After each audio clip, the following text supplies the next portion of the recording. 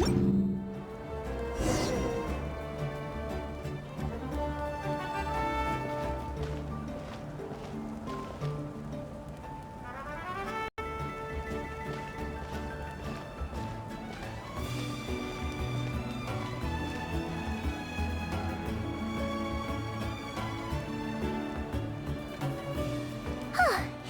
Anepa. Sorry to keep you waiting. That is perfectly alright. My data indicates clear skies in the coming days. Current conditions for maritime travel, optimal. I'll be ready whenever you are. But are we really gonna sit up?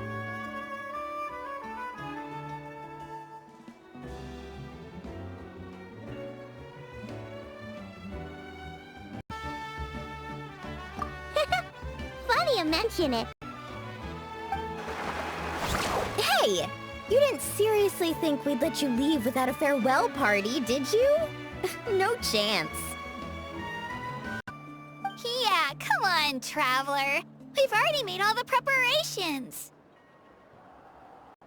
And most importantly, how dare you try and slip away without first paying your respects to the almighty Dragon Lord!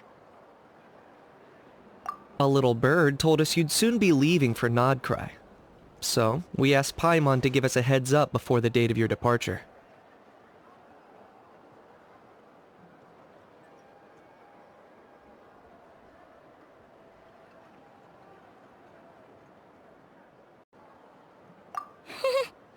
You sure it's not time to think about changing that little habit of ours? Don't worry, we won't keep you long. Besides, everyone's there already. Chaska, Ian-san, Auroron, even the Pyro Archon herself.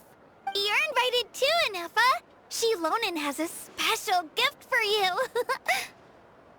Accompaniment request accepted. Shilonen demonstrates excellent massage technique. My impression of her is exceedingly positive.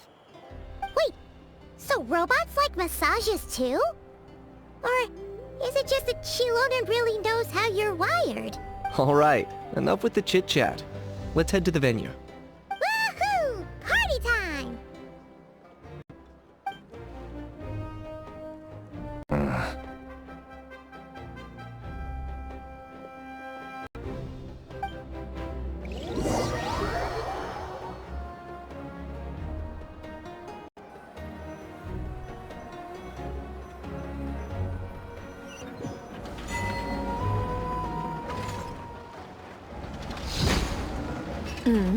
Spit it out, then.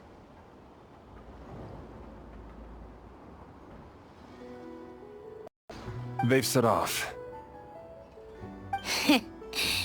Just as my calculations projected. About time I met this variable in person.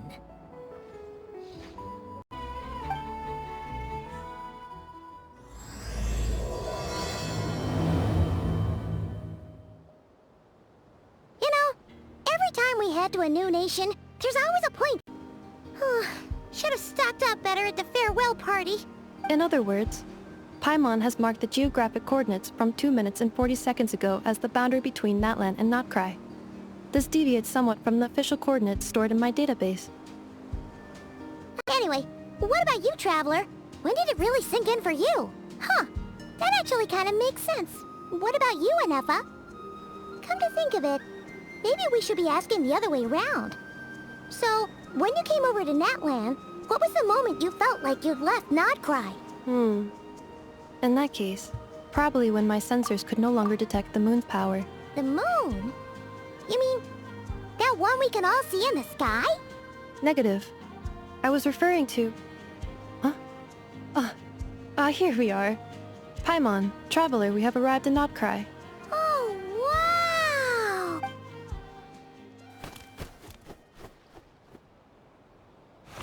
Paimon, Traveler, welcome to KRAI.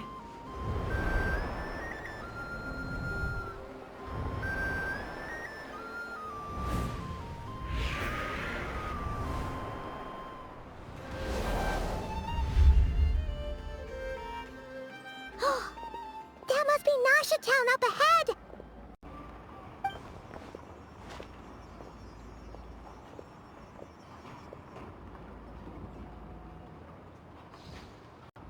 That is correct, Paimon. It is also the most bustling commercial hub in all of KRAI.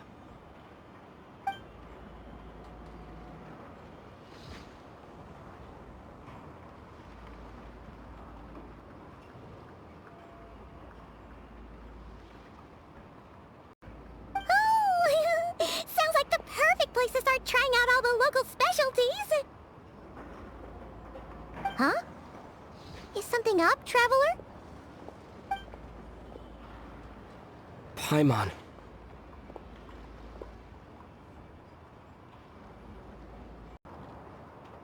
This is where our spaceship landed when Lumine and I first arrived in Tavad.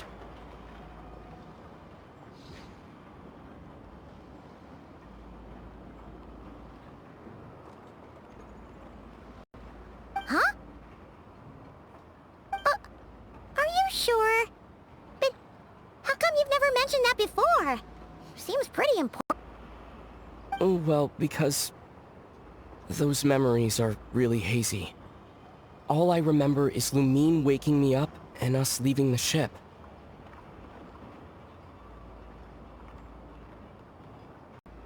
But just now, setting foot on this land, I felt something. The kind of power I sensed in those moments.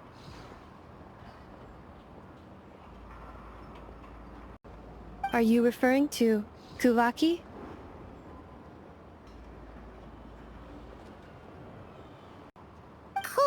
What now? The locals refer to it as Kuvaki.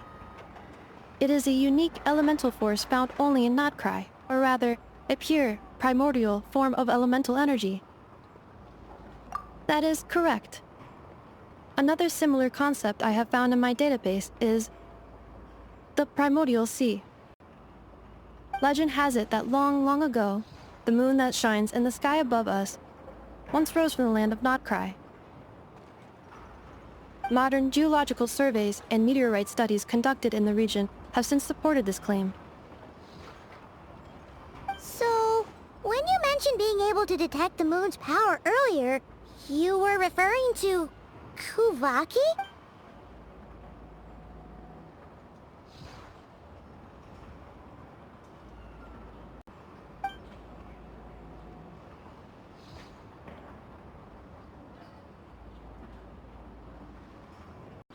Wait, Traveler, you're saying we might actually find your spaceship here? Do you still remember where it landed?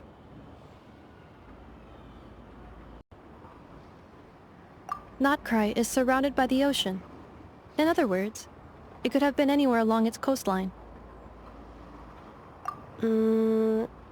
Negative. Description still lacks sufficient detail to pinpoint target location. Hey, it's okay if you can't remember everything right away. After all, it's been a really long time. Let's just do what we've always done, and keep searching as we explore. Besides, what have you got to fear with your sidekick Paimon still here?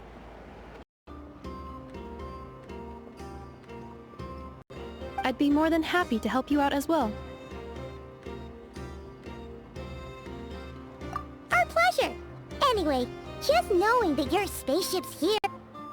Like we've crossed another boundary? Paimon couldn't have put it better herself. You sure are a quick learner, Inefa.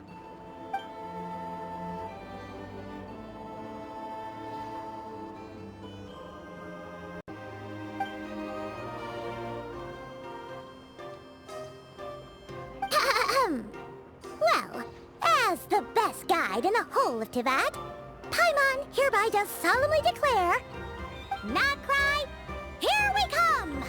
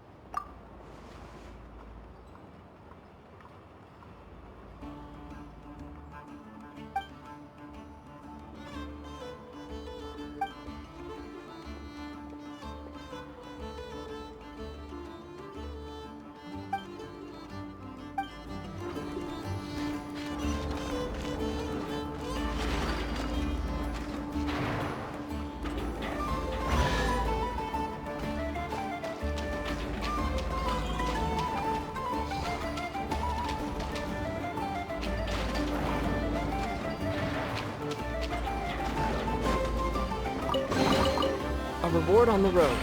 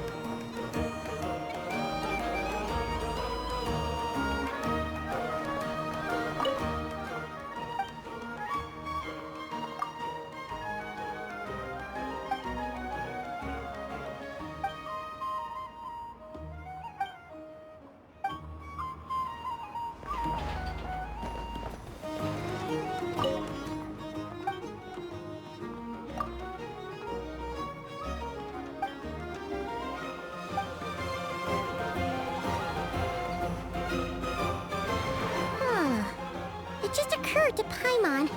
If we were looking to put out a missing spaceship commission, or to learn more about KRAI, wouldn't it make sense to drop by the adventurers?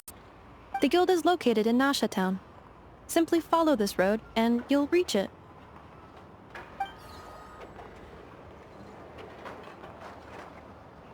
Huh? What in Teyvat is that? Looks kinda like a sealy, floating around in the air like that. That is a kuhanki, a species unique to the land of KRAI. A kuhenki? Does she have something to do with the moon, too? Indeed it does. According to the Frost Moon Scions, the indigenous inhabitants of this land, the kuhenki, are said to be familiars of the moon goddess, leading those... The moon goddess? Don't all people here worship the Tsaritsa?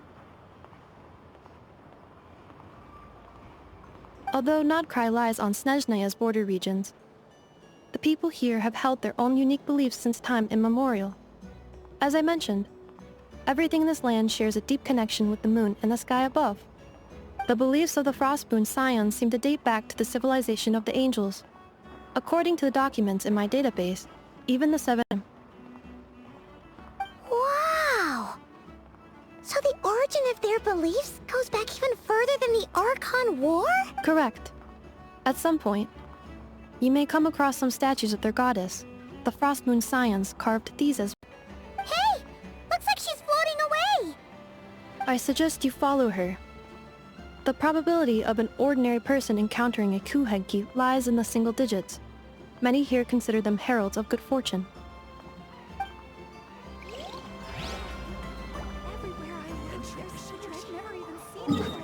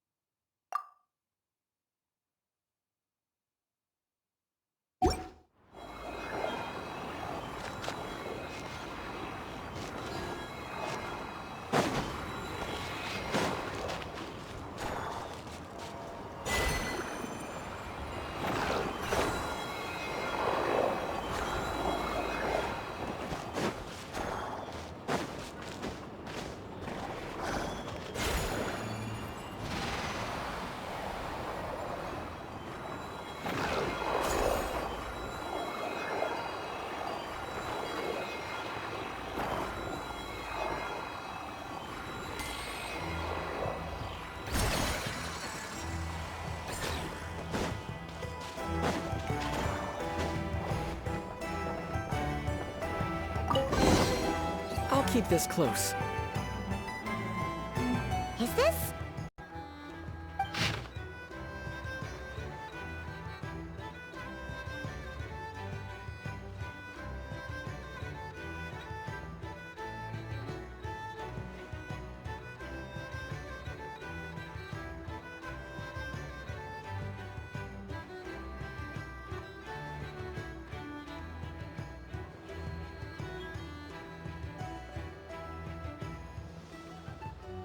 Are there any particular points of interest? It all looks pretty interesting to Paimon. Recalibrating route. If we keep following the current path, we will arrive at an area of scenic beauty. From there, we will be able... Yikes! Why is Paimon suddenly getting the feeling that if she doesn't step it up soon, Ineva's gonna put her out of a job?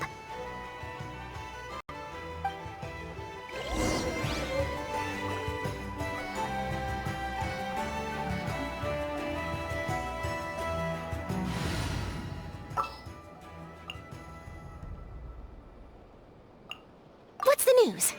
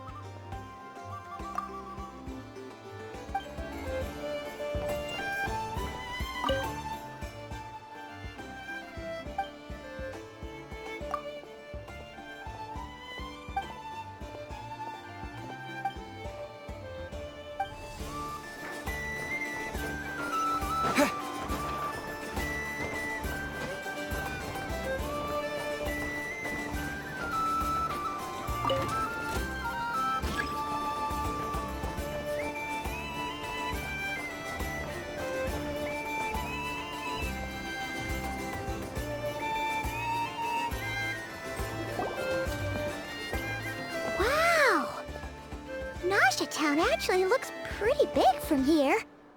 Feels a bit different than Paimon imagined, though. Which aspects in particular deviated from your expectations? Well, Paimon keeps hearing people describe KRAI as an adventurer's paradise. So, she kind of thought it'd be a picture perfect somehow. According to legend, there was indeed an era of peace in KRAI's past, the Age of the Fae. Tales of those ancient heroes are still told today. One of the most well-known is that of the Lantern Fae. This individual performed many good deeds for KRAI. The present-day Lightkeeper's nightly lantern patrols are, in part, but then, one day... What happened? There came a devastating abyssal calamity that swept across KRAI, and for a time it was left desolate. Heartbroken by what had become of the land they had so cherished, that Fae extinguished their light, just as the abyss had extinguished Nowadays, the paradise people speak of is more of an aspiration, or an irony, perhaps. An irony? Today, no official authority governs Nodcry. In theory, at least, it is somewhere a person can do whatever they wish, and become whoever they want to be. The Adventurers Guild is just over there, in Nasha Town's Central Plaza, and the flagship tavern is over that way. Hey, what's that building over there? You know, the biggest, tallest one. That is Aino's Boom and Blast Kuvaki energy cannon. It gets activated when the wild hunt threat level outside Nasha Town reaches a certain threshold, but according to the scan I just ran, the energy cannon appears to be malfunctioning, likely due to a recent discharge. The wild hunt? Isn't that the abyssal calamity you mentioned that's specific to Nodcry? It is a phenomenon that has been occurring for several centuries now. Yet the time and location of wild hunt attacks are seemingly random. At first, wives' tale that adults used to scare children. If you don't start behaving, kid, some night, the wild hunt's gonna come for you. Listen, do you hear that? That weeping in the fog? Those are the cries of a young woman being dragged away.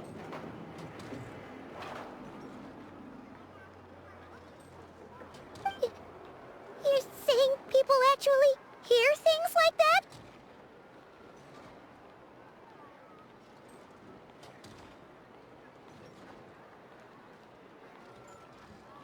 I have not witnessed enough wild hunt attacks to give a statistically sound answer.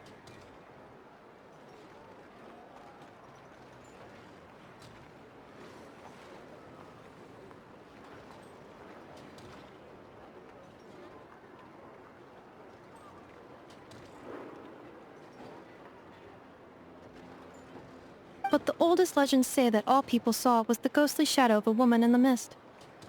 It wasn't until later that it became a full-blown calamity. When you put it like that, Paimon's really gotta hand it to Aino. Not only did she repair you, but she's even built a giant cannon to keep the wild hunt at bay. Absolutely. Aino is very impressive indeed. Anyway, according to my schedule, it is time I took you over to the flagship. Oh, sure. After all, we shouldn't keep Barca waiting. Well, Paimon's not sure if he'll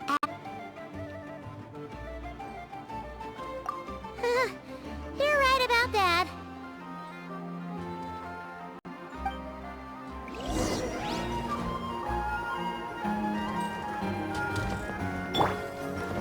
Say cheese!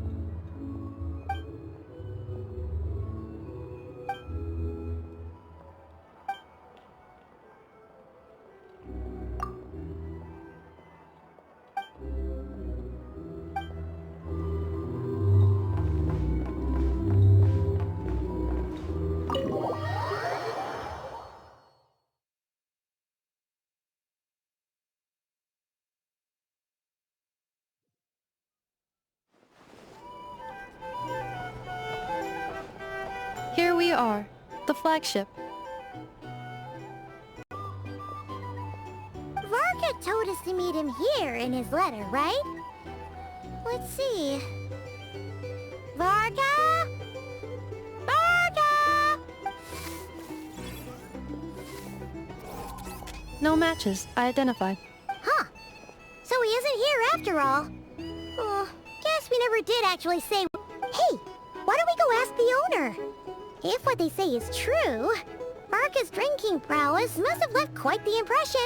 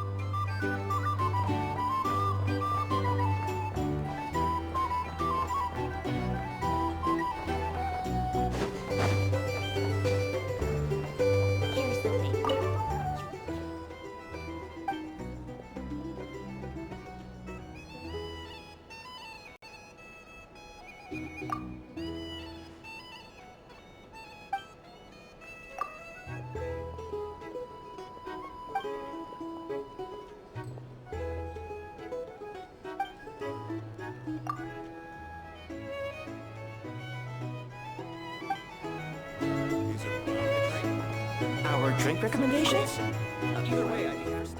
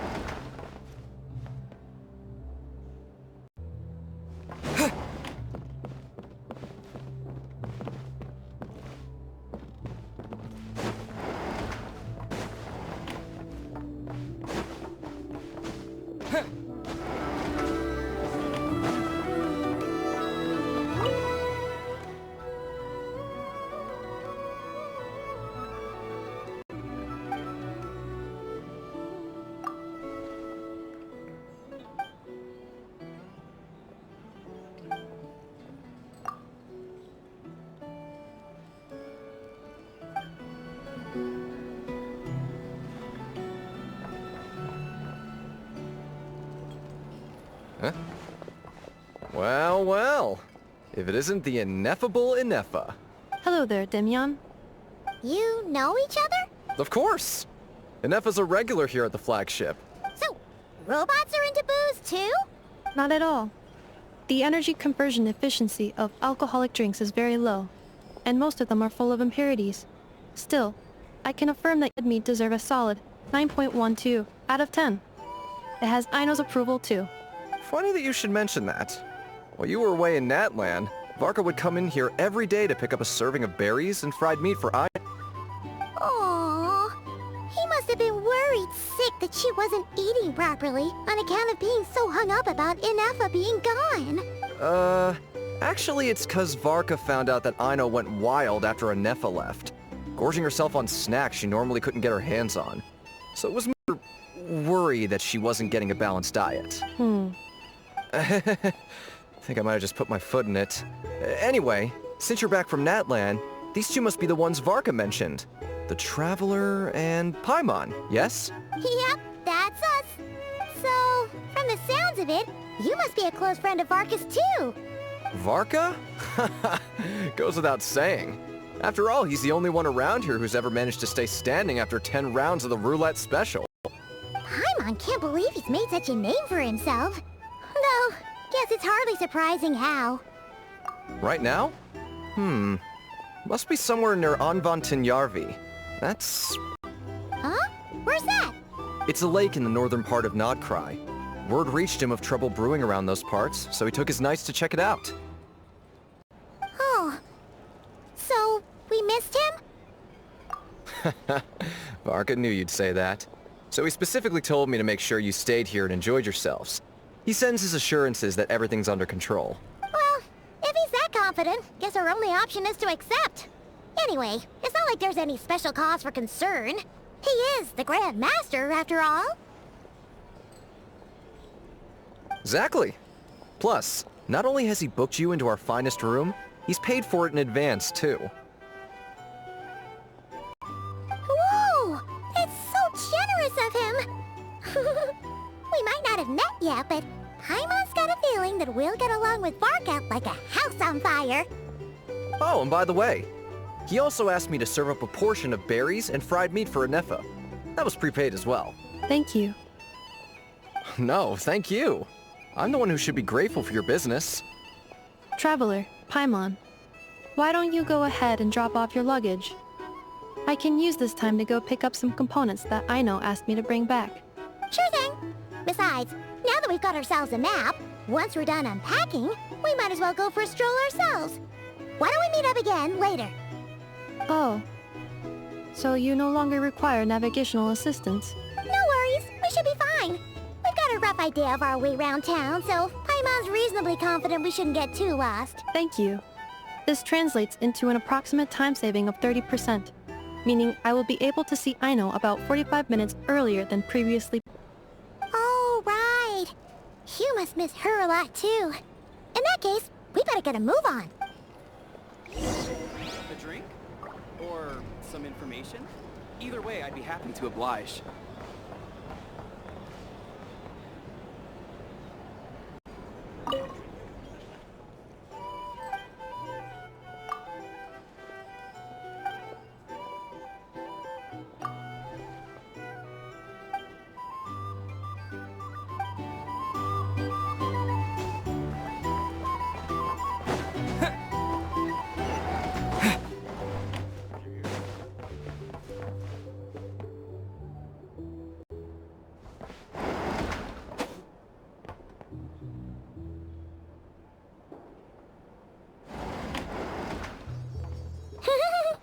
Feels pretty nice having someone sort out our food and lodging for us, huh?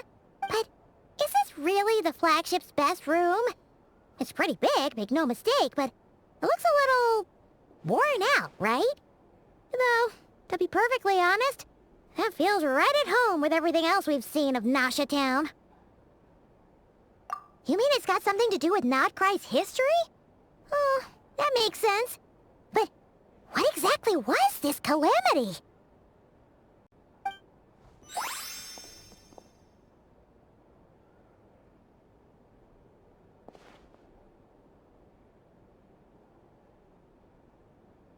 Oh, should we try the berries and fried meat too? Paimon's getting hungrier and hungrier every time someone mentions it.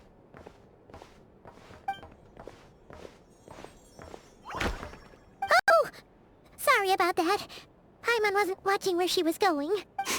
Please, there's no need to apologize. If anything, I'm the one who should be sorry. Clearly, I shouldn't have gotten lost in my thoughts in the middle of a hallway. Wait a sec. Are you staying in the room next to ours? Ah, quite the perceptive one, I see. First things first. Allow me to introduce myself. My name is Kirill Chudamirovich Flintz, but please, just call me Flintz.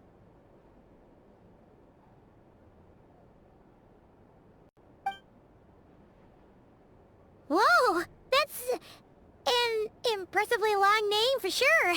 Ah, is that so? Names like mine ought to have been fairly common in Snezhnaya, at least in the past. Would I be correct then to assume that the two... Yep, you sure would be. Paimon is Paimon, and this is the Traveler. We've been to a bunch of nations already, but we only just arrived in KRAI today. What a rare honor it is to meet such worldly travelers. Are you here for travel too?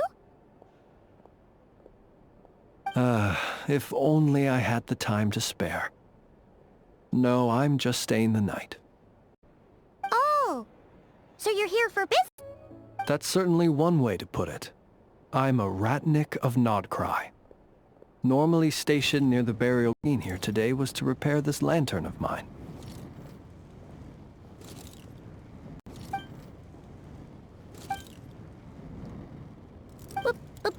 Burial grounds? Your surprise is entirely understandable.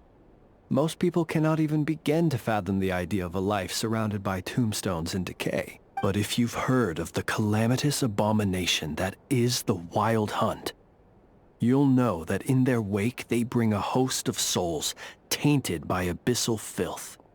That then is why we are stationed by the burial grounds, to hold the line where it is most vulnerable. Oh, so it's all about fighting against the abyss. Oh, so... I thank you for your concern. But in truth, I've long since grown used to it. In fact, I like to think it rather suits me. If anything, I'd say I prefer the peace and quiet of a graveyard to the hustle and bustle of urban life. Paimon sort of gets it now. But even so, she's still pretty sure she could never get used to living in a graveyard herself. For one thing, she'd be too scared to fall asleep at night. Oh, I assure you, there's no need to worry on that account. The kind of ghosts you find in cemeteries aren't too big on talking. But when they do, they're usually far more discreet than the living. Well, would you look at that? Who'd have thought we'd end up chatting this long? Must have a lot in common, huh? Forgive me, but I must excuse myself, for the time of my appointment draws near. And in terms I'm sure you'll understand, a lanternless Ratnik is like a mapless traveler. A serious conundrum indeed. Oh, sure. In that case, you go right ahead. We won't keep you any longer. Not at all. Should the opportunity present itself, I'd gladly continue our conversation another time. You're always welcome to come visit my grave. I mean, the grave I stand watch over. Your visit would bring much needed... Right. Well, if we get the chance... Then allow me to wish you a traditional Ratnik's farewell. See you by the graveside. Ugh. Not to badmouth him at all. In fact, he seemed pretty cultured, but at the same time, kinda spooky? His lantern? No, not really. You mean, 'cause it was broken? Huh. Guess you've always had a nose for stuff like this. If you're worried, you can always ask him the next time we cross paths. Hey, don't you start spouting all that weird stuff too.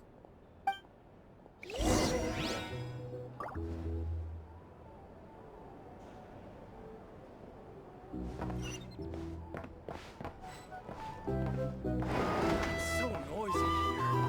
Back in my day,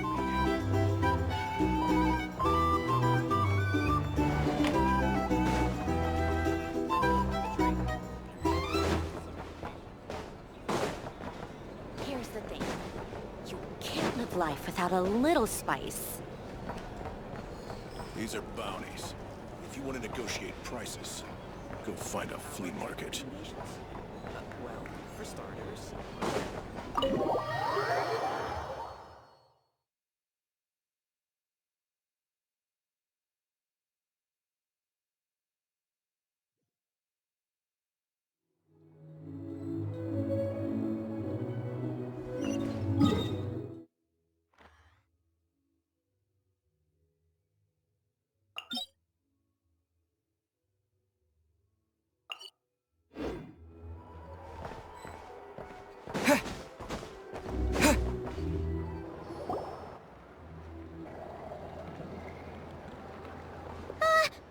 Paimon almost forgot something super important!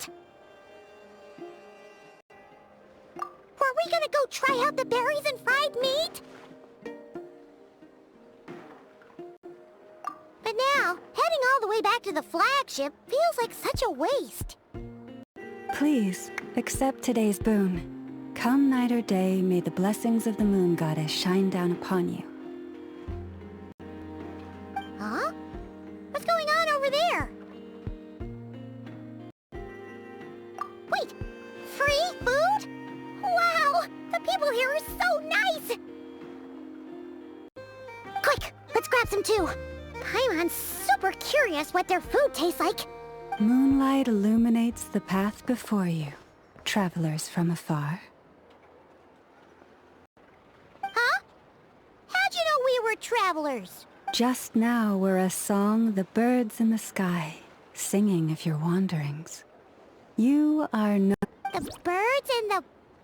what now? Forgive me. I should not have laid the words of others out as a welcome mat for our very first meeting. You, too, must be wondering who I am.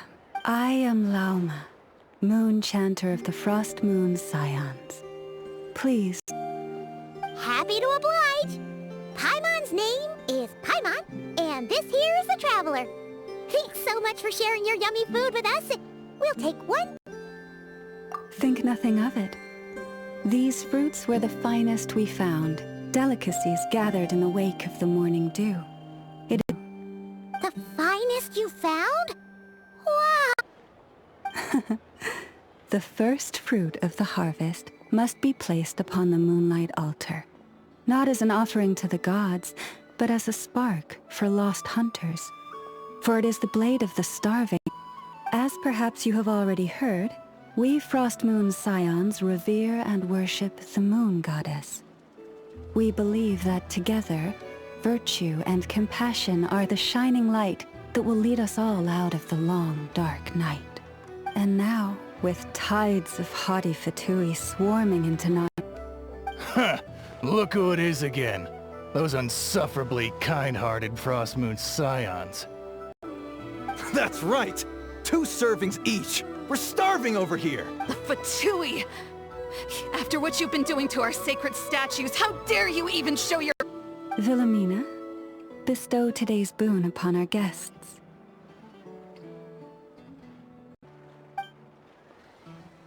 You hear that?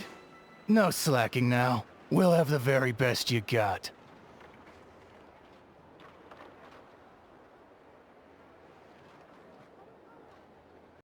But, my lady, they— Please, you two, accept this meal. But remember this. Kindness is the first lantern left to guide those who stumble in ignorance. Come again? Let me finish. But should they still refuse to follow the moonlit path, then by our frosted blades shall we show them its shadow. You! Hey, look who it is. Whatever. Just you wait. We'll be coming for you next. Huh? Where's the meat? Who wants to eat this garbage? Those stooges really are the worst. Ever since they came to KRAI with all their weird equipment and built that so-called experimental design bureau, our lives have been turned completely upside down. Judging from how they reacted just now, It seems the Fatui already know who you are. Well, we have gotten in their way in pretty much every nation we visited, so we're probably at the top of their blacklist by now. I see. Then, on behalf of the Frostmoon Scions, I thank you for the goodwill you have shown us. Because if they had gotten ahead of themselves just now, I'm sure you would have stepped in to help. Just as the birds and beasts put it, your arrival heralds joy to us all. Besides, for a weary traveler far from home, what better respite than to bathe in the moonlight? You will always be welcome at the Frostmoon Enclave. The place may we meet again in the moon's gentle glow. These are delicious! So refreshingly fresh! Those two Fatui wouldn't know a good thing if it came up and bit them on the shoulder. Looks like Anefa isn't done with her shopping yet, and the Adventurers Guild is still empty. Where should we head next? Good idea! Wouldn't want to let the Kuhenki down, after all. Let's see... Okay. Paimon's got our route all figured out. So, all that's left to say is... don't fall behind! This is Nuts and Nuts. It's mostly a fruit shop, but there's a crafting bench, too. This is the Speranza, one of the travel guide's recommended restaurants. All the waiters here are kids. This is the Vesnici Prolegia greenhouse. Apparently, their flowers are all made of metal, so they'll never wilt away. And this is the Rossum Workshop. If you ever need a weapon made, this is the place to go. And over here, they've got a super tall observation deck. Whoa! Take a look at that! You can see really far out into the distance. That way's north, and that looks like something built by the Fatui? And then over there to the west, that must be the place Laumanench, where the Frostmoon Scions live. So, what'd you think? Even if Anefa kinda stole her limelight earlier, this just goes to prove that... She sure is! It'd take hundreds of years of practice to beat the best tour guide in all of Tibet. Huh? Look! There must be someone at the Adventurers Guild now. There's already a line forming outside. Looks like we'll finally be able to ask about your spaceship. Oh, or was there anywhere else you wanted to stop by first? Where? Which one are you... Oh, now you mention it, Paimon's noticed it too. Anyway, where we go first is completely up to you. Either the Adventurers Guild, or that suspicious-looking shop. Be sure to keep a very close eye on your Mora.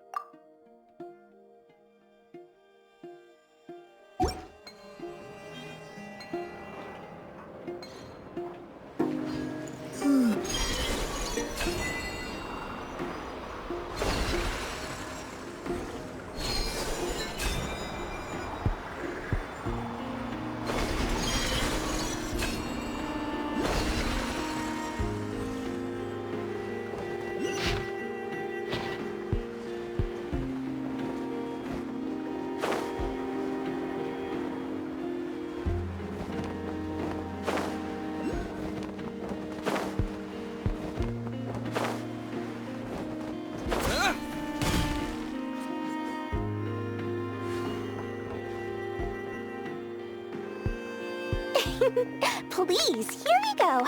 And if you ever need anything else, don't forget to make the great Lord Oh dear. So it is the real deal. Of course it's the real deal. Everything you'll find here is 110% real, meaning every one of my deals is as real as a deal can... Wait a minute. Oh, well, No, if it isn't my two most valued clients! And with no small thanks to your munificent patronage. Come. How could you just sneak into Not Cry like this without telling your dear Lord Sangama Bay? If I'd known earlier, I would have made an absolute pulled out all the stops to ensure that your boat ride over was as comfortable as humanly possible. Thank the Archons we didn't tell you.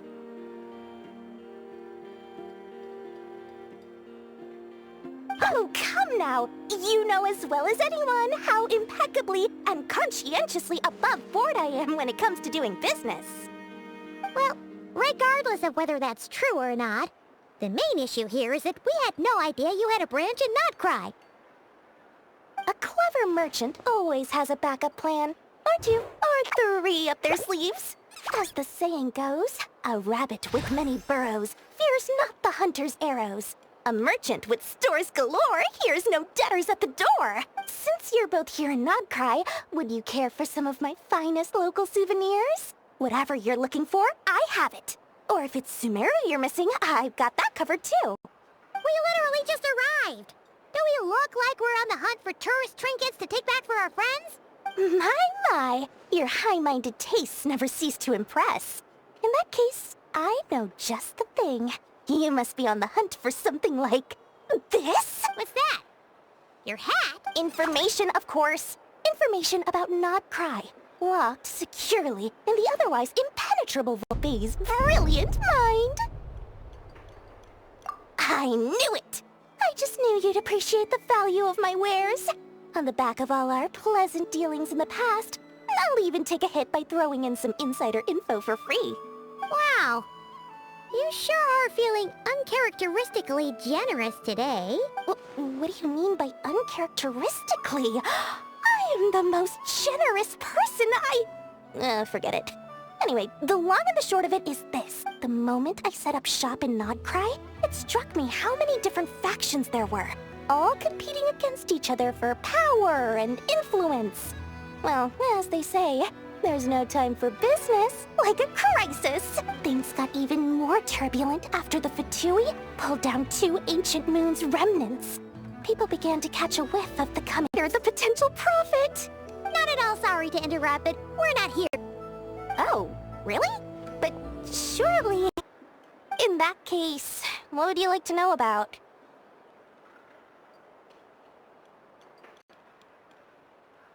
The Frost Moon Scions? You mean the people who believe in the Moon Goddess? They're not a bad bunch. It's just... well, they have such simple tastes. No luxuries, no indulgences, no nothing. Trying to earn a little more from that lot is like trying to squeeze blood from a stone. Still, things between them and the Fatui have gotten pretty tense. It's only a matter of time before the powder keg goes boom. And when that happens, that's when business will start to boom too. Oh, they're an organization set up to keep the locals safe. Apparently, they have a long and glorious history, and they're made up entirely... But seriously, a volunteer organization in Not Cry? This place is hardly a magnet for noble hearts. No pay, all work? That's not a business model, and it's certainly not for me. Everyone knows they're here for the Ancient Moon's remnants, but no one's sure why they pulled them down in Not Cry of all places. Anyway, they've been acting mysterious enough, but if you ask me, that Kuvaki Experimental Design Bureau of theirs up that bunch of booze-loving monstaters? Ugh, don't even get me started. As fellow Outlanders, I thought they'd be easy pickings, but somehow, every single one of our business negotiations wound up at the flagship. I've done plenty of deals with heavy drinkers before, but those guys? I never once made it to the contract signing before blacking out. I'm getting flashbacks of the hang about it. What now? A spaceship? Nope, never heard of anything like that. Don't you two get involved in any big business here without so much as a heads up, you hear me? At the very least, consider letting me in as a key investor. Oh, I almost forgot to mention. Sooner or later, you'll no doubt end up doing business with some other merchants in Not Cry. A place called the Curatorium of Secrets. Listen to my advice. Do not, under any circumstances, go there. No. The Curatorium of Secrets? What do they get up to there? Just a place that handles all kinds of disputes. But the owner will charge you an absolute fortune, and she has a temper to match. Nothing like your neighborhood, Lord Sangama Bay. You're not just saying that to stop your competition from undercutting you.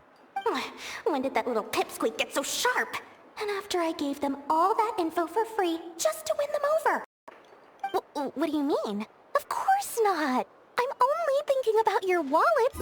I mean, on behalf of your wallets. You're really not convincing anyone, you know. All right. Business is a cutthroat business. I won't argue with that. But I'm not lying about that boss lady. Not only did she make it into my top 3 people not to mess with in KRAI, she's also in my top 3 people most eager to trade in favors. Seriously?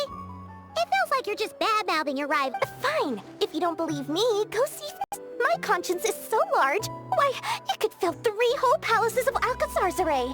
But when you realize what I'm saying is true, don't say that good old Lord Sangama Bay didn't warn you. Anyway, don't be a stranger now. We might be in KRAI, but don't forget, Dory's doors are always open for you.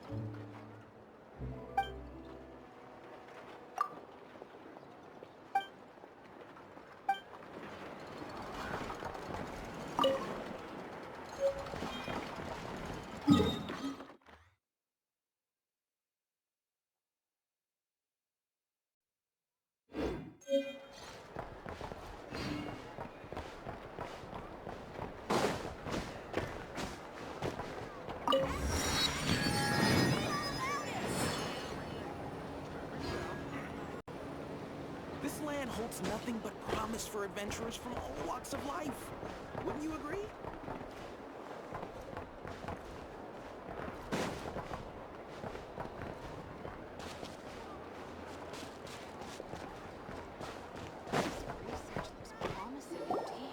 Lucky us! The line seems to be gone now. Come on, let's go say hi to Catherine. Hey, Catherine! We meet again!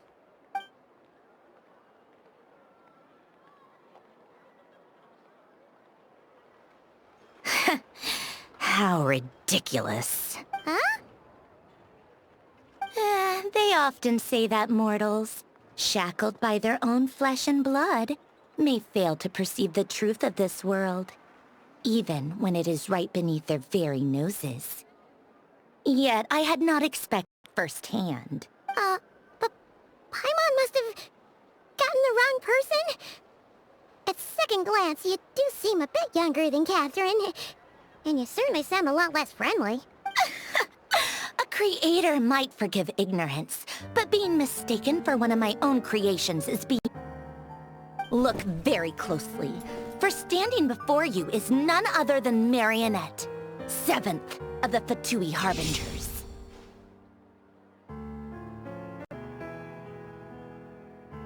A Harbinger? I told you already, I'm not Catherine. Just how obsessed are you with my machine?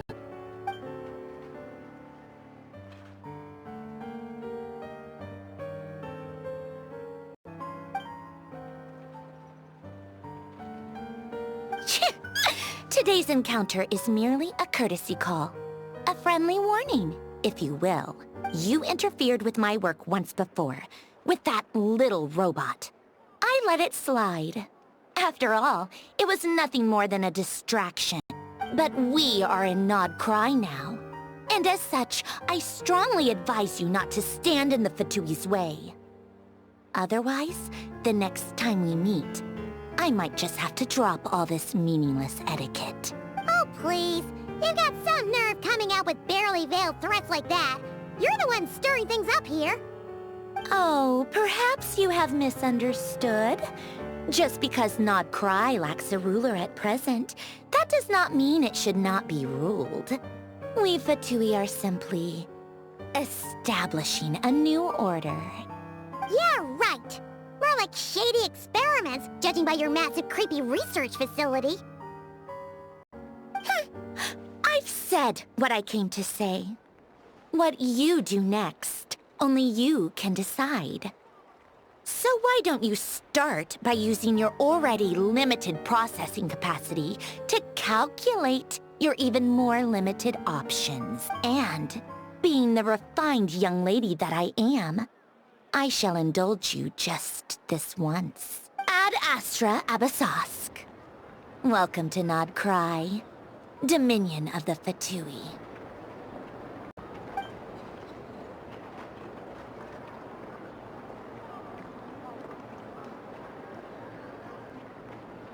Ugh! Paimon's so mad right now! How can anyone so obviously evil be so annoyingly self-righteous? But if a Fatui Harbinger is here to greet us in person, that can only mean one thing. We'll have to be extra careful from here on out. Paimon hates feeling like she's being watched. Hey! The real Catherine's back! Ad Astra Abyssosque. Welcome to the Adventurers Guild. How may I help? I will do everything I can to assist you. You're so much nicer to talk to, Catherine. Please don't leave us again, okay?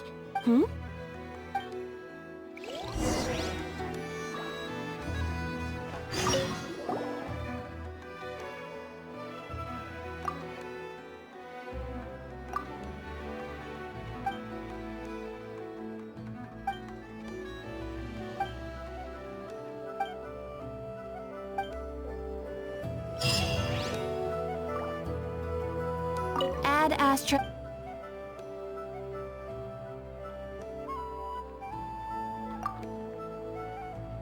Ah, Traveler. You have come at just the right time. I have something for you. You're certainly very familiar with the kind of work we do. But I'm afraid this has nothing to do with any of the above commissions. Please take this brand new Adventurers Guild notebook. The Adventurer Handbook is for recording details of your completed commissions and intel on all sorts of monsters, whereas this notebook is for recording the marvelous people and wonderful events you encounter on your travels. I hope it will be of help to you. Anyway, that's all for now. My commission is complete. Safe travels, traveler. Ad Astra Abyssosque.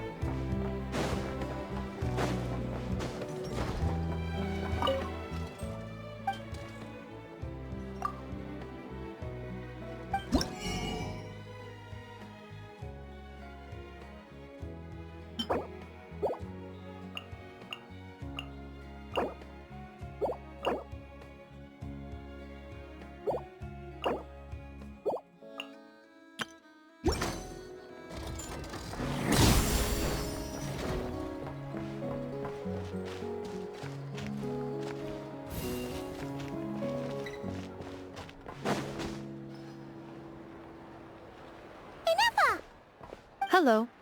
I was just about to start tracking your whereabouts. Did you manage to get everything Aino asked for? I did.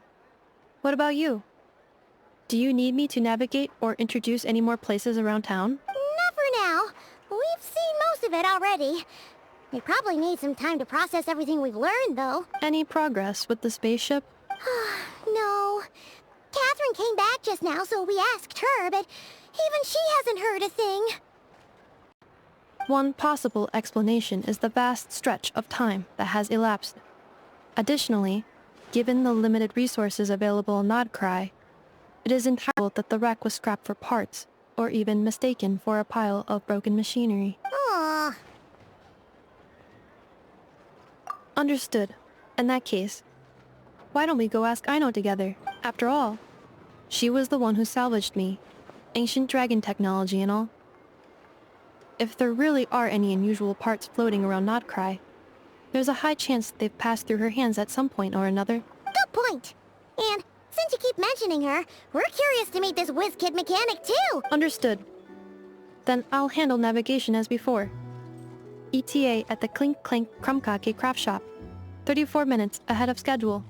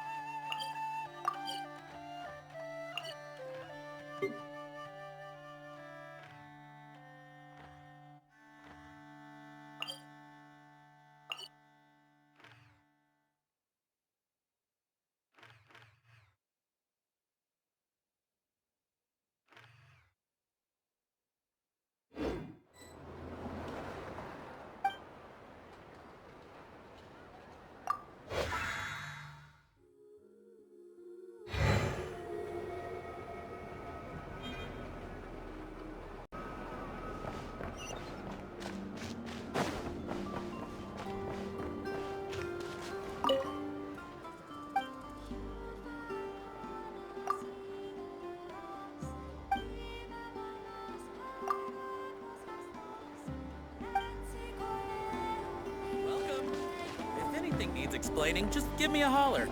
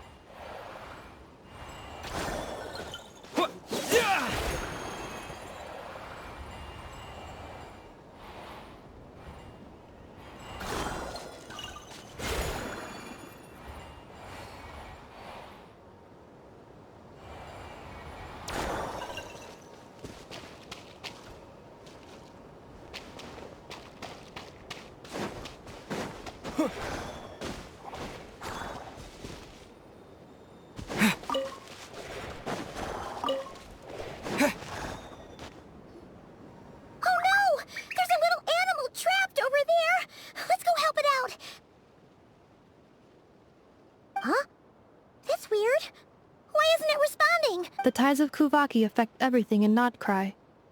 so much so that many creatures have evolved a kind of dependency upon it, growing stronger or weaker as it waxes and wanes. This little animal must have been caught here unprepared. So you're saying we need to use Kuvaki? Paimon will leave it to you guys then. Don't be scared! We'll get you out of there soon!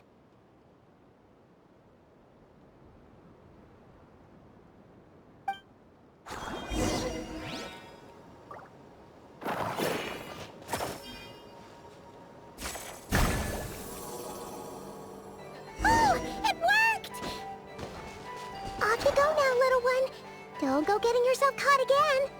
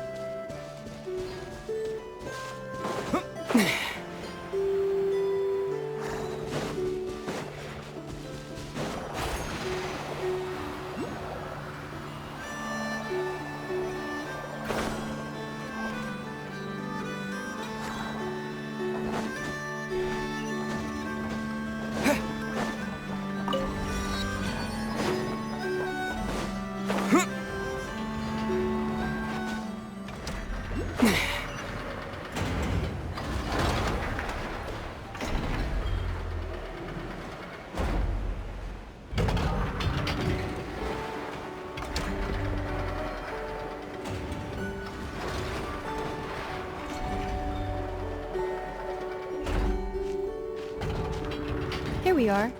The place Aino and I call home.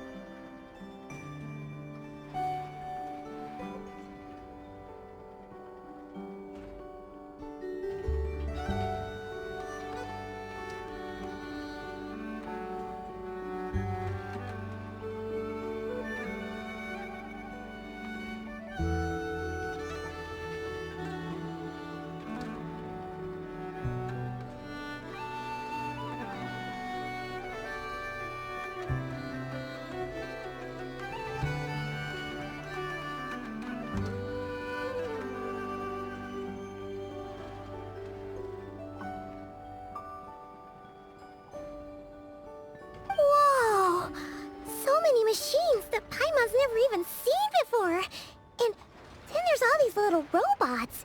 Did Aino build them all? That is correct. It looks like Aino has created 3 more little bots since I've been gone. Aww. Well, you were gone for quite a bit. She must have missed you. I missed her too. I want her to see what I've become. Let's not keep her waiting any longer then. Come on!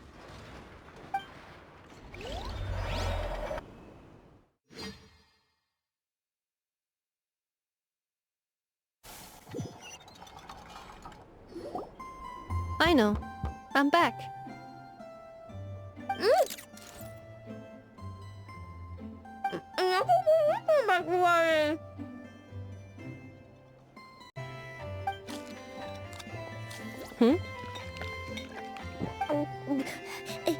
Ineffa? You're back significantly earlier than I expected. Like... Everything went very smoothly, which saved me quite a bit of time, so I know. Could you turn around for a moment? I know. I've been on my best behavior the whole time you've been gone. She's got chocolate all over her mouth. I know. While I was away, did you strictly abide by my tailor-made snack intake schedule? Oh, of course I did. 1 whole cake? 1 crumb cake and 1 pack of chocolates a day, right? It was either a cake or a crumb cake or a pack of chocolates per day. Oh, shoot. When did you finish the snack stash I left for you? Literally just earlier today. Let me just go run a scan on that. I meant today, a week ago. And then you restocked an entire week's worth on your own initiative? 2 weeks worth.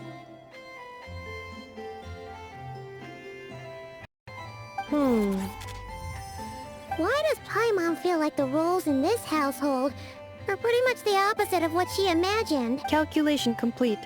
Aino's recommended snack calorie intake for the next 4 weeks. 0.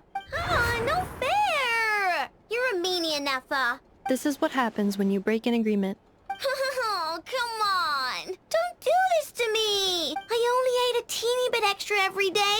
Just a teensy bit extra. That is objectively not a teensy bit extra. Oh, seriously?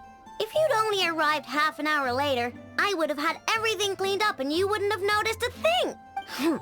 But now that I think about it, you even said you'd come back a bit earlier than you did, so I wouldn't have to worry. But then, you were away so long, and I was so worried about you. And that's the only reason I even... Oh. I know. I'm very sorry to have kept you waiting. I'm back now. Welcome home. Oh! So, will I be able to keep eating snacks as usual now? Negative. Aw. Okay. Well, given that I am later than I initially projected, I'll let it slide. But just this once. Thanks, Inefa! You're the best! I know. Allow me to introduce. It's the honorary knight and Paimon! I know. Uncle Varka talks about you guys all the time. Nice to meet you, I know. Inefa's told us all about you, too. Huh? Really? She actually said that about me? Well, she's not wrong. Oh yeah, so, you're here to see Uncle Varka, right? A couple of days ago, he suddenly said he had to head out on business, and... Yeah, we heard about that at the flagship. Did he say what he was doing? Nope. Just told me to take good care of you guys and make sure you feel right at home.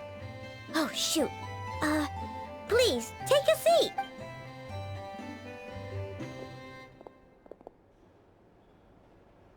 Do either of you need my help with anything? Anything at all? After all, I'm the head of this household. Sure wouldn't know it from that snack tantrum she just threw.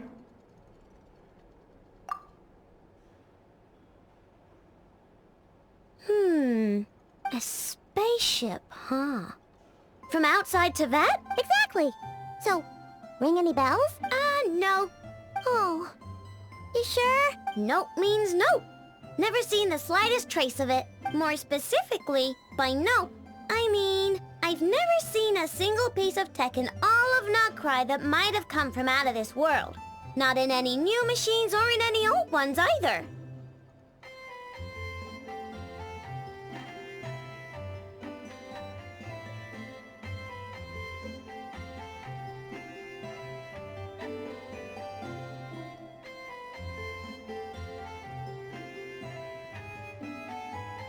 Huh.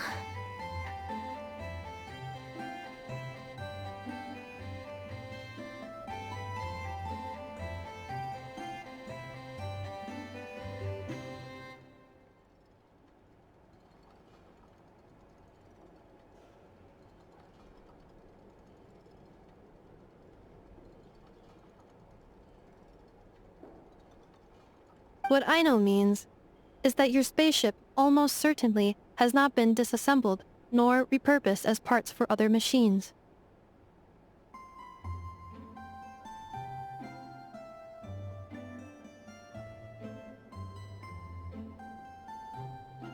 Oh, so that's what she was getting at.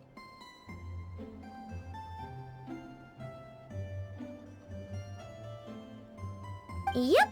I've taken apart pretty much all the fun stuff in this city at one point or another.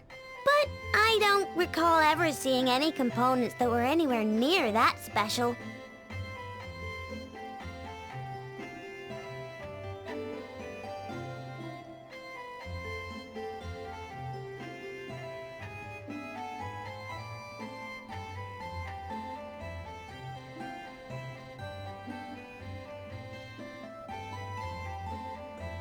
So, either your spaceship crashed somewhere it's never been found, or someone did find it and then hid it really, really well. But who would even do something like that? Beats me. Maybe someone who thought they could stash it away for a rainy day. Just like how I sometimes hide snacks in the... Anyway... Long story short, I definitely haven't seen anything like that. Besides, sounds like it would practically be ancient history by now. If anyone still has any leads on what really happened, it'd be the Frost Moon Scions. The Frost Moon Scions? Huh? Haven't heard of them yet? Didn't Inefa tell you about their rituals? There wasn't enough time to delve deeper into their history and traditions. What kind of rituals are we talking about? I've never actually seen them myself. Just heard bits and pieces here and there. They say that each of their moon chanters has had access to an ancient relic that lets them see the true path. Not sure exactly how it's meant to work. I can't get my head around anything that can't be explained by either machines or science. And to tell you the truth, I don't like it much either. Looks like we'll have to try our luck with the Frost Moon Scions. Aw, leaving so soon? Sure you don't want to hang out a little longer? It's getting late, I know, and these two still need to head over to Hisi Island. It would not be convenient for them to linger much longer. Aww. Alright then. Don't worry. We'll be sure to drop in on you as often as we can. Really? You promise? Sounds like my type of visitors. You're welcome anytime. I'll be staying to look after Aino today, so I won't be going with you. Hey, don't sweat it. We'll find our way just fine. I'm glad to hear that. Also, I must admit, I have very much missed the charging bed that Aino made for me. Oh, are you here to play with me? I could probably eat all the cakes and cookies in the world because I love them so much. But my favorite kind of all is Lackaberry Crumb Cake. Come visit my Clink Clank Crumb Cake craft shop whenever you want. Anyway, that's me. What about you? Tell me something about you, then we'll be friends.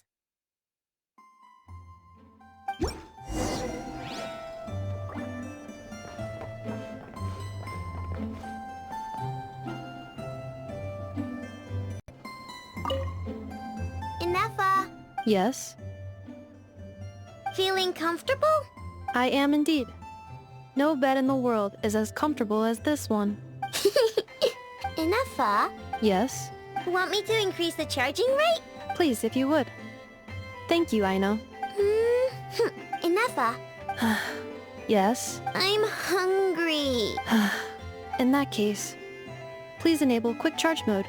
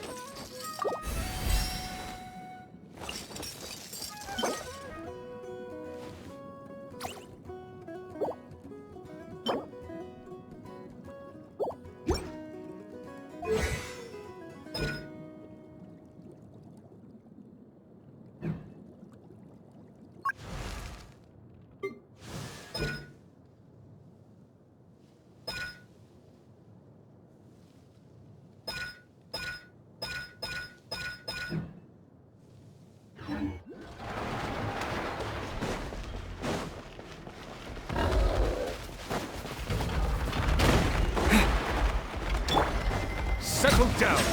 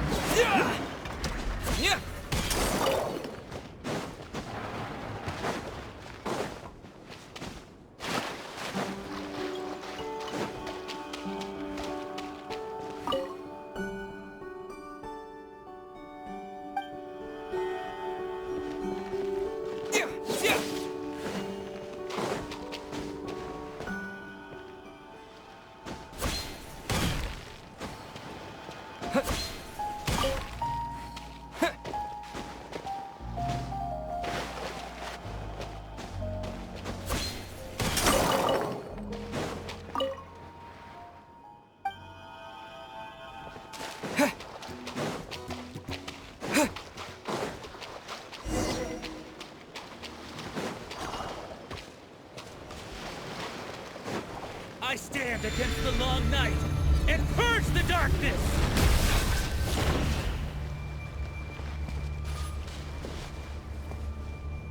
Strike them down! Silence! Live in the north wind! Installation chamber deployed. Smile!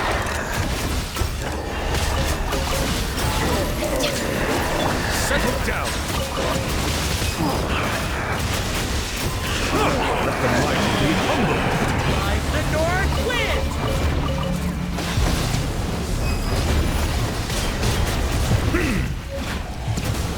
I stand against the long night and purge the darkness! Hold that pose!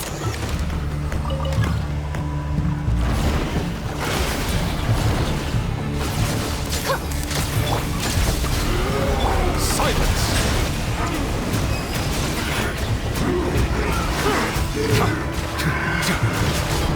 Installation chamber deployed. Annihilation mode.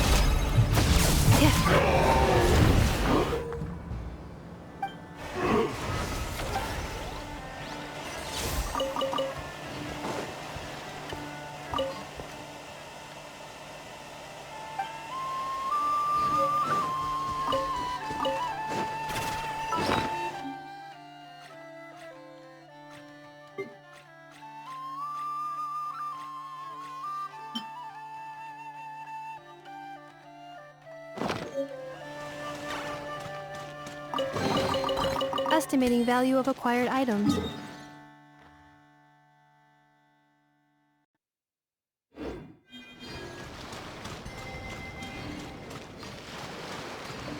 Accelerating.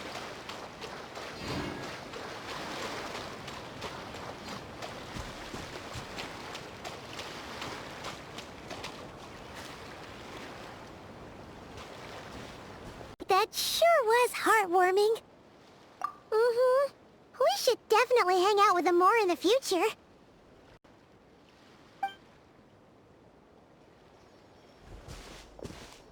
Speaking of homes, we must already be close to where the Frost Moon Scions live. The vibe here feels different, just like the scenery.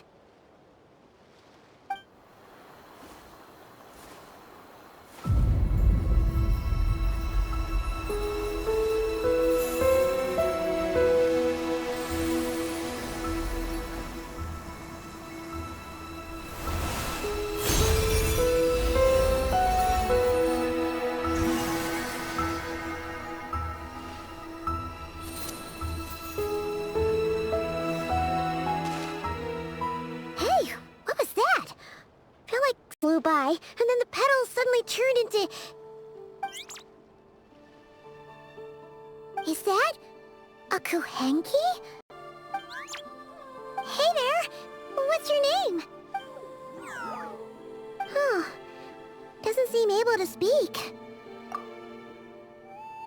No idea what she wants. Unless you want to stop, maybe we should just keep moving?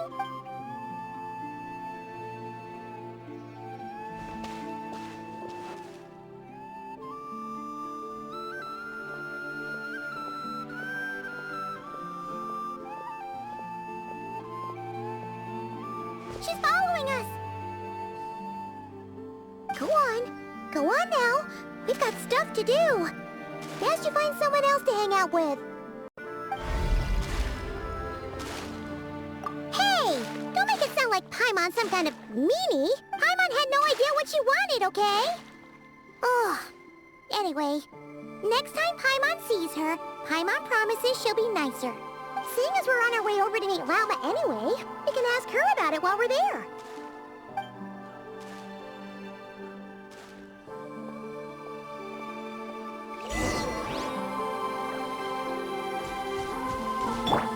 Say cheese!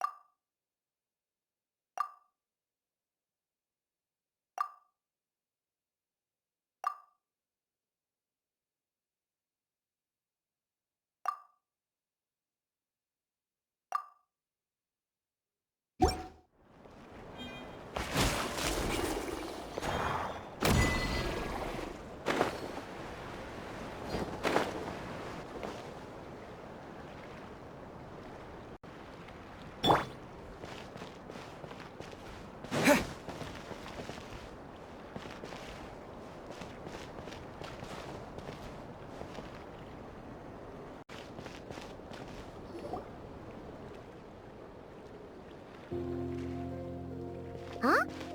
Hey, look! Isn't that Lauma? The moon chanter? Let me take a look at your wound. You must be more careful. Doesn't matter how much of a rush you're in, your safety always comes first. Oh, you're back too. How is your day? You what? Those two Fatui? The ones who were causing trouble in Nasha Town? You went to teach them a lesson. You naughty little thing! How could you do that?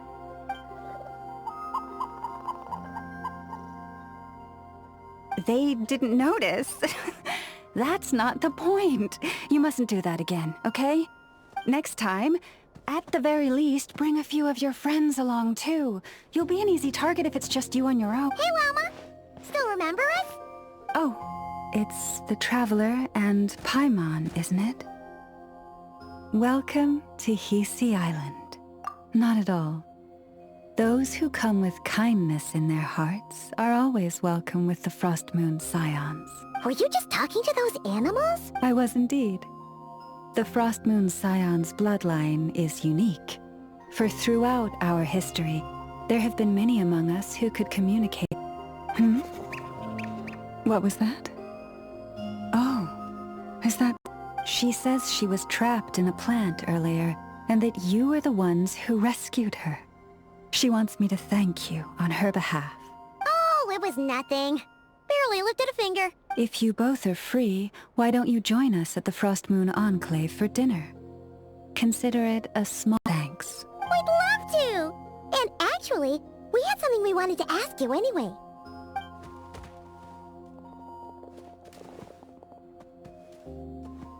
Oh. You're interested in the story of Kutar? Kutar? Yes. Kutar is our moon goddess. The moon maiden who guides us. But up close, this one somehow seems a bit different from the one in Nasha Town. It's like it's more... natural? Or like... more harmonized in its design. That is because, ever since the Fatui arrived in Nodkrai, they have been modifying and defacing our statue. These statues were made by the Frost Moon Scions who settled here hundreds of years ago. Finest Lunasol stone. Not only is this stone exceedingly rare, but it also brims with Kuvaki. I suppose the latter must be what caught the Fatui's eye. For a time, we put up fierce resistance. But now, this is the only one left that still retains her original form. We heard they even pulled some ancient moon's remnants down from the sky. That's right. The two largest remnants landed in Nodkrai. One here on Hisi Island. The Fatui built their research facility on top of the remnant over on Paha Isle. But they've had their sights set on the one here, too.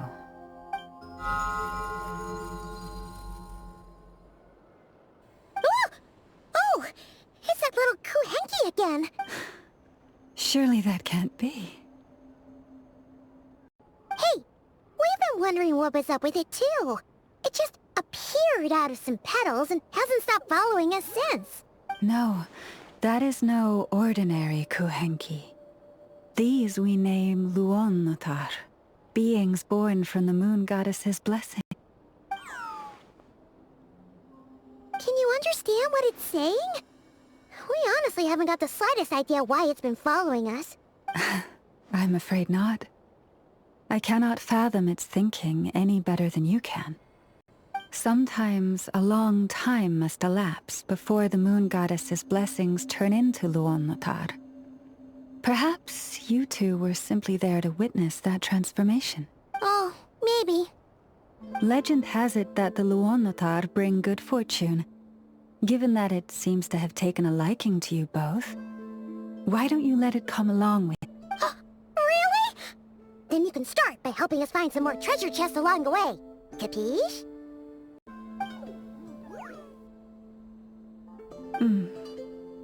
Twilight approaches. If you would hear more of the moon's story, then let us make our way to the Frost Moon Enclave. Beneath the gentle moonlight, I shall share this tale in full.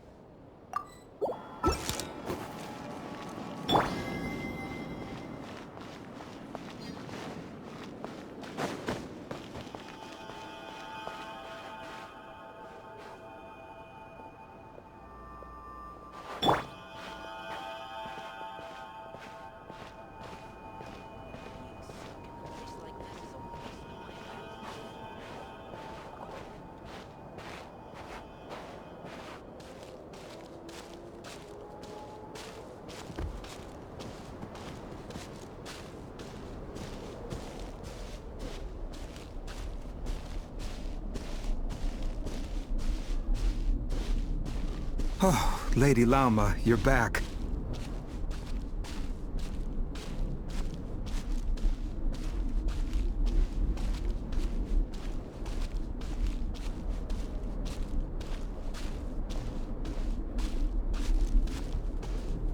Come day or night, may the blessings of the Moon Goddess shine down upon you.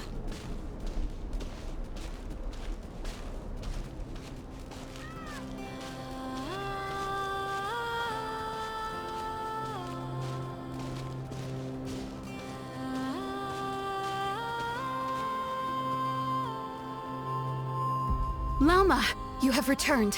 Wilhelmina, this is the Traveler and Paimon. Kindly arrange for 2 additional dinner settings for our honored guest. Of course, my lady. Wow! Everyone along the way here pretty much saluted you. Are you, like, super important around here? I am but a moon chanter, one entrusted to convey the moon goddess's will. Nothing more. She's just being modest. The Moon Chanter holds the highest rank among us Frost Moon Scions. Lauma is our leader. Wilhelmina? I know. I'll send word to the kitchen. 2 meals coming up. Whoa! Paimon had no idea you were such a big shot. It is merely that the unique traits of our bloodline have manifested themselves especially strongly in my person. That is no accomplishment of my own. Please, follow me this way.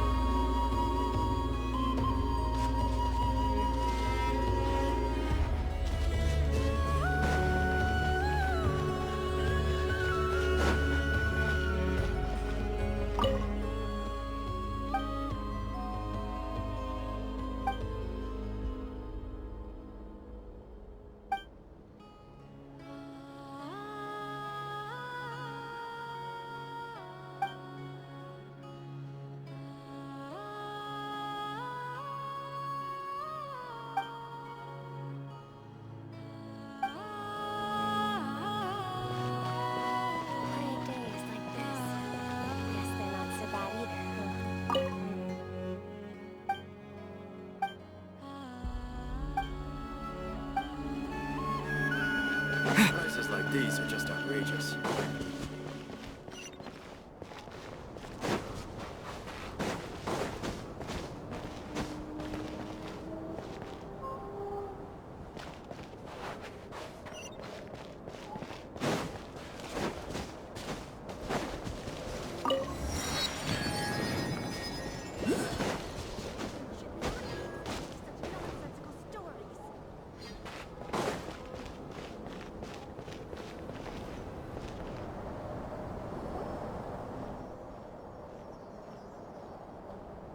Even to this day, I am still trying to piece together the many fragments of our past.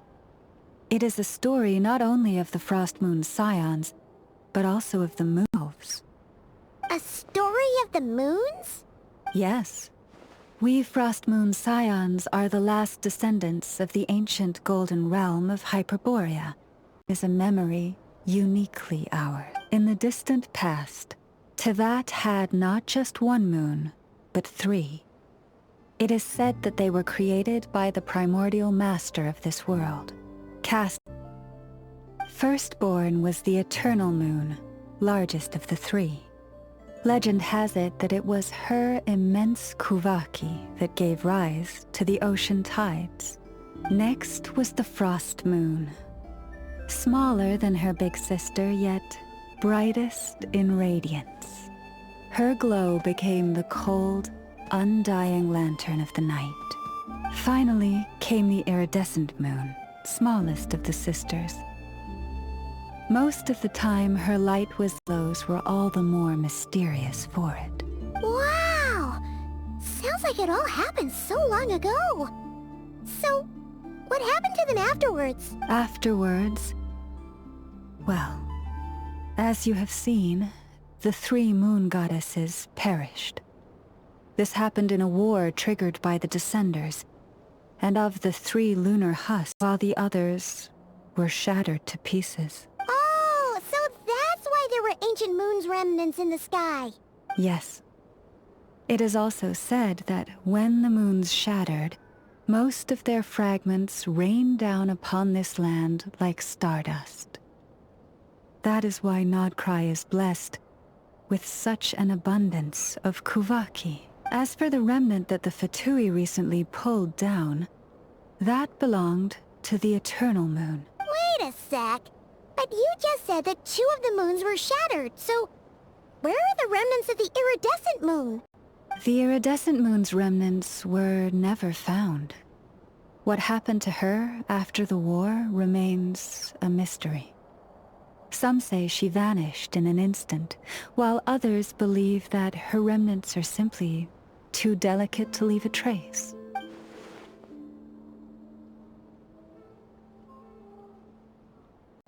Yet, though the era of the 3 moons has long since faded into legend, successive generations of Frost Moon Scions have always passed down a prophecy that one day the Moon Goddess would return, and in the end, that prophecy did indeed come to pass. Though not... Lady Lauma! Lady Lauma, are you there? Cappy, what is the matter? Lady Lauma, it's my daughter, Karina. Her illness... Take me to her, right away.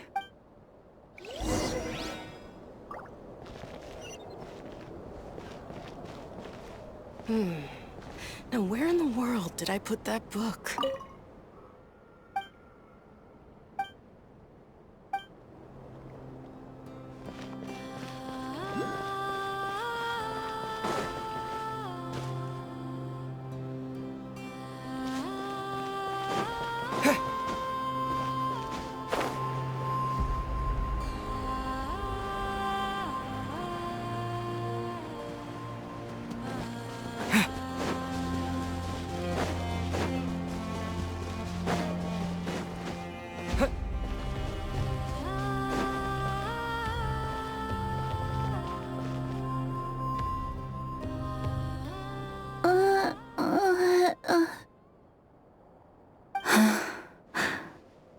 Her sensitivity to Kuvaki is flaring up again.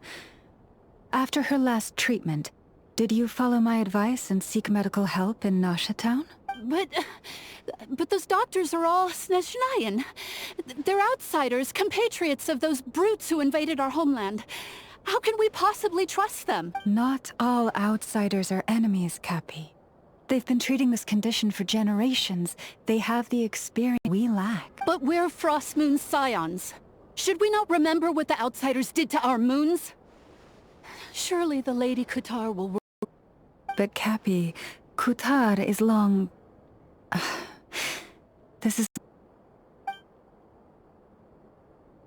O lost child, snow-swept and buffeted by the howling winds of the frigid night, let not the silver flame within you fade. By the frost moon's grace, I shall warm you, curled up as a fledgling in frozen soil. Praise be to the Moon Goddess, my Karina. Remember, she must take powdered laka berries daily. It will ease her symptoms.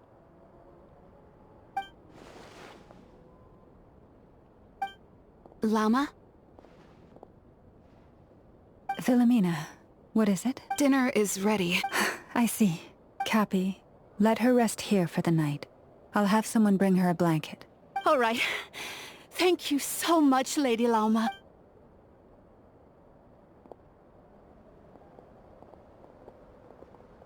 Will she be all right? Yeah. If there's anything at all we can do, please don't hesitate to ask. Thank you for your kindness. For now, though, Karina should be fine. She'll be feeling a lot better tomorrow.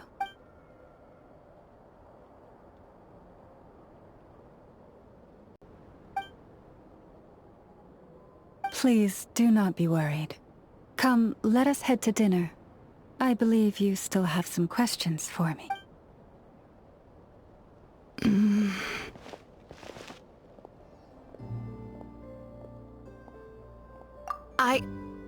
Oh, sorry. Yes, I'll be coming too. I was just thinking about something. Oh? Lauma makes such an unshakable moon chanter. Calm, capable, traveler. Paimon, believe me when I say that as a fellow Frostmoon Scion, I do worry about Lauma. It's just that sometimes it's hard to say it to her face. Could I ask you to look out for her? I can tell she really trusts you. Thank you. It means a lot. Sometimes I really admire her strength. But at the same time, I can't help feeling powerless myself.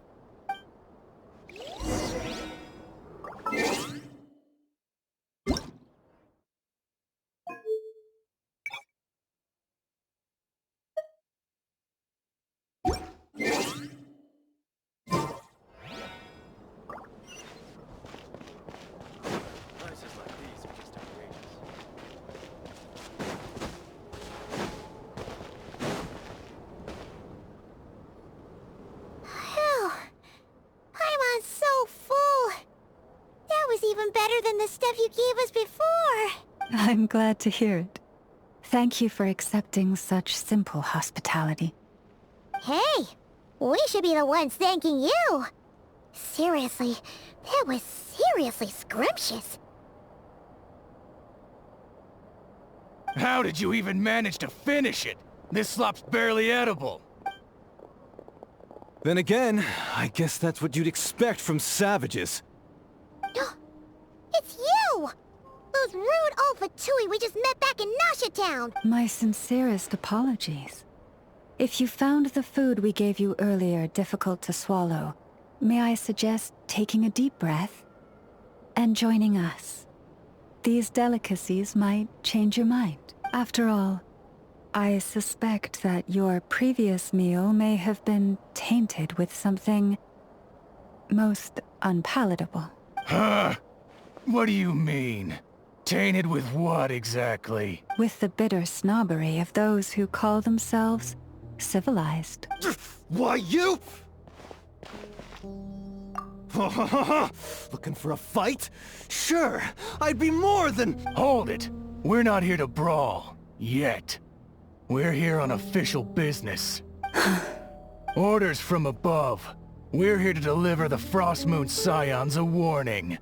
Or rather, a final ultimatum. You have 3 days to hand over the relic and reveal the whereabouts of your so-called Kutar. If you fail to do so, the Fatui will immediately begin the cleansing of Hisi Island. Which, by the way, is a sovereign territory of the Tsaritsa of Snezhnaya. What insolence! Your demands are outrageous! For generations, this land has belonged to the— Dear guests, allow me to save you both time and trouble with a speedy reply. The Frostmoon Scions will never hand over anything to the Fatui. And to those who set foot on our land with ill intent, I say this. With your blood, we shall draw an inviolable line in the snow. That applies to you, too. Stubborn savages, the lot of you! Better hold that this time. Who's there? Bow your head. You poor last lamb. You're pretty sharp. You'll pay for this. Mark my words. Hey, if you're so tough, get back here and put him up! Huh. Guess all they're good for is running away. I'm so sorry. You've had to put up with far too much unpleasantness today. Come on, it's not your fault. We don't like bullies like them either, but still. They mentioned a relic and Kutar. What exactly could they be after? Oh yeah, So, this might not be the best time to bring this up, but we kinda have a favor to ask of you, Lama. I see. So your questions concern the sacred relic too. Please, do not hesitate to speak your mind. Unlike those insolent intruders, you walk in the moonlight with open hearts. You stood by us when we needed your help. But let us continue this conversation somewhere more fitting. As it happens, there's something I'd like to show you, too.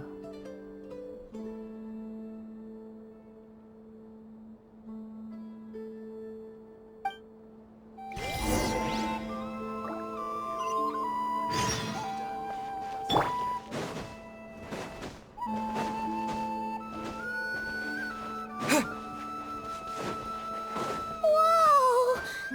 Now that's one huge statue.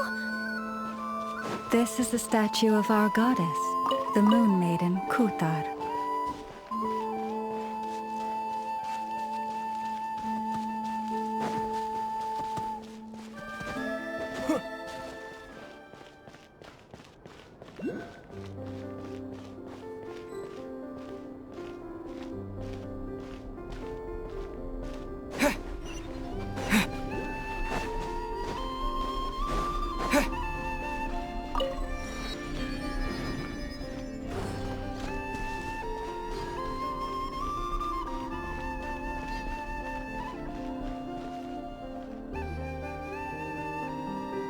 Wow! It's spectacular!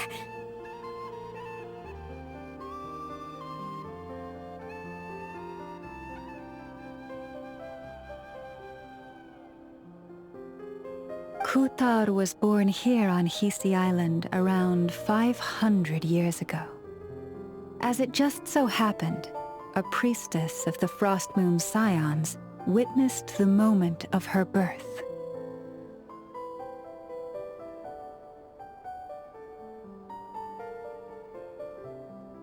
Instantly realizing that this was the prophesied rebirth, she quietly recorded the event and carved this statue to honor that miracle.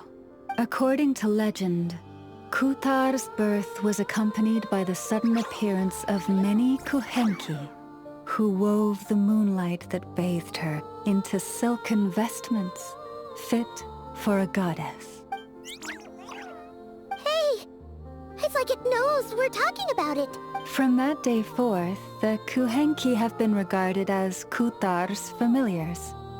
Some believe that their habit of guiding travelers to hidden treasure stems from an instinct.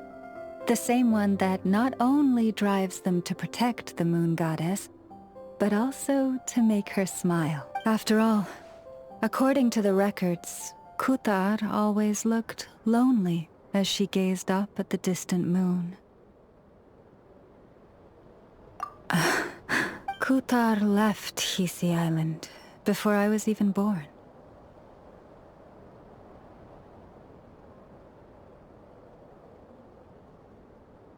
According to the previous moon chanter, the goddess was angered by our people's greed, and that is why she left us. Where did she go? No one knows what happened after she left. But just a few months ago, after those 2 ancient moons' remnants fell from the sky, she was spotted on Hisi Island once more.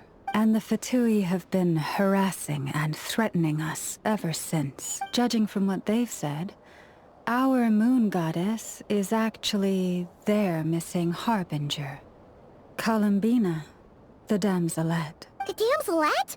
But isn't she number 3 amongst the Fatui harbingers? So she's actually the moon goddess. Why would she join the Fatui? That too is a question I've struggled with. But even at the best of times, understanding other people's choices is difficult, let alone those of a goddess. Plus, forgive me, there I go again, rambling on about our history. But you came here to ask about the sacred relic, didn't you? Honestly, Paimon's not sure which part she's more curious about now.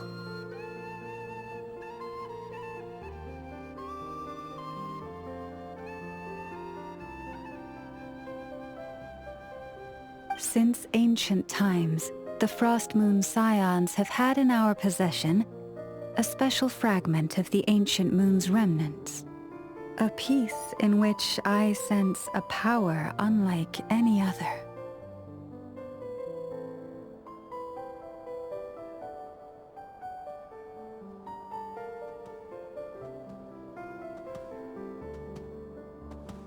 Successive generations of moonchanters have all detected a divine presence within it. We call this unique remnant the Moon Marrow. We heard you can use it to see what happened in the past. What is it in particular that you seek from the past?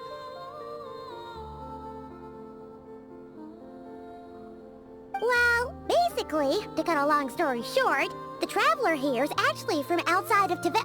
Oh.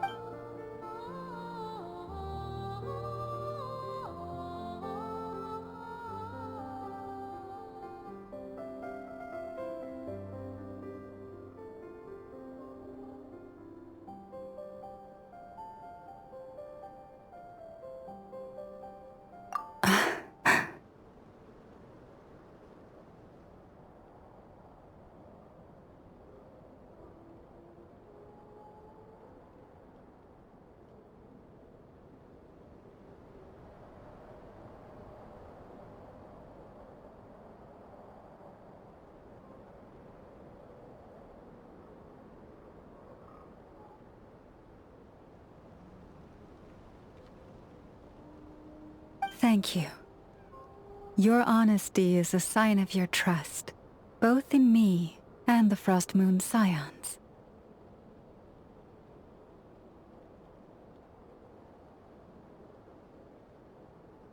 Unfortunately, though, I won't be able to use the Moon Marrow to shed light on your past just yet.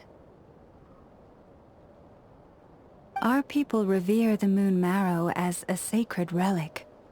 I'm only permitted to retrieve it from the secret chamber in which it is hidden once a year, on Moon Prayer Night. Oh, really? So, when's the next Moon Prayer Night? Judging from the tides this evening, a little less than 2 months. Huh? Does that mean the date changes every year? The ceremony is held on the night when the moon is closest to Tevat. This is also when KRAI's Kuvaki reaches its peak. Only then can the seal on the secret chamber be lifted. Oh, guess we've got no choice but to wait.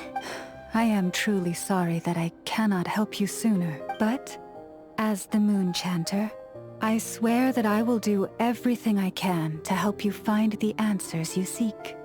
Think nothing of it. After all you've done for us, you deserve nothing less.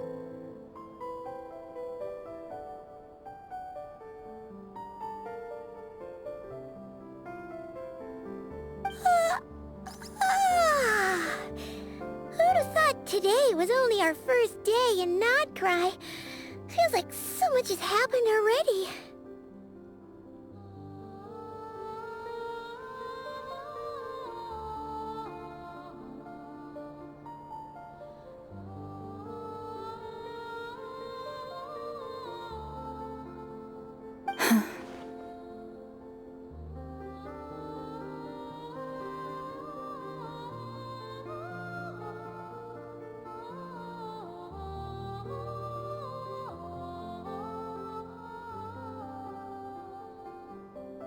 If I may be so bold, what does family mean to you?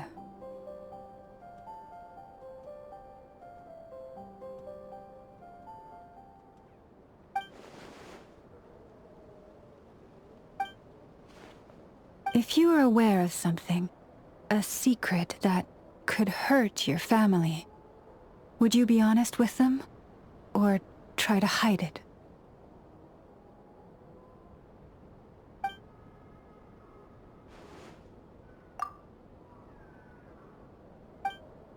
Oh, I'm so sorry. That was a strange question. I didn't mean to put you on the spot. I guess... I've just never met anyone with a story quite like yours before. I just suddenly had the urge to ask.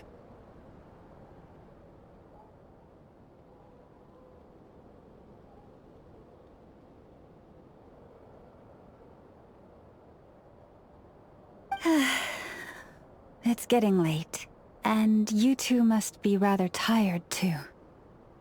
Would you like to stay the night here on Hisi Island?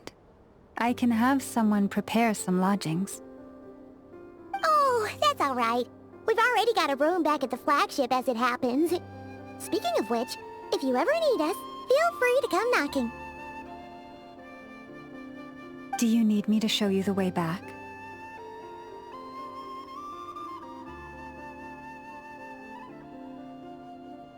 No worries. It's quite a way, and you should get some rest too, Lauma. We'll make sure to be careful. Understood. Then I won't keep you. May your first night in KRAI pass in stillness and peace. So, what you thinking? Sure was an eventful day, huh?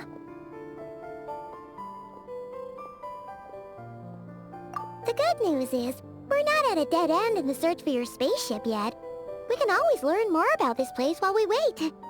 The usual drill, huh? Paimon's really getting sleepy now. If she gets too tired to fly back, you carry her, okay?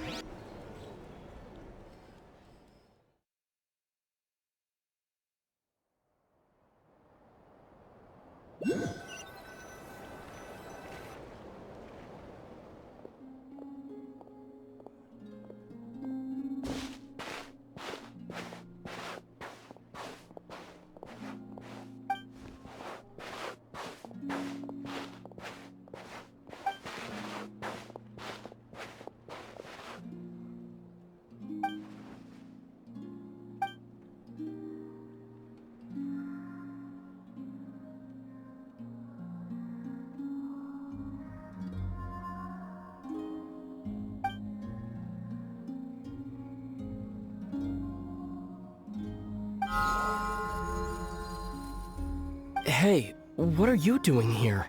These flowers. I remember. When you first appeared, there were flowers like this all around you.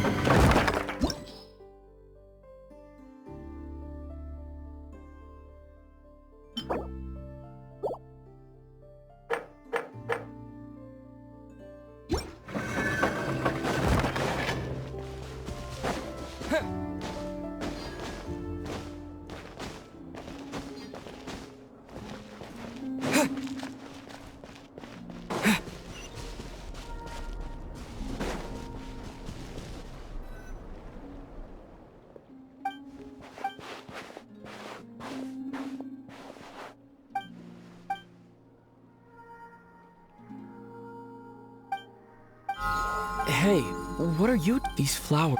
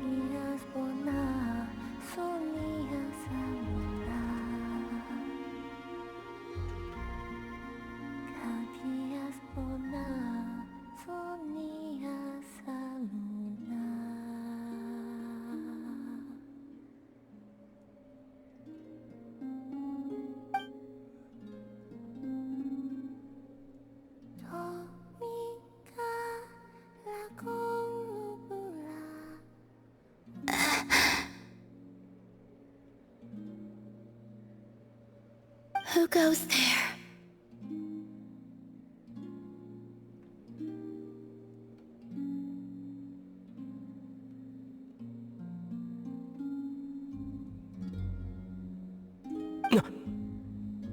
How did you get in here? I am but a passing traveler. I followed your song here. I'm very sorry if I've intruded. The Kuhenki. She brought you here.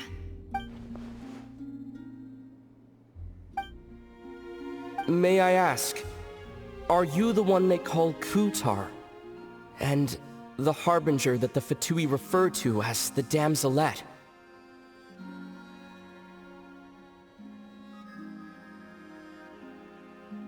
The Fatui?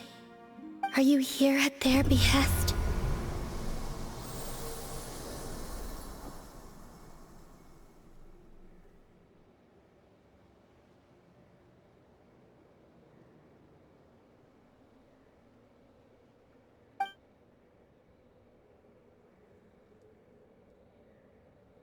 Please, don't get me wrong. I have no intention of doing anything for the Fatui. I just wanted to ask you about KRAI and the moons. The moons? Do not believe in what you can see. What truly matters is what you cannot.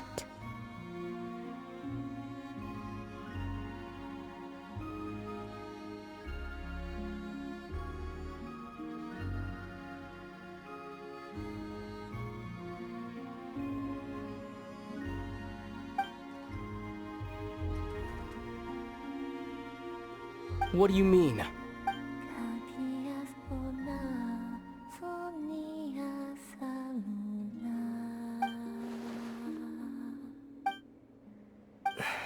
Listen, I'm the Traveler. I'm on a journey through the nations of Teyvat. Hello.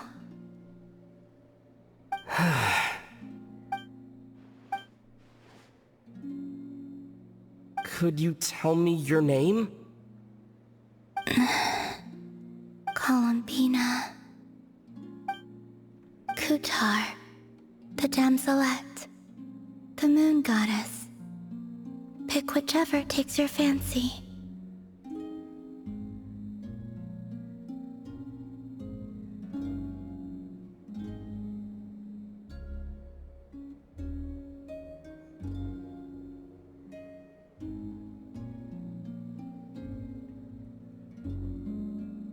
I do not know my own name.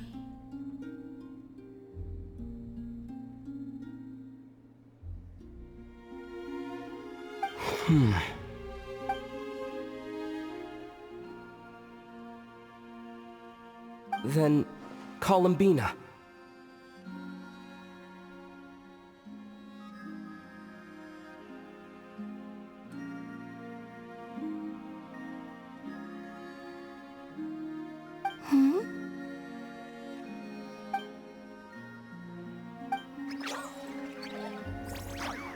This Kuhenki, this Lanatar, did you bring her into being?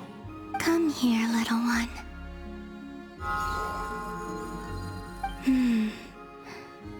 The trace of a blessing, but not one of mine.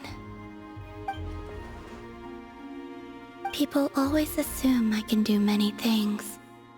Assume I have done many things. But I haven't. All I ever wanted was to.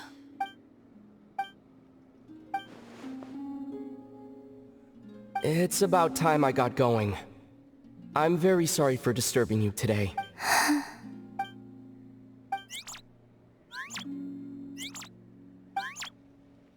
Columbina, that Kuhenki.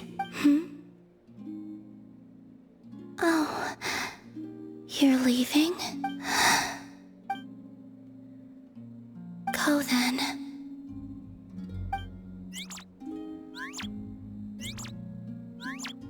Goodbye. Take care. The moon can be treacherous.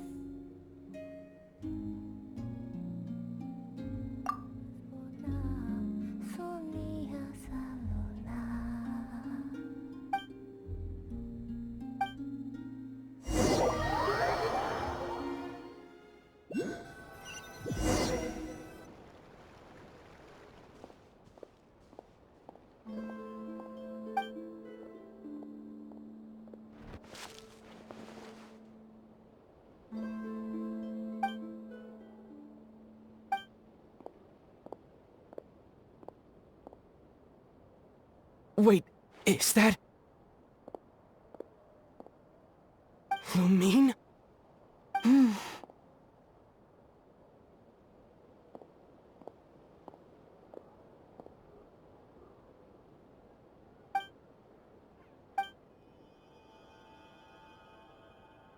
Lumine!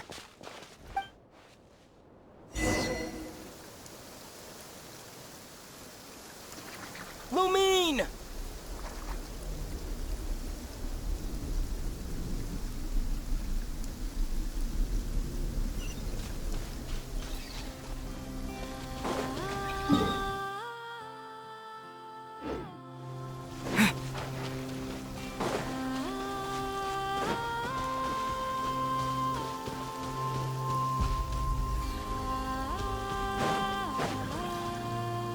Lumine! Ether, it's you.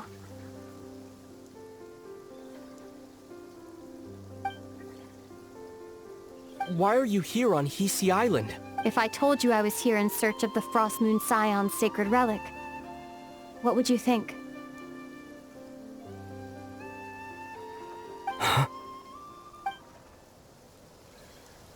Are you also here to uncover the truth about our past? That's right. What happened to us in the past, how we came to Teyvat, why our spaceship crashed here. There are things I want to know too.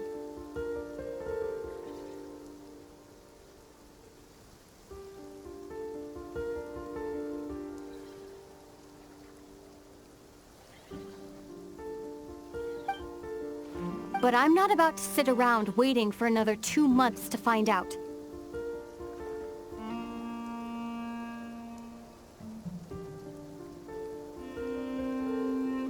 Wait! Wait? But I still have unfinished business.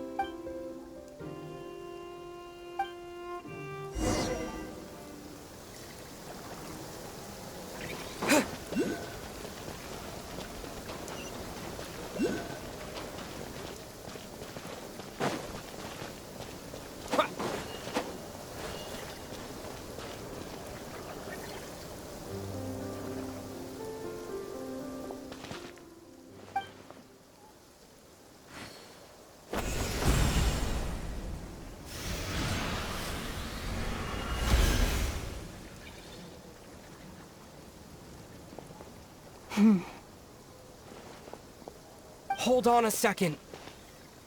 What's wrong? That's the Frost Moon Scion's sacred relic. We can't just... Use it to get to the bottom of all this? We should at least get their permission. You barely even know her, yet already you hold that moon chanter in such high trust?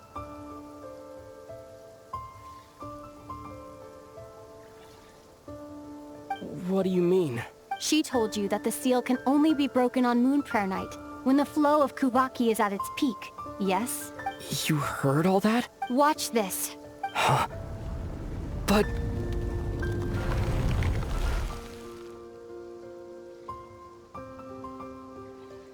Get it now? She's been stalling for time. As long as the statue's base is imbued with sufficient power, the secret chamber can be opened at any time.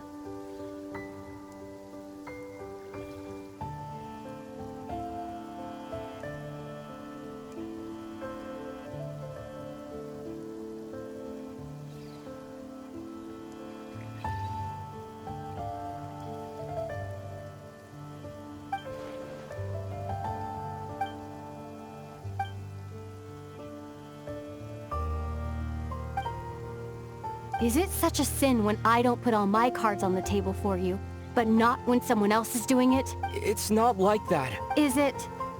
Lumine, you've got it all wrong. This whole time, I've wanted to ask you, what happened to make you like this? I admit, I've been having trouble accepting it. But after all this time apart, I've finally come to terms with who you are. Willful side and all. I trust you. I still do. Through all the worlds we've traveled, you've always been there by my side. If there are things you can't explain yet, I can wait. While the journey goes on, I'll wait as long as it takes. Until the day you're ready to talk. Ether.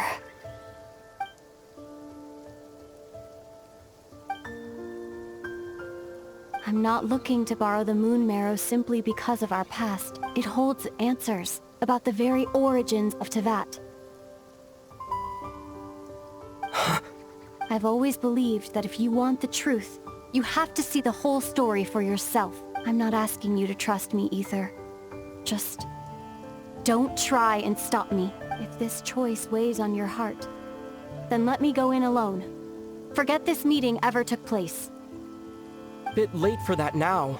But maybe this is the chance I've been waiting for all along, even if it fades with the morning light. I want to go with you. You sure? Yeah. Then let's go. Lumine. It's been ages since we went on an adventure together. I can't wait. Really? You think I'd lie to my big bro?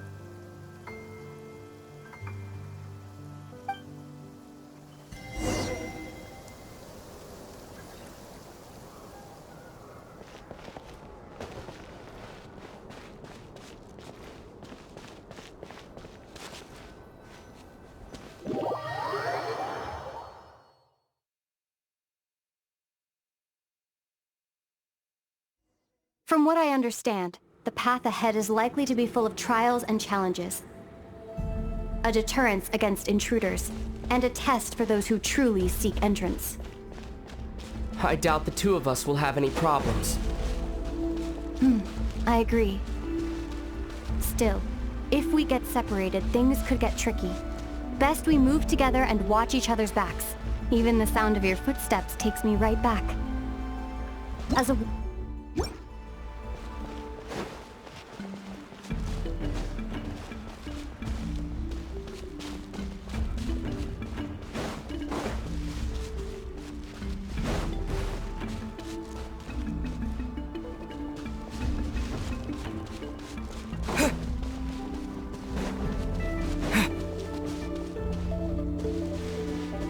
Looks like this is the first trial.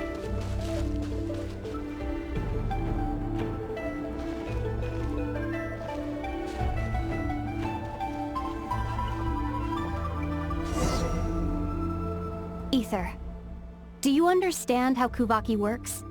How it exacts force through push and pull? Okay, I'll leave it to you then.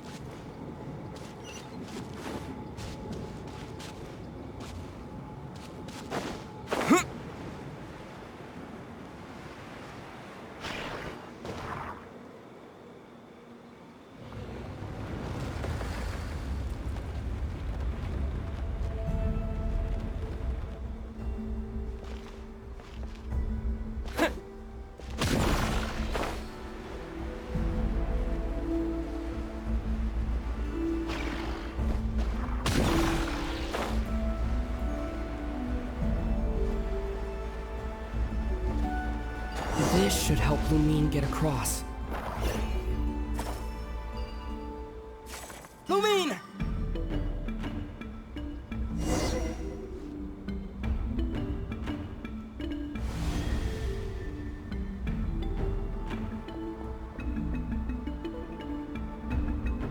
We make a pretty great team, huh? Just like the old days.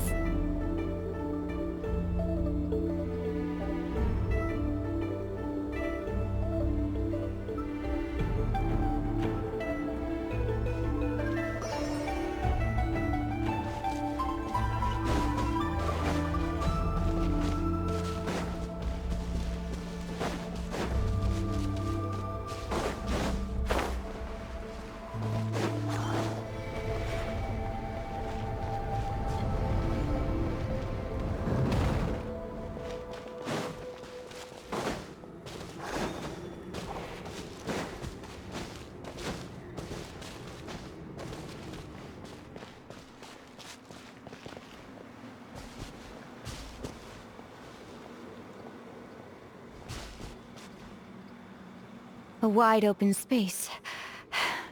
Must be in for a fight.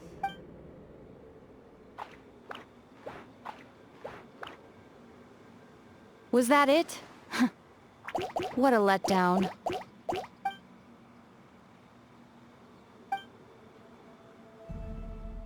Ether. What is it?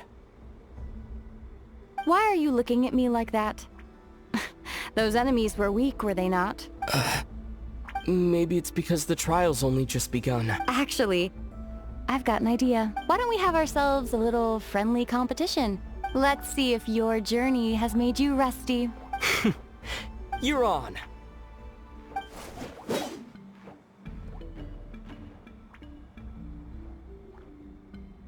I won't lose to you, Lumine.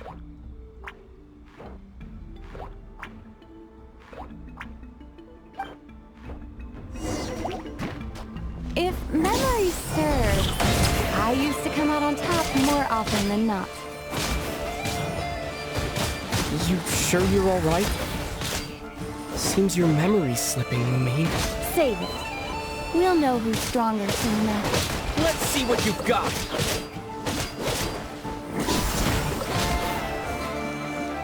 What? Yeah!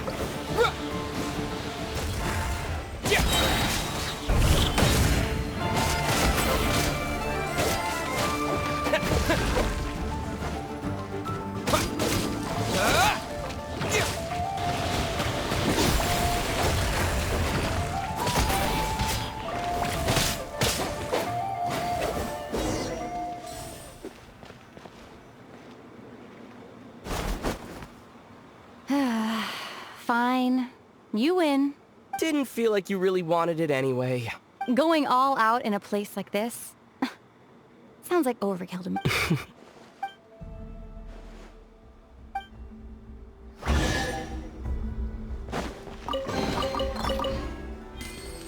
Let's keep moving.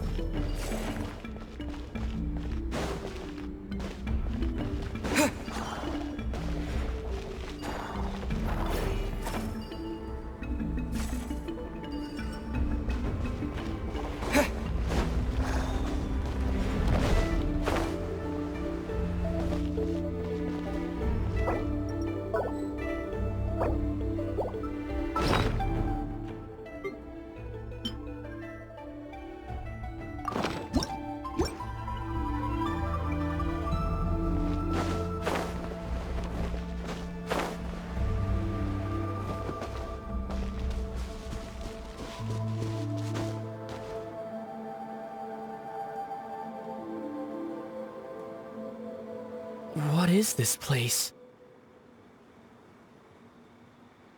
No sign of any monsters. Feels like a ritual site. But something's missing. It's ahead. Inside that thing that looks like a mirror. I can feel it, but maybe it's sealed within. Can you open it using Kuvaki? Do you think it might have something to do with the Frost Moon Scion's bloodline? Lumine? If this is about strength of blood, what could possibly stop us? Let me give it a try. Why don't you check around for other clues? Sure.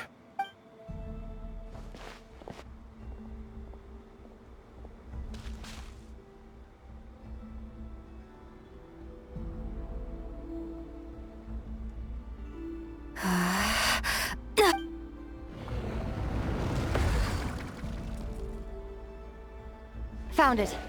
This should do the trick. Okay.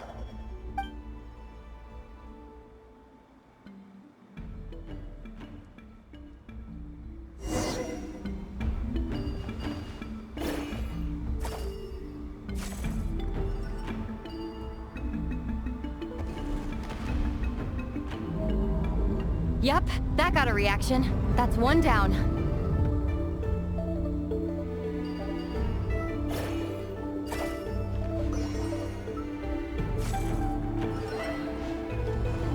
Nicely done.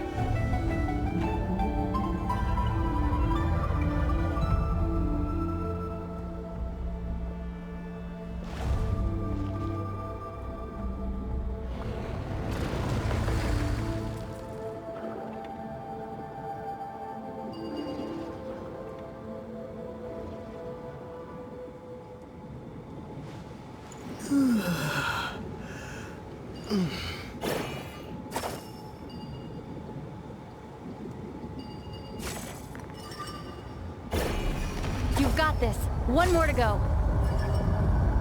Good work, Ether.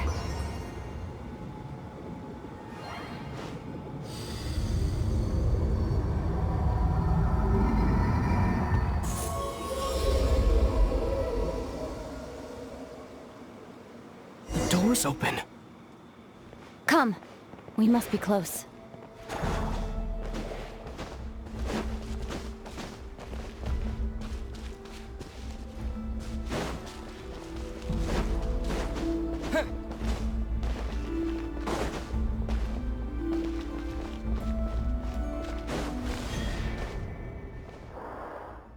Stay on your toes now. Have you considered that I might be the more experienced between us? Is that so?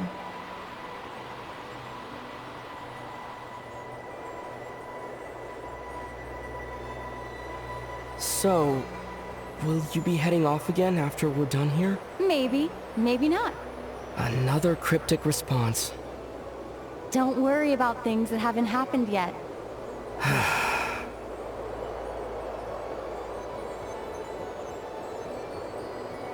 At the end of all this, what do you think we'll find? Whatever it is, we can handle it. What about the end of our journey? That's not something we need to worry about right now.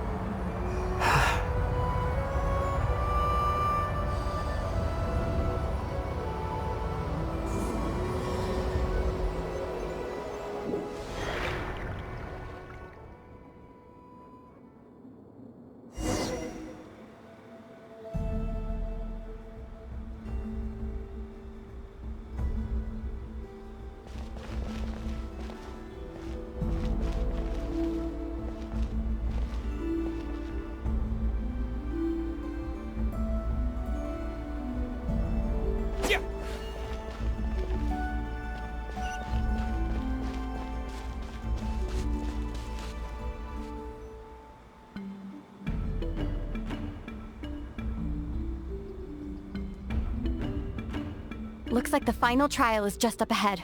Ready for battle? When have I ever not been? What's wrong? Going on an adventure with you, side by side, it's been so exciting. But at the same time, it just feels surreal, I guess.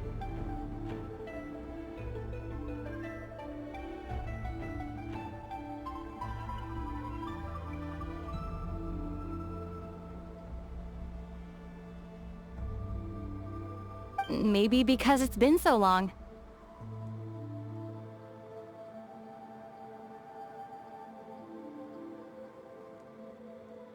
You know, this is only the second time we fought together since the day we both woke up in Teyvat.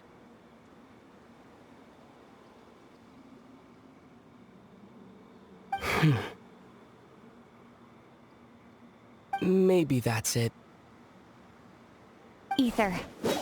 Let the light of our blades come together once more, just like they did in the past.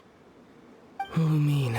This is a night of miracles, an adventure that belongs to us. Let's not weigh it down with worries and regrets. This is our adventure.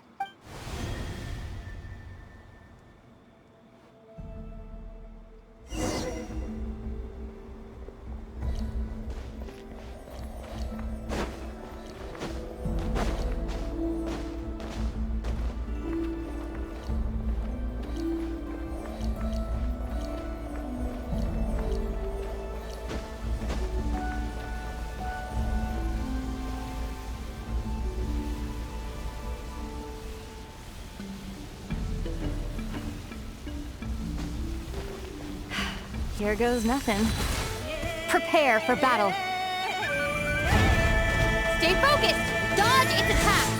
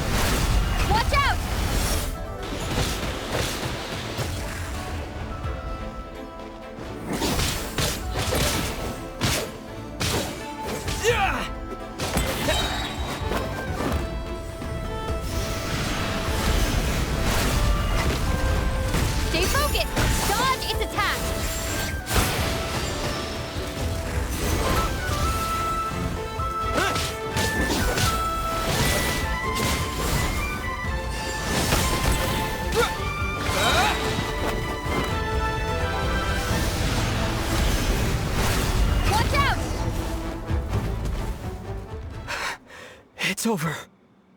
Nicely done. Flawless execution. Couldn't have pulled it off without your backup. Not too shabby at all. As for what you were saying... Yes, I should have come to see you earlier. Or at the very least...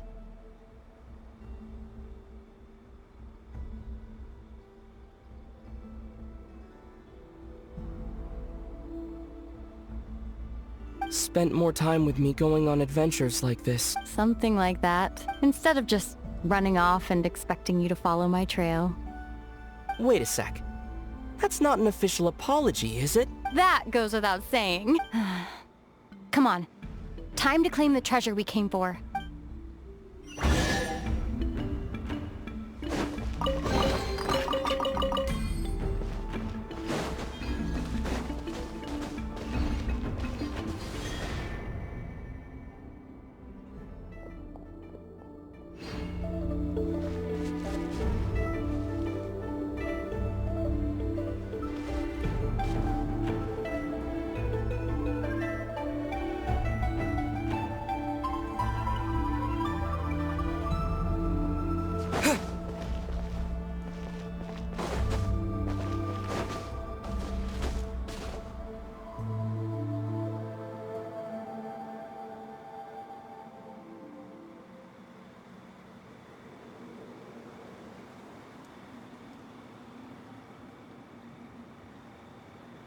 So this is the Moon Marrow. The treasure we've been after. Alright. Go get it for me, Ether. It belongs to me.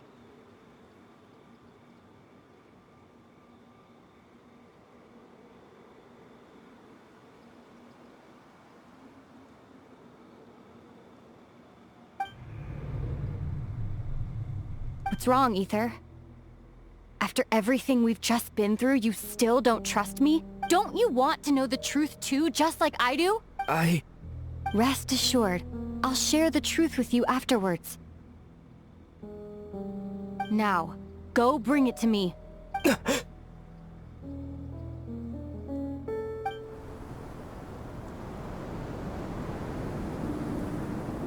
What's going on? Where did this fog come from? Lumine!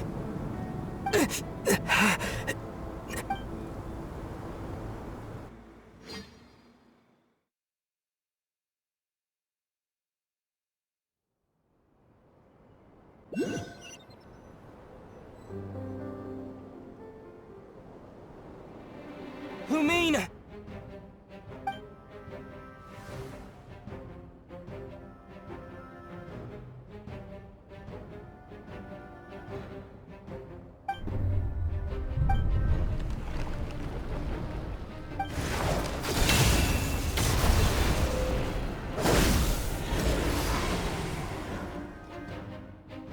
Lumine! Huh? What are you doing here? Yes, we ran into each other at the flagship this afternoon. I'm honored you still remember. Are you looking for something here? And you just happened to end up surrounded by the Wild Hunt. Sorry, I did not intend to come off as pointing fingers. Indeed, perhaps our courses of action do not differ so greatly. Not exactly. We Lightkeepers are accustomed to patrolling at night. A long-held tradition, you understand. I was just passing by when I noticed that the Wild Hunt had struck. So I simply did what I am duty-bound to do. As a matter of fact, I just saw someone leaving in quite the hurry. Was that your companion?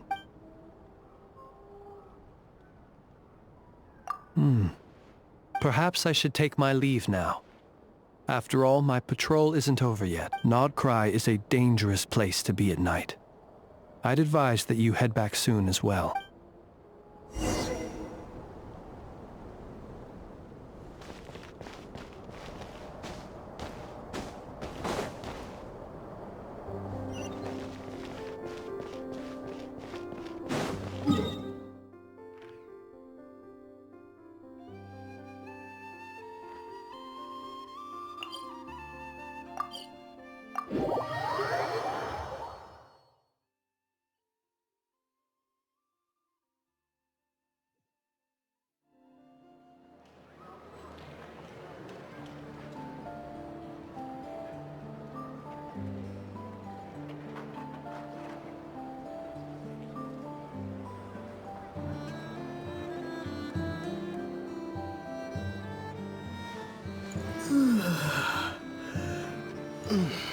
This land holds nothing but promise for adventurers from all walks of life. Wouldn't you agree?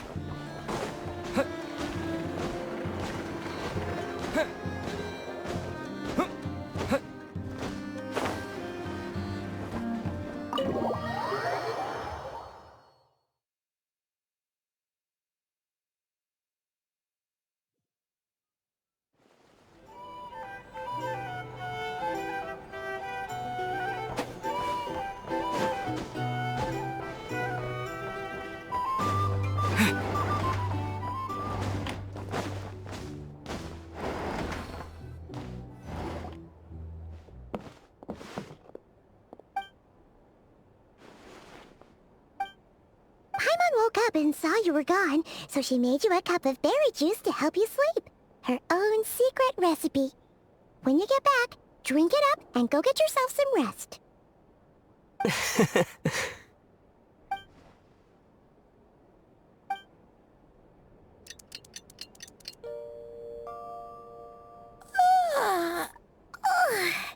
Good morning? If now still counts as morning. When did you get back last night? Did you sleep well? Good to hear. So, where'd you wander off to on your midnight stroll? Anything interesting to see in KRAI at night? Oh, really? Come on, don't leave Paimon hanging. All right. Guess we'll have to feed your stomach before we feed Paimon's curiosity. Let's go grab something to eat while we talk.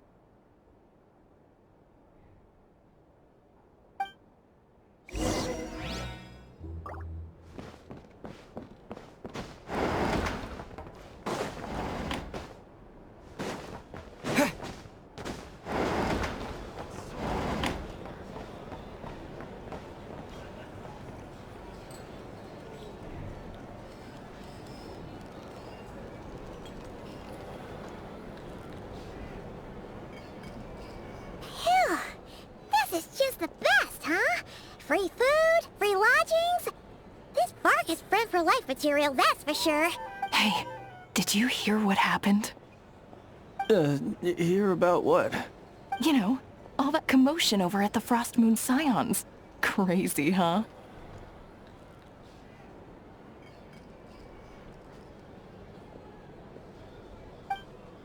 Huh? What happened? See what I mean? Completely oblivious to what's going on around. The sacred relic of theirs. It's been stolen.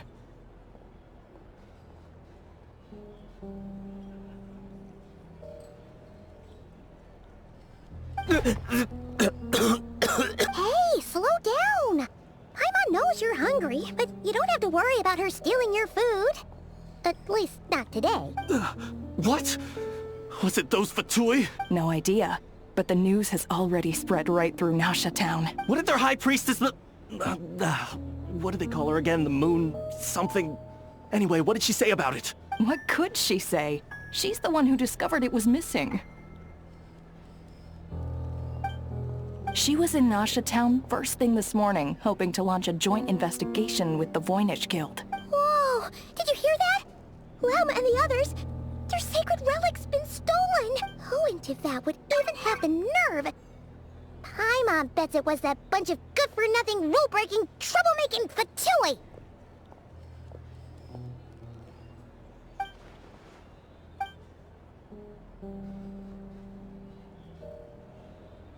Huh? What's wrong? You feeling okay? A joint investigation? Good luck getting any takers. Unless there's some reward or business opportunity to sweeten the deal. Same thoughts here. So just a few minutes back, she switched gears and headed over to the one place that might actually be able to solve this. The Curatorium of Secrets.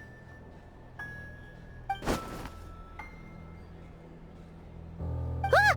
You scared, Paimon! What is it? Huh? Okay, just...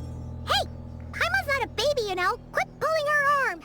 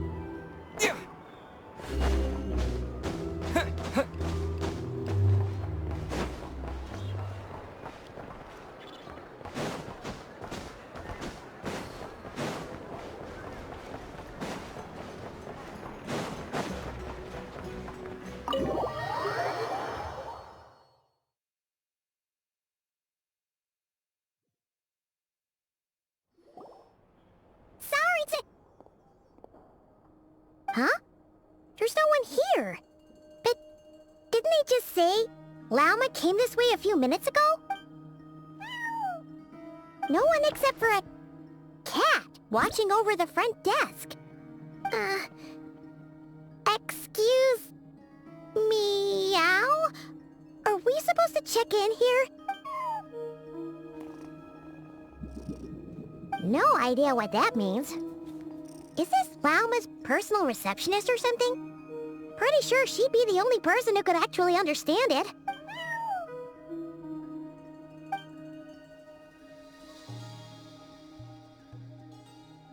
Huh? It's heading into that room! But why not?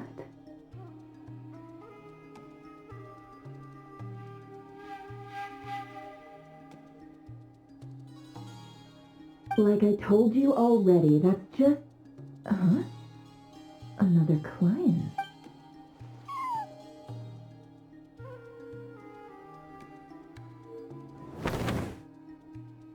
Ah! So, you were in this room the whole time? Something I can do for you? Traveler. Paimon. Oh, you're acquainted then? Yes. They visited Hisi Island yesterday. We had dinner together. Allow me to introduce you. Traveler, Paimon. This is Nefer, boss of the Curatorium of Secrets. Pleasure to meet you. They are travelers who arrived in KRAI just yesterday. Greeted by the birds and beasts of this land, they are kind-hearted souls who walk in the moonlight's glow.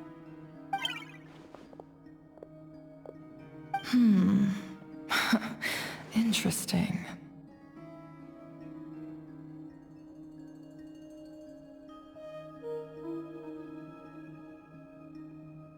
Thank you, Lauma, but you need not have introduced them. They are great heroes, renowned throughout the nations beyond our borders. Oh, really? Do not forget, I deal in information. Just because most people in KRAI pay scant attention to foreign affairs, that does not mean the same goes for the Curatorium of Secrets. They're the heroes everyone was talking about before. The ones who saved Natlan during the Abyss crisis. I see. We Frostmoon Scions seldom leave our domain, so I had not heard of your heroic deeds. Please, forgive my ignorance. It's no big deal. We were hoping to keep a low profile anyway. If we had to list all of our titles and good deeds, we'd be talking till sundown, and then some. Huh? What's wrong? Still not feeling great? So, what brings you both to the Curatorium today? Oh, so basically, we were just eating when we overheard people talking about how the Frostmoon Scion's relic had been stolen, and then he dragged Paimon over here. I see. Ah, I see. So you came over here because you were worried about Lauma. A combination truly befitting of great heroes. Strong at arms and pure of heart. In that case, Lauma, I've got a suggestion. Why not ask these battle-hardened heroes to take the commission for you? Honestly, it's a little beyond the means of such a modest establishment as ours. Your modest establishment? Unable to handle a commission? You just don't want to take it, do you? You're right. I do not. What kind of commission is this? Surely it's not to recover your stolen relic? Yes, that is it. Recovering the relic is both my duty as a moon chanter and a step toward fulfilling the promise I made the Traveler, to help uncover the truth of the path. But Nefer has already declined our commission multiple times. And yet, just as it always has, the moon will continue to illuminate the sky above the Curatorium. Come night or day, may the moon goddess keep you. Enough of that.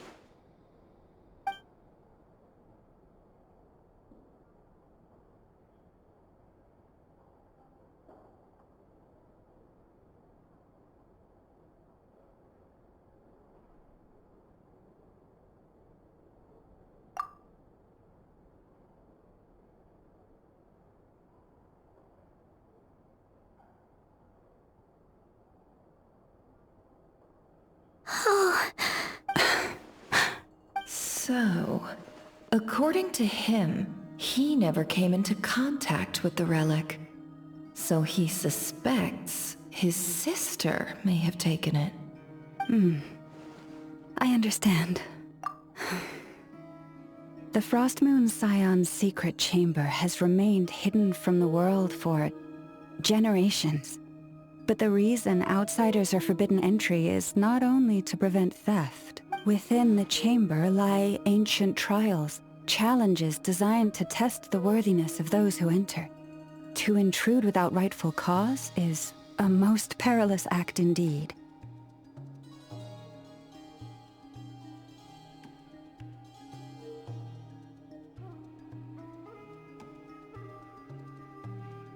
So please, don't be too hard on yourself.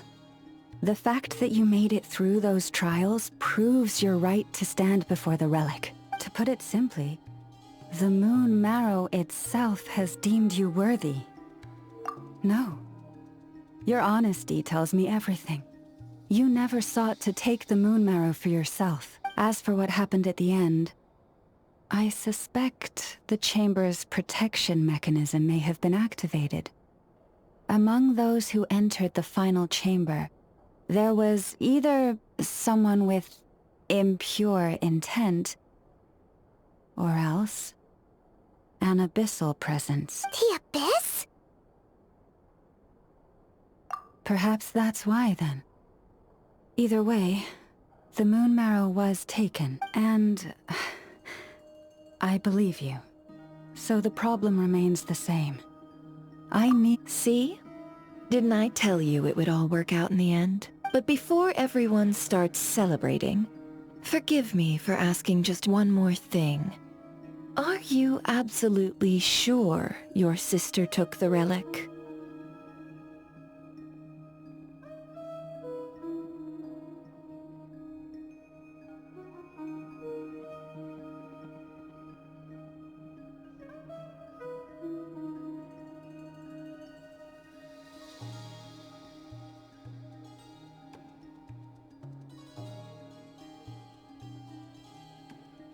What do you mean? Weren't they the only ones inside at the time? Who knows?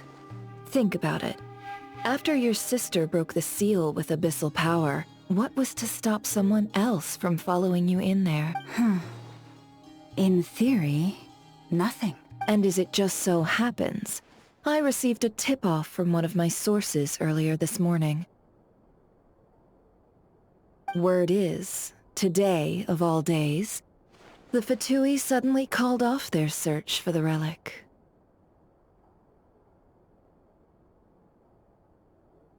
What? Huh? Well, either they woke up this morning and suddenly decided they'd lost all interest, or... Exactly. Are you wondering if your sister might be in cahoots with the Fatui? Which is why I asked, are you absolutely sure your sister took the relic? Or to put it another way, do you really know your sister? In other words, it's highly likely that the Fatui already have the Moon Marrow. So, basically, all we need to do is find our way into that Fatui research facility, and we should be able to get to the bottom of this, right? Congratulations, you found your answer. Looks like the curatorium won't need to lift a finger this time. Well, Lauma, there we are. On behalf of our long-standing cooperation and the great hero by your side, I'll waive your consultation fee. But just this once. You're really not planning on helping us? I think I've helped more than enough already. If we're to stand any chance of infiltrating that facility, we'll need the help of a specialist.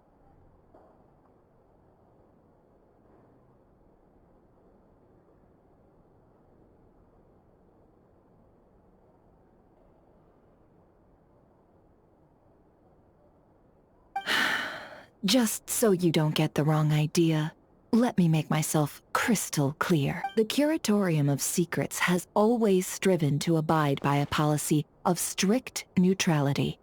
We do not take sides with any faction in KRAI. I cannot help the leader of the Frostmoon Scion sneak into a Fatui facility. That would make me their enemy. When one of their harbingers asked me to help them infiltrate your territory, I gave them the same answer. No. All right. I understand. But I do have one final request. I promise it's my last. It had better be. No matter who it is, I want you to help us persuade the next person who walks through that door to join us. What is she up to? You're that desperate for help? What if it's a member of the Fatui? It doesn't matter. You're welcome to tell them everything, even about our plans to infiltrate the Experimental Design Bureau. All I'm asking is for you to say one thing, just one thing to help persuade them. If you do that, I promise I won't ask you for anything else. Made up your mind? Fine. Fine, I'll play along with your little game. Besides, as long as I'm not personally involved, no one can accuse us of taking sides. Boss, I'm back!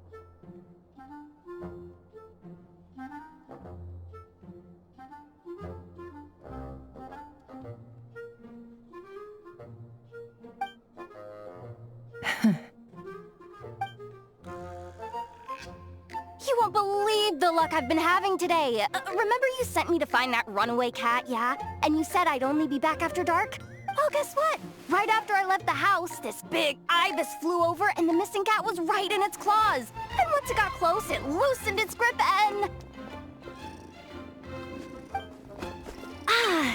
Boss, you're meeting clients. I'm so sorry. I'll get out of your way.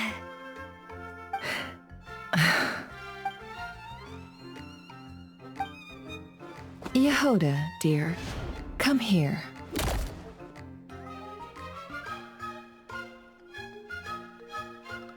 Huh? Me? Is something the matter? Oh, hi there. My dear Yehoda, I have a request. Yikes! Why does the boss sound so scary? Did I do something wrong? Would you be so kind as to accompany these 3 delightful clients of ours and help them infiltrate the Fatui's Kuvaki Experimental Design Bureau? What is going on here? Boss usually just says things like, hey, go do this, or you, go take care of that. Why is she being so scarily polite? And wait a sec. The Fatui's research facility? That's basically a death sentence. Made your mind up yet, my dear? What is up with Boss today? Am I supposed to say yes to this? Or maybe it's because the mission's too risky, so she's actually looking out for me? Why is everyone looking at me like that? Is this some kind of test? I can't let the boss down. Can I? Have you made up your mind? That's... Sure, why not? Really? Huh? Oh, yes. I mean, no. Of course, I guess I do. Oh, thanks so much! We owe you big time! On behalf of the Frost Moon Scions, too, thank you, Yehoda, for your help. What the? Seriously, what just happened? Why does the boss look so fed up?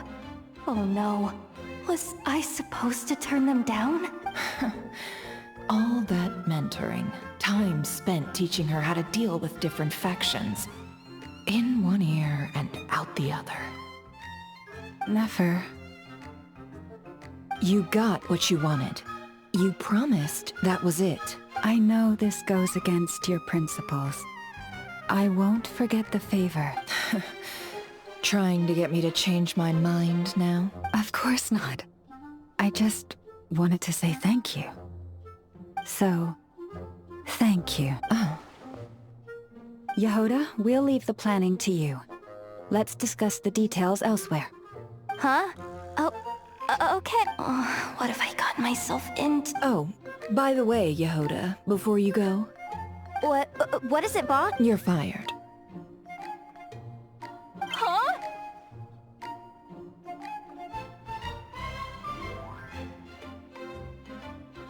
Effective immediately. As in, this exact moment.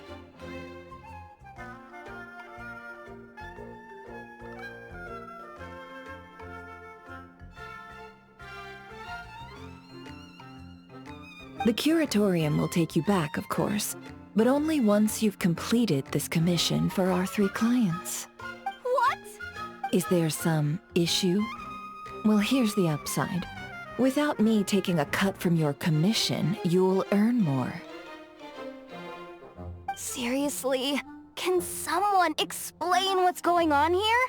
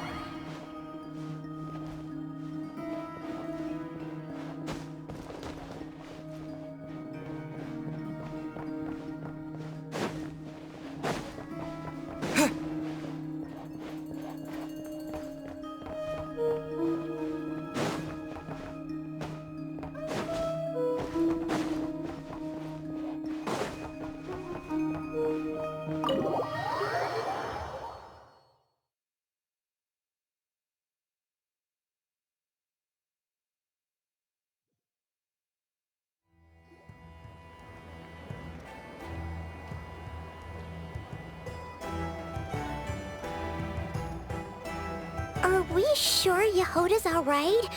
She looked totally crushed just now. She'll be fine. She's just in shock. But one thing's for sure. The Curatorium's professional standards are beyond question. The fact that she only requested 1 day to prepare says it all. As an apology, I'll ask my animal friends to help her out more often in the future. Also, thank you for being honest with me. It means a lot. Was it really, though? As far as I see it, trusting your family is never wrong. In this case, let's call it a misjudgment. But the truth is, we all make mistakes every now and then. What matters is how we deal with the consequences. So, in return for your sincerity, there's something I'd like to share with the 2 of you as well.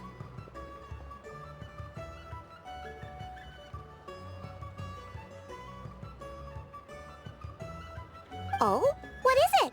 Perhaps it is something best said under the moon's gentle light. Would the 2 of you meet me on Hisi Island tonight? Oh, it does sound important.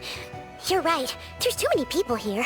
Somewhere quieter makes a lot more sense. Thank you both for understanding. Then let us meet beneath the moonlight.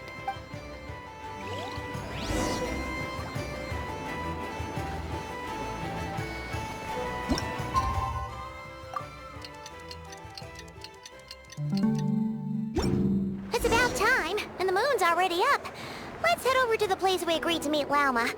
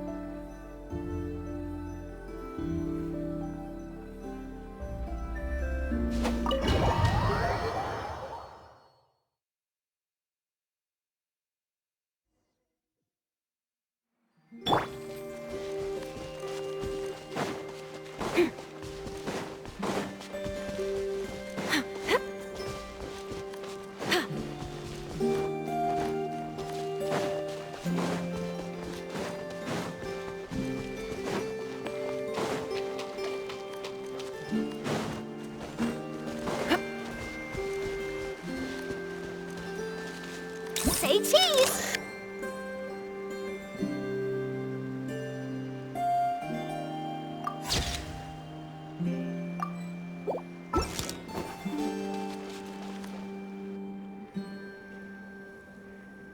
Llama, we're here! Huh? Llama, are you praying? I am indeed. For the moment I was born, my people exclaimed, "Behold, eyes like the moonlit tide, antlers like the crescent moon, and blood that glimmers silver as the moon's reflection."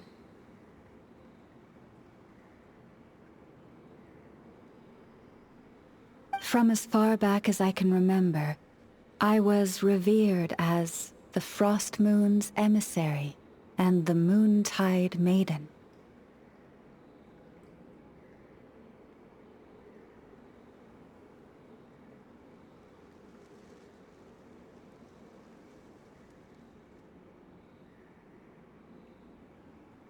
The first words I ever learned were prayers to the Frost Moon.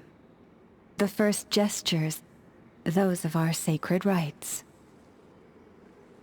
Wow, that must have been tough.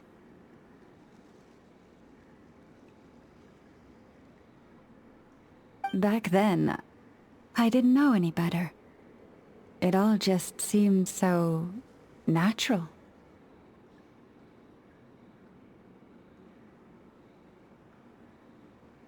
The Frost Moon Scion's bloodline has long since begun to run thin. Nowadays, even those of us with antlers are few and far between, let alone those attuned to the power of Kuvaki. But I...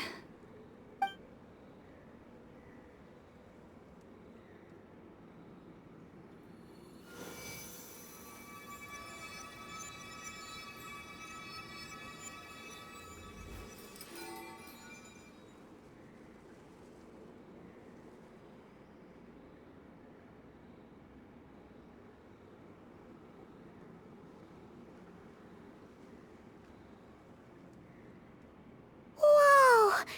Your antlers are so pretty. They say it's an extraordinarily rare condition. Once in a century, if that. I am unusually sensitive to the moonlight, as well as to the Kuvaki's ebb and flow. As a child, I could barely sleep because of it. Oh no! It was that serious? To others, fluctuations in Kuvaki are something you easily get used to. Like a gentle tide lapping away at the shore. But to me, that same tide is a towering tsunami, a surging swell crashing against me. Of course, as the years went by, I learned how to suppress my senses and my power, enough to keep it all from overwhelming me. But because of that, I also had to walk the path of concealment. Concealment? From the moment I was first taught to pray, my kin would point up to the night sky telling me, "That, Lauma, is the Frost Moon, the last of the moons, the sole surviving truth." But I would ask them in response, why? Why can't I feel anything from it at all? Later, I came to understand that they simply could not tell where the real tide was coming from. They couldn't sense it. The true moon beyond the sky's veil.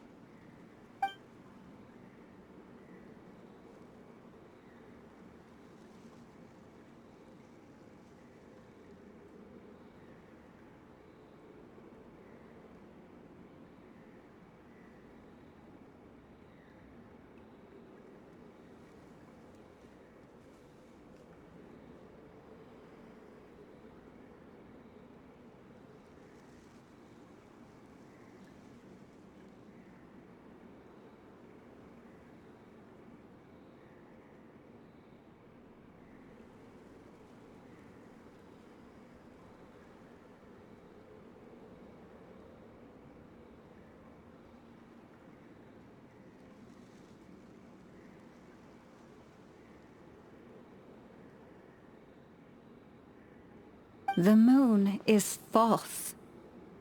I reached that conclusion long ago.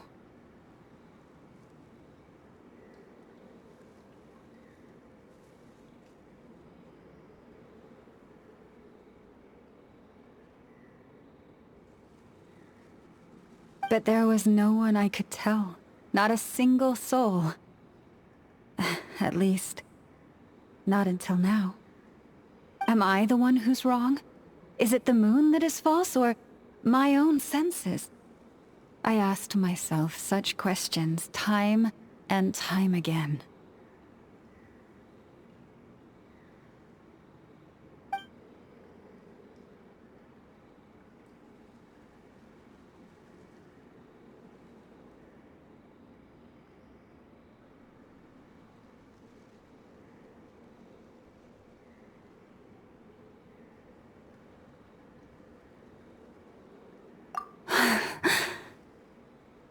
Thank you. When you called yourself a descender, I had a feeling you might be able to confirm what I had always suspected.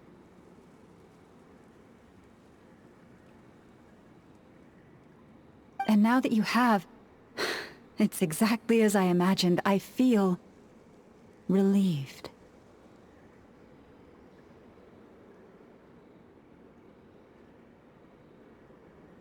Oh, Paimon kinda gets why you couldn't tell anyone now.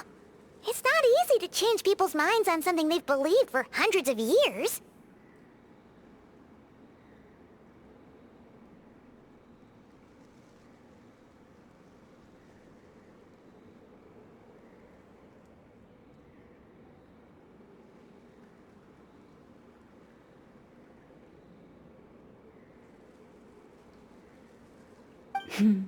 That's what I meant by concealment. I knew too much, so I had no choice but to keep my people in the dark. Every prayer I offer feels like a lie to keep myself going.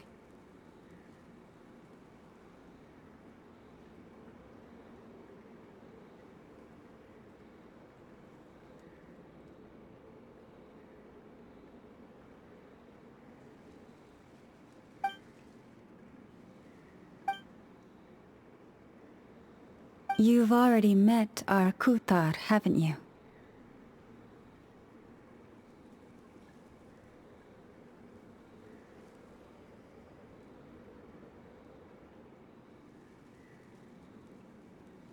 Huh? When was that? And, more importantly, when were you planning on telling Paimon?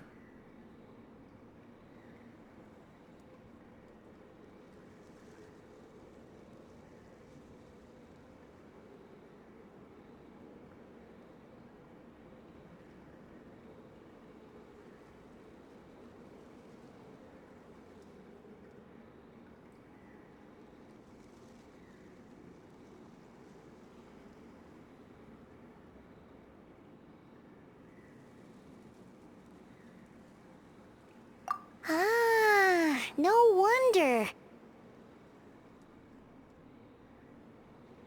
What did you think of her?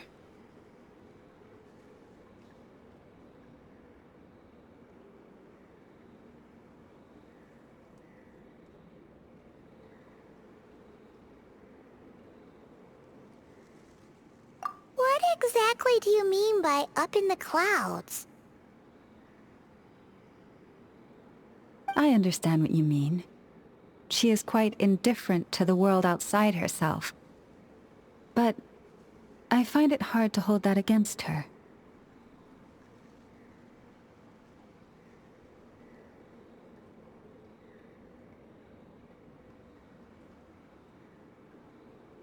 Yes. It was shortly after the fall of the ancient moon's remnants. I asked her what the Frost Moon Scions meant to her, and why she left in the first place.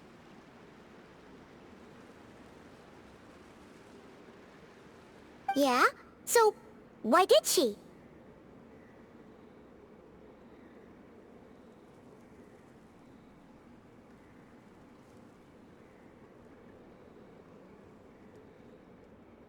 Perhaps it's better if you ask her yourselves. Things tend to get lost in translation when you speak on someone's behalf.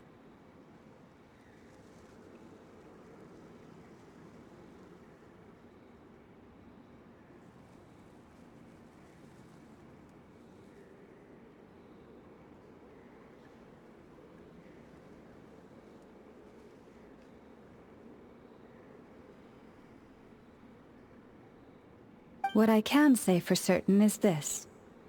Even when I had no one to confide in, I still had a family. I still had the Frostmoon Scions.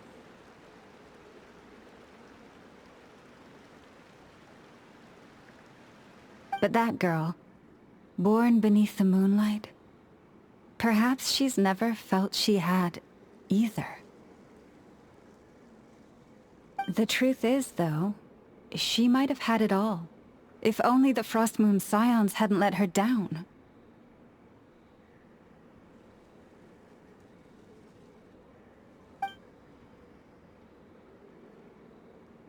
The Frostmoon Scions now walk a path of error. They offer their prayers to a false moon, and to a goddess who can no longer answer them.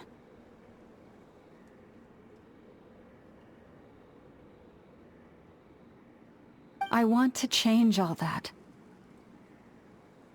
But with the Fatui closing in on us day by day, the Frostmoon Scions must stand united, now more than ever. I just need to wait for the right moment.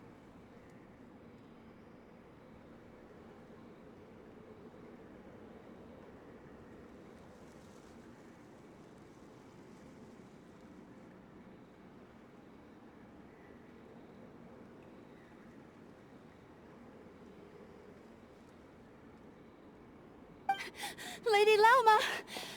Lady Lauma!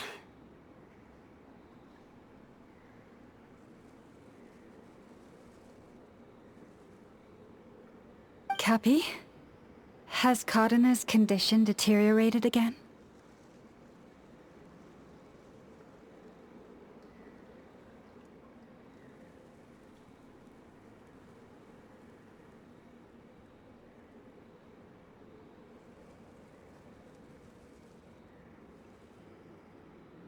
Traveler, Paimon, we'll have to continue this conversation later. We'll come too!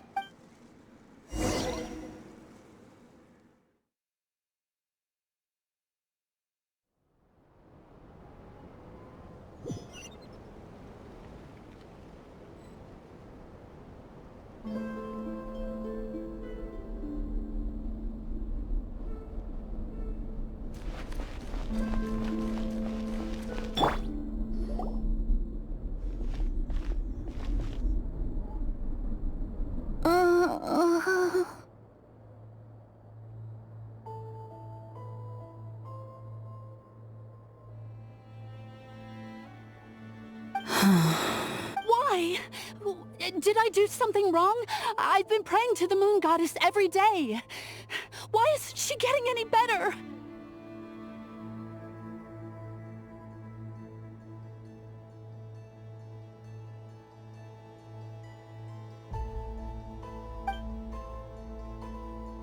Cappy, I need you to wait outside.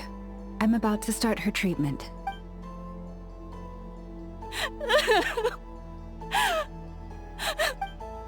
Is there anything we can do to help? Just don't be alarmed by what you're about to see. And please, don't let her mother see it.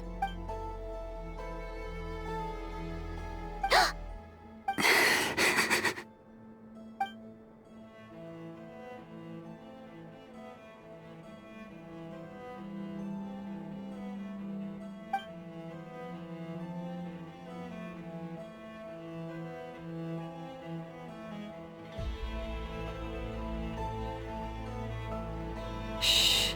Please. Help me keep this a secret. She looks much better now. But, Lauma, was that? A medicine prescribed by a local doctor. For ordinary people, my blood has the power to counteract any adverse reactions to Kuvaki.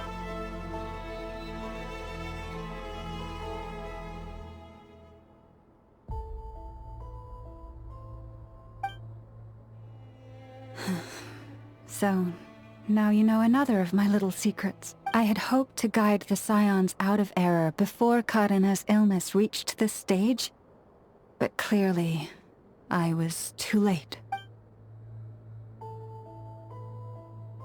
My life is as hidden from sight as the far side of the moon. Yet people only look to the bright side for guidance. If the day ever came when the two sides were reversed, could they truly accept it?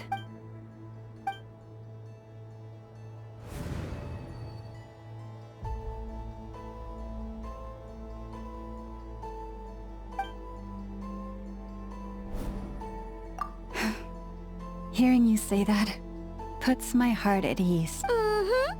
And if there's anything we can do to help the Frost Moon Scions, just let us know. Our priority, right now, is reclaiming our relic from the Fatui. But I now understand that the day I will tell everyone the truth is no longer far off.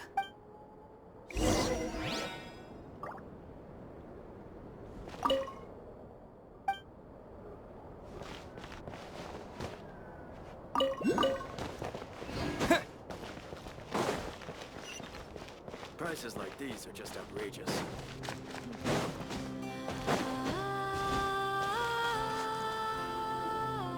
Wow! Paimon would never have guessed Lauma had all that bottled up inside.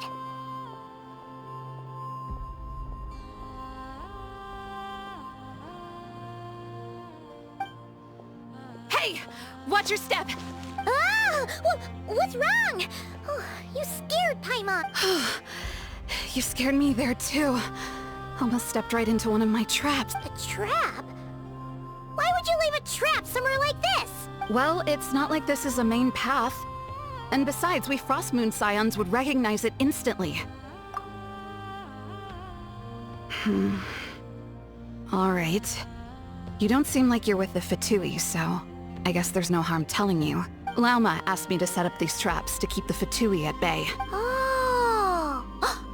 Come to think of it, their 3-day ultimatum is almost up now. Yes. Hopefully they'll back off when they realize we won't go down without a fight. Oh, you've done a lot for the Frost Moon Scions too, just like Lauma.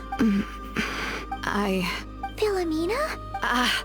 It's nothing. I was just wondering if any of this is really worth it. What do you mean? Our people. So many are stubborn, stuck in their ways, clinging to a truth they refuse to even question.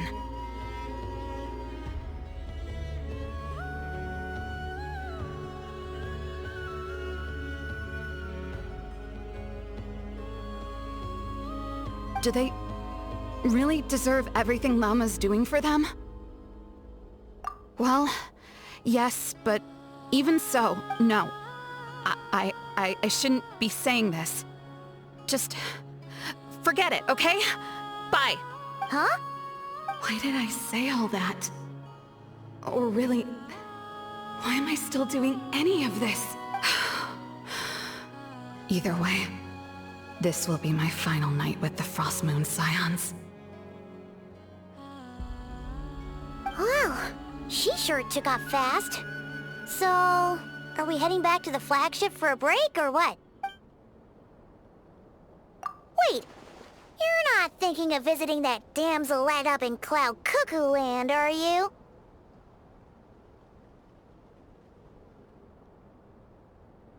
Huh, given who she is, pushing her won't get us anywhere. Hey! Why don't we... Let's bring her something tasty! If she doesn't want to talk, we'll have to win her over with food. Hey, no harm in trying. At the very least, it shows we're trying to be friendly. Let's see... How about Ineffa's 9.12 out of 10 berries and fried meat, the Frost Moon Scion's boon of the day, and one of your signature dishes? Your choice. Should be a good mix of meat and veggies. There's bound to be something she likes.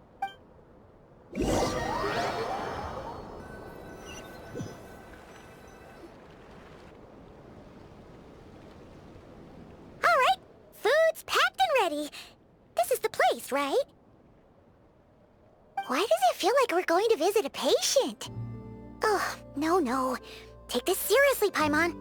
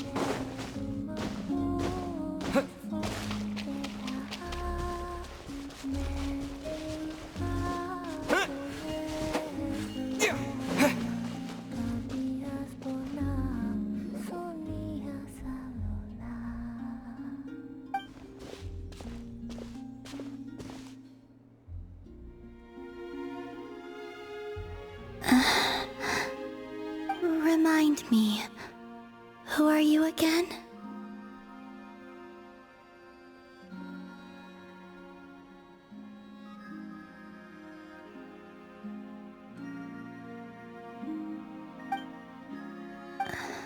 A different one floats by your side today.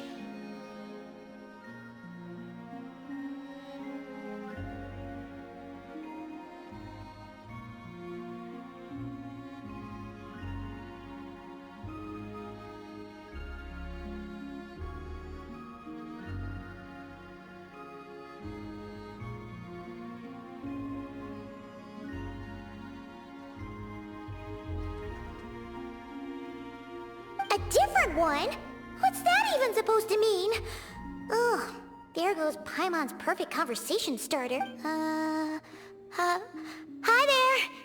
Paimon is Paimon, and this is the Traveler.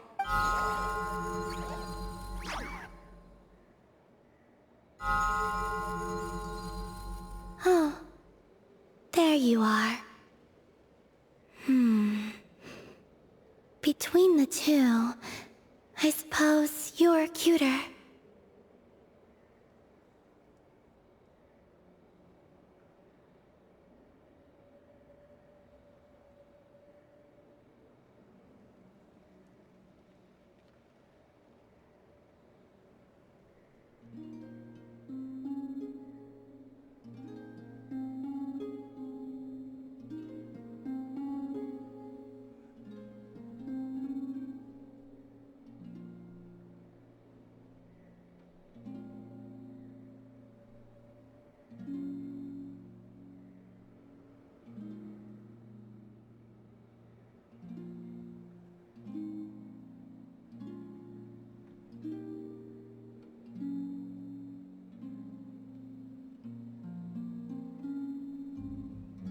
Wait, what do you mean Paimon's less cute than that floaty thing?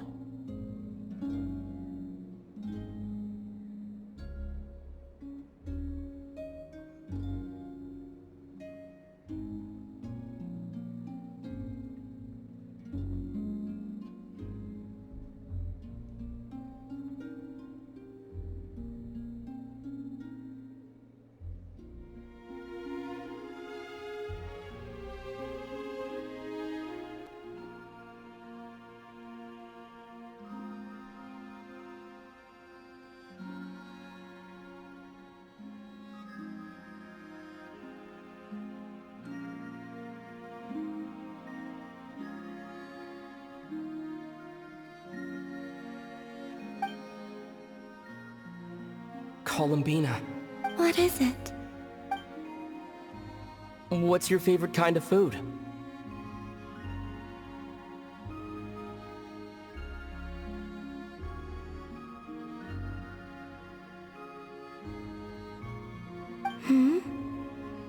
Is this a treat? Or an offering? Let's go with treat. Anyway, this is all the traveler's cooking, so please, help yourself.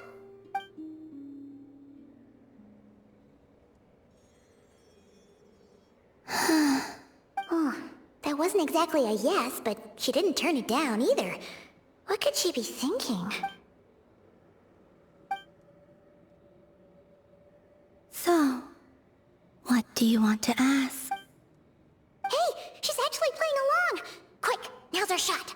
You know the moon in the sky isn't real, don't you? I know there is only one moon in the sky. It is simply that some can see it, and some cannot. What does it mean to you? The missing prologue.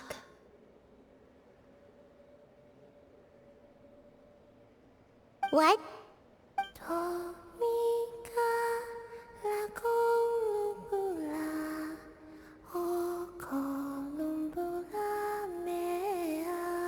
Huh?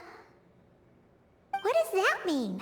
Isn't she going to explain herself? Can you tell me more about that melody? You were humming it last time, too. It must be important to you.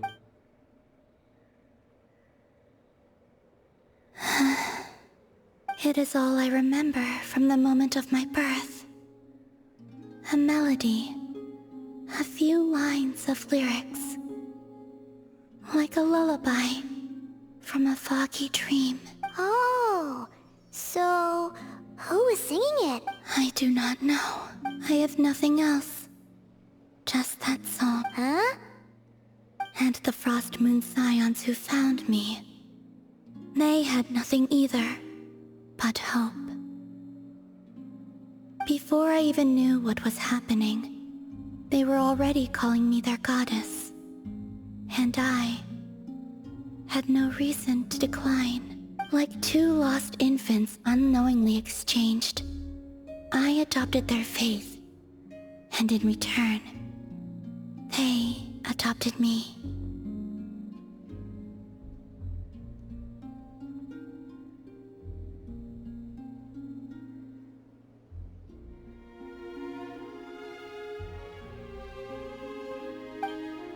But my adoption drops you into the story halfway through. What came before was scribbled onto the wrong pages, never even bound into the book.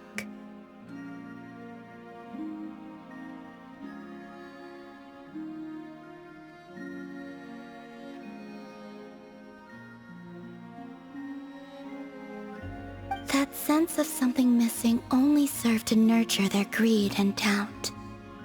And thus, I came to realize that this place was never truly my home. Greed and doubt? O Moon Goddess, forge weapons for us, drive out our enemies, and expand our lands.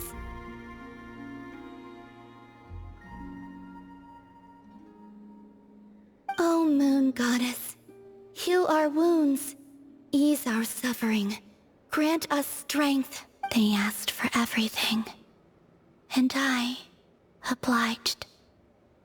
Until the day came when no answer could be given. If mortals can turn to the gods when they are powerless, then who do the gods turn to when they have nothing left to give?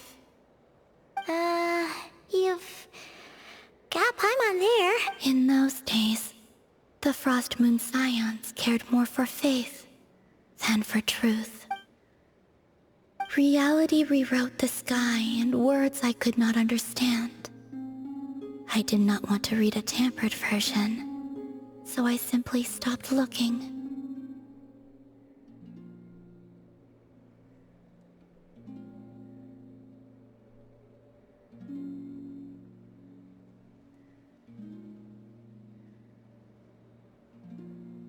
The real beginning of my story lies up there, on the moon. Forever beyond my reach. Like a message carved for blind hands. Sealed away where no fingers can find it. Huh. So that's how it is.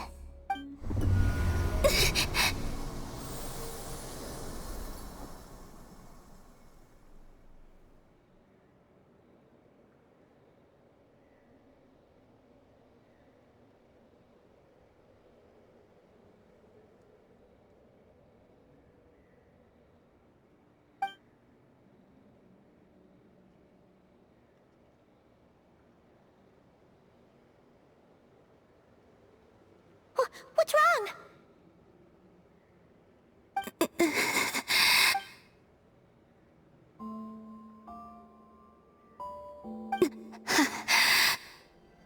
You should go. What, now?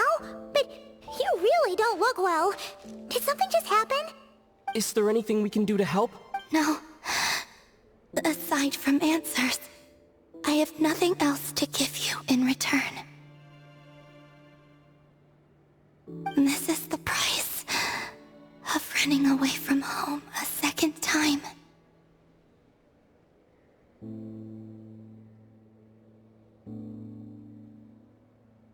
Running away from home?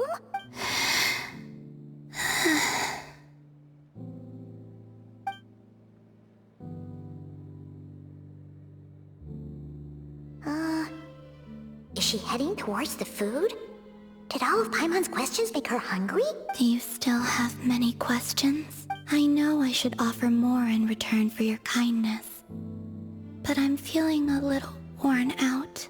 Oh, we're so sorry about that.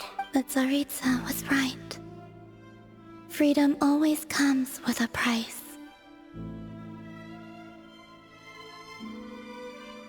She said I could treat the Fatui as a second family, a second home.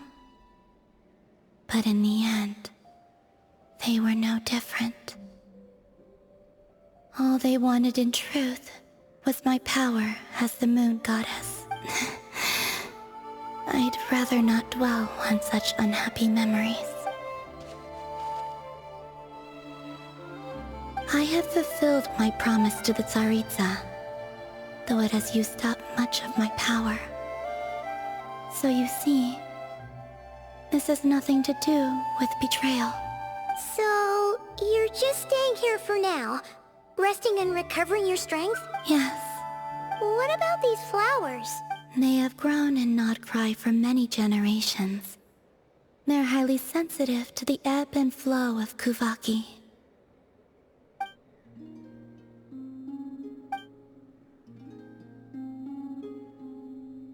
At times, I thought about using that relic the Frost Moon Scions had hidden away.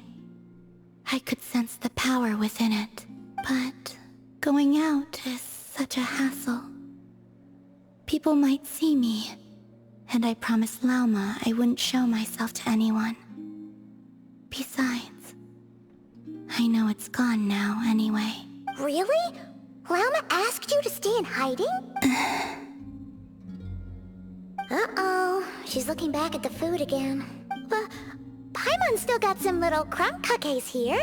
You could have these for dessert if you wanted. Lauma said she wishes to change the Frost Moon Scions, which is why she asked me to stay out of sight. I don't really understand what she meant. And to be honest, it's not something that concerns me. But I wasn't planning to see anyone anyway. If they found their way here themselves, that's hardly my fault.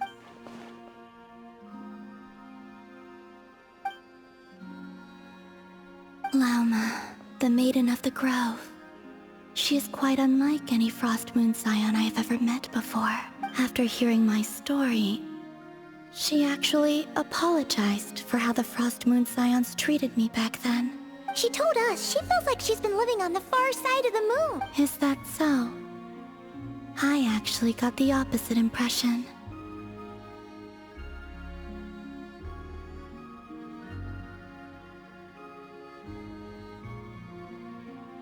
She's been keeping her true power hidden away, afraid that people might be dazzled by its brilliance, and that they'd no longer be willing to look her way.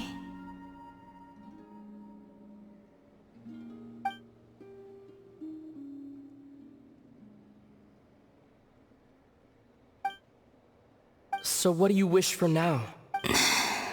I wish to return to the moon, to the home where my story is written.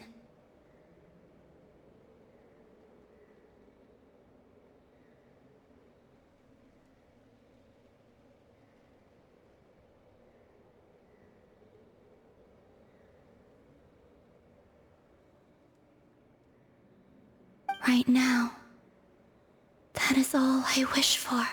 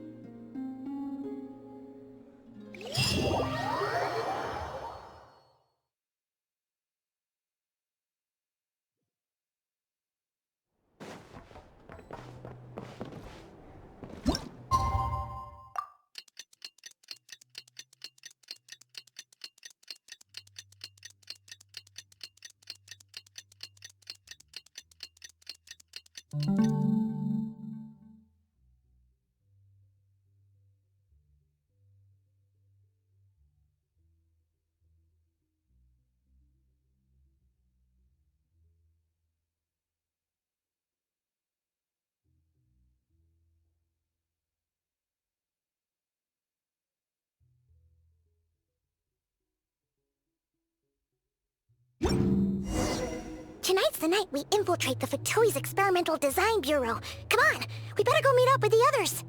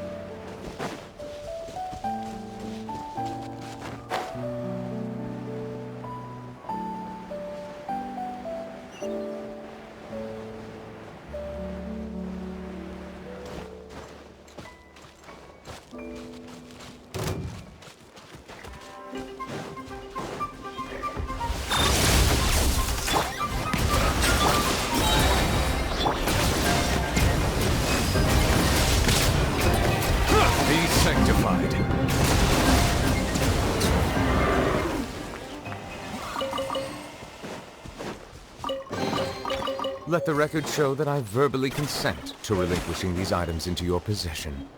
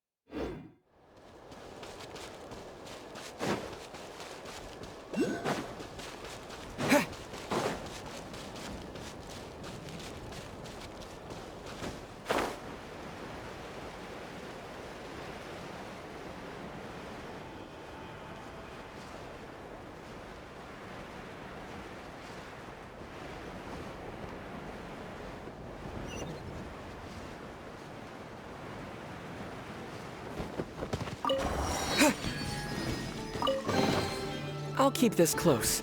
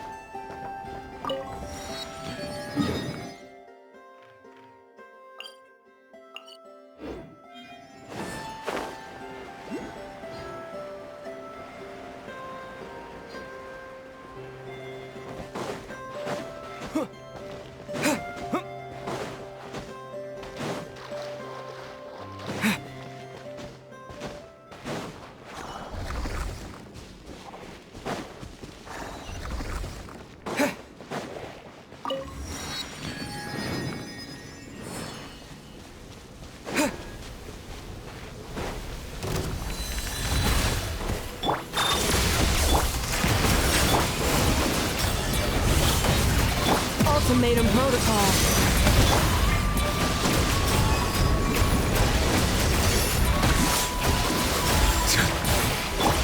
Breaking news! Smile! Settle it down! Let the mighty be humbled!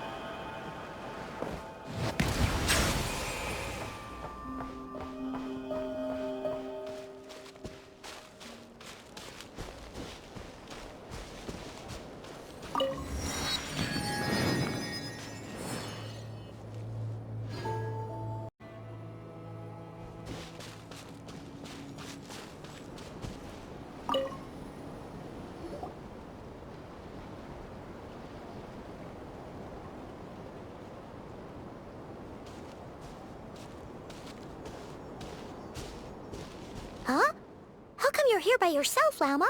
Where's Yehoda? I haven't seen her. Seriously? Don't tell Paimon she's ditched us on our first mission together. I don't believe so. Nefer and I have our differences, but that shouldn't interfere with our shared objective. Recovering the relic is my duty. But as far as she's concerned, there's plenty to gain here too.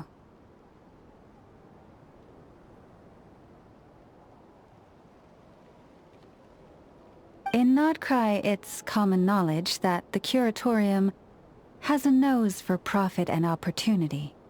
The same way aphids flit from flower to flower in a never-ending quest to make honey. Huh. Sounds like you know her pretty well.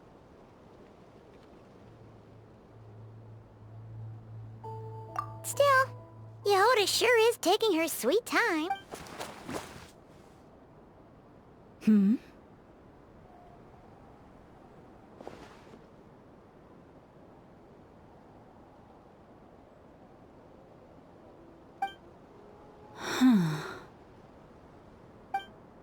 I believe we may have misjudged and underestimated Miss Yehoda. Huh? What do you mean? As a former employee of the Curatorium, I'm confident that she possesses both professionalism and integrity in ample measure. Huh? Huh? What was that noise? The sound of a wavering conscience, perhaps?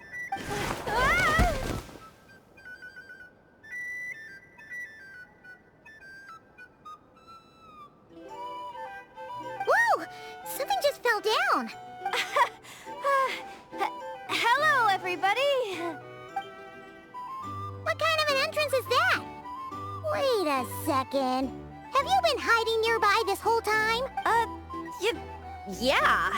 I was just, scouting things out from up high. Darn it. How did Jane Doe even notice me up there?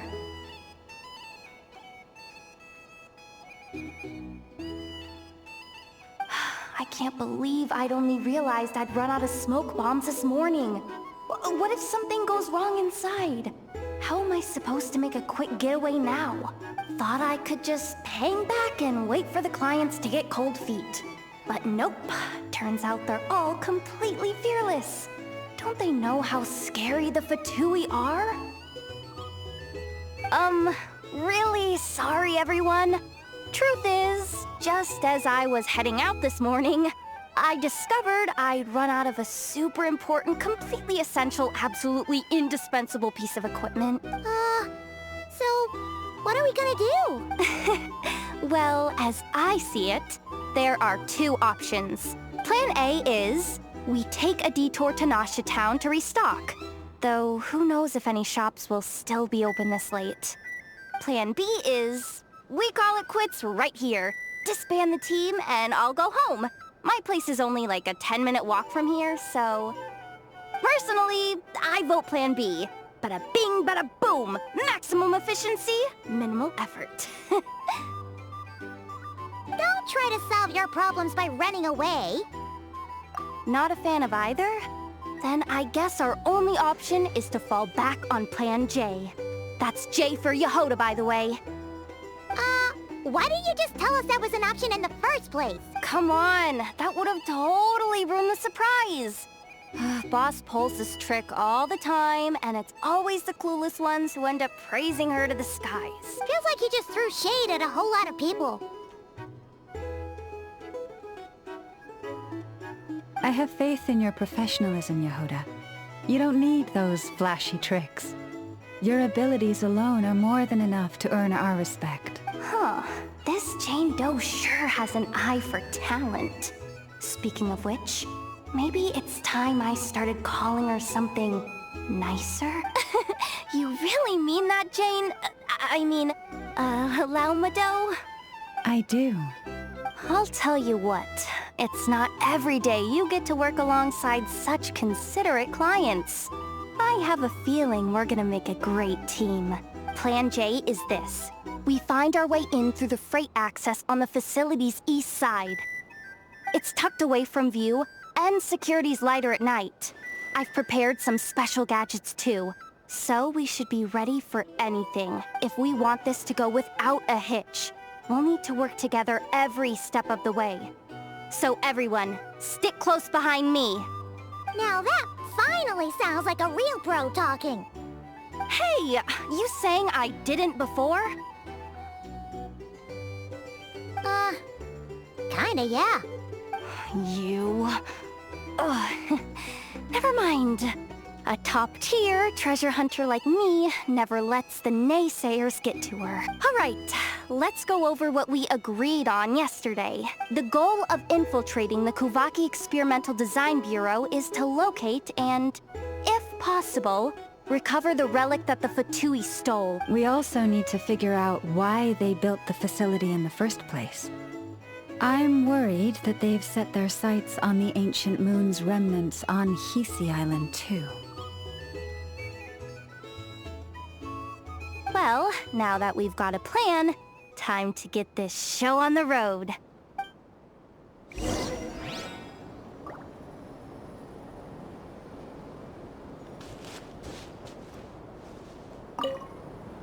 Everyone ready?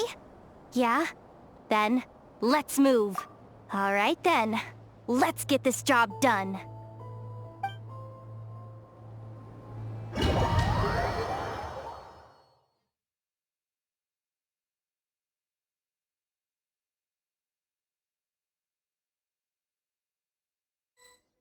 Go, go, go! But make sure you stick to the side.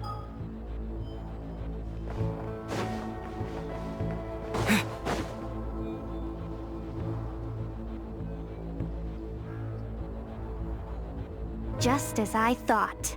There's a gate controlling access from the outside. Good thing I brought this keycard, huh? Well, technically I stole it. But no need to tell them that, right? Blame that chump who thought it was a good idea to get wasted at the flagship during work hours. Ooh! Is it top-level clearance? Of course. That goes without saying. Let me read it out loud for you. Fatui Experimental Design Bureau number 183574. Maximum clearance. Maintenance intern. That doesn't sound very top-level to Paimon. Never underestimate interns. Even the most legendary of thieves started out as rookie pickpockets, you know? Besides, if it wasn't for this person's selfless generosity, we wouldn't be able to just waltz in like this, would we? Feels like you're trying really hard to change the subject. Allow me to teach you the first rule of treasure hunting. First and foremost, use every resource at your disposal.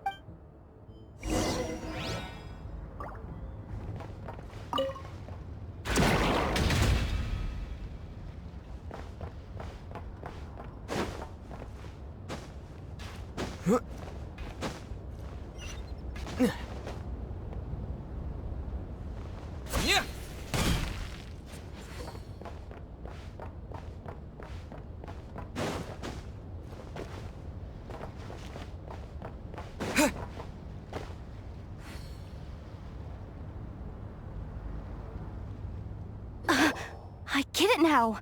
It's like a pair of light bulbs just lit up in my head.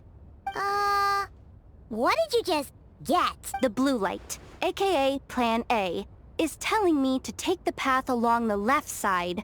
It'll be a lot stealthier, but that might mean a bit of a detour. The red light, aka Plan B, is saying, just charge straight in.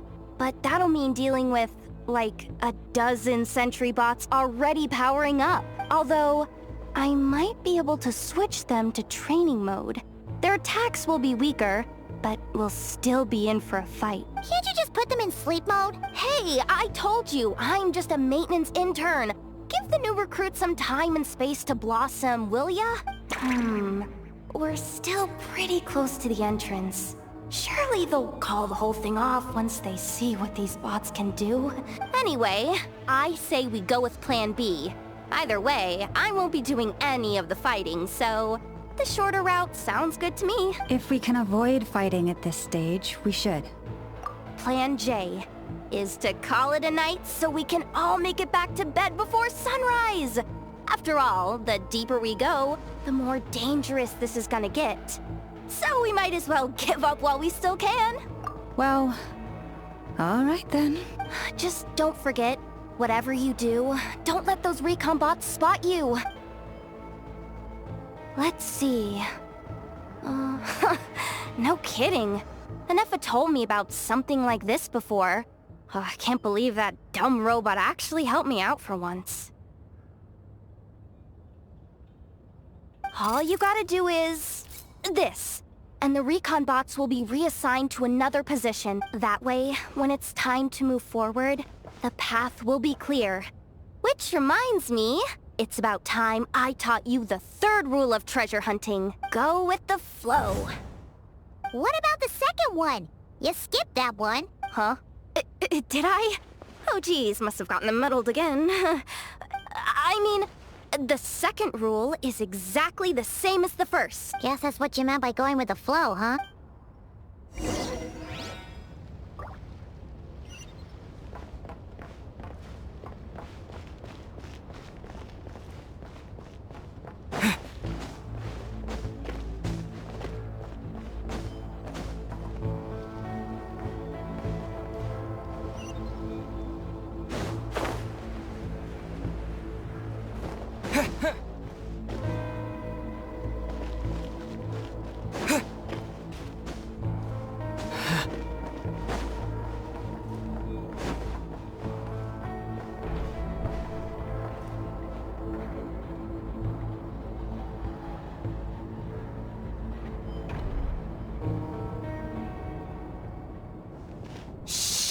Someone up ahead! Has the lockdown been initiated? Move it, soldier! The cargo has already been transferred.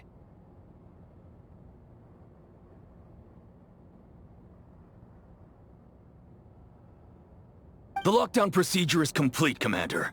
That sector is now fully sealed. The night shift. Just our luck. Don't they usually handle deliveries during the daytime? There's not supposed to be anyone here. We've come this far already, and they're really trying their best. If I suggest backing out again, it's not gonna look good. Come on, brain. Think!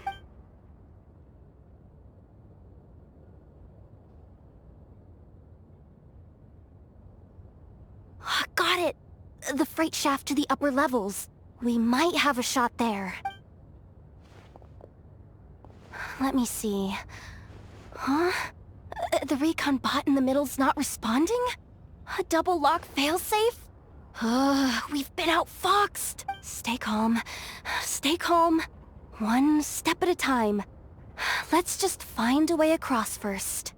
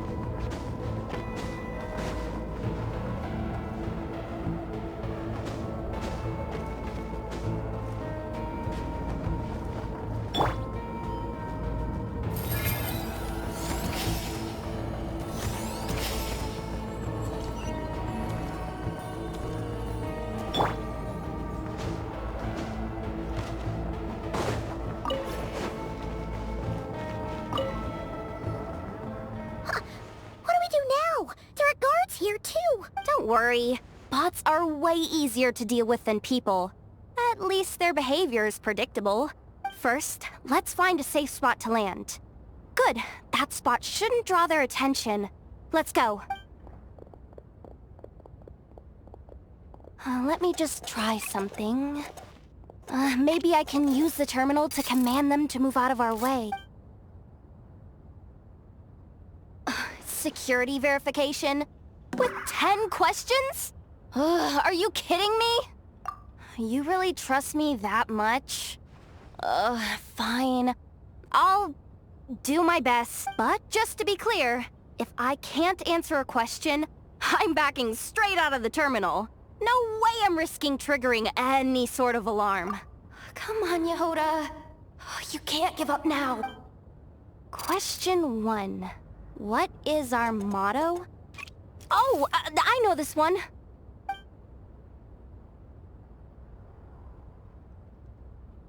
Question 5. The name of the harbinger in charge of this facility. Let's go with, Sandrone. This one should be... the Pale Star Edict. I've heard one of Boss's informants mention that before. Final question. Enter employee ID. And it's timed? Okay. 183574. I actually got them all right? What a miracle. Not bad, Yehoda. Not bad at all. Guess you're an official maintenance intern now. Hey, that could be my personal plan B if I can't get my job back. Just kidding. The Fatui are awful. The bots have taken the command. They're moving off. Let's get going while the coast is clear.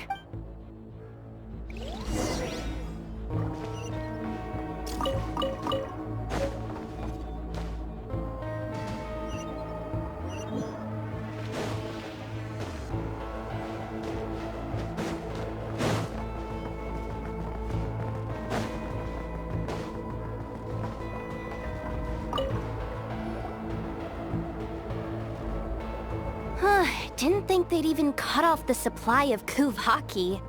They're being... if we can... What do you mean by force boot? How do I explain this? It's like dumping a whole bucket of water into an empty pool, so that the little ducky gets to swim around again.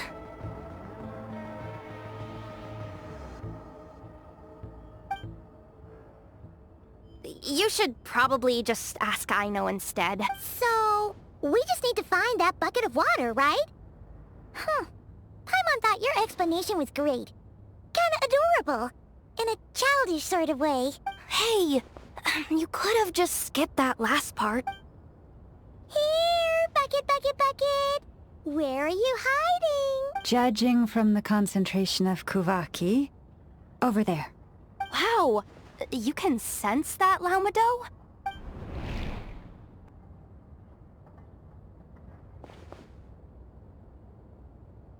Let's move the recon bots above them out of the way first.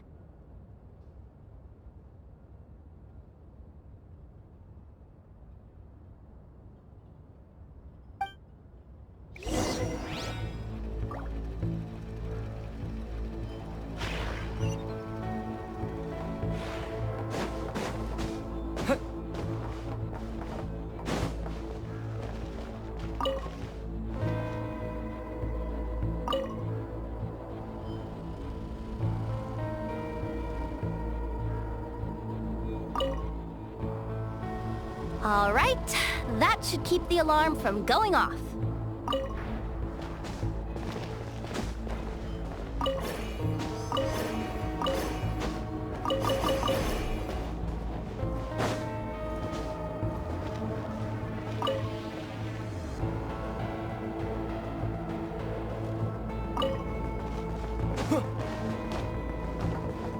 Time to plug in the charging component.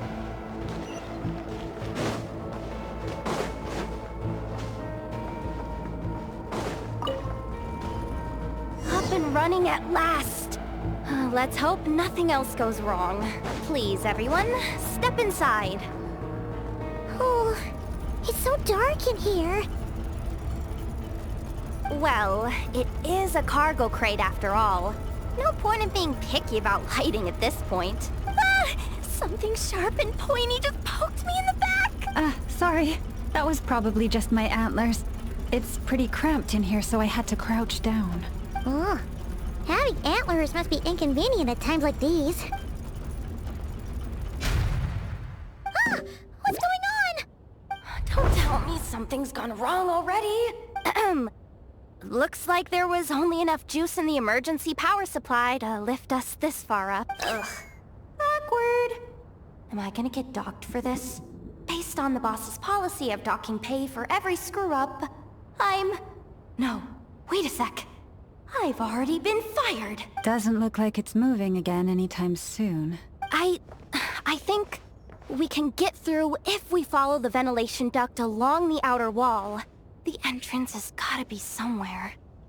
Don't worry, this was totally part of the plan.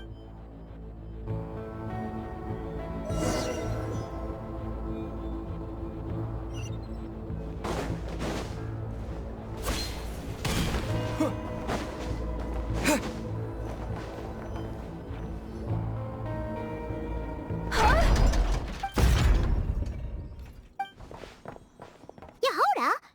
How'd you end up outside? Looks like she slipped out at the very last second, just before the gate shut. Impressive reflexes, I must say. Though I'd expect nothing less from a former employee of the curatorium. I'm so sorry. That was pure survival instinct. I didn't mean to ditch you. Anyway, you guys just stay where you are. I'll figure something out.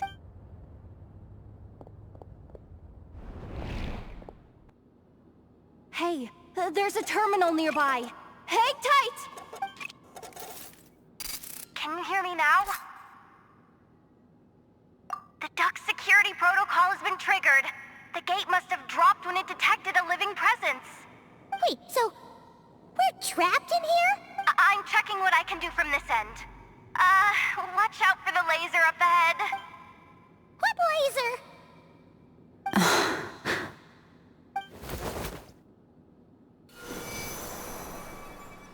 Oh, we see it now. Good thing we didn't move. Got it. I think I understand the situation. Hang in there. Just one moment. This is killing me. But I think I've got it. I can try adjusting the direction of the Kuvaki flow inside the duct. If I've got this right, you might just be able to dodge the lasers by utilizing the Kuvaki's pull in reverse. Oh, Paimon thinks she gets what you mean. But I can't see where you are from here. So I'll need your constant input. Just tell me what to do. I'll follow your lead.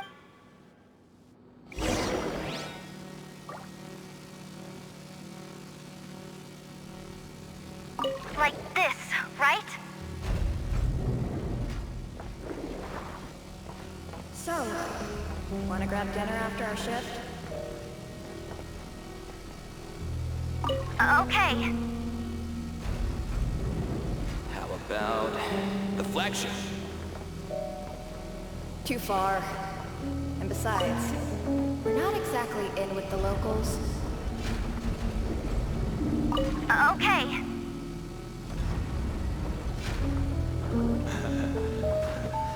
Then how about the staff cafeteria?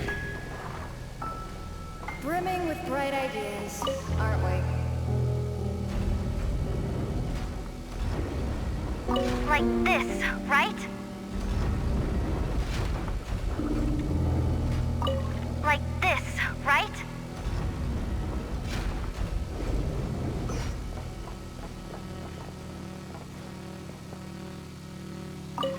Sure thing.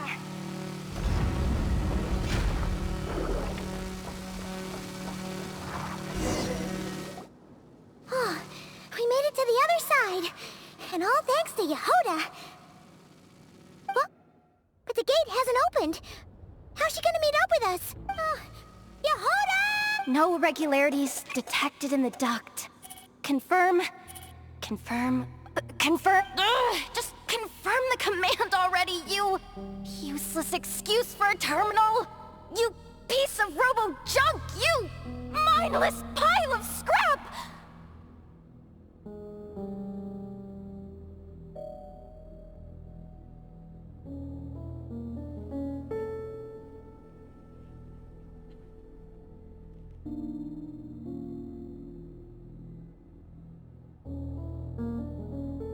the...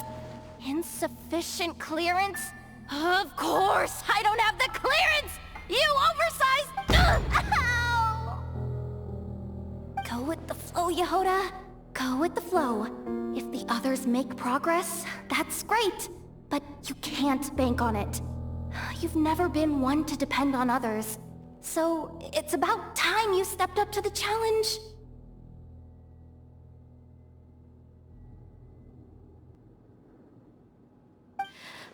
My priority right now is getting my hands on a high-level access card. That way, I can override the security protocol. Senior maintenance staff. Only they can access the core sector. But hey, there's always someone careless enough to hide a spare key under the flower pot by the door. Which means there's a good chance there's a duplicate lying around somewhere in the control room. Even if I can't get into the control room myself, doesn't mean I can't rely on some external help. If I can take control of one of those guard bots, maybe I can use it to search for the access card. This is crazy, Yehoda! You're all alone. You've got nothing. And yet, you're charging ahead like fear's a foreign concept.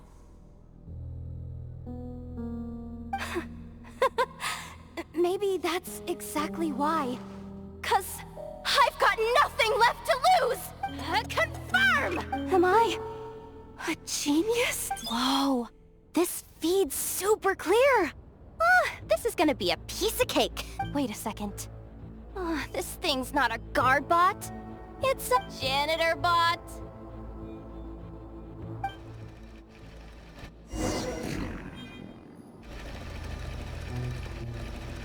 You think Marionette even knows what we do down here? She seems to spend all day either holed up in her lab or out doing the rounds.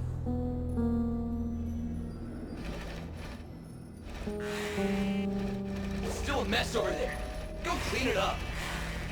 Why? Planning to skim a little off the top? No, nothing like that. Just wondering if anyone would actually notice if we didn't show up from time to time.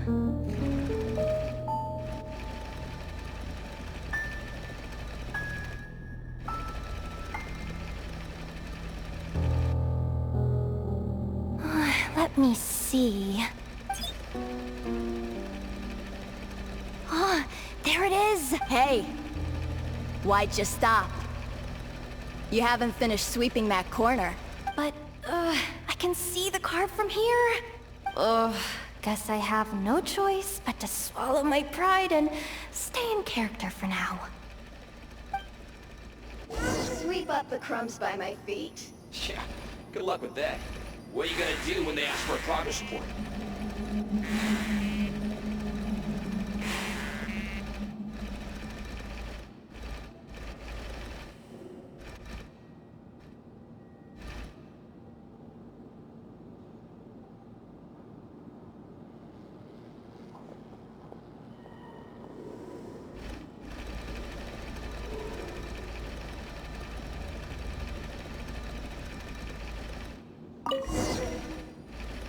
Sucks though.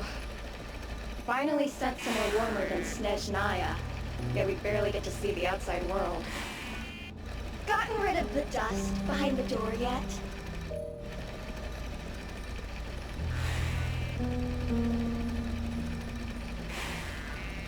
Clean this spot too. I saw you skip it.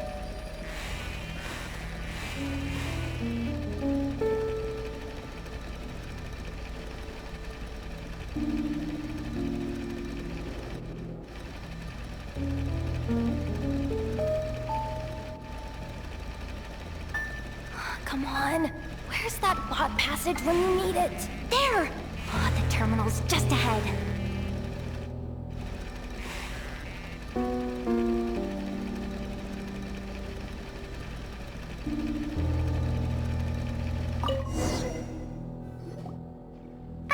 Will Yehoda be okay?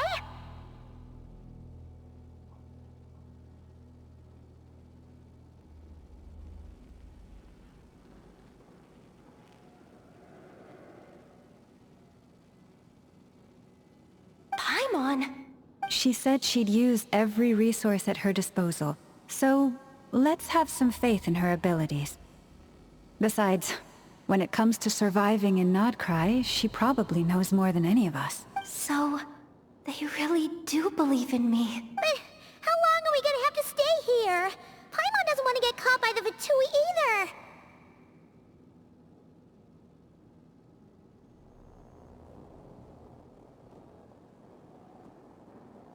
Does Paimon mean the two Fatui in that room? Let me see if there's a way to distract them. Wait, did you hear that? Huh? The alarm? What's going on?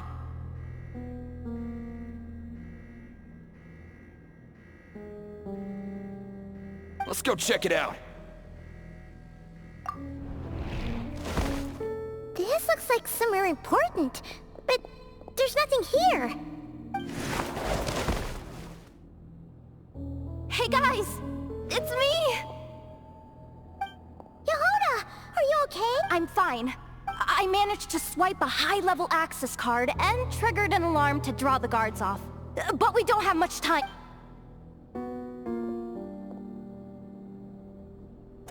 Alright, looks like we can control the elevator. Come on, hop in. Let's take it further down.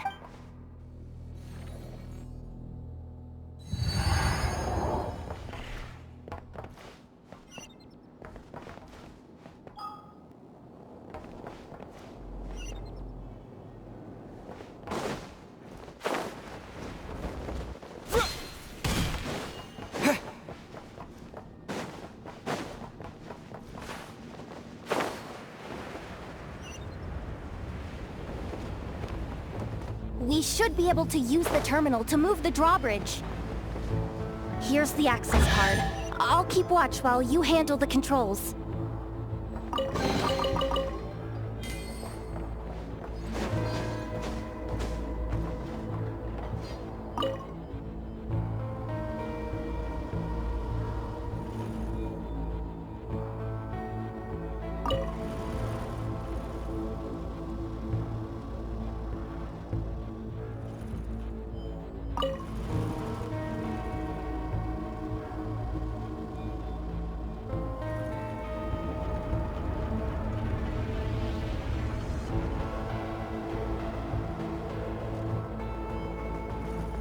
All done.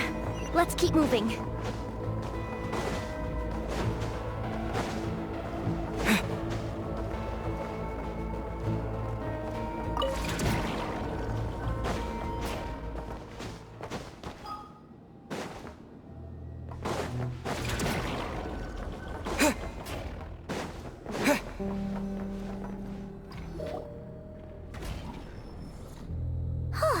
There's no one here! That's good news for us. Let's head inside. Looks like a rest area for the Fatui's Oprishniki. Huh? The terminal's still on?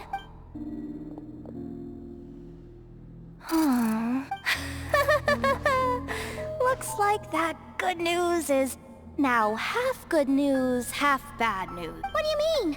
Well, it seems like that alarm I just triggered was so high level that even the guards in the rest area went to investigate. That's the good news, by the way. And what's the bad news? The bad news is that once they realize it was a false alarm, they're bound to circle back and check this floor. And then we're toast. So we've got to move fast here. If you need me to run a quick search, say the word. Analysis of Kuvaki extracted from the moon marrow suggests that its energy core bears some close relation to the power of the former Three Moon Sisters. It is suspected that there is a link between the Frost Moon Scion's hidden relic and the shattered remnants of the Eternal Moon. Come on, none of this is important right now. Just tell us where you hid the darn thing. Access denied. You do not have permission to view this data? Even with a high-level access card? Who does have permission then? 264 pages! What is this? A novel? Can we just skip to the end? I'm flipping through it as we speak. Kuvaki. A weapon. Huh. Seems like the Fatui and Snezhnaya are trying to harness the power of the Light Realm to build some kind of weapon. The target of which is... Seriously? Insufficient clearance? Again?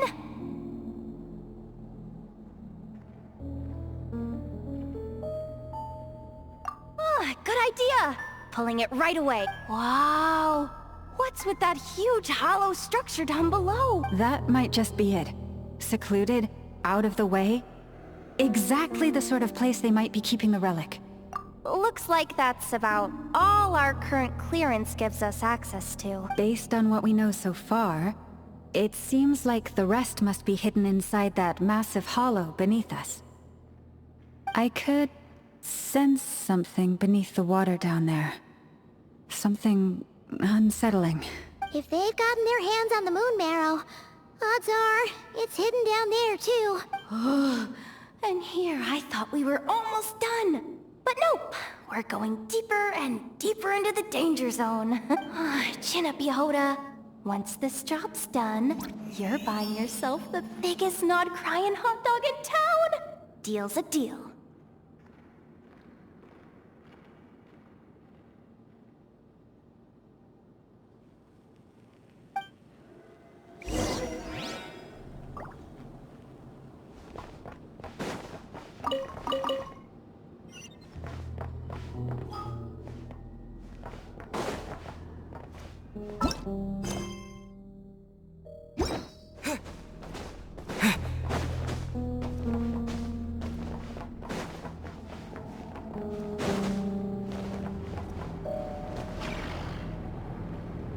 Watch out for that defense bot!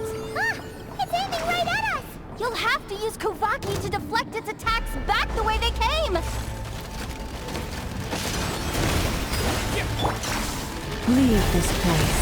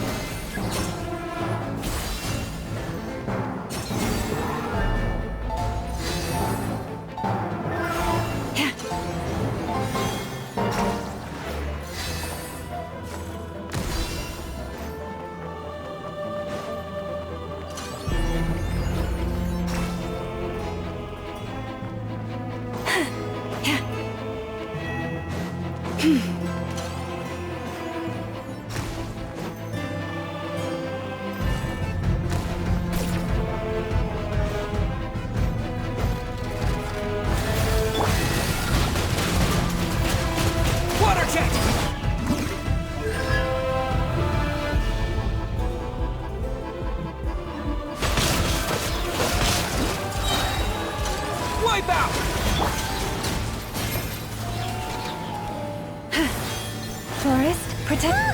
Its attacks are getting faster!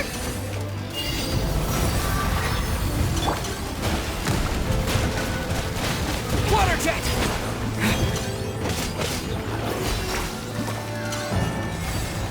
Almost there! We're almost there!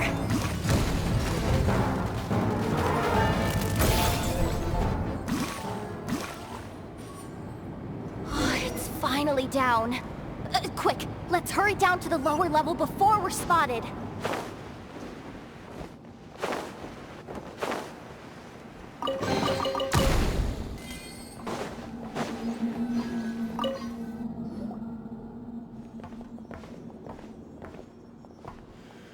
That switch looks suspiciously obvious.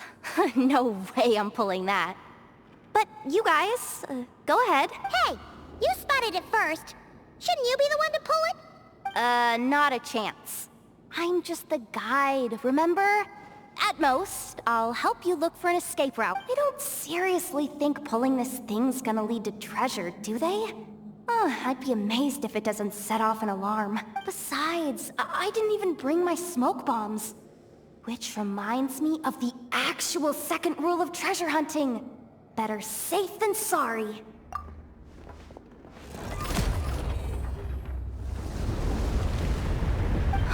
The ground. It's shaking!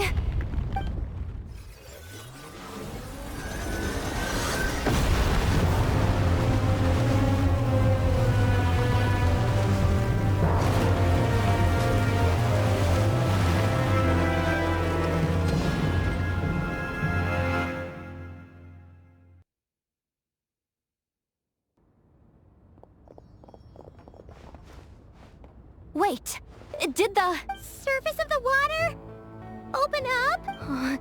This is bad. This is really bad. I'm getting put on the Fatui's blacklist for sure. Don't worry, Yehoda. You've helped us so much. If they try anything, we'll protect you. Aww. Come on, I was just kidding.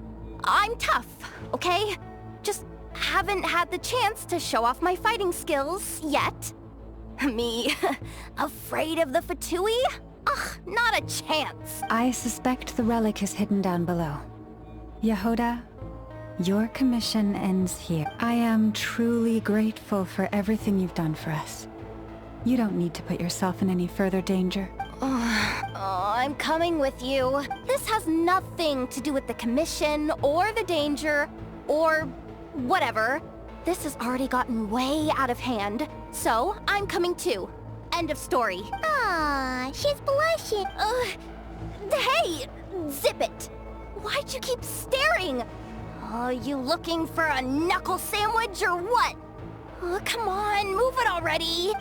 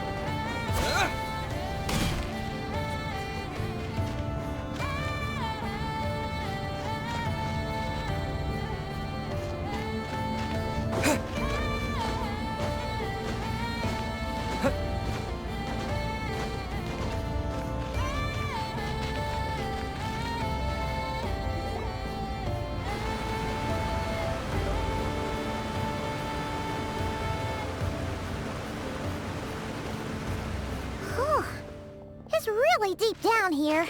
What is this place? We're standing on another fragment of the ancient moon's remnants.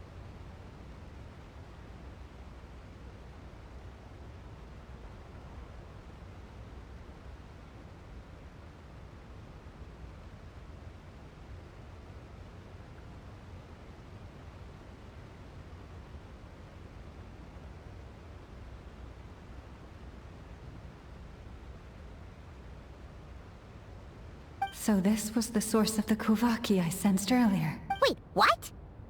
So the Fatui had it hidden underwater this whole time? This gigantic thing?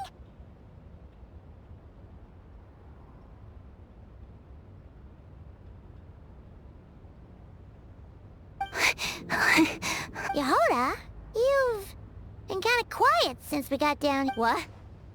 Me? Have I? It's nothing. We're doomed. How are we even supposed to get back up from here? Oh, my grappling hook's not nearly long enough. And if someone spots us here after all that commotion, we'll be sitting ducks! Oh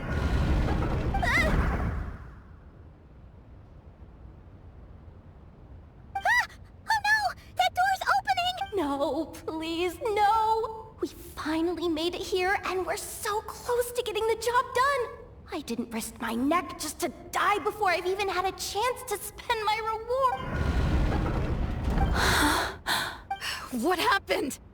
Why did the underwater barrier open?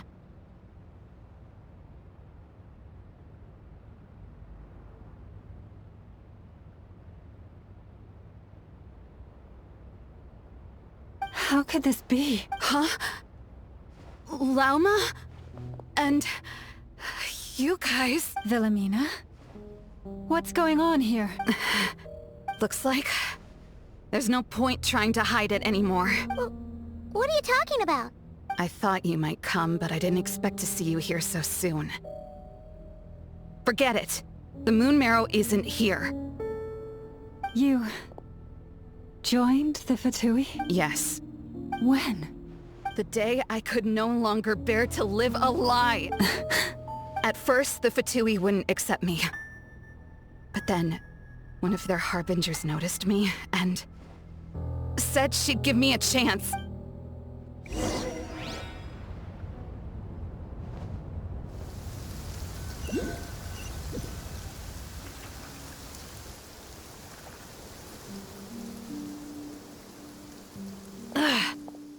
Lost them again! That harbinger told me to follow the blonde traveler who might visit the Frostmoon Scions. Easier said than done, though. The animals are on alert at night. If they see me, Lauma will catch wind of what I'm doing sooner or later. Am I really doing the right thing? No. It's too late to turn back now. The empty prayers, the stubborn displays of faith like Cappy's today. This isn't the life I want. Huh? Is that... the Traveler's back. I won't let him slip away this time. Wait, who's that with him? They look so alike. They seem to be heading towards the statue of Kutar.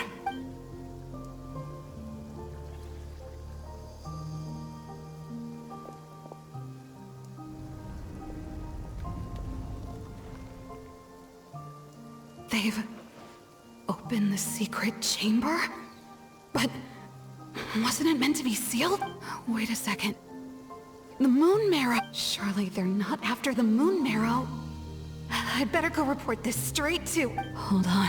If they do actually make it to the final room, then maybe I'll be able to get my hands on the relic. The one thing the Fatui have been after this whole time. If someone's going to take it, it might as well be me. This could be my ticket to joining them.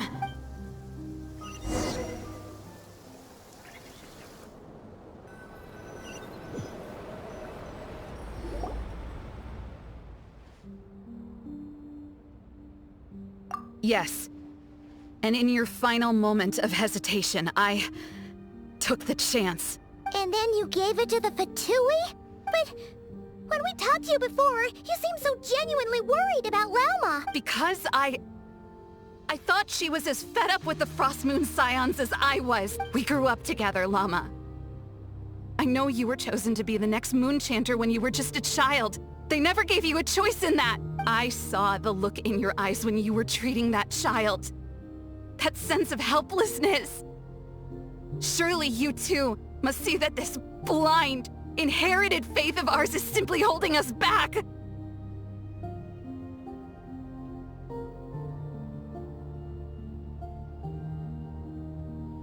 If our prayers are never answered, then why keep praying?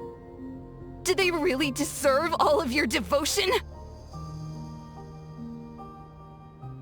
Or are you trapped by the responsibilities they imposed on you?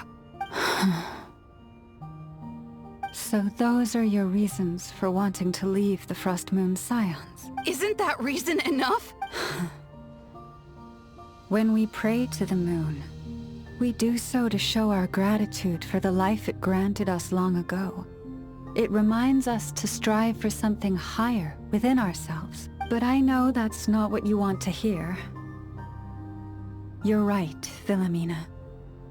I have indeed kept secrets from you. I knew it. You don't want to be the Moonchanter, do you? No, that's not it. I'm talking about the fact that the moon in the sky isn't real. What? You're saying... Ugh, I've completely lost the thread now. Oh, do we really have to do this here? What if a Harbinger shows up? Oh, I'm not cut out for fighting big bosses!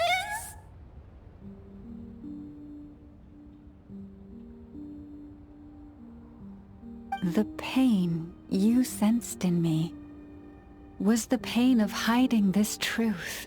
If what you're saying is true, then you already knew that the Frostmoon Scions wouldn't believe any of this. Why didn't you just leave like I did? You don't understand, do you? That's the difference between us, Wilhelmina. I care about the Frostmoon Scions. They're family to me. It hurts because I care. And that's why I chose to hide the truth.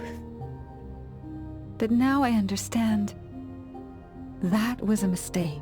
My family deserves to know the truth. I shouldn't have tried to hold it all together with empty prayers.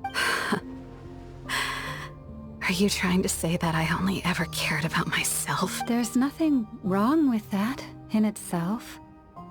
No one would have tried to stop you from leaving. But you did not have to stab us in the back like this. We've been spotted! I knew it.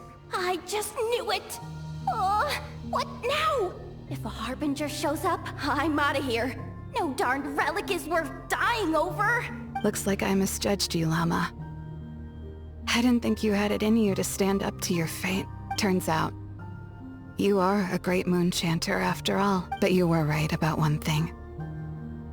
I haven't considered Hisi Island my home for a long time now. Bosses! Time to go. I will change the Frostmoon Scions, Wilhelmina, as soon as the new moon rises. Then I guess I won't be around to see it. Say, Llama, what happens to those who betray the Frostmoon Scion? May their antlers be shorn with silver blades, and let them be cast into the long night of unknowing.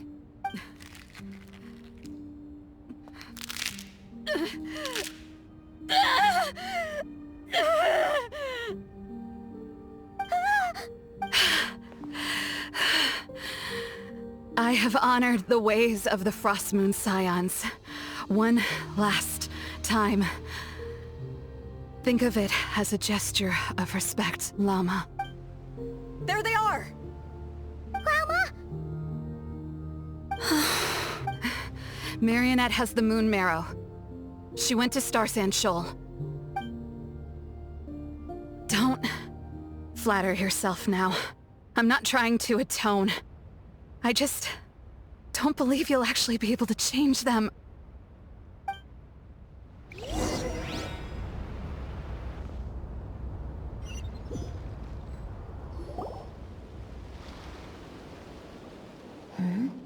An alarm coming from the Experimental Design Bureau. Interesting. Hey, wrap things up and get yourselves ready. Looks like we might be having some guests. Yes, milady. Perfect timing. This job's been boring me to death. Time to test some hypotheses.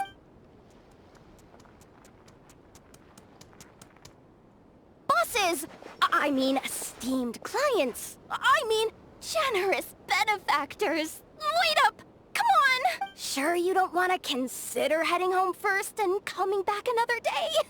Nasha Town's that way. You are aware that this is the way to... A little ahead of schedule, aren't you? Oh no, it really is a Harbinger this time. Marionette. So you are here after all. Hand over that relic right now. It belongs to the Frostmoon Scions. You mean that thing your antlered turncoat brought us? I have never much cared for trophies given up without a fight. But watching you tear each other apart over it? Priceless. I'm not in the mood for warnings today. Ooh, How frightening. Had I a Trimble function, I'd have rattled off at least a dozen screws by now. Or perhaps I've just set my sense of humor parameter too high. Were you trying to be funny just now? You don't honestly believe you're a match for me, do you? Go on then. Let's serve our guests a little appetizer. Hey, didn't you hear me? I said let's serve our guests a little... what's going on? Oh no. Watch out. It's the Wild Hunt.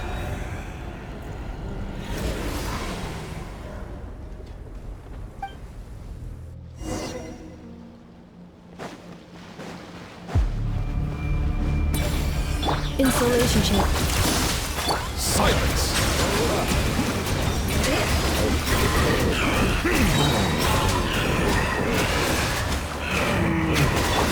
Annihilation mode.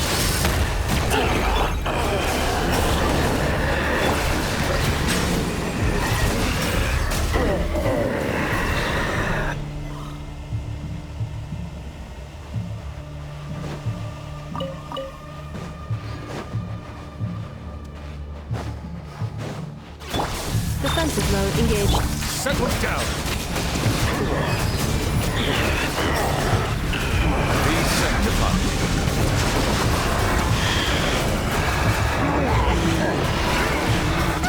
These things just keep coming! Isn't there anything we can do?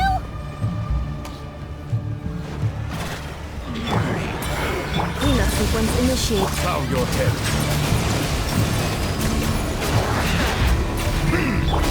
Ultimatum protocol.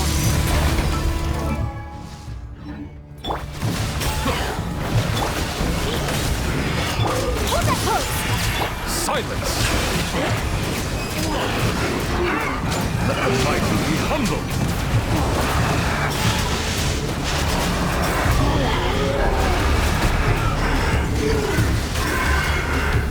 Insulation chamber.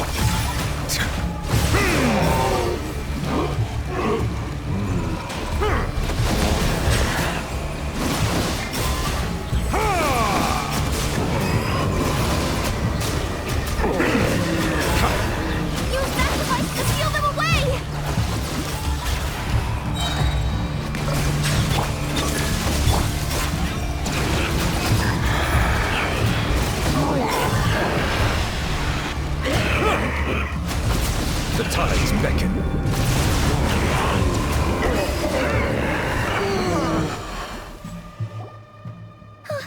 Is that... it? At least that's what the Lightkeeper's handbook says. Careful. It's not over yet.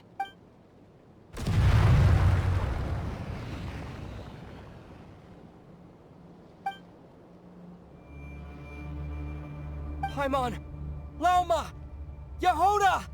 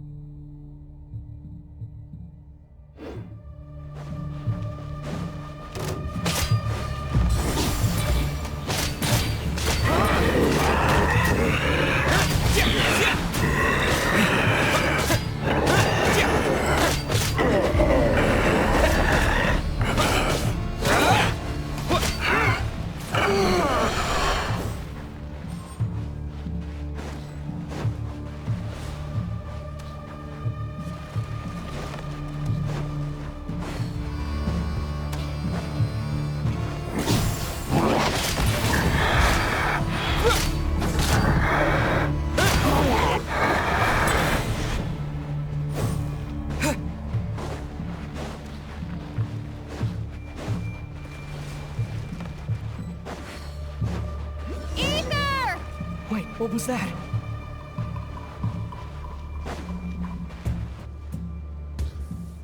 Ether! Over here!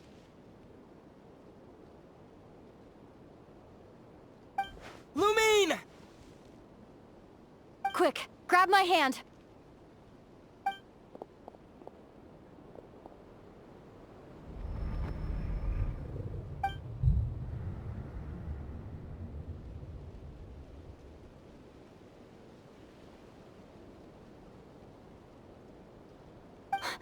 Ether? What's wrong? Why are you here at all, Lumine? What do you mean? If I may be so bold, what does family mean to you? Why were you after the moon marrow that night, Lumine? Among those who entered the final chamber, there was either someone with impure intent, or else an abyssal presence. We can talk about that later. Tell me why, Lumine. You know, this is only the second time we fought together since the day we both woke up in Teyvat. No. Ether? But when I found you, you were still in hibernation. Even the key to the chamber was still secure on your person. We didn't wake up together. What are you talking about? We don't have time for this, Ether. Look at me, Ether.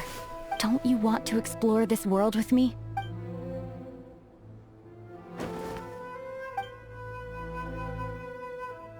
You think I'd lie to my big bro?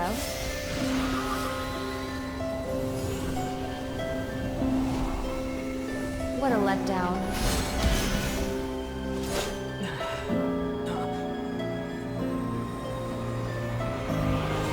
Go get it for me, Ether. It belongs to me. I never believed it. I didn't want to believe it.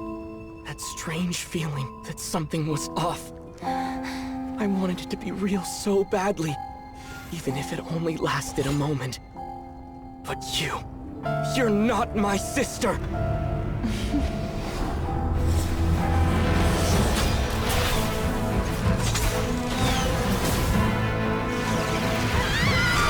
Moon goddess, please save us!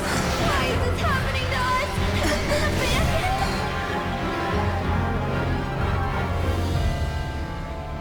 The cold night should be our blessing, yet only confusion and sorrow remain. The truth may yet lie beyond the sky, but must we become lost because of it?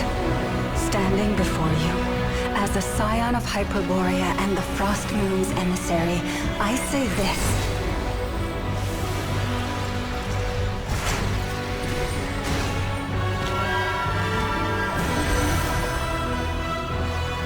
Should the false sky above dim the light of the moon, then from silver blood that flows as rivers, let us weave moonlight anew.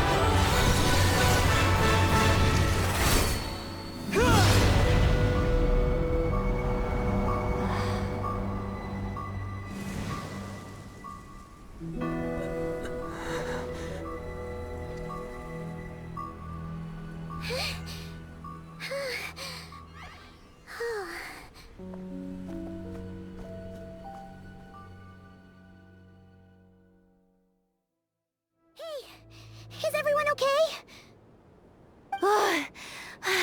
Think I saw my life flash before my eyes there. Oh, good thing Laumado was there to save the day. Are you all right, Traveler?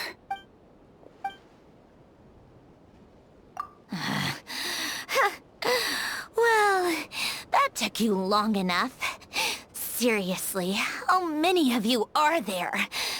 Pathetic.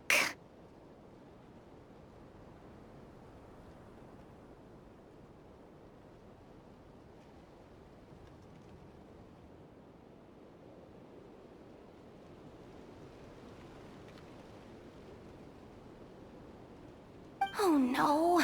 Oh, I spoke too soon. Totally forgot we still have a Harbinger to deal with.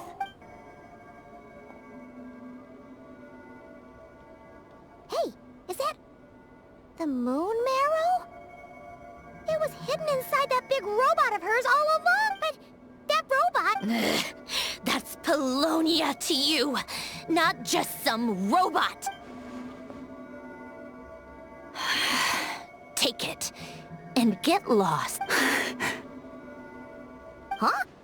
You're just giving it to us? Well, I wasn't the one who put out the order to find this thing in the first place. So if someone wants it, they can help themselves. Maybe even choke on it. See if I care.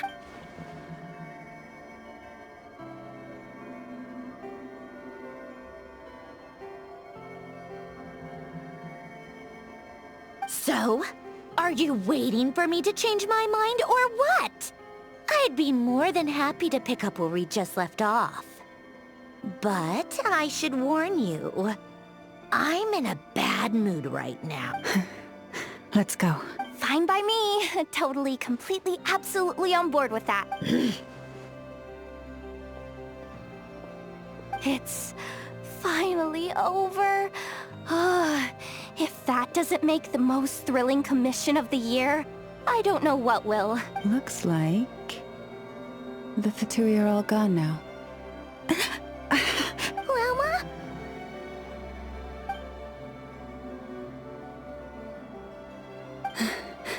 I'm all right. It's just been so long since I truly felt the power of the moon.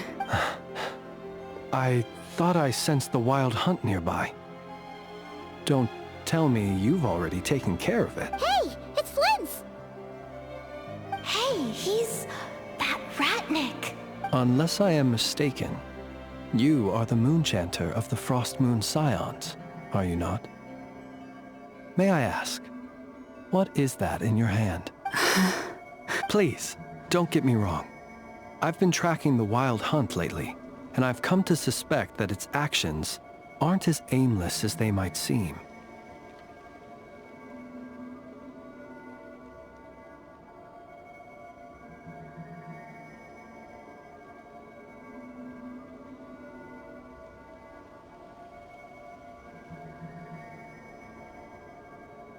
When I saw what you were holding, I could not help but start connecting the dots. You better be extra careful, Flint. It seems like the Wild Hunt is capable of impersonating people. Oh, is that so? Funny that. I just showed up completely out of the blue, yet you seem to have no problems trusting me. I apologize. Anyway, I understand. Thank you for the tip-off. It seems that the Wild Hunt has somehow changed in nature. I'll have to report this to HQ right away. For now, let us part ways here. That little joke of his just now sure scared the bejeebies out of Paimon. Are all the Ratniki and KRAI like that? They're usually stationed in remote areas and tend to keep to themselves.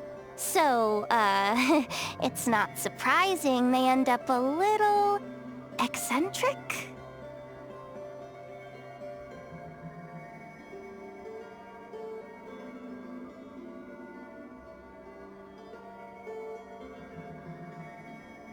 No, he's different. Really? How so? The animals. They've told me they're afraid to even go near him.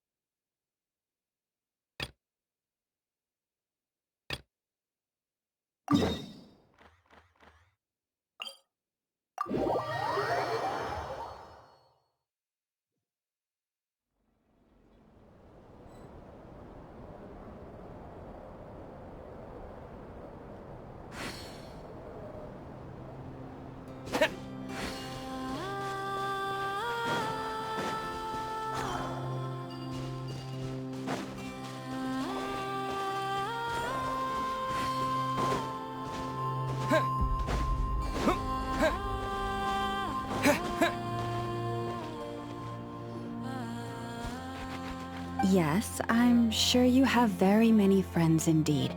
But that's not the issue. Even if you summoned every ibis on Hisi Island, I still don't think you'd be able to move the moon mirror. And even if you managed it, the lunar semblance within would still... dig it out. You could, but moving the mirror would still pose a challenge, even for you. Huh? You really can summon every ibis on the island if that's what it takes? And you, on the other hand, think this plan is a joke, even if the ibis gets its entire family involved? Wow! Things are really kicking off over here. Looks like we've got a weasel thief in a heated argument with a bird. We're plotting and scheming, to be precise. I'm told we have to get all our ducks in a row before moving forward on this job, but my co-conspirators disagree quite strongly on the best approach, and they're not exactly being diplomatic about it. Choice words have been spoken. All right, I believe you. I'm sure you do have friends in high places. Although where did you learn to speak like that? From a short girl with a metal arm and a hat.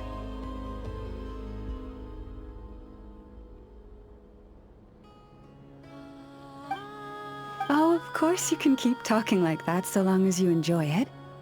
But be sensible around her, okay? Don't copy everything she does. I'm going to have a little chat with the Traveler and Paimon now, so be good and pipe down a little. Huh, it really did quiet down. Being able to understand animal speak is so cool.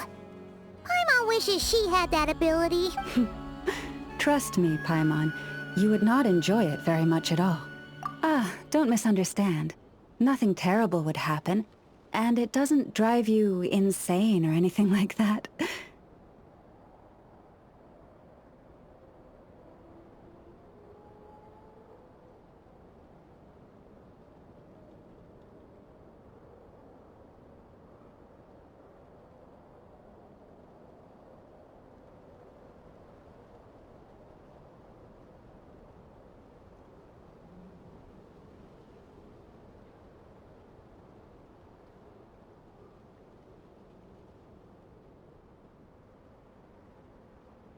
Although, that being said, I do sometimes find it quite overwhelming. I was overjoyed when I first discovered that I could understand animal speech, but I quickly realized that it came with a downside.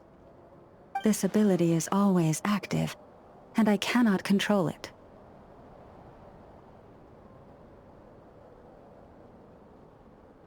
Oh. Yeah, that would be a problem. And if you can't control it, that means...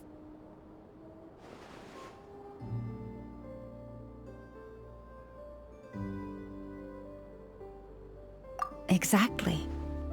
People say that listening to the bird song deep in the woods gives them a profound sense of peace and quiet that lifts their spirits.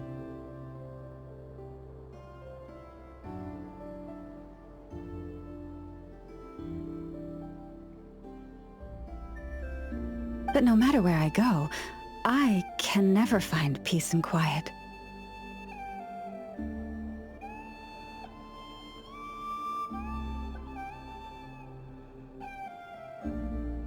When I stand in the forest, I hear the chatter of the wildcats, the rabbits, the rhyme-horned deer, the chic badgers, and the long-plume ibis. They argue loudly about who's to blame for damaging whose roost, or which part of the woods the best twigs come from.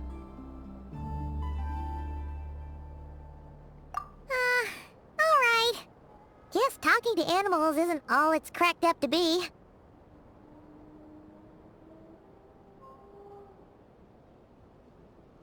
Waking up to the sound of birds chirping is pretty nice, but replace that chirping with bickering, and suddenly it doesn't seem so appealing.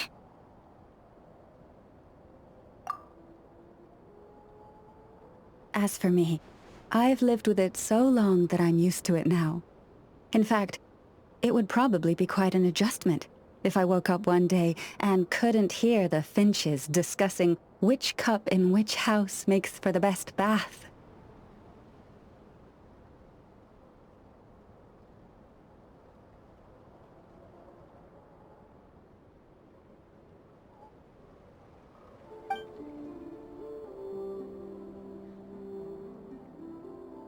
Yes, plotting and scheming.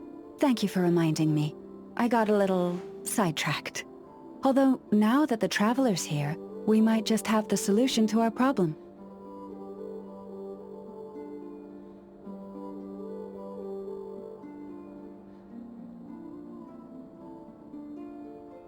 No, just you will suffice.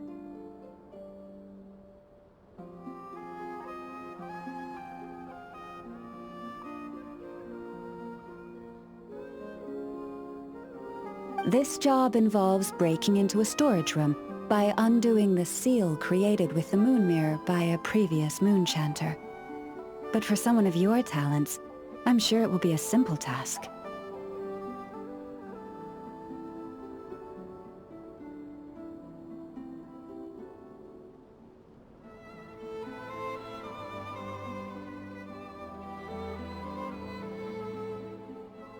Don't worry, I'm sure you'll be fine. Come, let's go.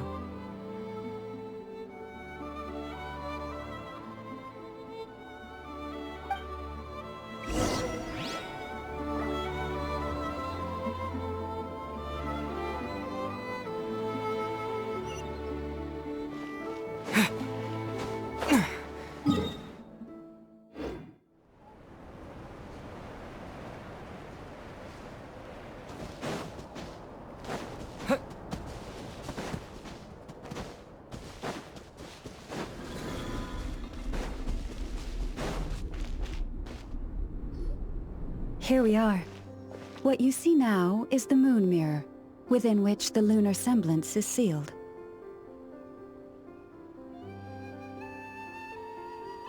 Oh, must be a pretty precious statue if they went to all this effort to steal it away.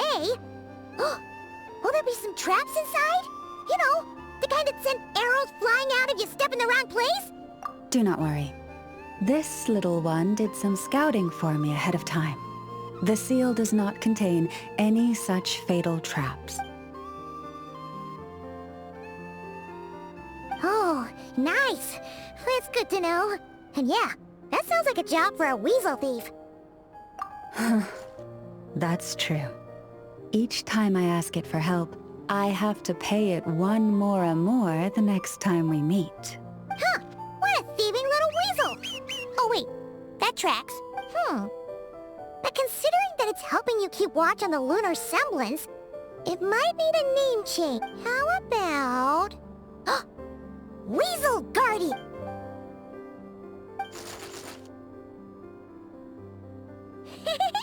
Can't catch Paimon! Paimon can fly!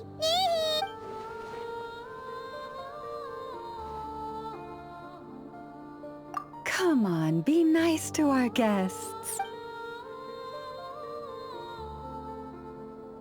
To retrieve the lunar semblance, we need to activate pairs of mechanisms in 2 different locations. So it's a 2-person job.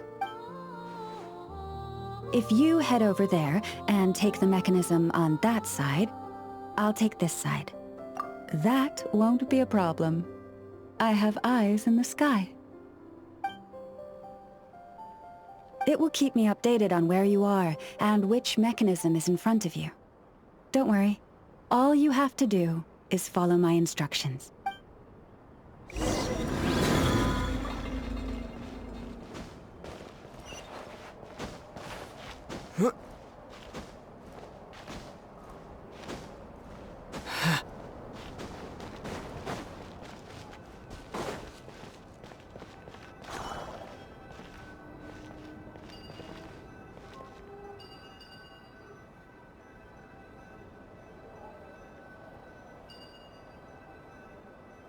Understood. I will retrieve the lunar semblance now.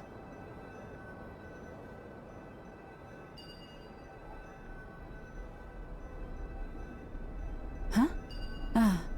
The way out has been blocked. Could you try that again?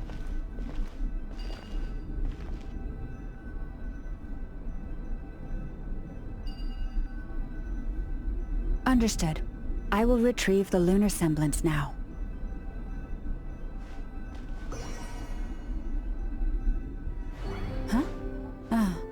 The way out has been blocked. Could you try that again?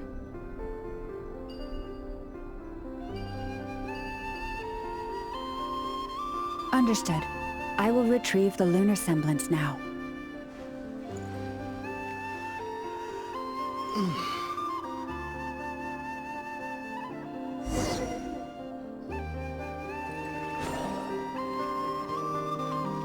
Wow! What a huge statue! Yeah, no amount of birds or weasels is shifting that. He probably couldn't even get past the mirror. So, Lauma, just how valuable is this statue anyway? In terms of Mora?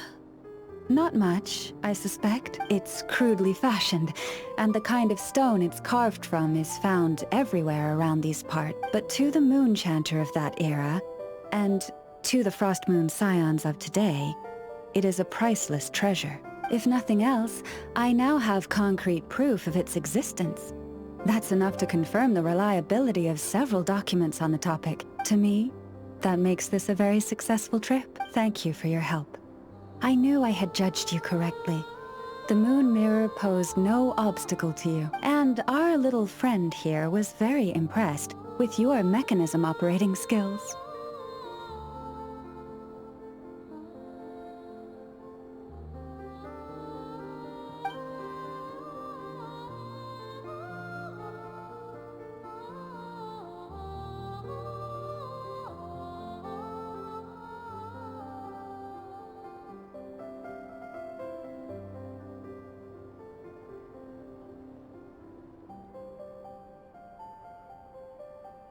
What is it saying, Lauma?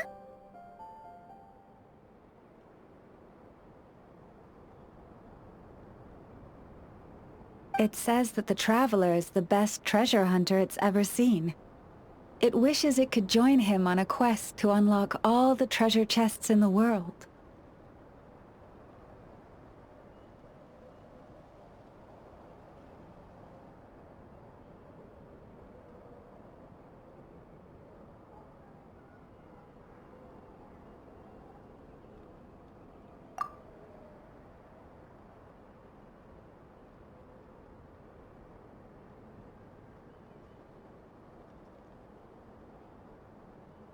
From now on, I'll call on you if I ever find a treasure chest I can't crack.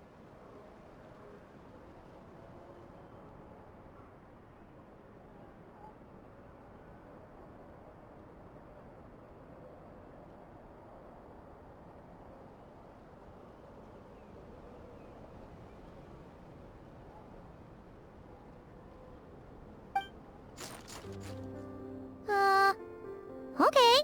Bye then. Huh. Didn't even give us a choice in the matter.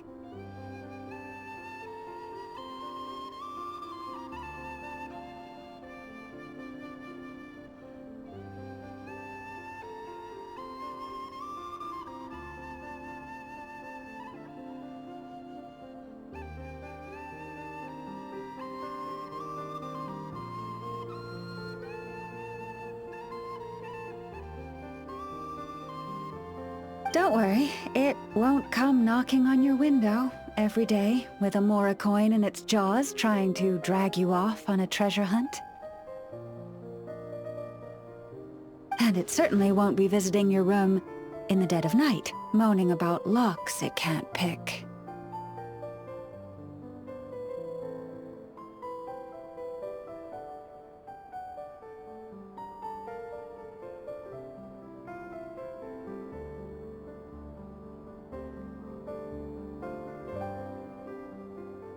Uh-oh.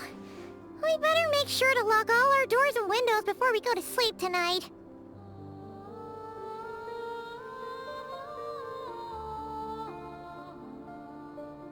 Relax. That weasel's only a child. It means no harm. It's just more talkative than most.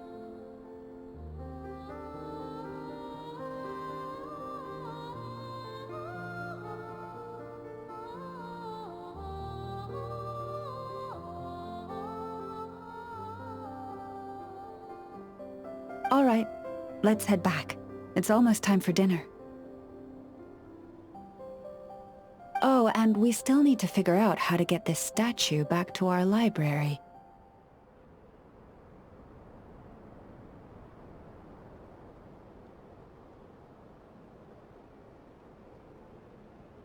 It seems like I'll need a little help from my friends, after all.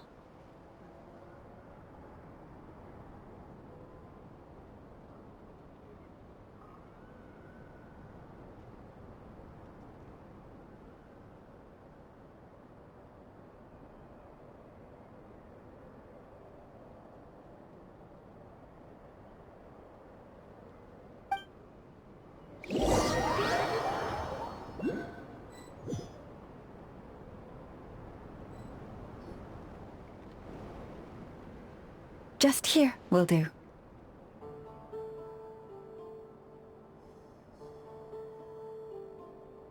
Oh, that all went down without much fanfare. Paimon was expecting something exciting to happen once we put it down.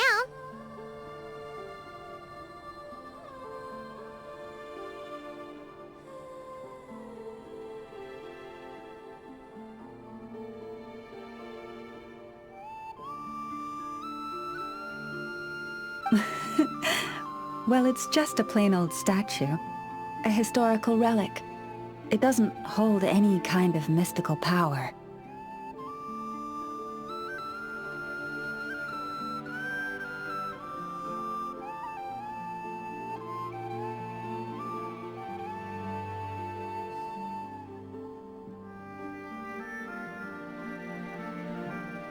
The real value lies in the stories behind it.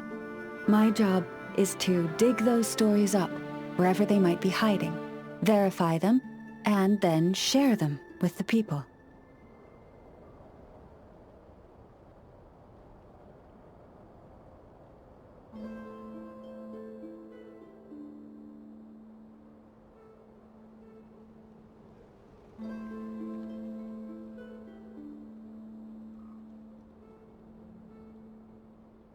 Cool. Well, it's a good thing we got it back here in one piece. Indeed. And you two have my thanks for that. Please, take these fruits and quench your thirst. I had the animals gather them in the woods.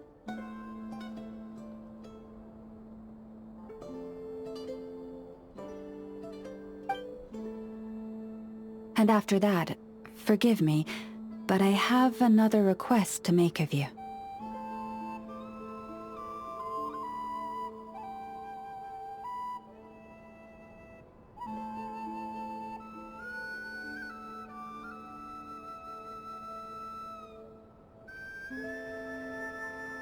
I apologize if this is presumptuous of me, but I've seen how well connected you are, and I've heard of your many travels into secret and forgotten places.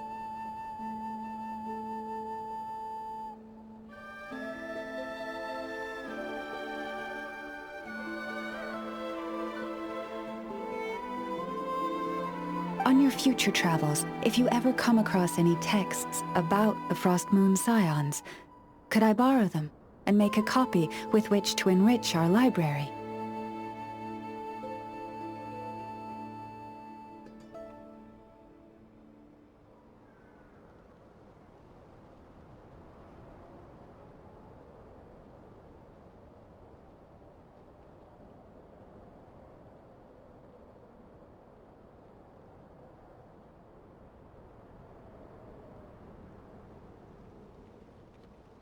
You have my sincere gratitude, on behalf of the Frost Moon Scions.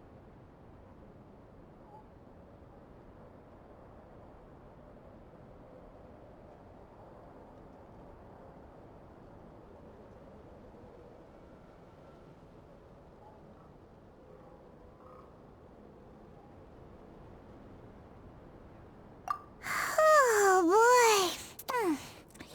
That was some seriously tasty fruit. So much better than Paimon's used to.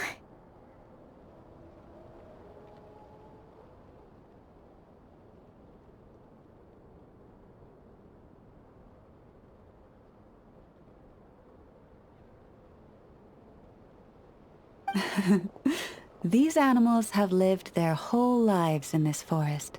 Naturally, they're the ones who know where to find the best fruit.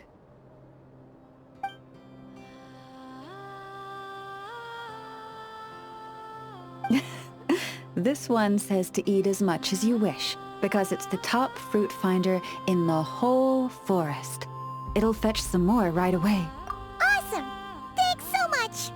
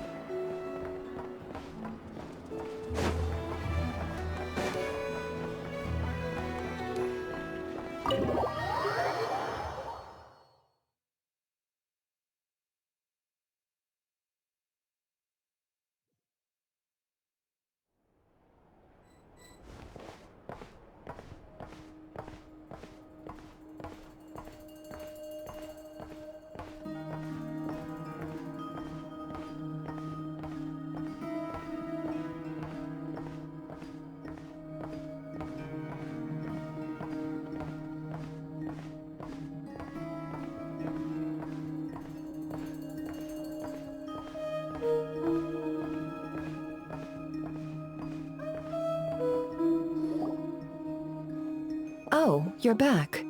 I just made you all a pot of tea. Better drink it while it's hot. Boss Neff, you wouldn't believe how scary our day has been! Seriously, I am never, ever taking random jobs like that ever again! You hear me? Oh, come on now. You even faced the wild hunt and lived to tell the tale. What's left to be afraid of? Wait a sec, how did you? Oh, right. Like you told us before, your business is dealing in information. Huh? Boss Neff, the teacups. Why is there one missing? Did you think I wasn't coming back? My. How could you think that of me? You know the rules. If a member of staff wants tea, they pour it themselves. Your cup's sitting safe and sound right there, in the cupboard. Member of staff? Does that mean you're accepting me back? Wasn't that the deal? Boss Neff, you're the best boss ever!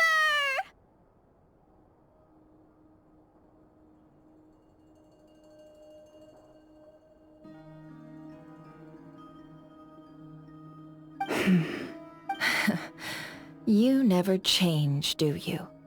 Everything turned out fine, no? You found exactly what you were looking for. Yet there you are, sulking away as usual. Nefer, that medicine we discussed before, the one for congenital Kuvaki sensitivity, I need you to get it for me. And how do you expect me to find something like that for you in the middle of the night? You'll have to wait till morning, at the very least. I need it right now.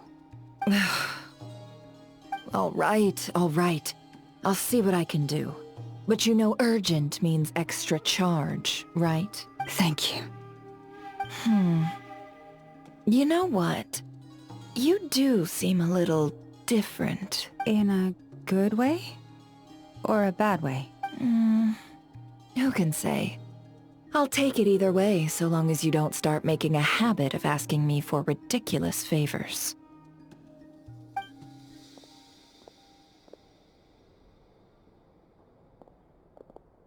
Traveler, Paimon, a lot has happened these past few days. I don't know what I would have done without you. Hey, don't mention it. That's what we're here for. Mm-hmm. You're right.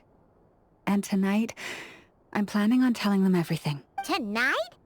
Isn't it a bit late already? The moon shines brightly this night. What better time for the Frost Moon Scions to usher in a new dawn for truth?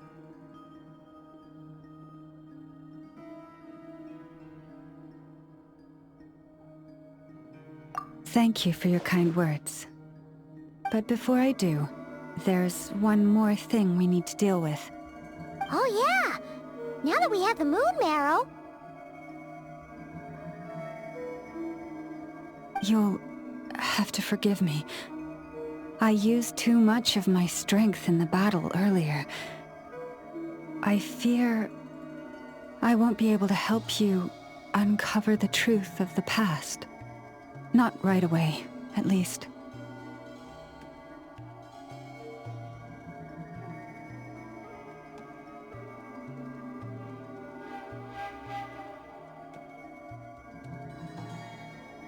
That's fine. We're gonna be in KRAI for a while anyway, so there's no rush, right? Thank you. But there's another problem. How to keep the moon marrow safe now? Huh?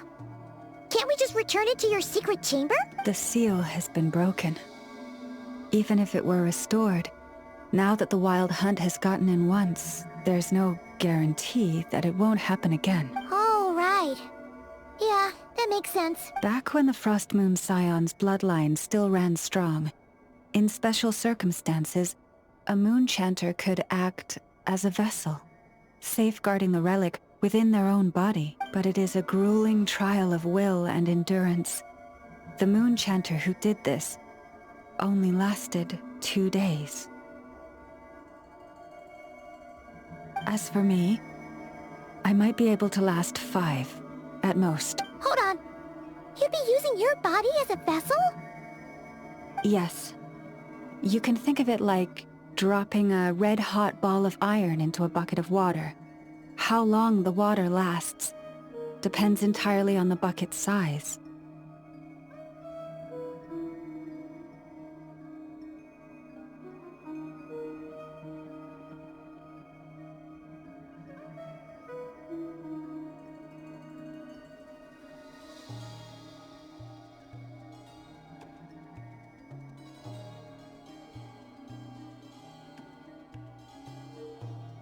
Pardon? Hey! That's not a bad idea! You've always held up pretty well against the abyss. Surely the moon mirror can't be any more dangerous than that. It's not at all that I don't trust you, but it's too risky. But we're out of options, aren't we? Might as well give it a shot. All right. Well, I'll be right by your side. If anything feels off, please tell me immediately.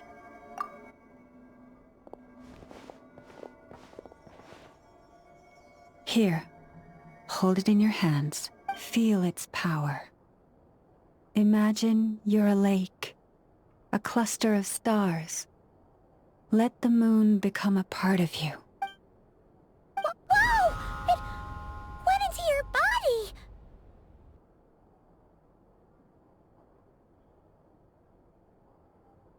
How is that? Are you feeling any discomfort?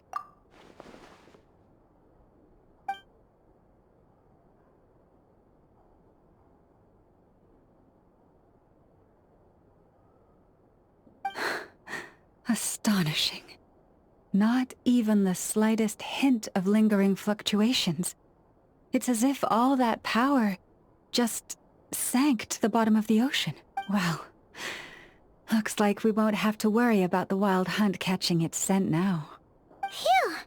Paimon knew you have special abilities, but still, you never fail to amaze. Hmm? Did I miss something just now? Yes. And it was nothing short of a miracle. Not something I'd be interested in then. Anyway, here's the medicine you asked for. This is all I've got for today. I'll have someone send the rest over when we have it. Thank you, Nefer. I really appreciate everything you've done for me. Please stop being so nauseatingly friendly. It's creeping me out. So, what exactly did you all go through during that wild hunt attack? I'd prefer to hear it straight from you.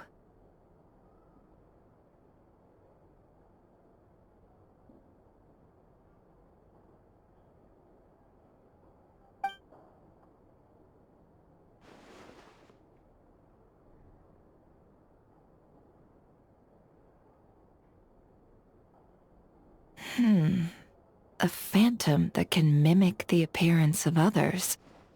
Quite different from what we've seen before. Yeah, and both times it appeared, its goal was pretty clear. It seems like it was after the moon marrow. And on both occasions, it was accompanied by the wild hunt, too.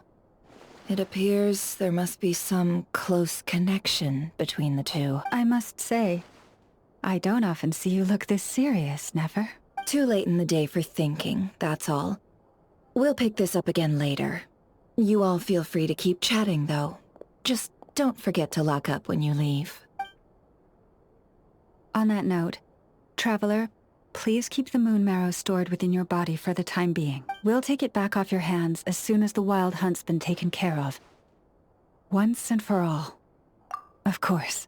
Anyway, if the two of you will excuse me, I'm heading back to Hisi Island now. It's time I came clean with the Frost Moon Scion. Hey, we're coming with you!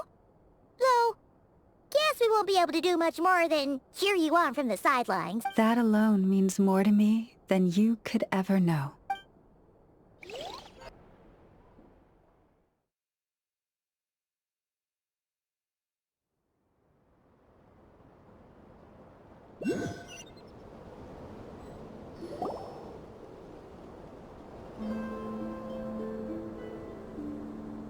What's going on? I'm not sure. It seems like the Moon Chanter has something important to tell us. I heard the relic's already been retrieved. That's our Lady Lauma, all right. Noble scions of the Frost Moon, my kin beneath the moonlight, I hereby declare the truth to you. Long have our ancestors looked up to the Frost Moon, guided by her serene light.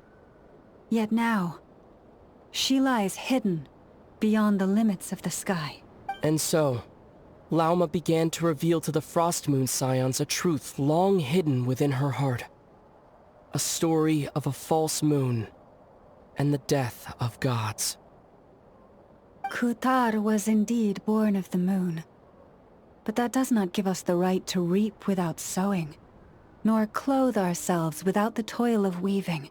As she spoke, some who listened were stunned into disbelief, while others seemed to awaken as if from a dream. From this day forth, the road shall be paved with truth, and we shall pave it ourselves.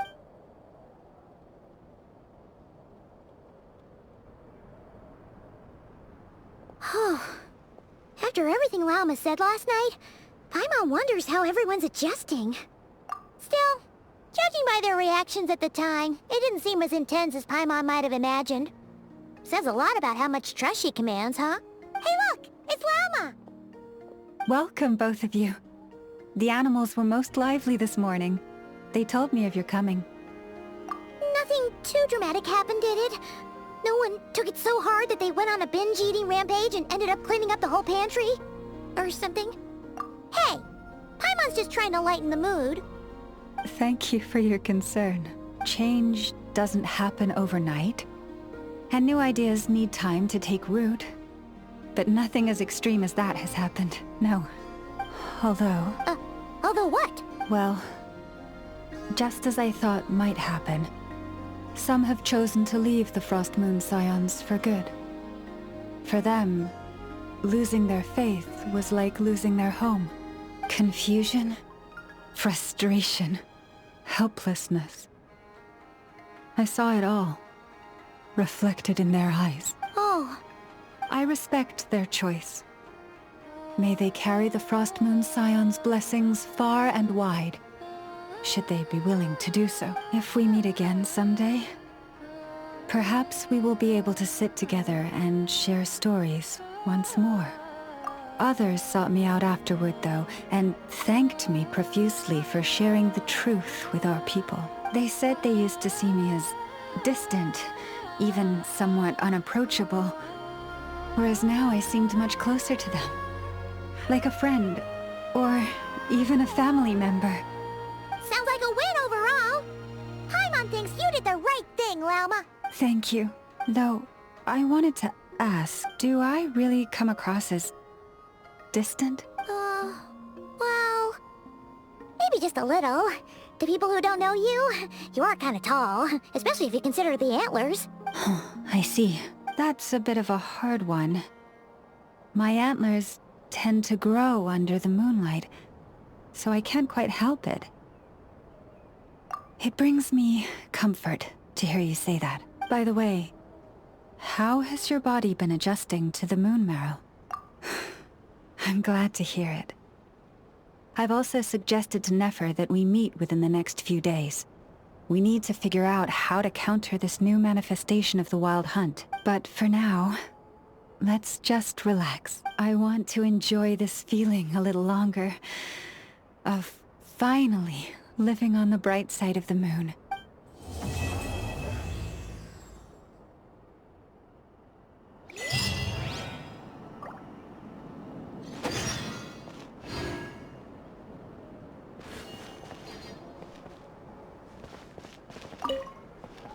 Though the truth has been revealed, our deep connection with the moon remains unchanged.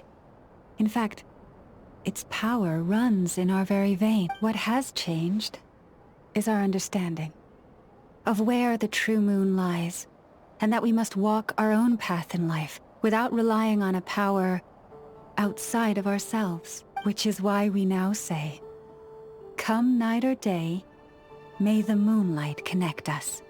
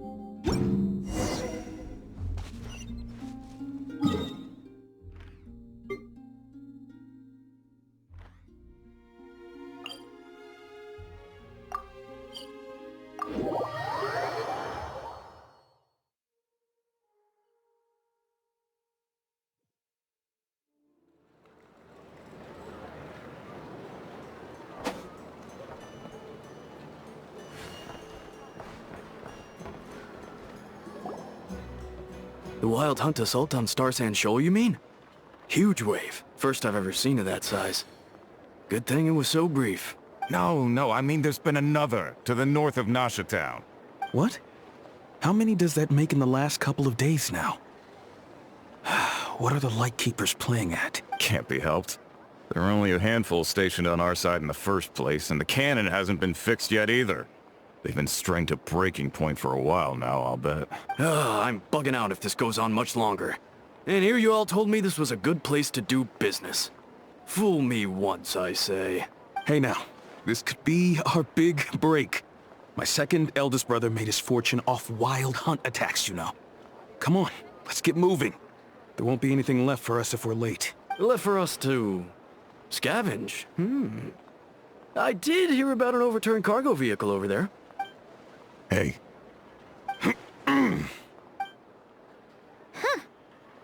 Should have told him that those are dangerous thoughts. Guess you're right. Even if we solve this wild hunt problem, they'd probably just jump headfirst into some new danger if they thought they could earn some quick mora. Paimon will have you know that when it comes to staying out of trouble, greed and cowardice make the perfect match.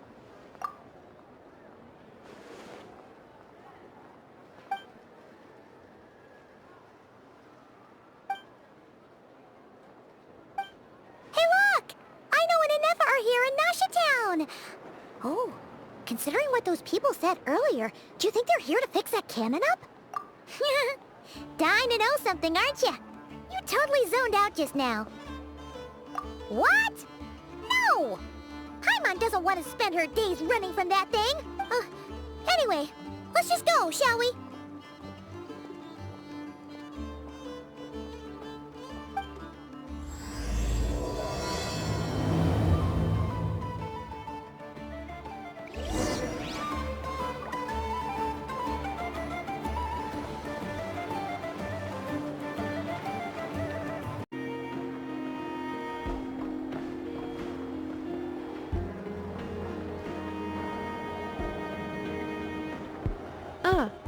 Familiar faces identified.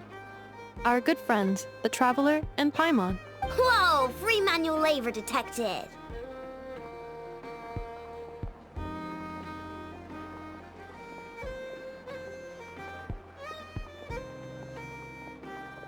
Those evaluations could not be more different.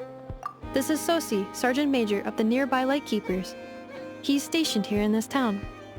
Wait, that means... He is Flynn's superior, as far as position is considered. A pleasure to meet you all. This is the Traveler and Paimon, friends of ours. They're experienced adventurers who are new to KRAI. Hi there! Indeed.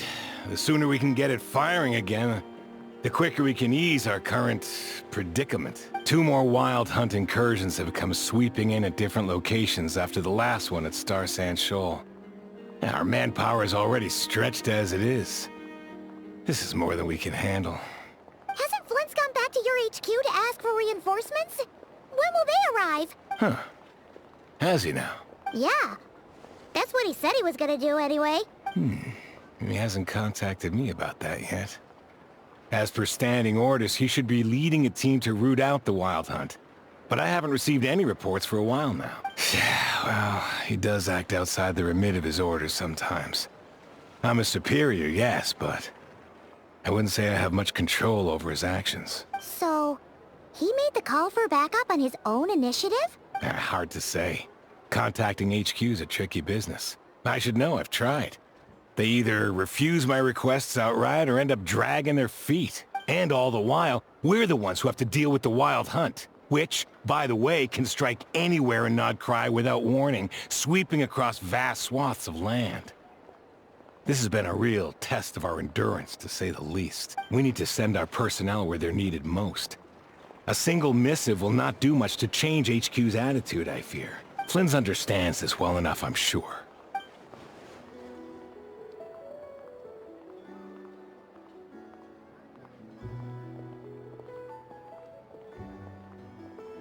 We usually sort our foes ahead of time into ones that our Ratniki will take care of and ones that we'll target using the cannon. I finished the preliminary dispatch work already, but this cannon...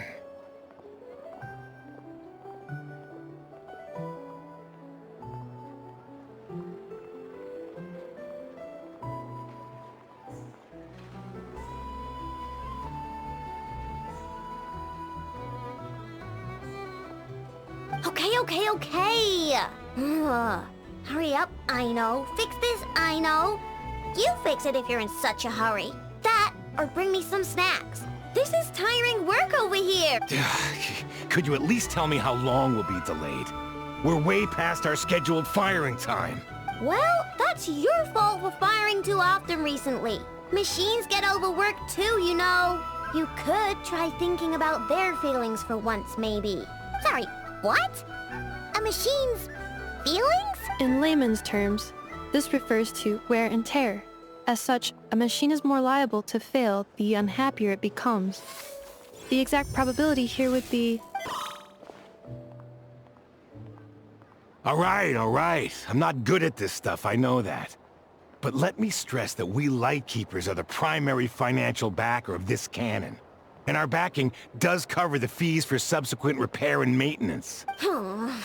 And I'd say that was a good deal for you. You should thank the Krumkake craft shop.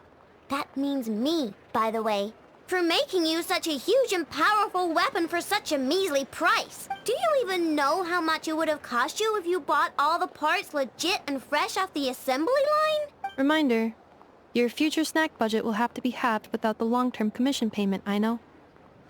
Calculating a viable and cheaper option. Lavender melon candy. What? No! Absolutely not! Let me think, all right? It should take maybe 3 more hours? Wouldn't this place be crawling with more monsters than there are fungi and Sumeru by then? That might not be the concern you think it is. The monsters of the Wild Hunt are only active in the immediate vicinity of its attacks. They will not spread any further. On their own initiative, at least. We Lightkeepers will also keep an eye on those areas, both to monitor the monsters and to prevent people from entering the cannon's blast radius. That said, I'm afraid I can't wait 3 hours before dispatching manpower to the locations that the cannon won't be firing on. And here's where my need for manual labor comes in. There are some checks I haven't finished yet, but with your help, I can get the repairs done sooner. Wait, but we don't know a thing about this stuff. How much help will we be? You'll be fine, trust me. Just take this. Oh, and this. Whoa! This book is so heavy! And what is You can use Beep Boop Pizza to run diagnostics on the cannon. It'll tell you what to do. And this book will help you understand Beep Boop Pizza. This cannon was built using more than 50 components from different factories and manufacturers. Aino has bound the manuals into one volume. Also, please note, the device's name is Burkida. So, it's manuals all the way down, huh?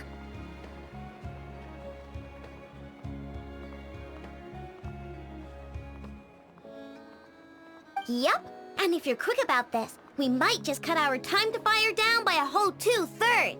I'll go with you. Nice! So you'll check the outside and Anefa inside. Come find me in the control room once you're done. Instructions received. Please go about your work seriously as well, Aino. No snacking while I'm away. Hey! A little snacking will also improve my efficiency by 2/3. Lamb specialties are the best in the world. It almost goes without saying.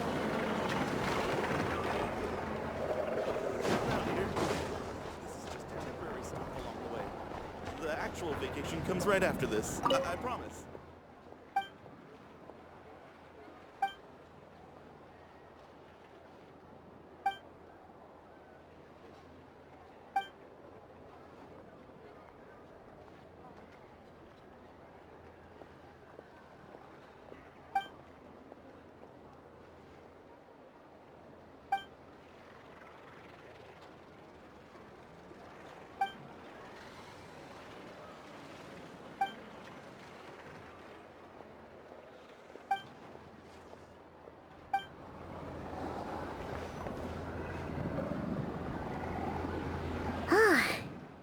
Explanations for things that don't interest her are a bit meh, aren't they?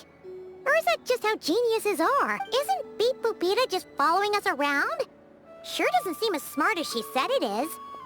How are we even supposed to know what to check?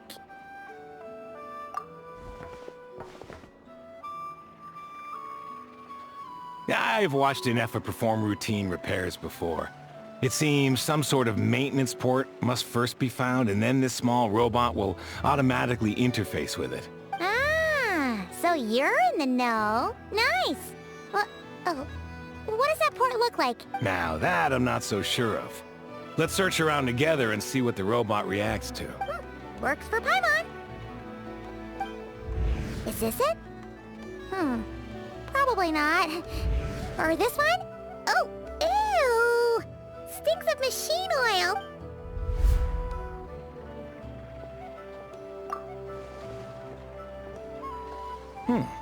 That thing over there looks promising.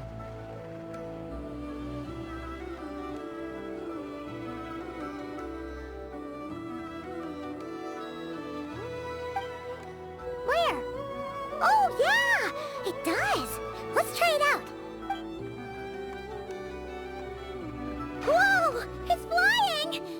Does that mean we got it right?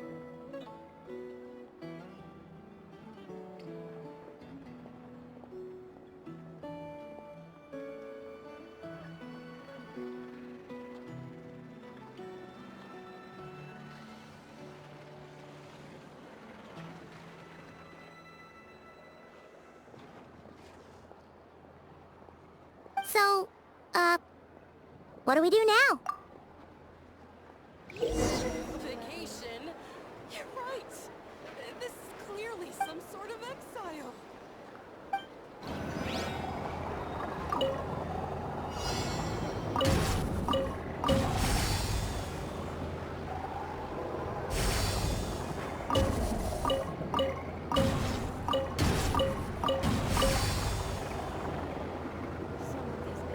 Now, dear.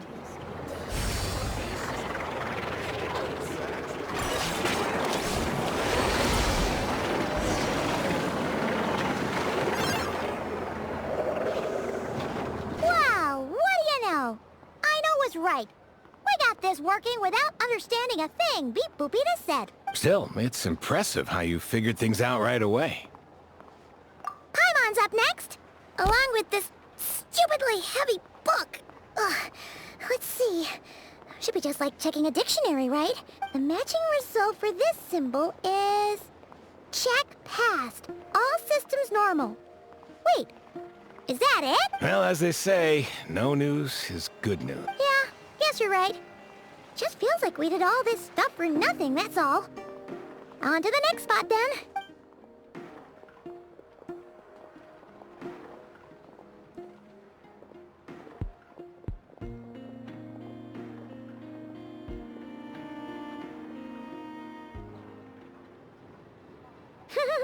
Paimon's getting the hang of this now.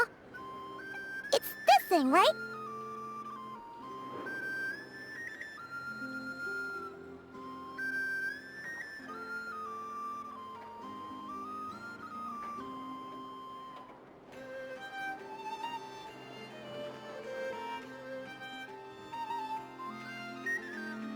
And this time... Huh? Why are you angry? Oh, huh. Looks like its expressions are also prompts of a kind. Which page is that on? Oh, we need to take note of the order in which its eye colors change. Purple, red... Hey, slow down! Paimon didn't catch that! What? So now we've got musical prompts too? Weren't you only supposed to be a beep-boop machine? All right, one final stop. This was quite a trip, huh? Agreed. I must say, you two have a talent for maintenance work. A bit shaky at points, but not bad for your first job. Good eye. Paimon's the real deal when she deals for real, you know. Really, I'd have liked to share the load, but you were really getting into it, and I didn't want to interrupt. Ugh, couldn't you have mentioned that earlier?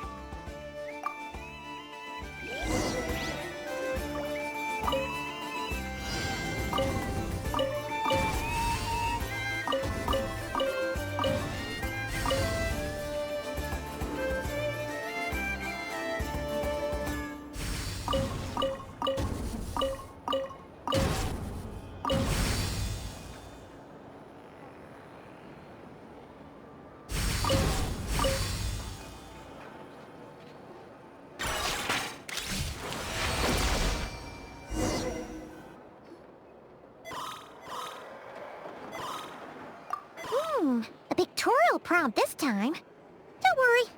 Paimon's just about gotten the hang of which prompts are listed where. We gotta take note of the flashing patterns. 1 yellow flash, nothing for 2 seconds, then 2 yellow flashes means the components here are overdue for regular maintenance. Maintenance is a high priority task. The device will be rendered inoperable until it is complete.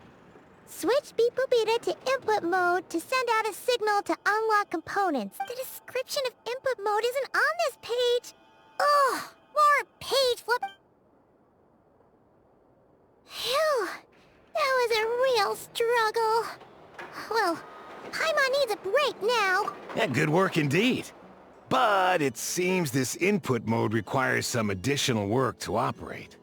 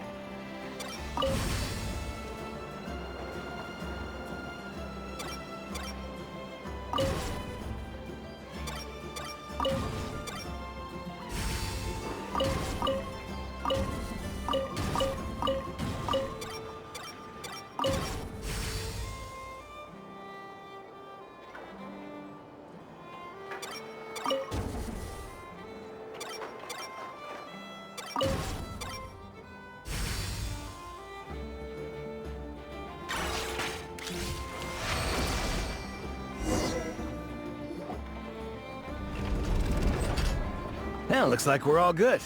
We can remove this thing now. No clue, frankly. But whatever. I got a feeling we've all given up trying to figure this cannon out. I'll go get the replacement component. We should be done once we pop it in here. What do you think? Maintenance work's easier than running errands, wouldn't you say? That's for sure. We're counting on you, Sosie.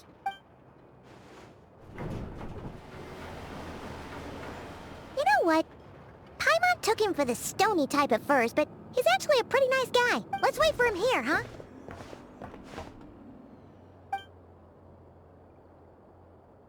Are your tasks complete? Yep. Sosie's gone to get the replacement component. We'll be done here once we put it on. Allow me to check against the recorded data. Yes. This component is approaching its replacement deadline. The cannon will generate immense recoil when fired. If this is not controlled, the firing platform will become misaligned. This part is designed to anchor the cannon and ensure accuracy when aiming. Huh. So, if the cannon isn't fixed in place, will it start spinning around like some kind of massive firework?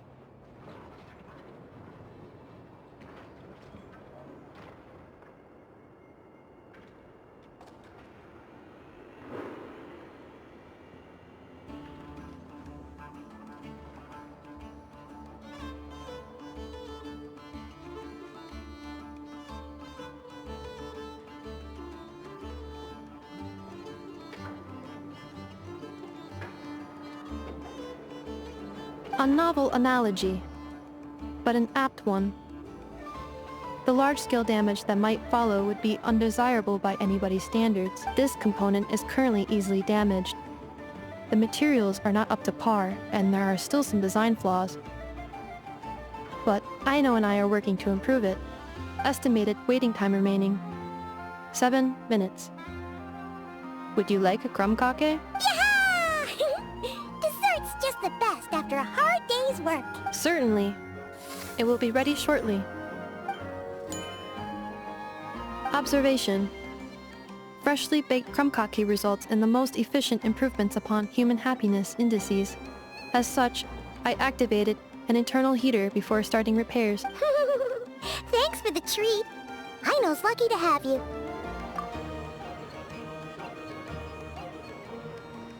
Thanks! Things went great over here, too. So, as we agreed, I'll have the cannon up and firing in no time. Understood.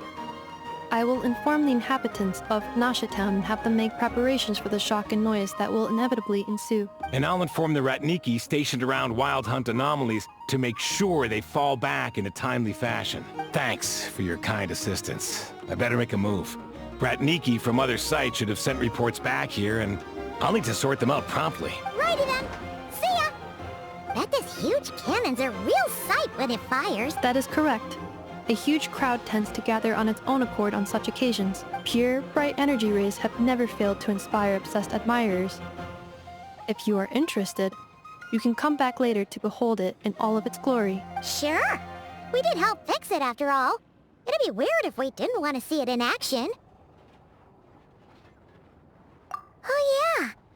Wonder where that strange phantom went. Never mind what it's doing. Let's try our luck at the flagship. See you later, guys.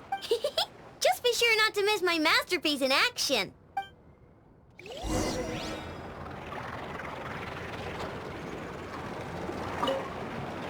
Checking snack stock. Lower than expected. Please, explain, Aino.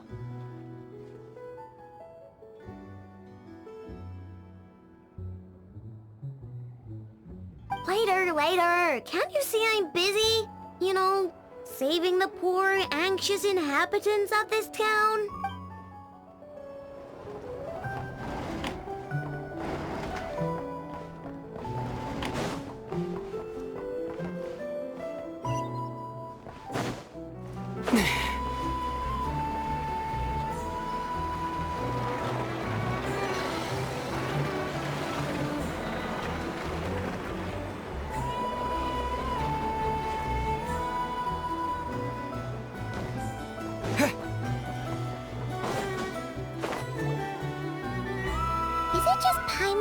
Are there more people here now? Oh, just as well, since we're sniffing for intel and all. And maybe, just maybe, let's get some of their berries and fried meat too, huh? We still haven't had it yet. Oh, come on. Why so uptight? Excuse me, are you guests? If you wish to return to your room while the banquet is on, please use the side door.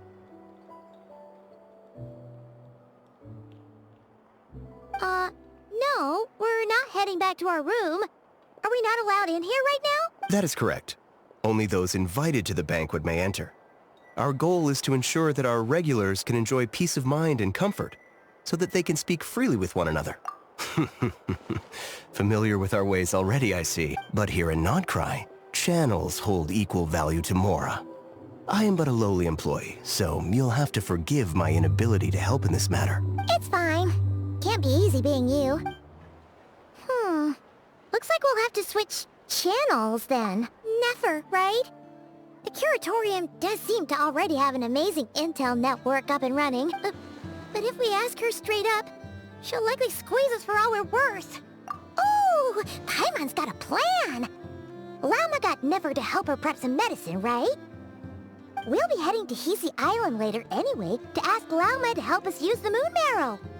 Couldn't we deliver the medicine while we're at it? If Never doesn't mention a payment, we can cash our services in as a favor.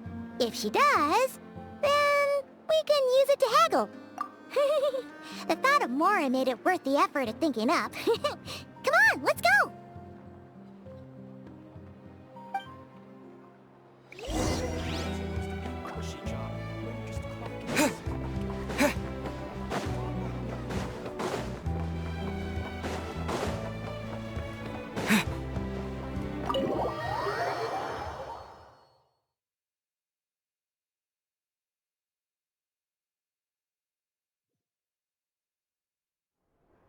Hey, Black Cat, we're here! Oh, it's you this time.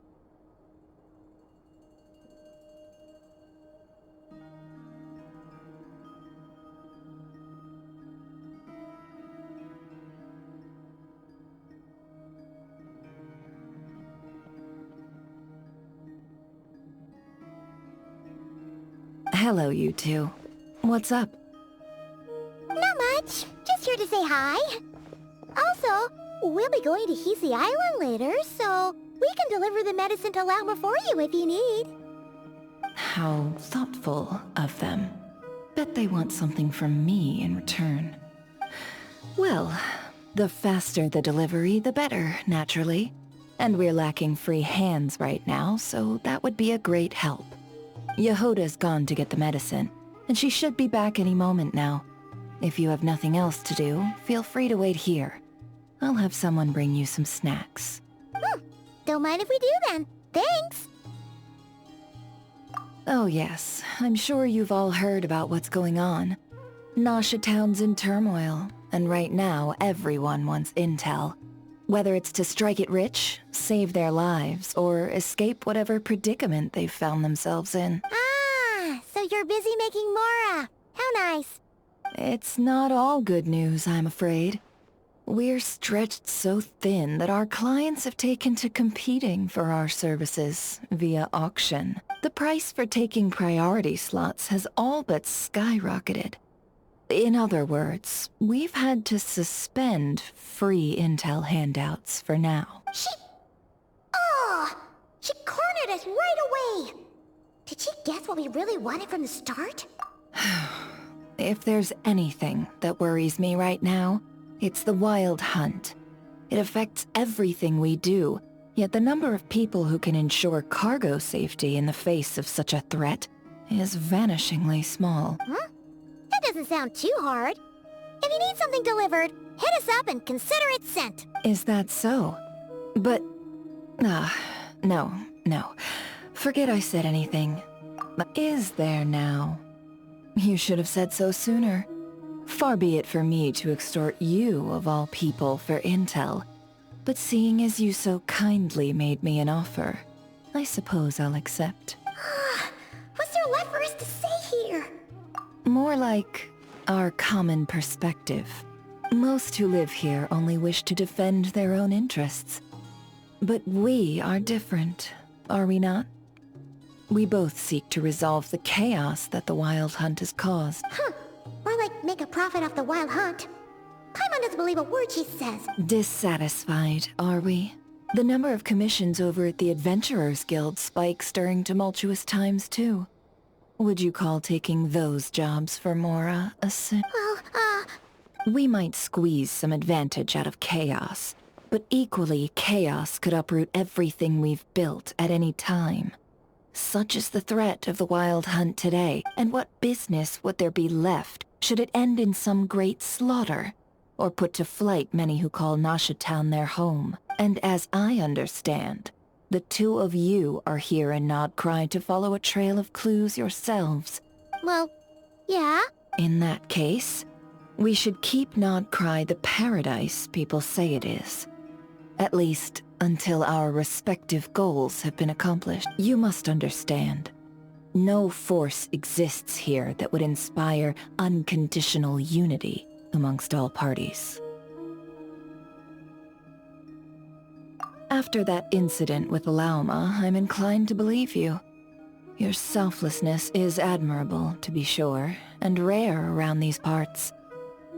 Though it's rare for a reason, kid.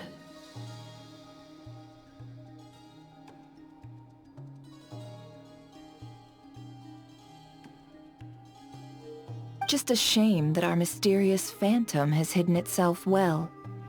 Between that and its ability to shift shapes, it will no doubt be a most slippery customer. Really, I'd be all too glad to pass on any additional intel I gain. We make a good team, after all, don't you think? You front and center, me behind the curtain. That does make sense. Sorry, Nefer. Paimon took you for someone who only cares about profit. A well-placed only, indeed, Paimon. Nothing is wholly divorced from profit of some kind. Wait, so you were ready to work with us from the start? Why, of course.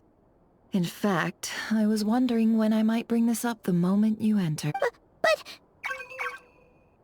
Hey, boss, I'm back! Huh? Oh, you guys are here too? Indeed they are.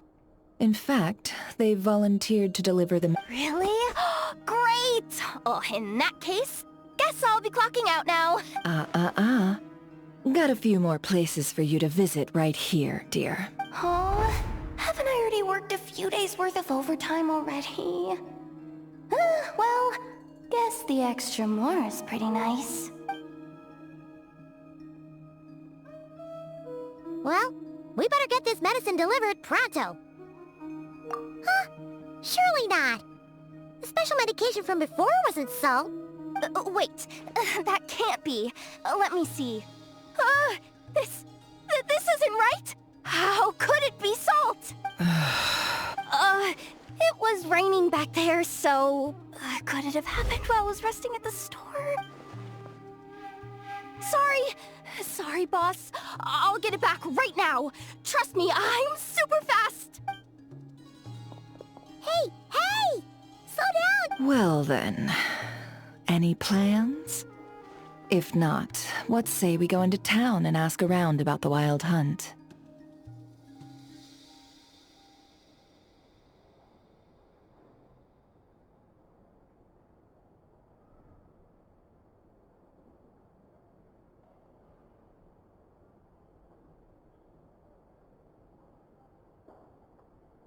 Oh, we were thinking of doing that, but we didn't get much out of it. The townspeople are a bit wary of us, and we can't get into the flagship right now. Ah, yes, the banquet is on today. Perfect timing. That's where we'll go. Huh? Can you get us an invitation? Oh, come now.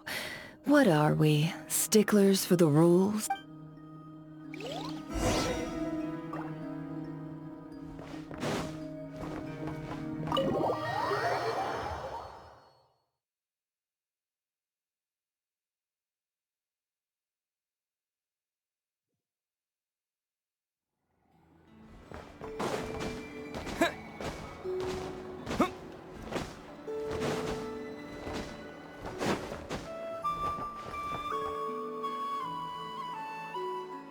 Lady Nefer, a pleasure to see you.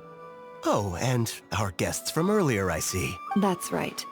My apologies. Consider it my fault for not having explained the banquet's rules to them beforehand. Oh no, it was no trouble at all. Please, do come in. Yeah, sure. Not even an invitation check? Oh. Paimon didn't realize Nefer was such a big shot. Guess channels really do take you places.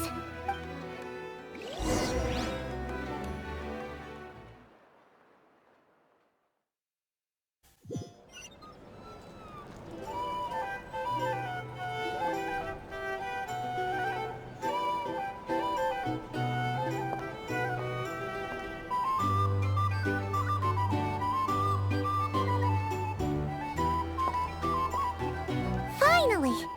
Now, what do we...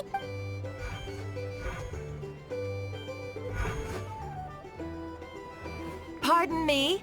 I'm sure we're all having a good time, but I would like you all to meet a mysterious guest I invited for just this occasion. I give you tonight's special guest, a renowned mixologist from Mondstadt.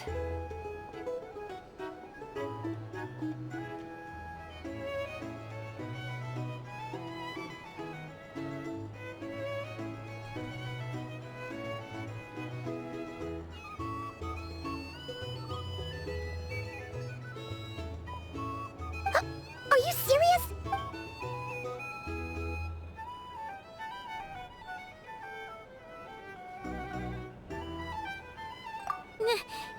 Nice to meet you all. I'm sure that no more needs to be said about Mondstadt's wine industry. After all, we are all connoisseurs of fine drink here. The special drinks menu is being set before you as we speak. Now then, for a time, let us set aside our worries and enjoy these exotic spirits from afar.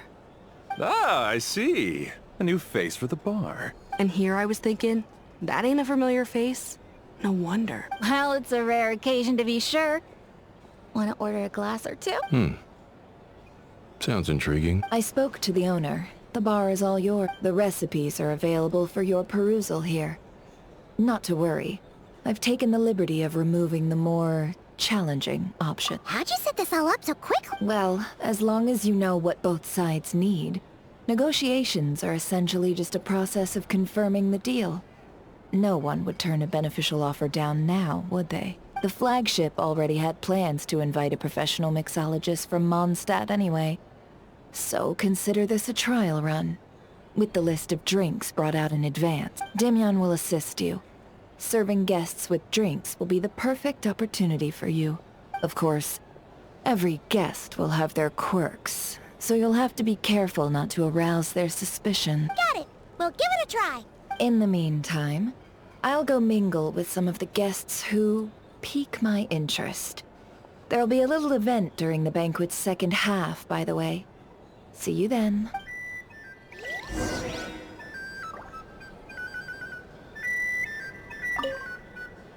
Hello. How may I...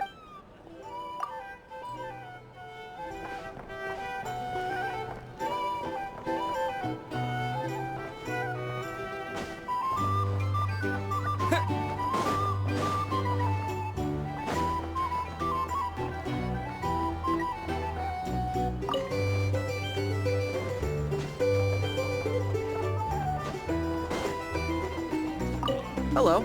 How may I...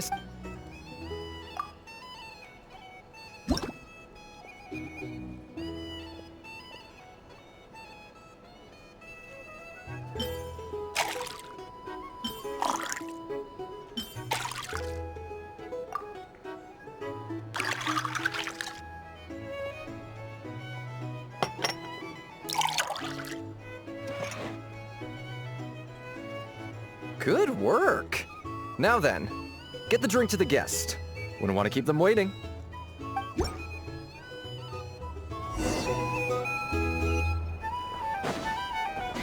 Ever consider returning to Snezhnaya? Would I be killing myself with fright here if that was an option? Thanks.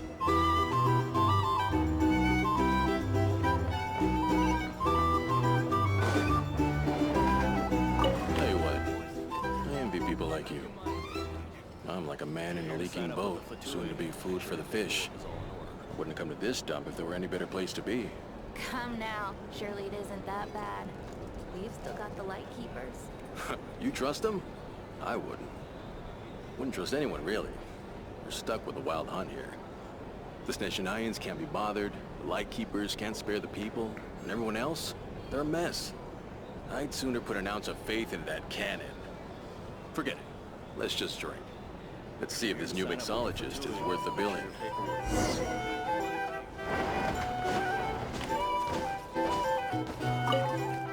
Hello.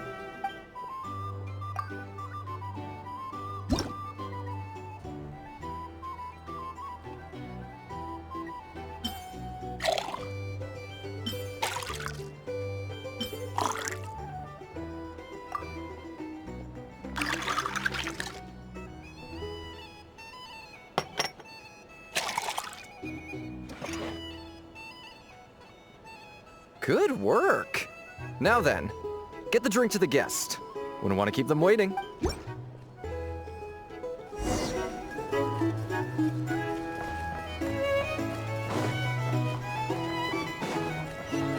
the Snezhnayans will stand idly by if this wild hunt problem gets any worse. Just leave it over there. Bet you some people are just waiting for this place to fall further into chaos. You've got a plan for that, then? Hard to say. But what I can say is that the situation in Mashatown will get out of hand if that cannon isn't fired soon. That gun's a symbol. The most solid proof that ordinary folks like us can stand up against the wild hunt.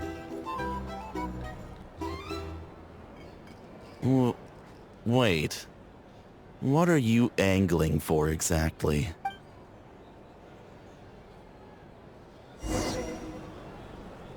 These are bounties. If you want to negotiate prices, find a Well, what if that was nothing but an illusion? What if, let's say, the cannon was never meant to be fired? For our sakes, at least. Surely this town is still of value to those who control it. Of course, I mean, that's all it is. Value. For us, though, there's no place but Mashatown. And we're putting its life get what you mean. Let's just see how this plays out first. Seems like they're all talking about the cannon already. Guess that's why Sosie was so anxious. Hello.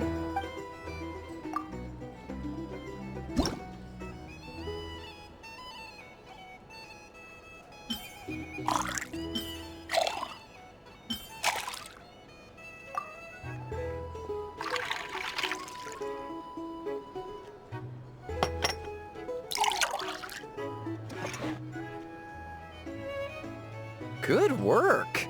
Now then.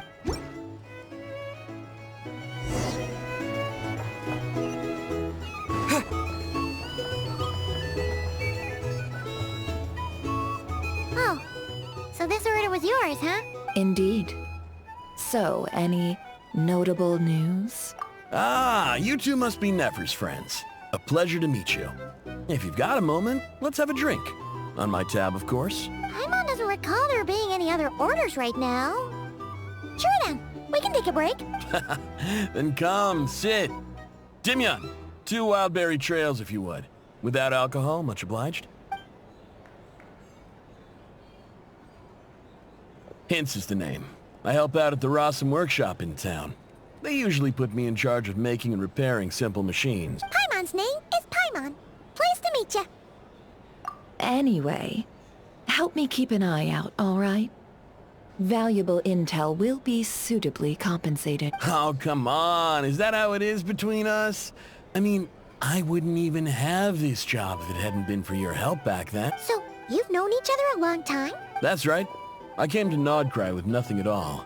Would have starved on the streets if I hadn't met Nefer. She lent me money to study a craft, and even introduced me to Aino and the Voynich Guild, which is how I slowly carved out a living for myself. That's a huge favor. Huh.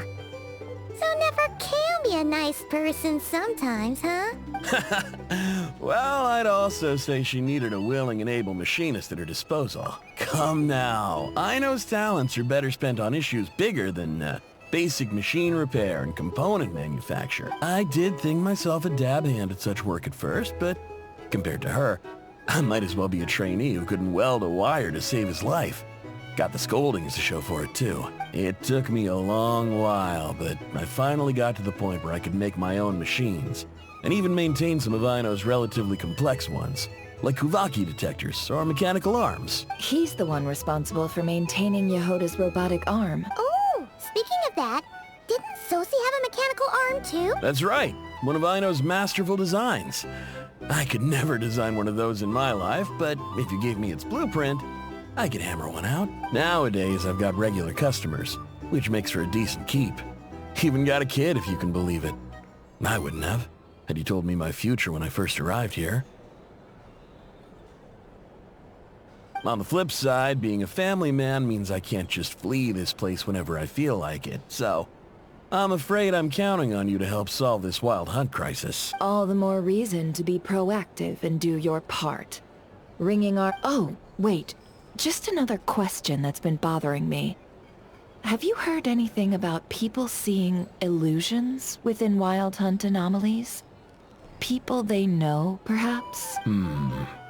I have heard of humanoid shapes being sighted, but familiar faces... No, most would think they'd lost their wits from fright if they started hallucinating. After all, no ordinary person could survive an assault from those monsters. Does this have anything to do with our current Wild Hunt crisis? Perhaps. Perhaps not. All right, I get it. I'll keep my ear to the ground for you. And naturally, my lips will stay tightly sealed. Then we'll take our leave. Enjoy your drinks. He's a social man. You can often find him here chatting with friends, and he's had contact with all manner of clients. Since he's never heard of the Wild Hunt exhibiting the power to imitate familiar faces, might it be safe to assume that our Phantom wants to keep that a secret? Huh. That does sound worth noting. How about we go talk to a few more people?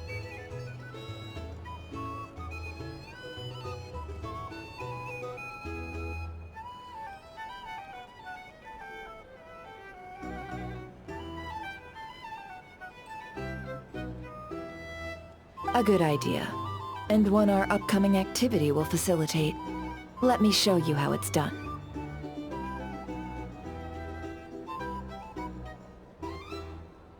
Come, back to the bar.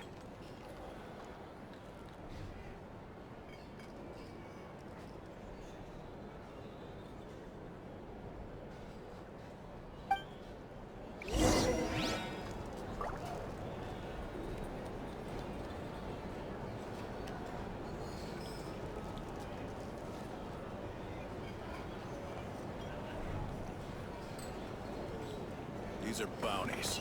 If you want to negotiate prices. A little spice. Thank you for waiting, everyone. The roulette showdown is ready to begin. Finally! Come on, let's go try our hand. Joining us, new guy? We'll pass. No, you won't. The one who'll be mixing the roulette special has to take part. Those are the rules. But... That's more like it. Since we have a new friend with us today, let me go over the rules in brief. The wheel before you is divided into an inner and outer circle. Participants must take turns to spin the pointer of the inner circle.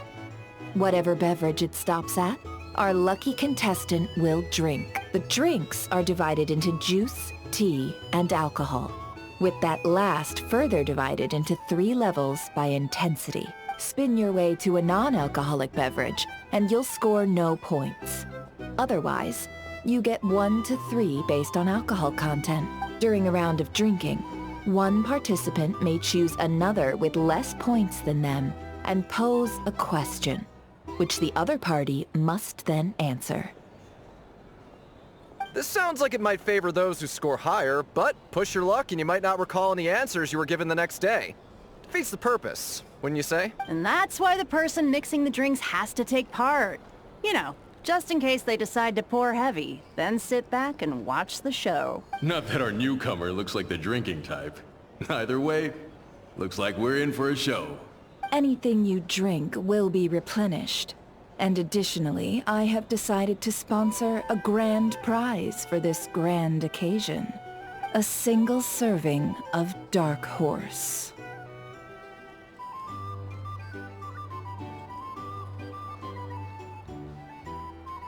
What? Do my ears deceive me? A chance to drink Dark Horse and not cry? Dark Horse. Guess we'll have to take part now, huh? Indeed. The Dark Horse could be yours to enjoy, so long as your luck holds. And so long as you can remember its taste the day after. And if our lucky winner can drain the whole serving in one go, they will gain the right to ask everyone a question, regardless of their score. High risk, high reward. That's gotta be some strong alcohol.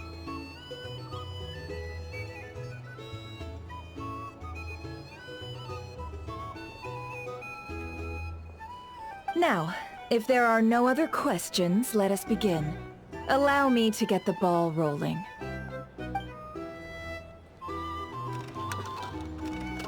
Intensity 3. Looks like I'll have to put my back into it today.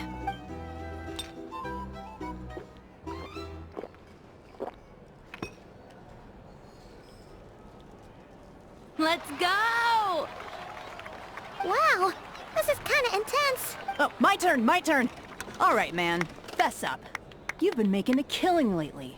Where's it all been coming from? Hey, bro. I heard you met up with some big shot from the Voynich Guild. Mind introducing me sometime? Ugh. A normal drink, huh? Must be my lucky day. We've reached the final round of the roulette showdown. Let's see who gets the last laugh. I gotta say, you Momstatters really know your alcohol. These recipes are super good. These Excuse me, would ya?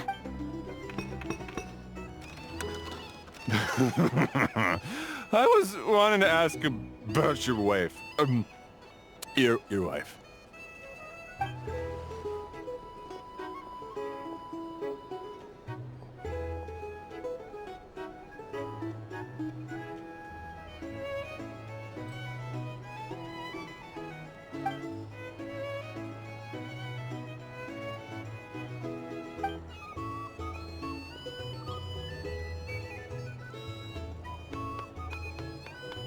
You're up.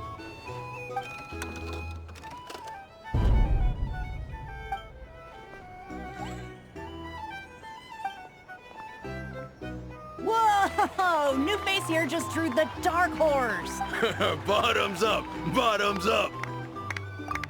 Hey, will you be alright? You wanna just give this one to Paimon?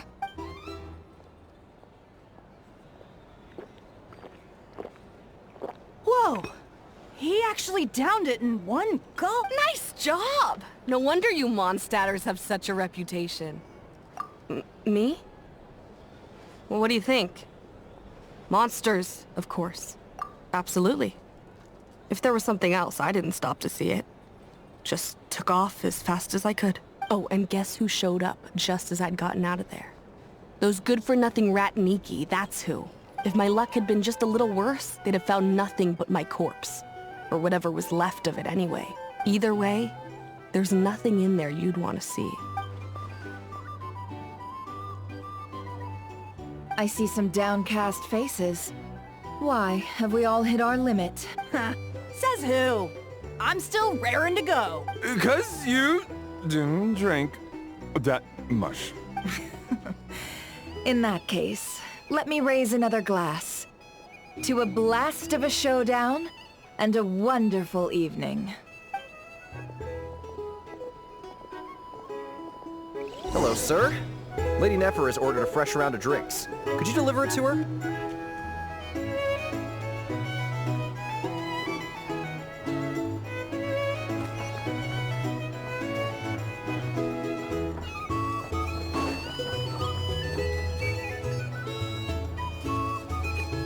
Huh?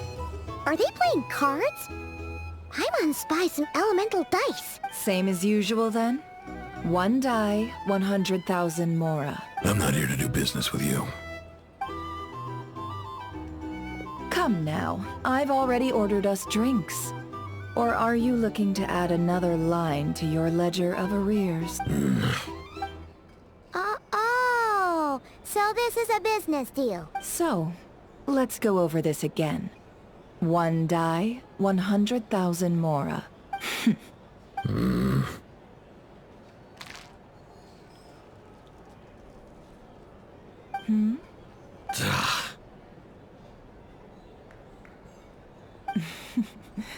Then we have a deal. Come, you two. Take a seat as well. What are we even doing here? I can give you 3 things. The features of the Wild Hunt, the exact locations where it has appeared, and the intel we've received from the Lightkeepers. The Wild Hunt is in fact a phenomenon linked to abyssal power. Fog and monsters follow in its wake, posing a lethal danger to ordinary people. On the flip side, these monsters cannot leave the fog, so the disaster cannot spread quickly. We already know all that. Fair enough. Then I won't beat around the bush. Here's a map of current Wild Hunt anomalies that I snagged from the Lightkeepers, including the locations they'll soon be bombarding. That's a lot. We've never seen anything like this either. That's why everyone's so worked up. That's not enough. 4 dice. Cool it, all right? I'm not done. Now, the Lightkeepers don't want you to know this, but weirdly enough, more Wild Hunt sites have disappeared than their involvement would indicate. Isn't that normal? They're not the only ones fighting the Wild Hunt after all. Adventurers do that too. And maybe some just go poof by themselves. I'd agree. And really, we've always had a small, stable discrepancy between reported anti-Wild Hunt ops and anomalies cleared. That variance has become a gulf lately.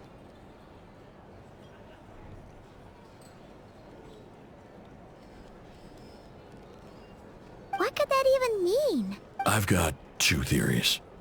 One, that some new force is clearing the Wild Hunt out in secret. Or two, that some Ratniki are not reporting the work they do on purpose. The odds of the former happening is low. Not many organizations can even engage the Wild Hunt. Never mind keep those operations a secret. If you're interested, I'd recommend following the latter train of thought.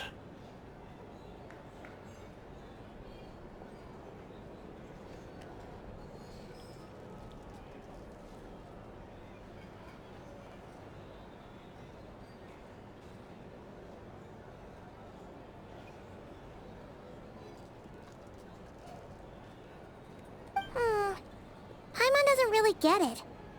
What would anyone gain from doing that? Now that's what I call interesting intel.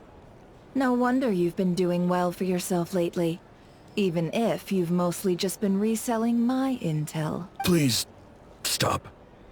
This is all I've got for you. Oh, stop that. Why, people might start thinking me a bully. Let me give you an opportunity instead. Out of respect for your independent intelligence gathering. An answer to a simple question. For 50,000 off your debt. Have you heard of people seeing familiar faces within a Wild Hunt anomaly? Or experiencing something akin to, say, an illusion? No, nothing like that. Nothing at all but ghostly shadows. Nothing at all, hmm? Not even for 50,000 Mora? Either you don't take your debt seriously, or you're confident you can pay it off. Hey! No means no, all right? This is about my dignity as an intel broker. Mora doesn't factor in here at all. Okay. Well, that puts me at ease. You really are the same as ever. And you've learned quite well. Go on, then. I'll swing by again. Sometime soon, perhaps. Ugh. So, you're his creditor? Indeed I am. He's resold my intel quite a few times now, pocketing the difference afterwards. Rather dishonest dealing, if I may say so, as luck would have it. He would only purchase information from me when he was just about done negotiating with his buyer. So I arranged a little something just for him. A painful lesson, you might call it. Ooh, that sounds brutal. Oh, I was downright beneficent in charging for that betrayal. It was more about the message, really. In any case, I believe that's all we'll get here. Let's go through what we've learned outside. If you're here to sign up with the Fatui, make sure you take a look.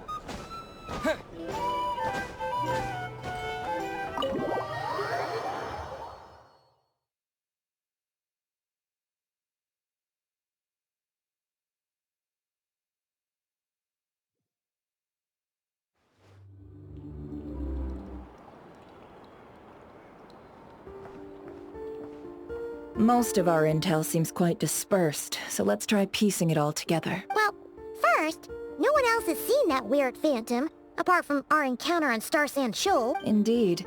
And we have that from multiple accounts, so each statement corroborates the others. What in Teyvat could that phantom be planning? Agreed. Instances of the Wild Hunt afflicting KRAI in general have increased in frequency, but the phenomenon itself hasn't changed much.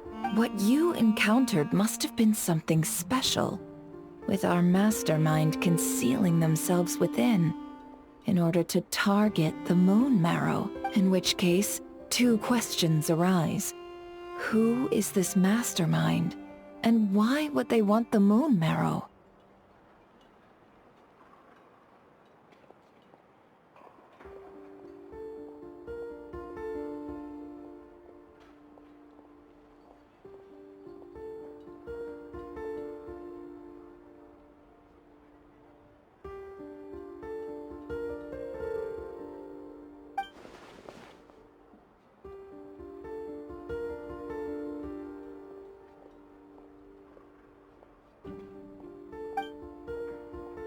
I'll continue investigating along these two lines. We can reconvene again if any progress is made. I'm back!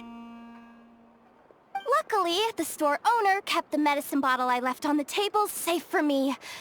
Here you go. Huh. Thanks a bunch, Yehoda. Take a break. You've earned it. Oh no, I've got work to do later. And anyway, isn't the cannon about to go off? I was watching it the whole way back, praying it wouldn't fire. Not until I got back, you know? Again, lucky me. Huh.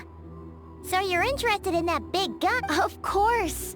I mean, just think about it. Something that size is bound to be comprised of thousands, even tens of thousands of parts, fused in such a way that it can operate smoothly and fire off a supergiant, super strong beam. Isn't that just so cool? I mean, miraculous. Like a miracle created through countless careful calculations. It has been a while since the last time it fired. Go on, feel free to go watch. Work can wait for a while.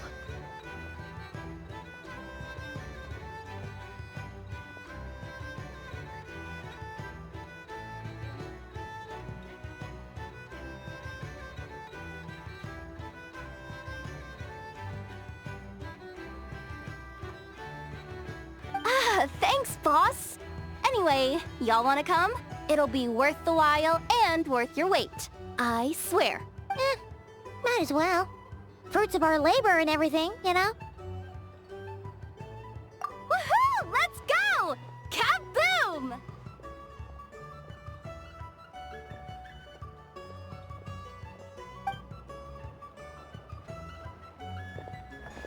Wow! What a crowd! People seem pretty excited, too. Just goes to show how big a deal this cannon is, huh?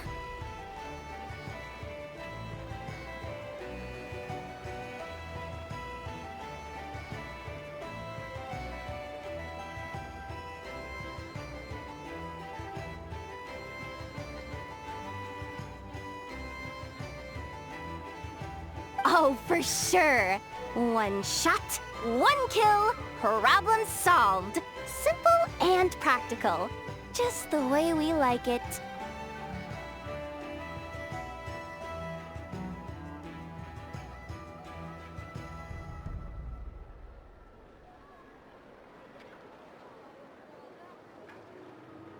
And even if that wasn't how it worked, just listen to how it roars. If that isn't power, I don't know what is.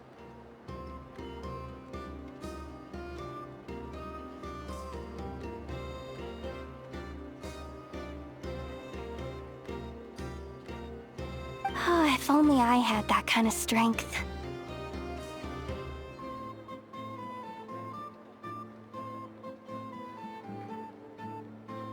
Hey, don't think like that. Your skills and smarts have been a big help to us, too.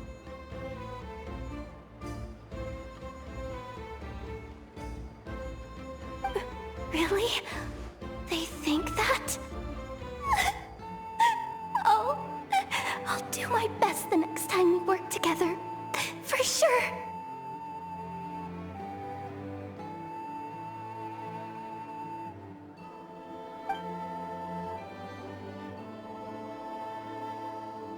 Hey, look! It's starting!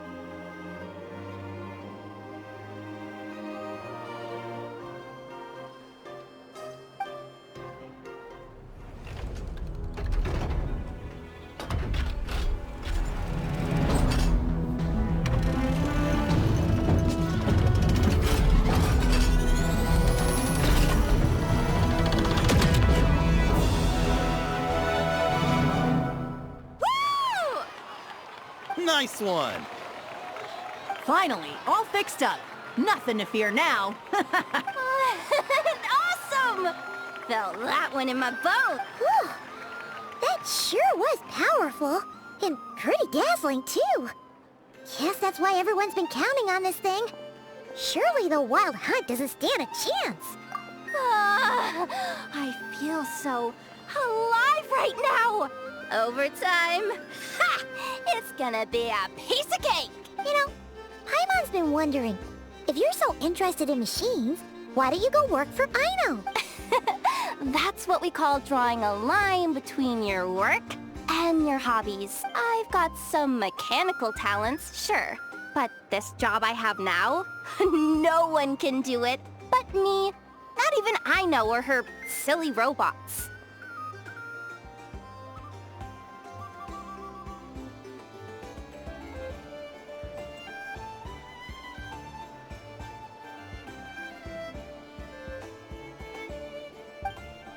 Anyway, gotta go. See you later.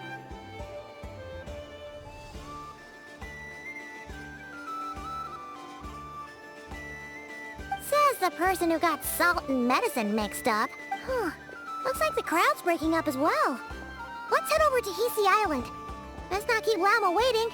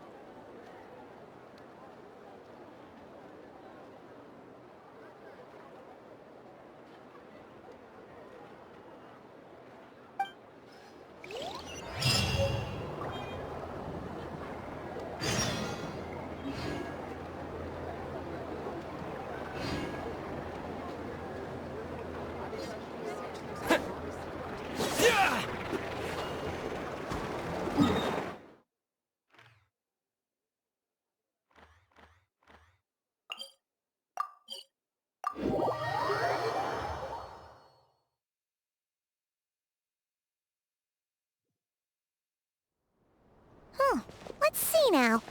What's changed since we were gone?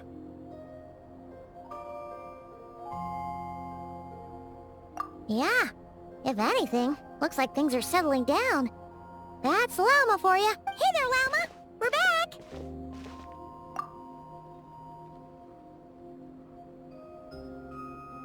The cleanup work has been much more complicated than I expected.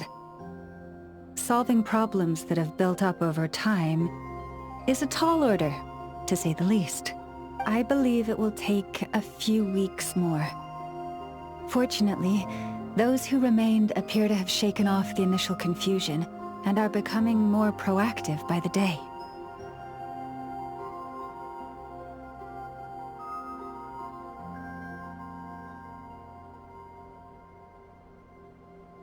It's as if they've finally been forced to come face to face with what their faith actually is.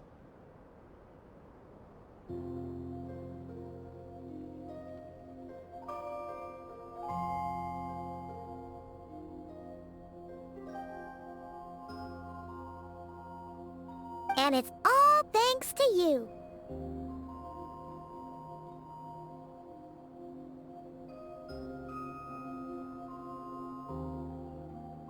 No, I should have done this a lot sooner.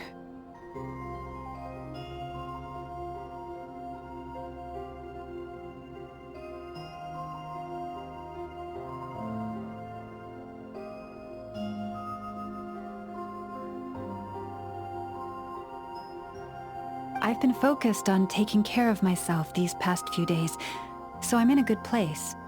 And since you're looking after the Moon Marrow for us, I should be able to help you investigate the truth of the past.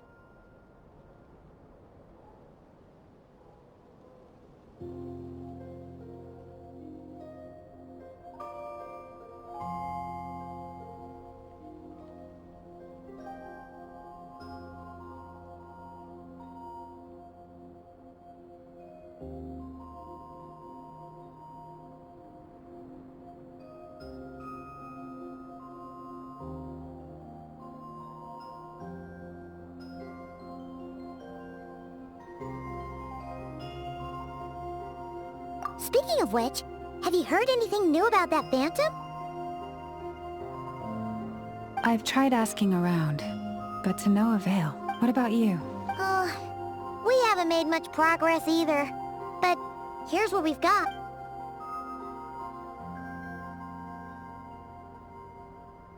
I think I've got the gist of it. Sounds like you've got your work cut out for you too. Don't forget to take good care of yourselves.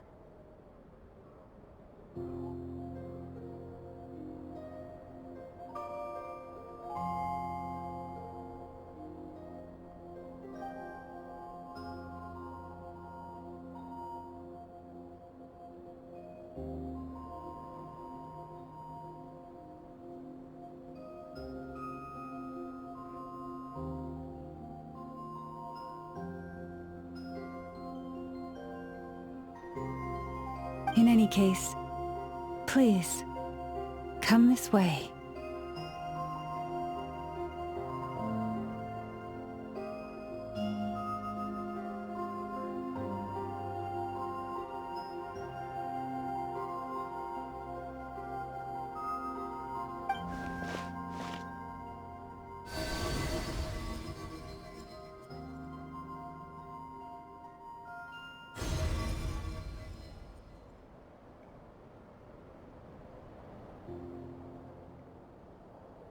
What do you see?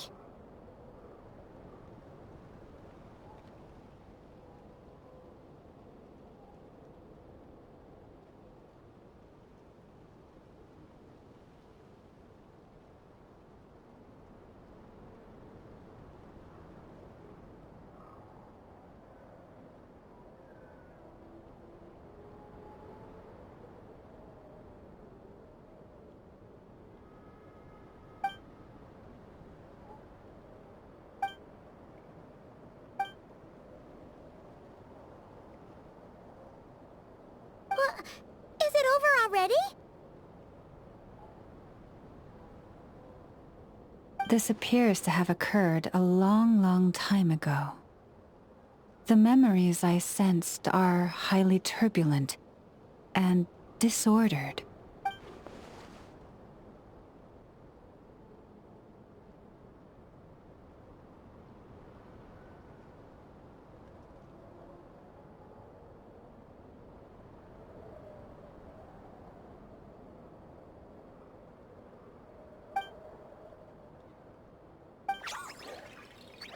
Huh? What's the matter?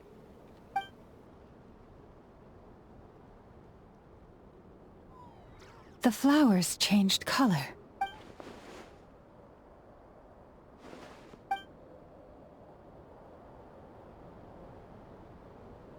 Yeah, we should go see her.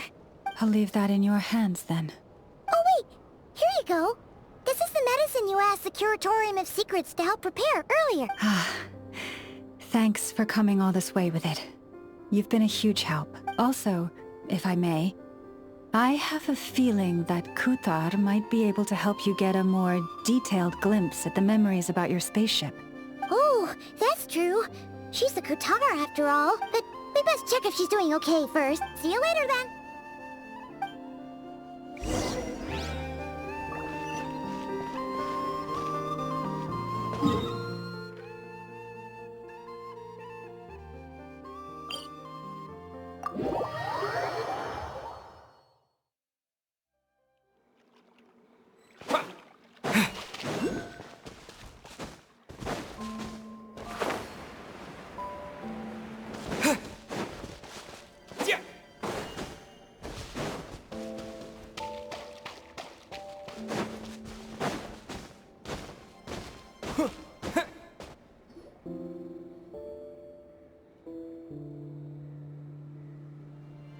Oh, she doesn't look so good.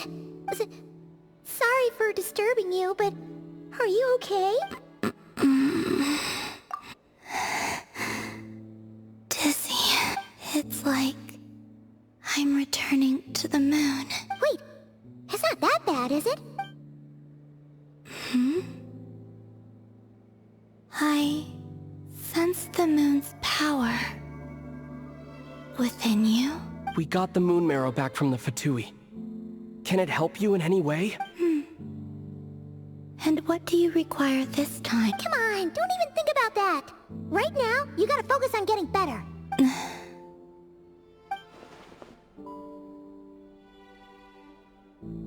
I might need your assistance in the future.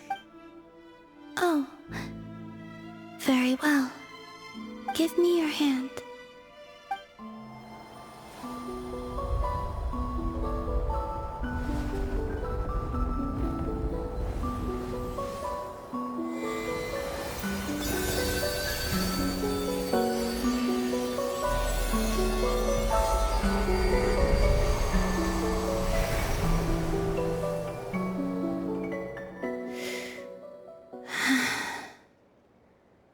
back to Earth.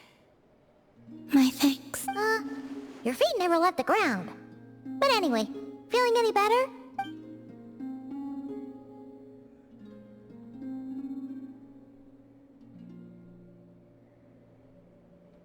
Significantly,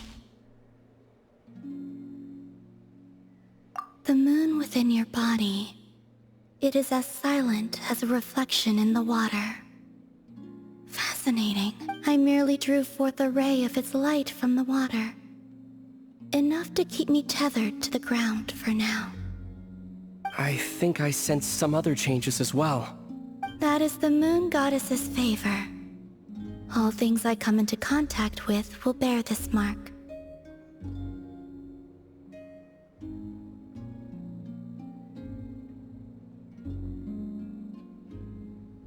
It is harmless, and will fade over time. Speaking of which, do you want to be the Moon Marrow's custodian? Now that you've got your power back, it's supposed to be something that belongs to a god in any case, right? It is the remains of Arya, goddess of the eternal moon. So it does have to do with... Wait, what? Did you not know this already? Llama just said it was different from the other fragments, and that she could sense divine power within it. And she is correct. When I drew that ray of moonlight from the marrow, I also drew some memories from within. That is how I know that it belongs to the goddess of the eternal moon. But Llama also saw the past by using the moon marrow. Why didn't she see that? There were once 3 moons in the sky, each belonging to a goddess who ruled over it. But after the War of Funerary Flame, all 3 lay slain, and 2 of the 3 moons were shattered during the conflict. After Arya's death, her power coalesced into this moon marrow. The iridescent moon's remains have never been found. And while the Frost Moon's goddess died herself, her moon was never broken. As the prophecy stated, this moon would birth a new deity sooner or later. The entity the Frost Moon Scions call the Kutar. I can sense that my power belongs to the Frost Moon, but it lies beyond the false sky, too distant from me. Forget controlling it. Sensing it alone requires immense effort. Oh wait, let Paimon count this up. We have the Eternal Moon's marrow with us. No one can find the iridescent moons. Does that mean you have the Frost Moon's marrow inside you then?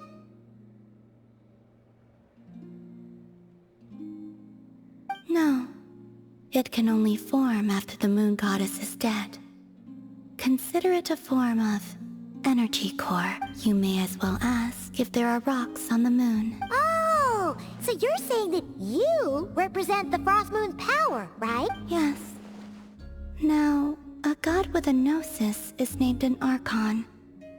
Since you bear the moon marrow, does that make you a moon goddess? You do not wish to become one? That's not really the problem here. Also, why are you so eager to pass that title on to someone else? Anyway, never mind this becoming a moon goddess stuff for now. We're asking if we should return this moon marrow to you. I do not desire it. Huh? Nor does it desire to come to me. And what does that mean? When I came into contact with its power, I sensed a kind of rejection. I can only guess that this is because I, too, am a moon goddess. 2 moons will not rise at the same time, let alone consume one another. Guess it's stuck with me for now then. You sure that's gonna be okay? Llama did say that you've hidden its power well, but the damselette sensed it just fine. And it's the wild hunt we're dealing with here, not some run-of-the-mill enemy. If it detects the marrow... The wild hunt? You speak of that phenomenon as if you were describing a person. Well, it sure looks like there's a person behind it all. Someone with a super clear goal, too. They've been after the moon marrow non-stop. That seems to ring a bell. Huh? Is it really? My colleagues used to mention someone, back when I was still with the Fatui.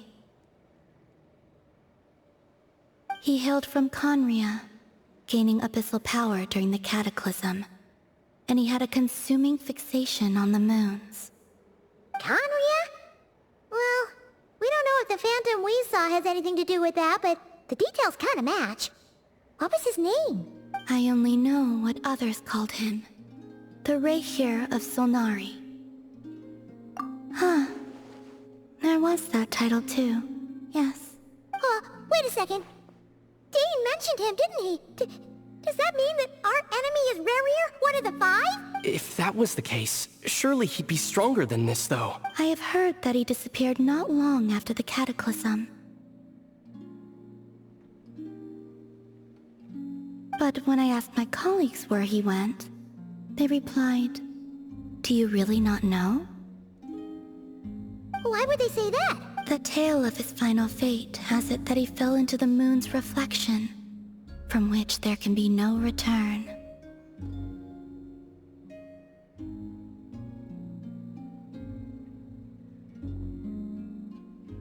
Wait, hold up, pause. There's just too much information. I felt the same. They seemed to think that I should be the one who would know everything about the moons. But as I said, my prologue lies beyond the false skies. I do not even remember my name. Oh.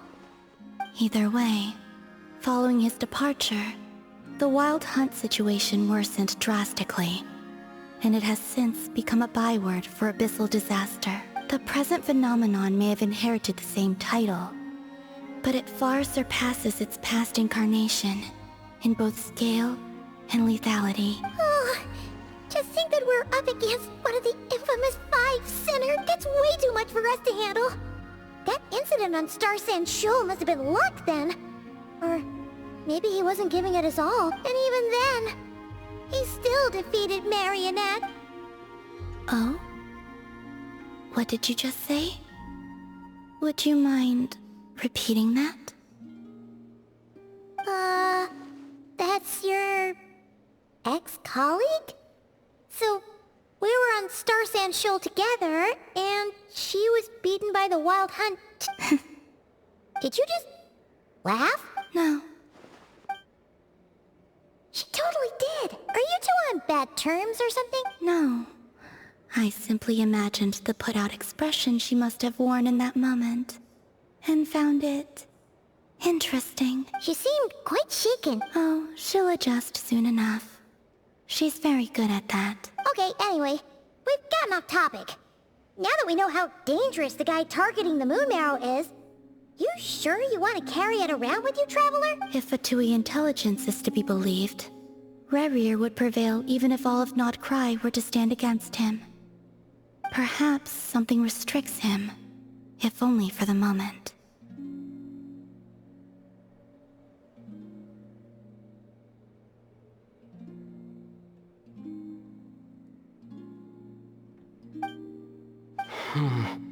Before I decide, there's a favor I'd like to ask you, Columbina.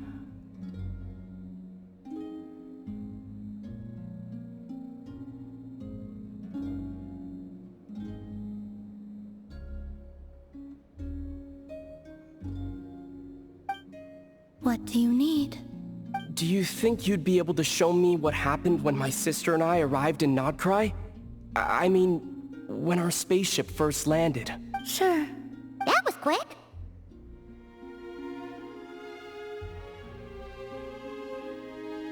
As I said, this to me is but a single ray of moonlight. Nothing to it. Give me your hand, and ready yourself.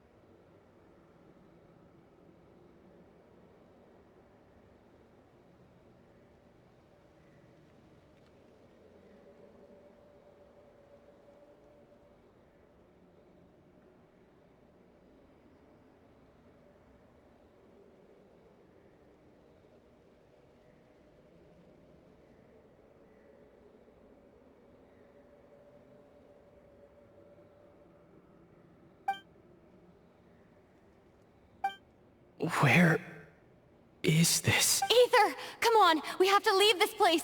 What? Hey! Are you okay? Our spaceship. A long time passed after we landed. No one left the ship during that time. But Lumine found me from outside of it somehow. Huh? How would that even be possible? I don't know. The secrets within memories are like cookie crumbs. Take a bite, and they go everywhere.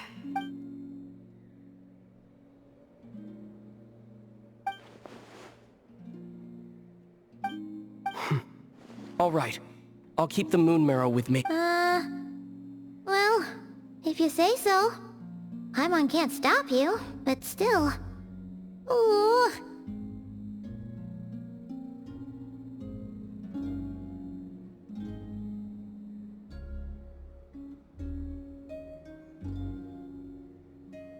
Will you need my help?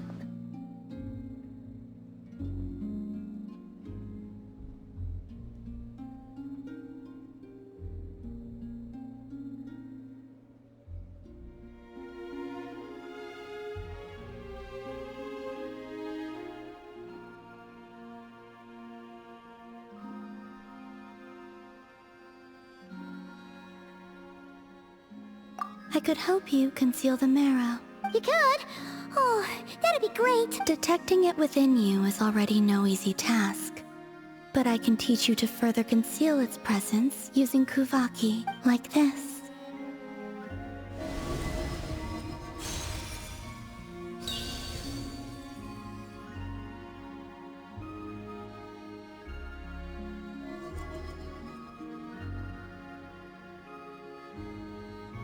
Ooh, looks like a shield.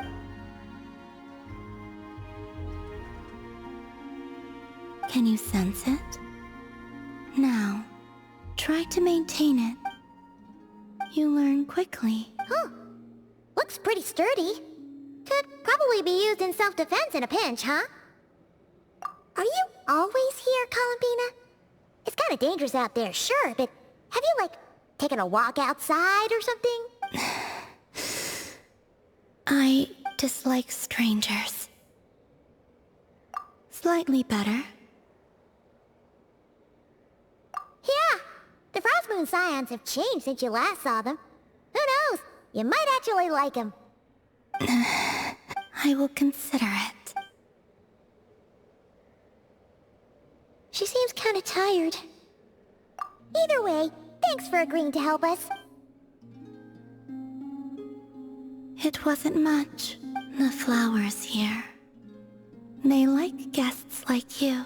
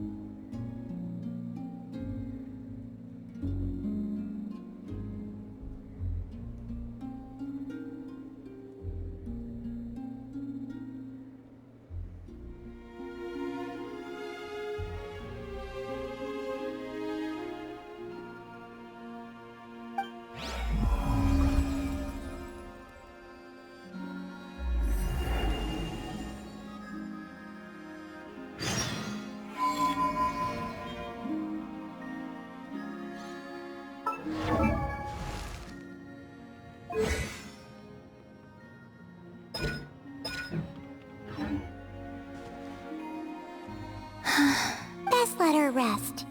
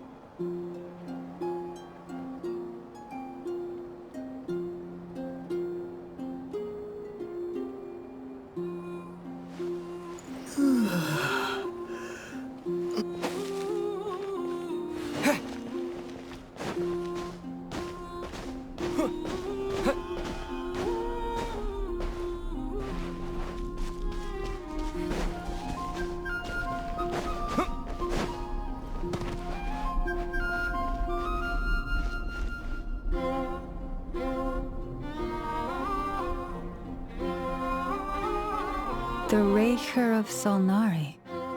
I've never heard that name before. Let's keep this news confidential for the time being. It would only cause even more panic amongst the people of KRAI. But if this Rarier is as you describe, he will be a truly formidable opponent if we try to take him on by our strength alone. Yeah, things might be okay if everyone was willing to work together, but right now... Exactly. Whatever the case, let's start by telling those we can get to join up about the crisis. As it happens, we have our own reasons to protect KRAI. But even if we didn't, we'd never leave people in the lurch. That ain't our style. Thank you. The Frostmoon Scions will stand with you to prevent this crisis as best we can. In addition, I believe that the relationships between the various factions in this land are not cast in stone.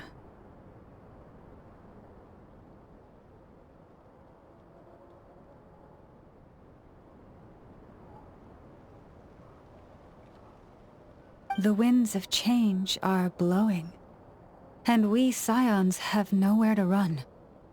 Our faith, our sect, all of it is here.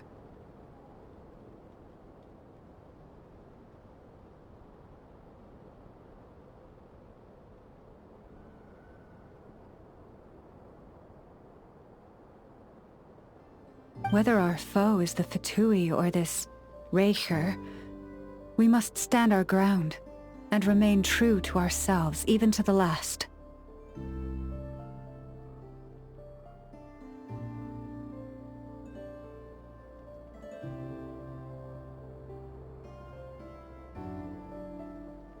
Let's see.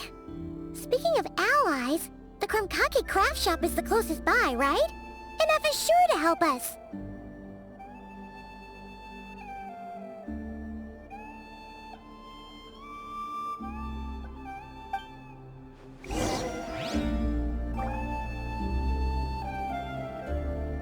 Come, children.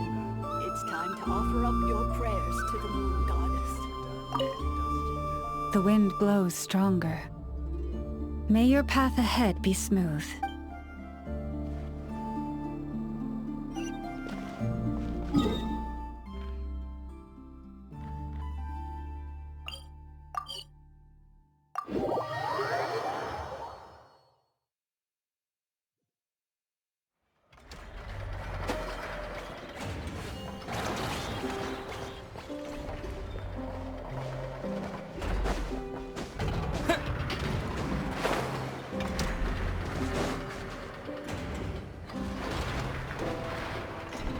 Friendly approach detected.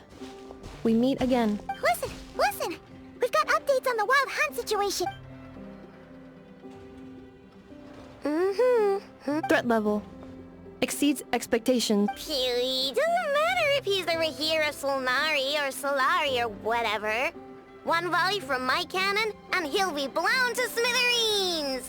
You were there when we fired it, right?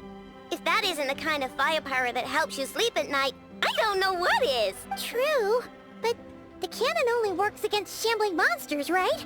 What if Riri's super fast? Well, we'll just get an effort to go grab him and tie him down. You're not taking this seriously at all, are you? Anyways, firepower is not a concern. See those canisters over there? That's all concentrated Kuvaki, which we'll be shipping to Nasha Town. More than enough ammo in there to blast that Fatui research facility to bits in a single shot.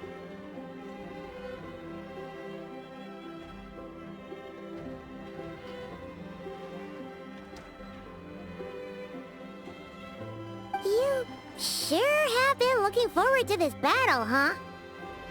Of course! This is gonna be the shot that shocks the world! All of KRAI, heck, all of Snezhnaya will know my name once we're through!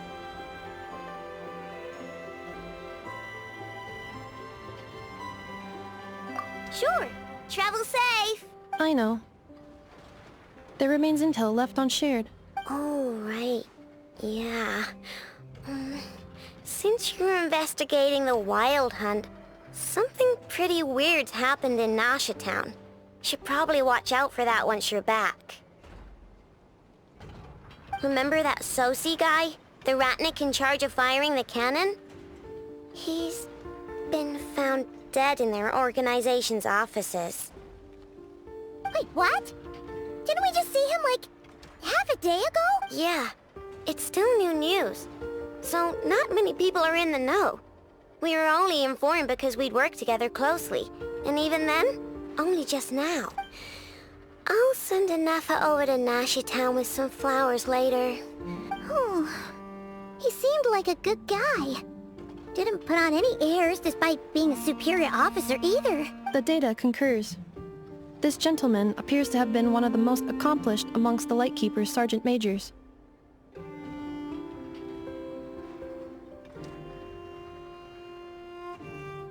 His character has also received commendation. Most would have lacked the motivation to fatally attack him. Oh, that makes it even worse. Hey! What do you mean, actual? Either way, I'm not clued in on the details. Only Ratniki have been allowed on site to investigate the scene. You'll have to find some way in if you want to check it out for yourselves. Got it. Let's go then. You coming along, Anafa? My tasks are incomplete. The last few batches of ammunition must be randomly inspected. You go ahead. All right. We'll see you later.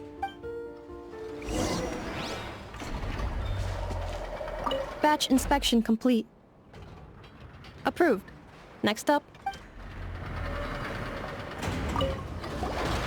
Hang on. Weren't you supposed to bring me some candy? You said you would. Sorry, but things happened kind of suddenly, so...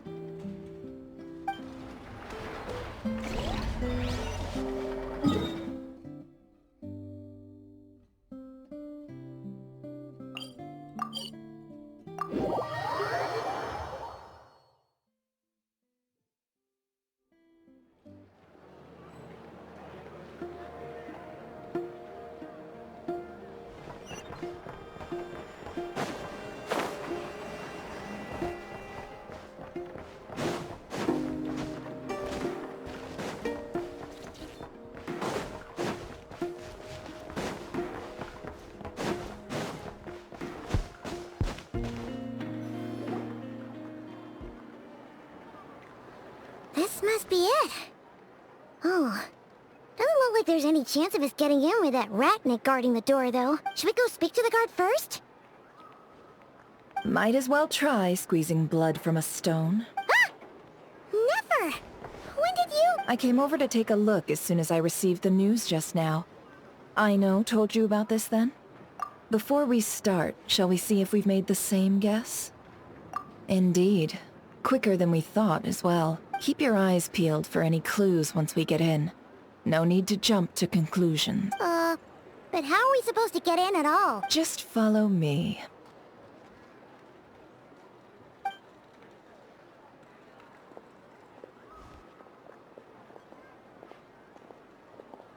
I'm sorry, but we're not open to guests right now. Sorry about that. They're here to investigate. All of them? The paperwork checks out. All right then. Enter.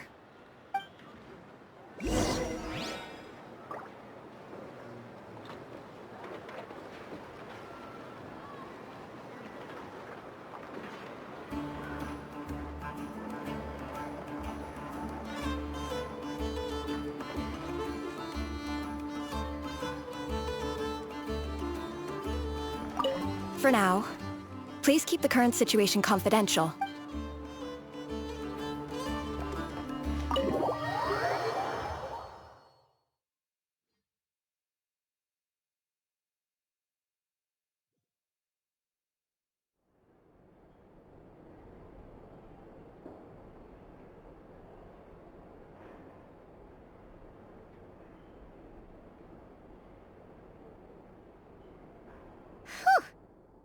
Might have said this before, Nefer, but you sure do come prepared.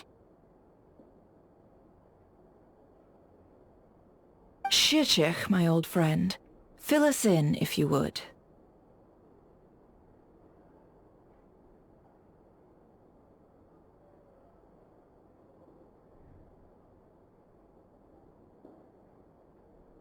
Greetings. If you would allow me. The murder happened not long ago. The Sergeant Major was killed by a single piercing strike from a polearm. We have performed a preliminary sweep of the crime scene to facilitate investigation.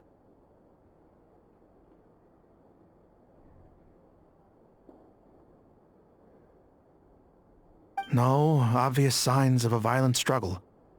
No damaged doors or windows. The culprit must have used some other means to enter the room unopposed before performing the deed. Entering unopposed?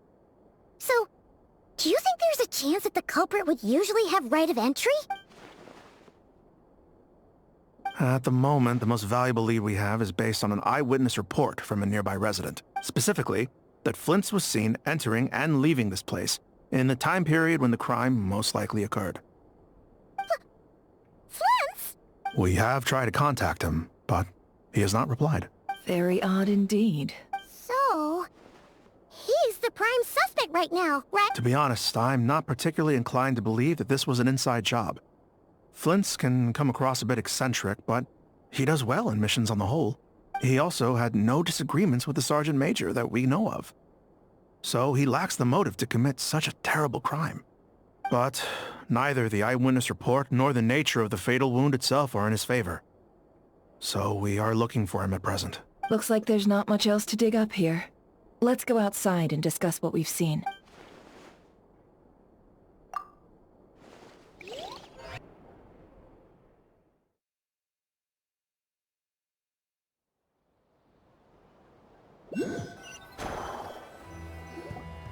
So, the evidence points to Flint's, and he just so happens to have disappeared without a trace.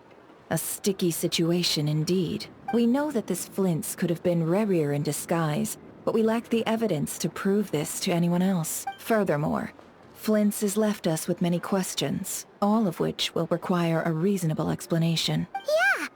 He said he would report back to headquarters, but it seems he hasn't gone at all. What could he be doing?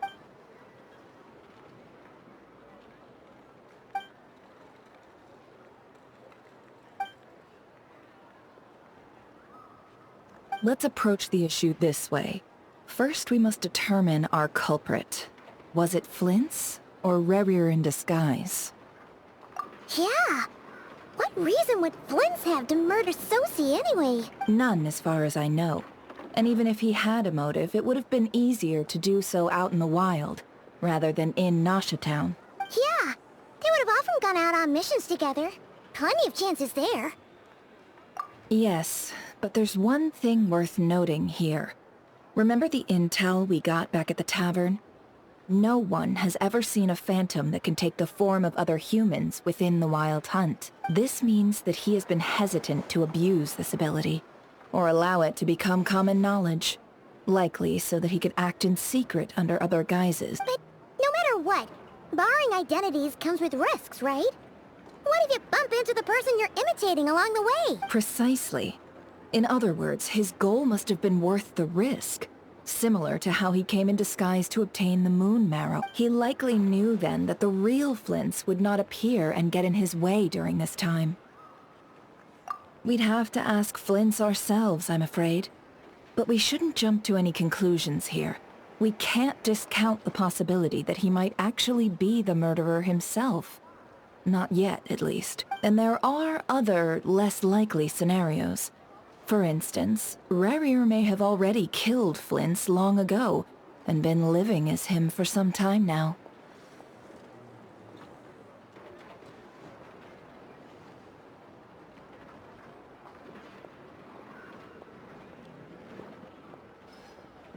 Yes, that is our ticket to a breakthrough.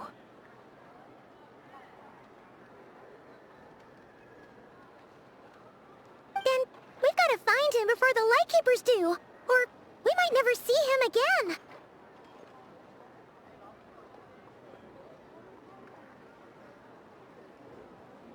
Steady now. Our friends should be back soon.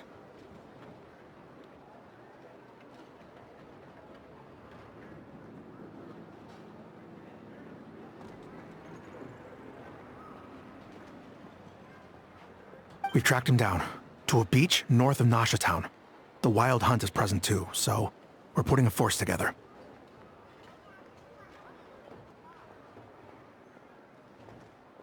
I'll have you know that this is top secret information I'm leaking here.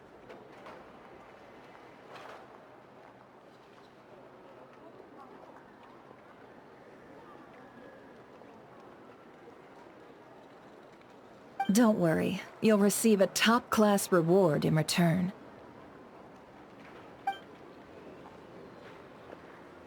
The beach is all yours. I'll stay and slow the Lightkeepers down. Things might go south if you bump into one another. Oh, right! Before we go, should we reveal Rarier's secret? Since he's trying to keep it all hush-hush, why don't we just pull the curtains on his little trick? That'll teach him to sneak around pretending to be other people. Hey! Why are you laughing? Oh, I was just imagining how satisfying that would feel. But I'm afraid this revelation would only stir up more chaos. Setting aside the matter of evidence, some may trust Flint's on our account, whereas others would suspect him on account of his behavior. Tossing him into a swirling tumult of public opinion like that might just give Rarier more opportunities to capitalize on. And think about it. Once people learn that he can masquerade as those they trust, would they continue to welcome friends into their homes with such open hearts? Unease grips the hearts of those in Nasha Town already. We should avoid throwing more fuel onto the fire. Yeah, you're right. You've really thought of everything, huh? Nothing for it then. We've just gotta find Flint's. Indeed. But just in case, let me stress once more. We should neither be excessively afraid of Rarier, nor trust in Flint's too lightly. This light source is of special Lightkeeper design.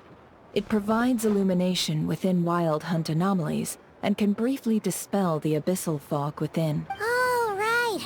We'll have to deal with that mess, too. Yeah, this'll be important. Thanks a bunch, Nefer. You're welcome. I've charged it to your account, by the way. Hey, you!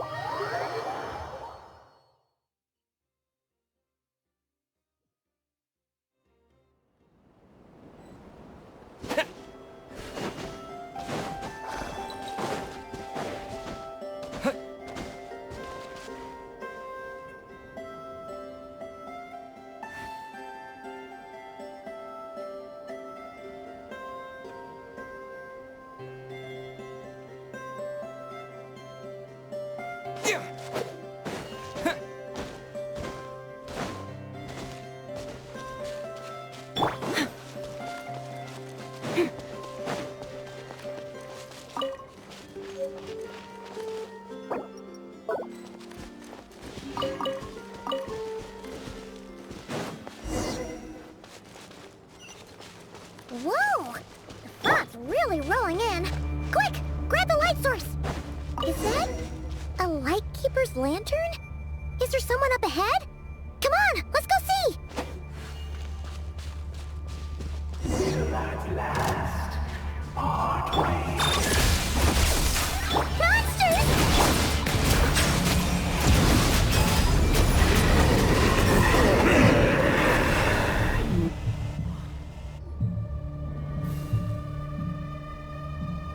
This monster was lurking near the lamp. That must have been a planned ambush. We're not falling for that again. There's something inside it. Some small device, huh? Why isn't it giving off light anymore? Is it broken? Oh, we better take it with us.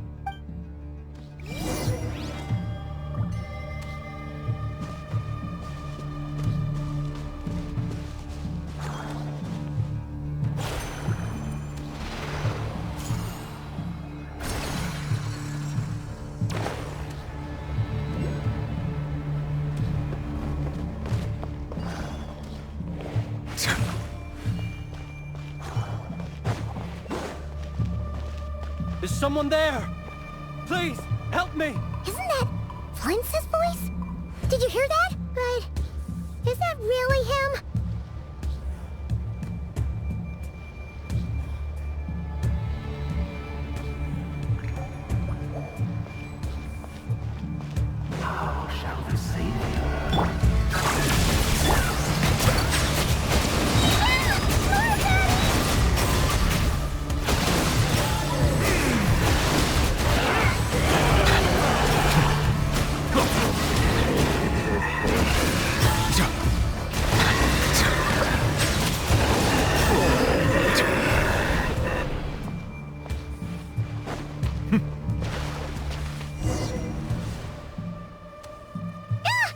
be in trouble if these spooky shadows touch us!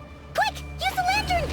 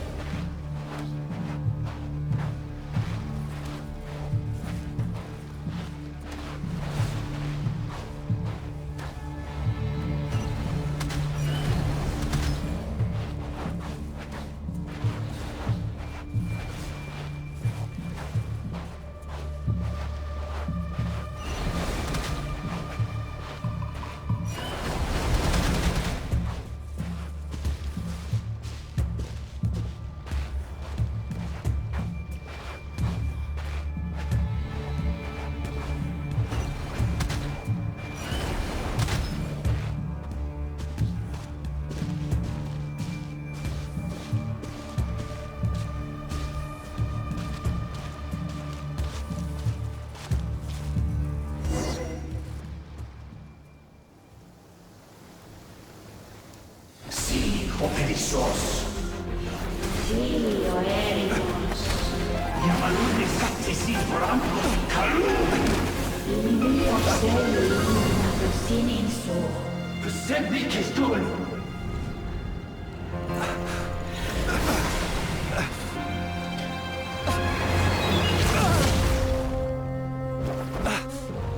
Hand it over. That was mine from the first. Tutonine torai desnevite. You're a fool. You again.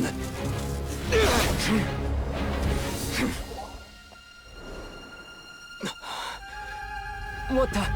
It's stronger than before.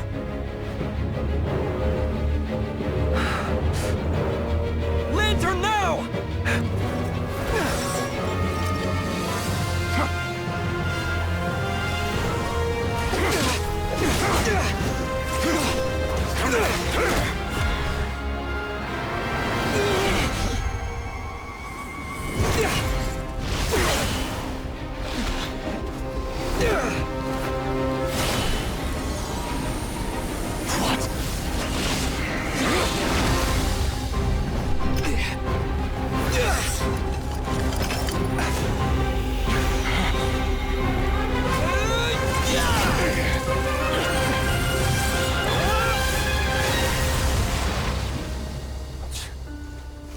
It escaped again.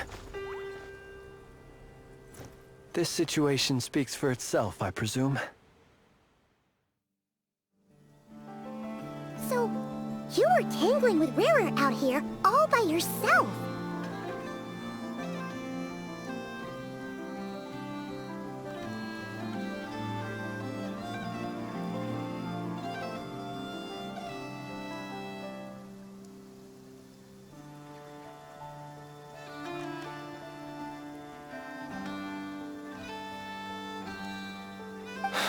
So, that vile phantom hiding inside the Wild Hunt has a name of his own. Yeah, you don't look so good.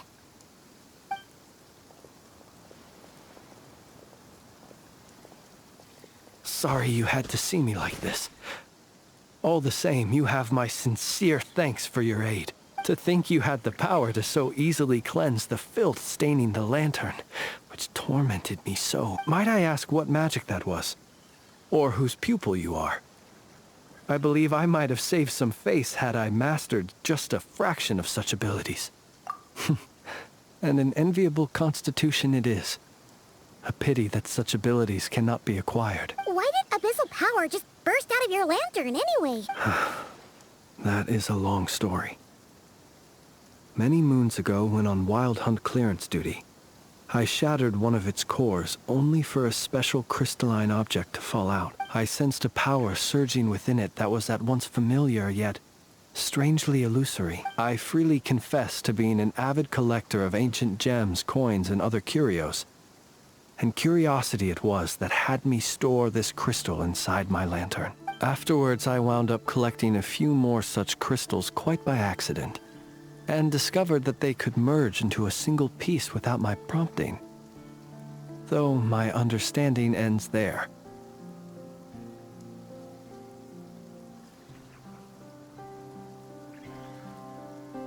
It was only recently that they began slowly emitting abyssal energy, which could neither be dispelled nor weakened. Is that what Rarer claimed belonged to him? That must be what he's after then! I concur. And here's the kicker. Before he was exceedingly weak. In fact, I've already beaten him several times, though I could not destroy him completely.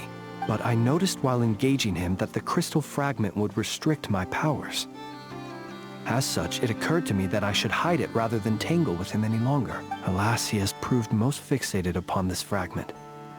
And for some reason, his strength has grown by leaps and bounds since I last encountered him. And where, might I ask, would it be safe? Or do you think it wiser I threw it away? Were our places switched, would you discard it, knowing that its perilous might was beyond your ability to counteract, yet capable of causing greater harm should it lie beyond your grasp?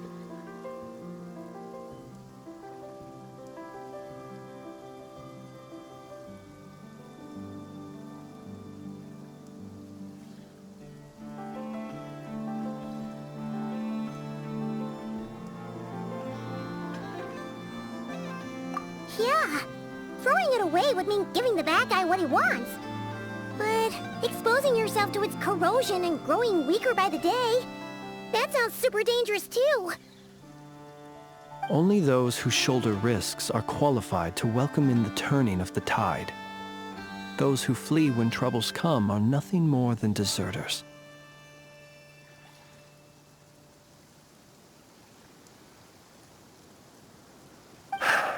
Though I shan't deny that I have your fortuitous arrival and most outstanding assistance to thank for my continued ability to speak such platitudes.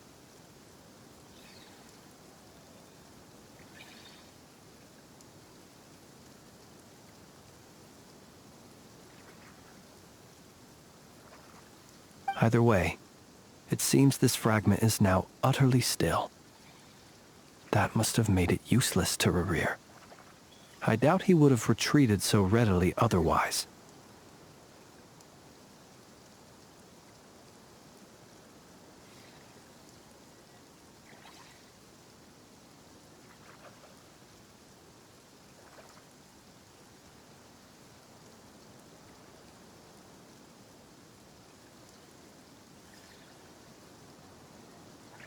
I imagine this wasn't the only reason you came looking for me, though?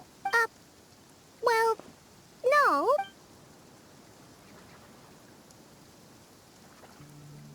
Ah. I see. To use the Lightkeepers to find me, I suspect. I did not inform anyone of my true whereabouts, so he should have had more difficulty tracking me down. They alone have the ability to quickly pinpoint my position. Our Sergeant Major has a Kuvaki-powered device that can be used to detect others who bear a lantern. They usually don't pay my whereabouts much mind unless they absolutely must find me. You mean this thing? Yes. Where did you pick this up? We found it inside a lantern when we first charged into the Wild Hunt anomaly. It must belong to a Ratnik dispatched to investigate the area, who, it seems, dropped everything and fled the moment they saw the Wild Hunt massing to strike. Well, at least they're not dead. Guess it's not surprising how they found you so fast then. But if Rear could have shapeshifted into Sosi. Why didn't he just use that Kavaki device to find you himself? Were he to use it, that device would likely fail to act as it should, owing to abyssal interference. Ah, guess that explains it. So not only is this Rear ruthless, but a purveyor of dirty tricks too. You might not be familiar with Sergeant Major Sosi, but he put his heart and soul into every mission.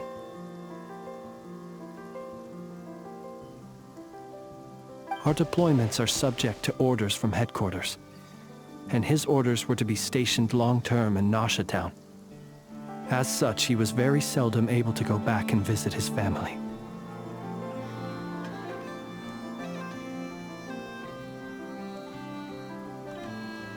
He worked so hard, seeking to produce excellent results that might convince them to transfer him out.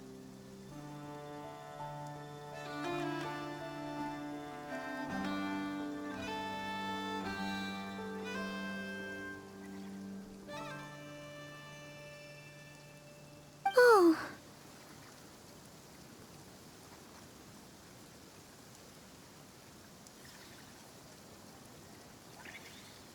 But every year they would say, "Wait a little longer. Wait a little longer." He often wondered if it was because he was lacking somehow. In truth, everyone had nothing but the highest praise for him. But good work does not always lead to good outcomes. The higher-ups would think, he's doing great where he is. Let him stay there forever. A most convenient choice for them, at least. Whereas his subordinates would think, wouldn't it be a shame if we were to lose such a talented, easygoing boss? So he waited. And he waited. Until the world closed its eyes in the depths of the night, and a lantern was slowly lit for him alone, that no one could see.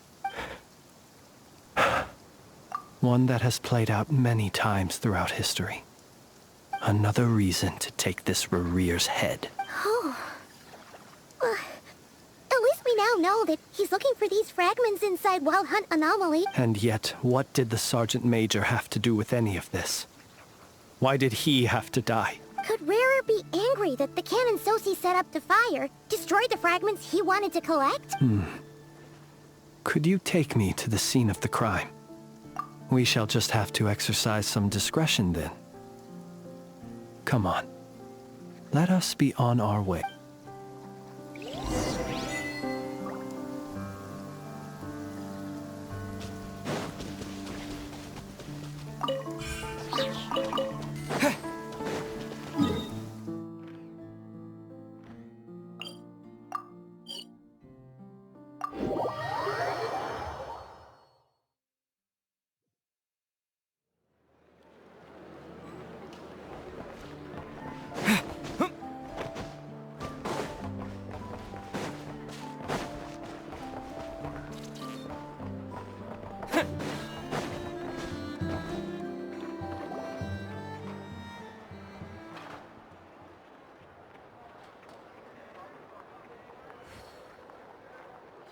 I understand the situation more or less.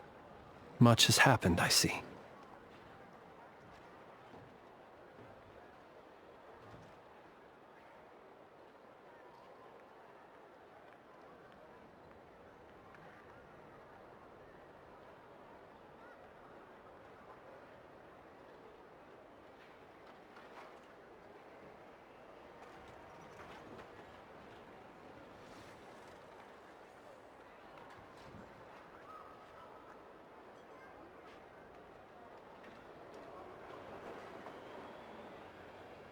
Either way, I suppose we were lucky not to receive a warm welcome on the way over here. It seems my fellow Lightkeepers do not wish to make this case public just yet.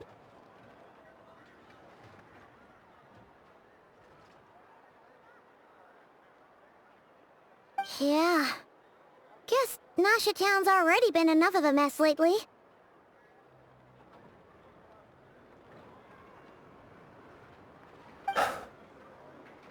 Let's Let's stop here.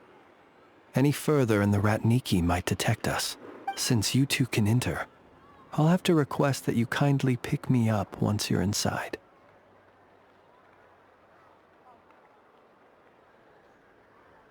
Oh? And how are we supposed to do that? You'll know when the time comes. See you later.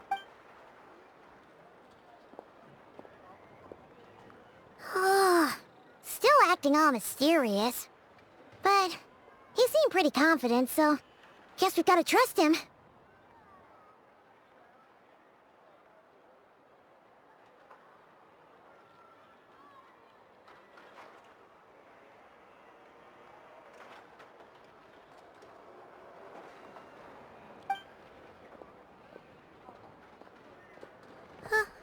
Hello?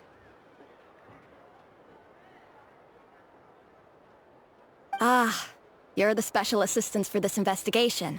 Yep, that's us. Well, you're just in time. We're basically done investigating the crime scene. All that's left is to finish writing up some records. Then properly dispose of Sergeant Major Sosi's from... If there's anything else you'd like to look into, this is your last chance to do so. Sadly, no. The motive behind the killing remains a mystery. And while we somehow managed to get news of Flint's, an unexpected accident caused us to miss him.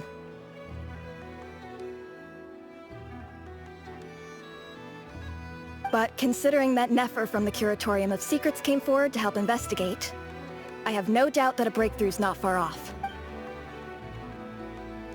We'll do our part too. All right, we're going in. See you later.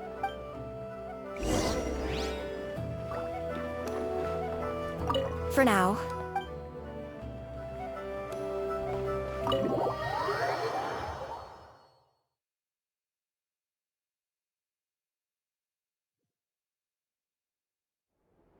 Phew, we're in.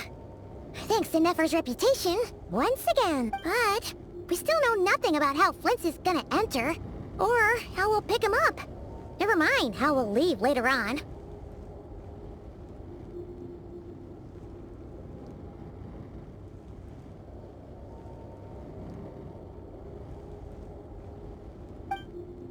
Something the matter? Huh. That looks like Flint's lantern. But where is he exactly?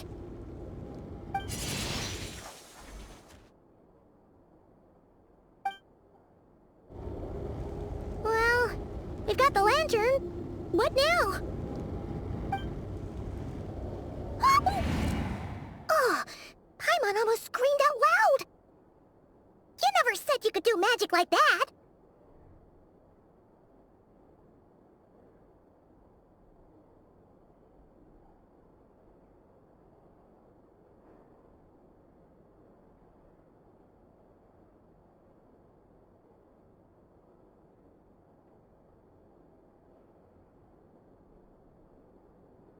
This lantern may have a rather peculiar shape, but so long as it doesn't glow, it won't stand out in the dark. I calculated that you would have already entered, so I chose a spot visible from the window before using light to send you a signal. As I thought, you're both sharp-eyed and on the ball. The perks of being veteran adventurers, huh? Your composure is more impressive still. You're right. That required a little trick of my own. But let us leave such trivial topics for a more relaxed moment.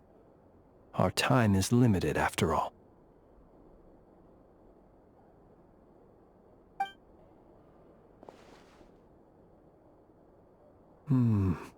Just as I thought. Come, try sensing it yourself.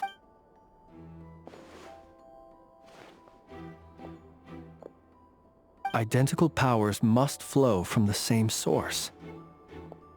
It was the Wild Hunt, then, that took my form and killed the Sergeant Major. But why do this? To sow chaos by depriving the Lightkeepers of one of their commanders? If the Wild Hunt's true form is powerful enough to stand against the world as you claim, I fear not even the full force of Lightkeepers could stand against him, let alone the handful of us stationed in Nasha Town. he would have no reason whatsoever to pick quarrels with individual ants. Let's look again more closely. We must leave no stone unturned. Well, that makes things simpler. In that case, allow me to disturb the fallen. May the ghost flame guide your spirit. May you rest in peace.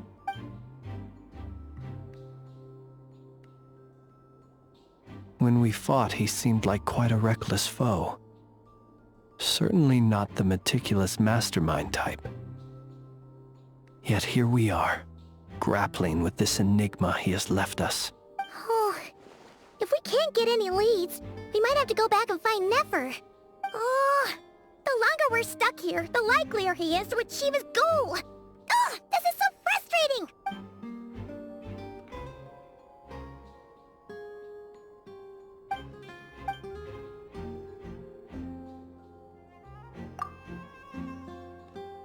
You mean this?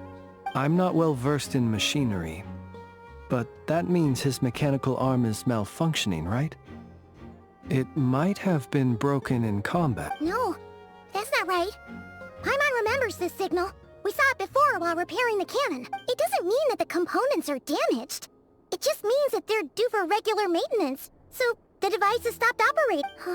But the real problem is that... Yeah, he even helped us find the maintenance port. It could still be a coincidence, but considering it hasn't been long at all since we were repairing that cannon...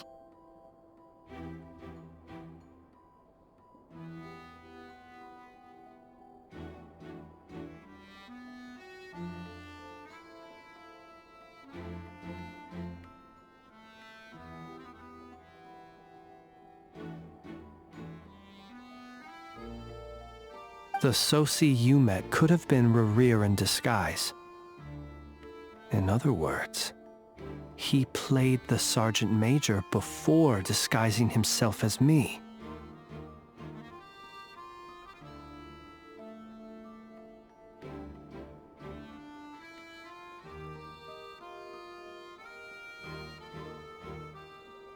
That's right! If only there were some way to prove it.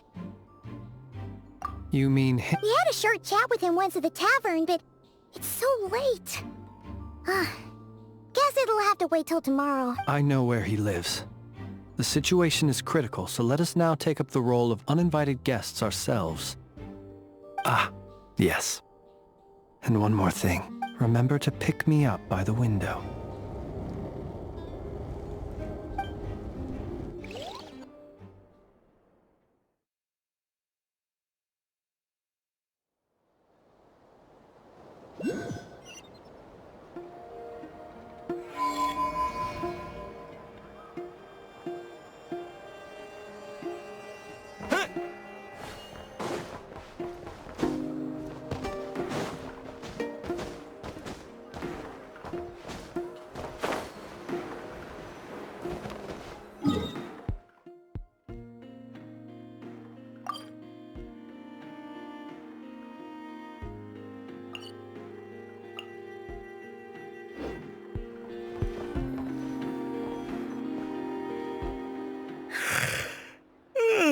Oh, it's you two.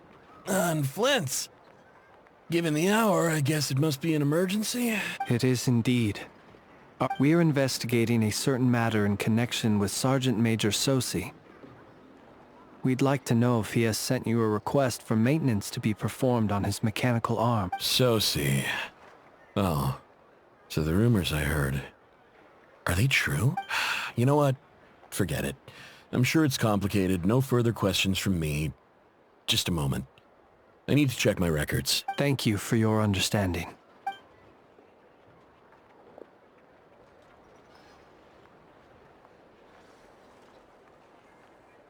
Got it. 8 days ago, he came to request a round of regular maintenance. But as it happened, I had run out of the required components. His mechanical arm is especially sophisticated, having been designed by Aino personally. The parts, too, could only be made by her. As such, they usually take several days to arrive. In fact, this time, He even asked me if we could push his request forward, and I understood. Completely. Not being able to use your hand, that's rough for anyone. But even more so if your job involves fighting out in the wild. So I did my best to convince Aino to rush the job, and eventually, the parts arrived. 3 days ago, if I remember correctly. I sent word to the Lightkeepers immediately, but he never showed up. I assumed he was just out on some mission or other. What's with those faces? Everything all right? You've provided us with some very crucial information, Hintsa. You have our thanks. We can't make everything public yet, but once our investigation is complete, I will return to thank you and provide an explanation on behalf of all the Lightkeepers. No worries. Just glad I could help. Thanks. Good night. Good night. Hope the investigation goes well.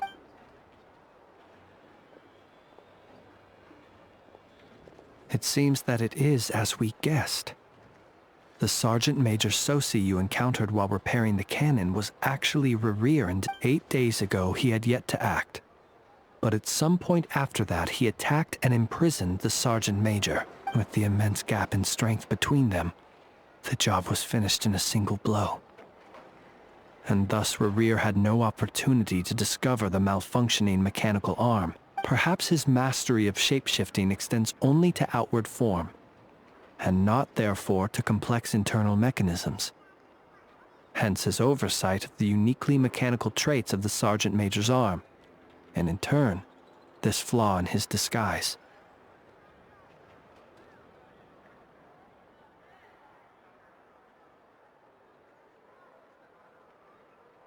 You're saying he thought no one would realize his mechanical arm was actually made of some kind of black muck on the inside, so long as it worked, right? Still seems like there's a lot of guesswork involved here, but it mostly makes sense. This also has me stumped for the moment. The cannon has always been used to destroy the wild hunt, and it works as intended. But how would that help Rerir exactly? Assuming he plans to collect the fragments within Wild Hunt anomalies, firing the cannon works against him, since it would blast those fragments to smithereens. So we solved one mystery, only to dig up another. Whew. This is getting Paimon kinda down.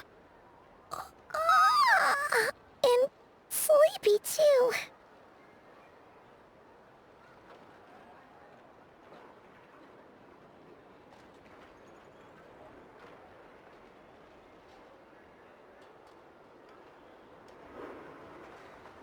Yes, I'd say it is high time we took a break. Seems like there's a lot left to investigate. We'll have to fight Rerir eventually. And we'll do a poor job if we're not well rested. Yeah, we should totally get some sleep first. A reasonable suggestion. I have no doubt that my quarters have been turned inside out by now. At any rate, my colleagues have never failed to live up to my expectations of their discourtesy. Well, guess we'll just have to pick you up as usual. That would be good, yes. Feel free to put the room costs on my tab.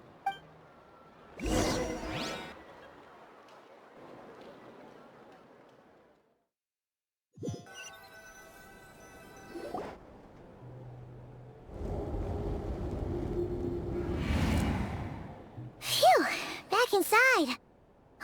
We can finally take a breather. Okay, Paimon. In and out. I suppose we could all take a moment to unwind. As I recall, our first meeting took place not far from here. Had you already sensed the unique power within my lantern at that time?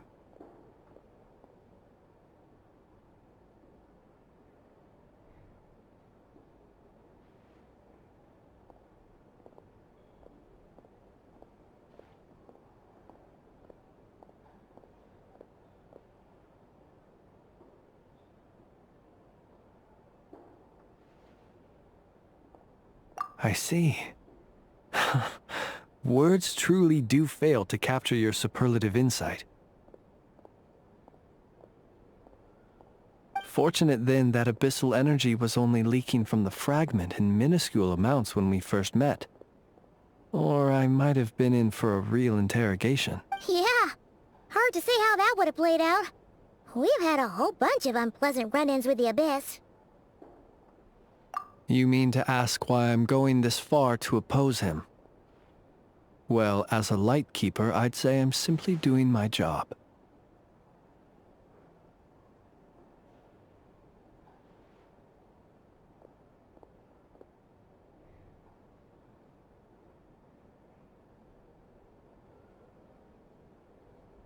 Yeah! You're covered in more mysteries than Paimon could shake a skewer at. You can't just get out of explaining yourself by making lame excuses. All right. I suppose I do owe you some honesty. Whether out of gratitude or the need to build trust, your deductions have been quite correct. Should one wish to conceal oneself within a lantern, elemental power alone is not enough. You know humans well. And naturally, you understand their limits. But some things that humans would consider difficult are quite normal in the eyes of non-humans.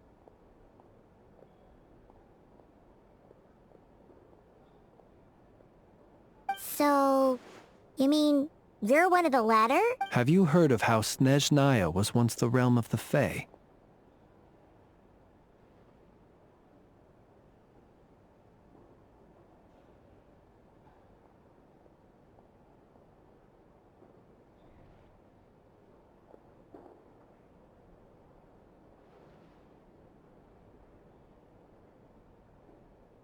This race is no longer of any importance, but they still exist, as evidenced by the fact that I am standing before you. We've heard some scattered legends, but that's all Paimon thought there was to it. I once turned my heart toward humanity, and thus did I experience loss. I once labored and did much, and put an end to my tale with my own hands. When you realize you are floating in the middle of a vast ocean, you cannot help but feel that swimming in any direction would be equally meaningless. Would it not be better, then, to simply sink? But before I could sink to truly lightless depths, chance had it that I should be awakened by a band of Ratniki. They were facing a horde of abyssal monsters, and could not last against such a disparity in strength. Yet none fled. Those who dwell in darkness for long enough become exceedingly sensitive to all light. And the first light I saw upon awakening was that which shone from their eyes.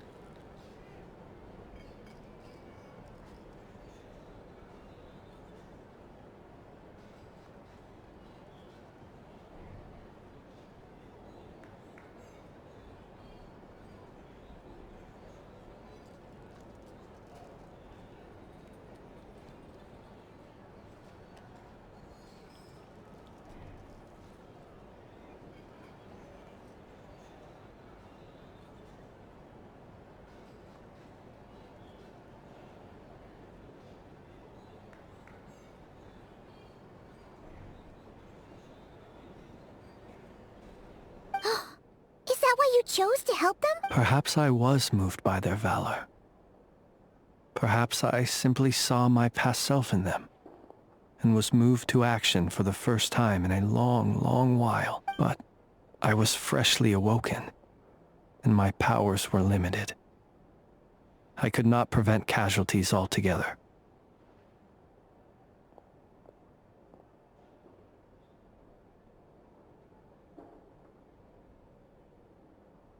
The survivors and I buried the fallen heroes. That was the origin of the final night cemetery.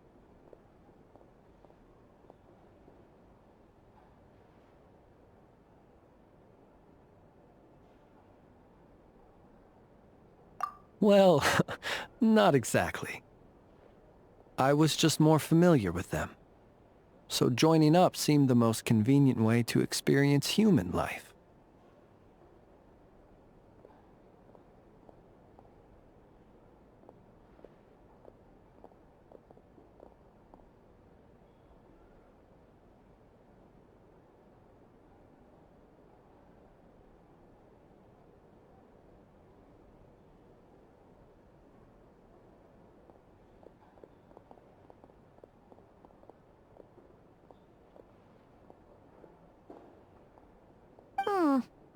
doesn't sound too believable.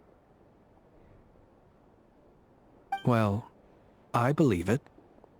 Besides, I'm well past the age when one might believe in things that must be done. Nonetheless, there are still some things I will not allow to happen. The chaos that Rerir has been stirring up is one of them. Tomorrow I shall go and check our records to see if I can find any connection between the Wild Hunt, Rerir, and the Cannon. Will you need us to get you where you need to be? Oh, I'll be fine. I keep a backup copy at my residence in case of emergencies. Can you even go back there right now? Won't there be Rat Nikki watching it? Thanks for the reminder. I believe they'll have checked my place, but they won't have stayed. All things are ranked according to their priority, and we lack the manpower for such an open-ended stakeout. And even if someone is waiting, I have ways around that. I am the master of my own house, after all. All right then, we'll trust you. We sure ended up chatting for a while, huh? I'm super tired now. But, you know, feels like we can breathe easier, now that we know you better. I didn't take you for the cautious sort. Anyway, I hope you'll help me keep this a secret. I'd prefer others not to know about my past unless strictly necessary. Nor do I want to attract more trouble on account of being a Fae. Paimon's lips are sealed too. All right. Thanks again for your help. Good night, you two. Finally, we can rest. Let's go get some sleep. There's tons to do tomorrow. It's getting late.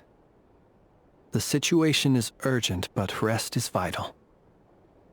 Good night, both of you.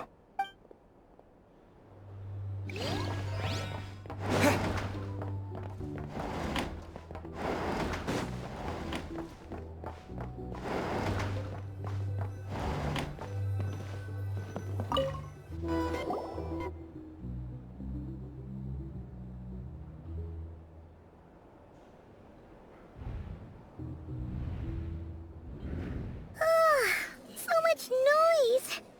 What's going on this time?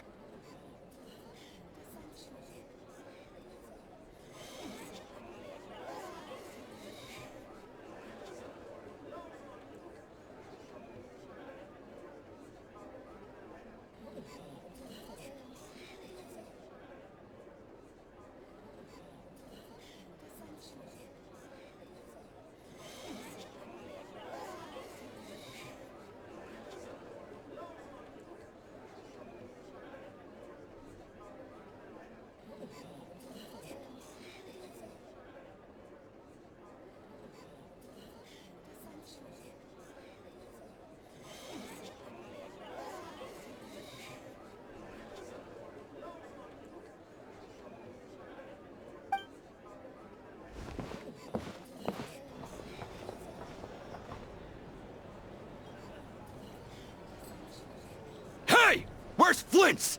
Is he here, or isn't he?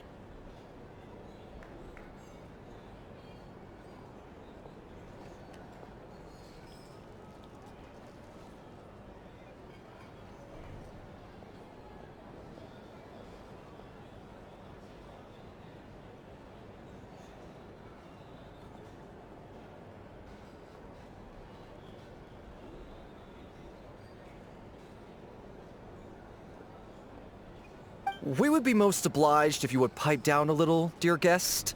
Our other guests are resting. Resting? We're all about to be done for, and you're talking about rest?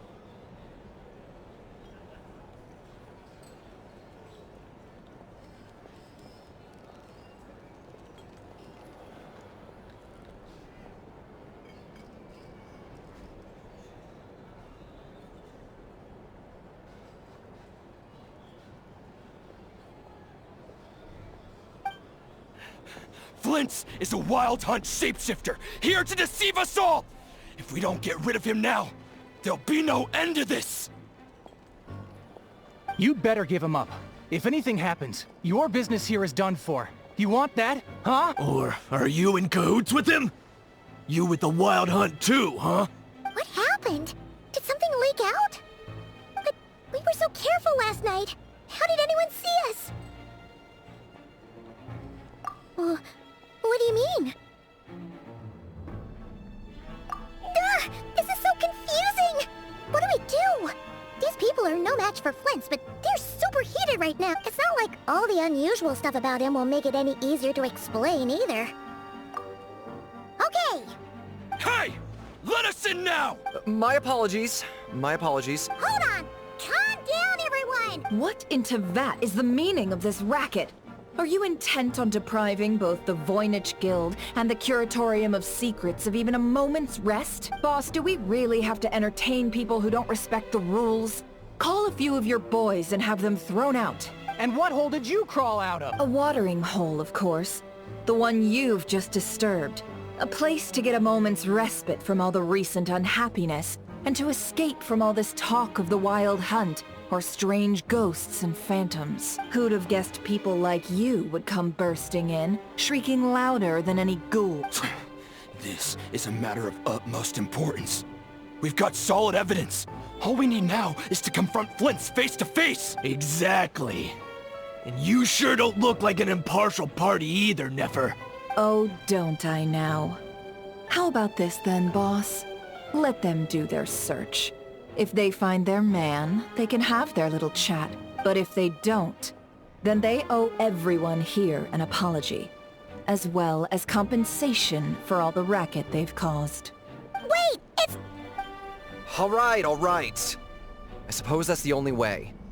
If we don't let them in now, they'll be back sooner or later. Oh, alright then. Well, I'd say that sounds like an impartial proposal.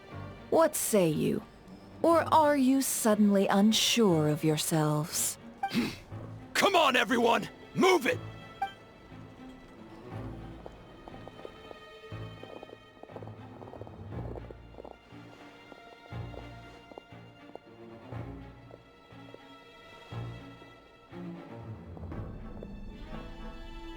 No sign of Flint's. But how can that be? Hasn't he always stayed here? Done searching, are we? Guess it's time to uphold your end of the bargain.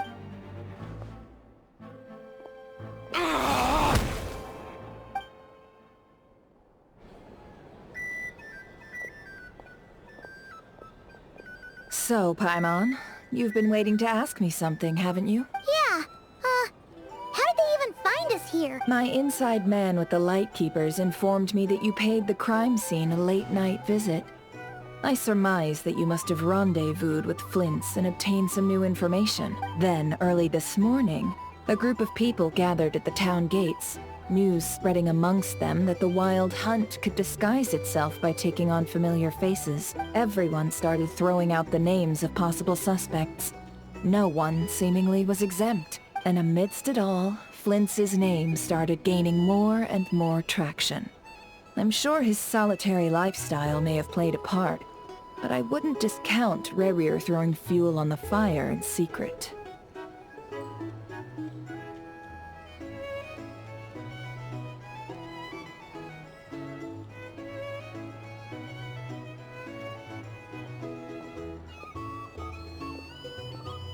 So, did Flint's make his escape after hearing about this? And that's where I, Yehoda, the quick-witted, fleet-footed backbone of the Curatorium, got my chance to shine. While everyone was super focused on the argument in the main hall, I, alone, noticed an opening. I got her to climb up to a window to help Flint's out, only for her to return with nothing but a lantern. Aw, come on, boss. I was just getting started. We initially intended to bring Flint's back to the Curatorium and wait those people out, but I never expected this to be all that was left. I imagine, though, that he wouldn't have left something that was so seemingly important to him behind. Might he intend to come back and get it later? Maybe. Well, he's out of harm's way now, so that's not super important, right? Oh? What Paimon means to say is, we got lots of new intel to share. All right then. Yehoda, contact the others. We're going to need all hands on deck. Let's have this discussion over at my place.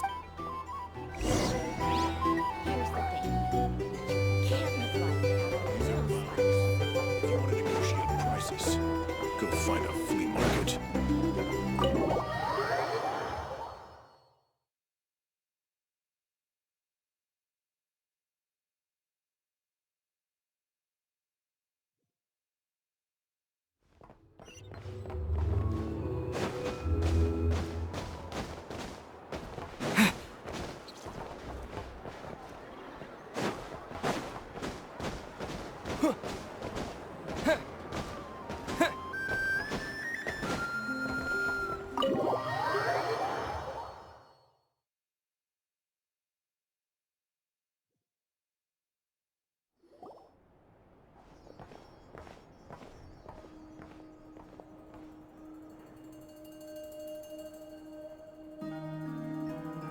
I see.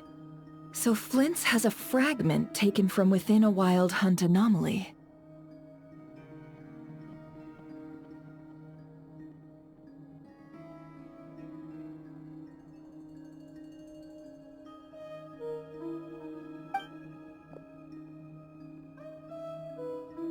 Is he gonna be okay now that he's on his own again? Earlier, he said that the fragment had gone still, so it's probably of no use to Rerir now. In that case, Rerir shouldn't have any reason to keep pursuing him, right? So was all that ruckus back at the flagship just an act of spite? Or what? If I were him, I would have simply turned my attention to collecting other fragments. A reasonable course of action. Remember what we heard back at the tavern?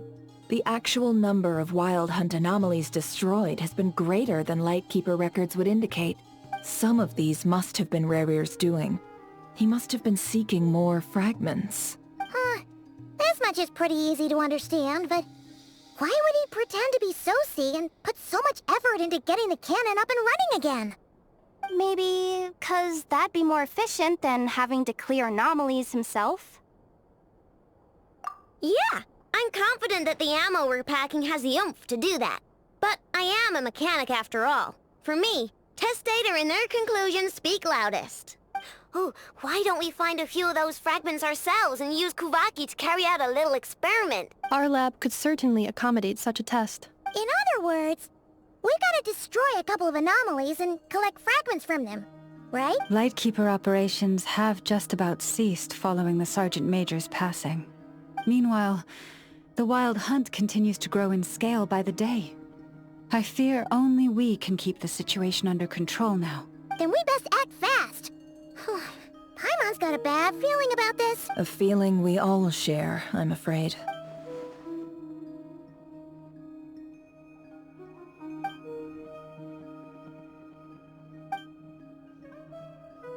There are 3 Wild Hunt sites that must be dealt with urgently. But I believe we have the capacity to handle it. Works for me. Nefa and I will take our workshop assistants to deal with one of the sites. The Curatorium will handle another. And we Frostmoon Scions shall deal with the remaining one. Paimon didn't think she'd ever get to see everyone here carrying out a plan together like this. Never mind you. This is a first for me, too. Let's head out, then. We'll meet back up at my lab with the fragments. Understood.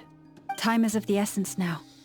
Our foe could make his next move at any moment, so we must stay in contact. Gotcha! Stay safe, everyone.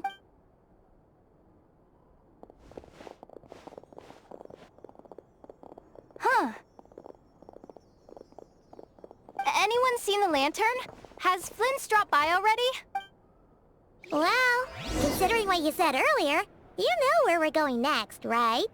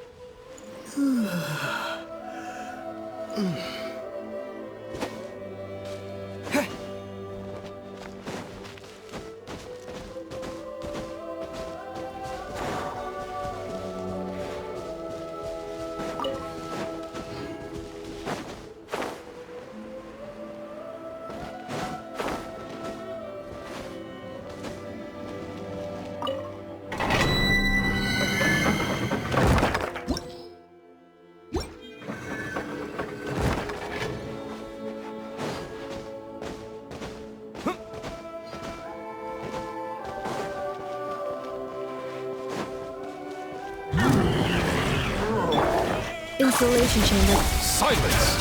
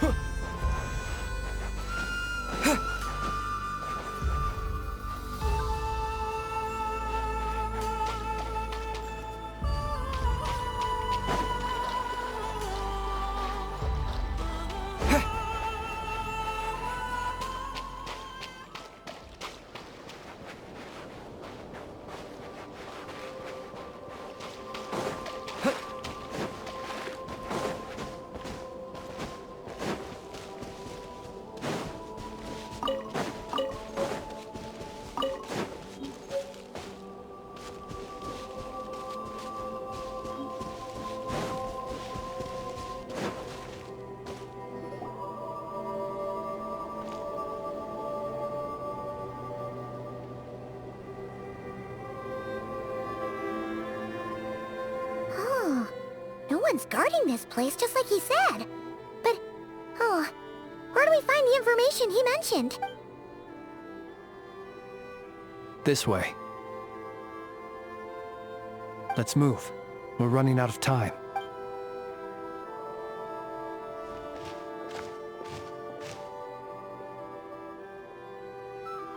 Ah! There you are!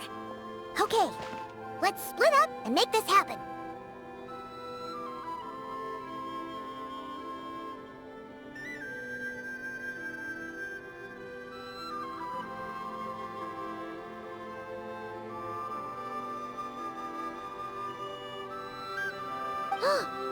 Or not! How are we supposed to read through this many files? Difficult, yes. But it is also our most efficient option to expose the true intentions of this Rerir. We need to dive into KRAI's history.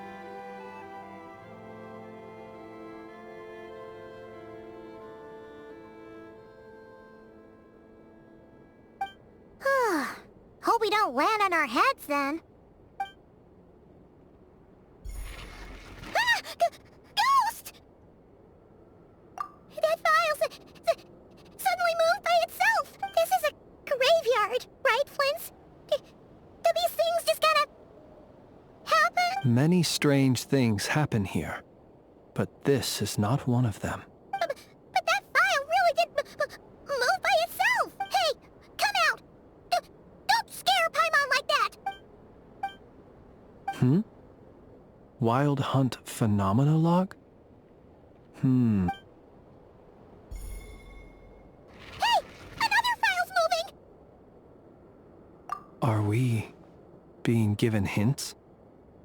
I feel no hostility. On the contrary, it seems we're being aided somehow. Really? Hey! Seriously, another one? Okay then. Paimon will read this one.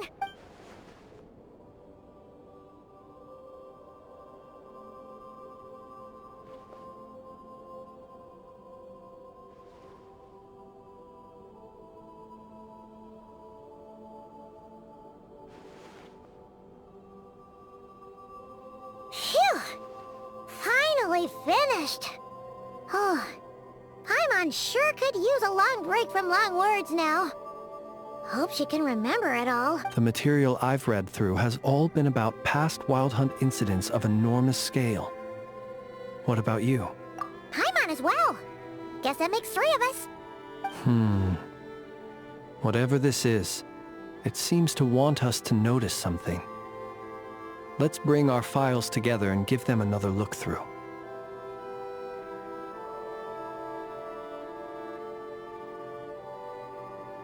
Alright, Paimon will go fetch hers.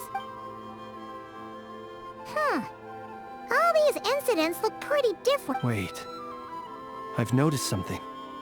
Before the occurrence of these huge Wild Hunt events, a smaller scale one would erupt in the exact same location. And look.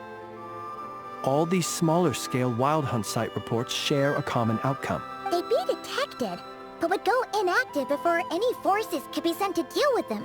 They could then be sealed directly using a tide seal stone. Huh? But why? Some of these records are too old.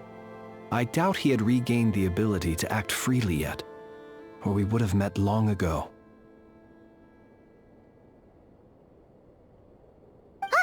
And here's another similarity. Kuvaki in nearby soil completely drained. Could this be important? Kuvaki and the Wild Hunt are mutually opposed forces. We Lightkeepers previously believed that these small Wild Hunt sites would temporarily go inactive due to being neutralized by the Kuvaki present in the soil. But now that we've synthesized all this data, there is a key issue this hypothesis cannot explain. Indeed. Despite the name, I would not call a tide seal stone's sealing powers watertight exactly. But for it to fail and the situation to deteriorate in such short order... Paimon feels like she's almost got it.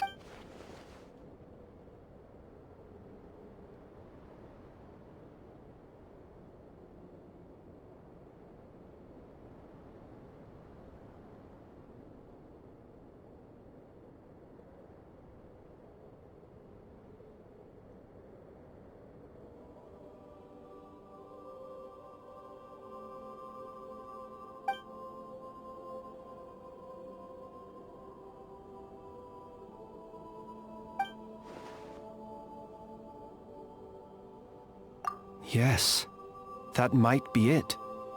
It could be that when Kuvaki and Abyssal energies meet, the stronger side will suppress the weaker one. And while Kuvaki can indeed destroy small-scale Wild Hunt anomalies, should Rerir be strong enough, the Kuvaki might be his for the taking instead. Paimon kinda gets where we're going with this. What are you referring to? Oh, we had a real close encounter with the Abyss in Netland. It's a force that tries to taint everything. It's hard to explain in detail, but basically, your reasoning makes sense. Was there a gap between him pretending to be Sergeant Major Sosi and the cannon being fired? There was. Aino needed to make some adjustments after we finished those repairs. Rerir, disguised as Sosi, left at that point, leaving him more than enough time to shapeshift into you, return to the Lightkeeper's office and set up the crime scene, before heading over to the cannon's target area and absorbing the Kuvaki. It all makes sense. And all that just for the fragment I had with me.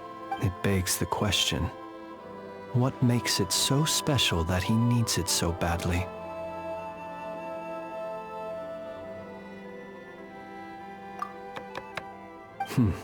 That's odd.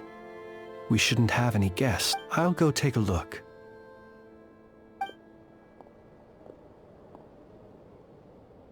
Ah, it's an ibis. It's carrying a letter! Ooh, Lauma must have sent it. She can speak to little animals. Let's see here. Situation urgent.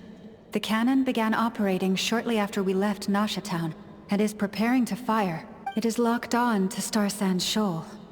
Please return to Nasha Town and assist with all haste. Lauma. That's gotta be Rare's doing. But why is he using the cannon again? Didn't he already fire it once before? No time for speculation. He's already made his preparations. If you recall, his body was incomplete when we last met. If this bombardment continues to increase his strength, he might regain his complete form.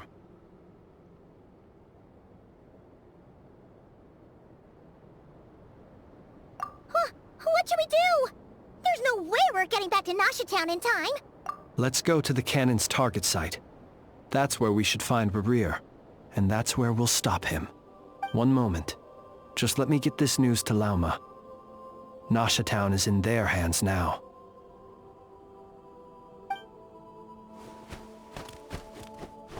Go! Fly! Not a moment to lose!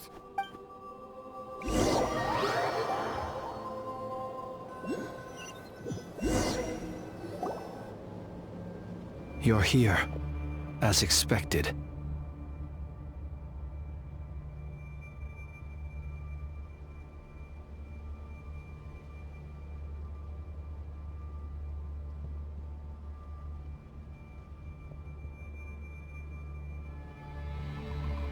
Humans, you never change.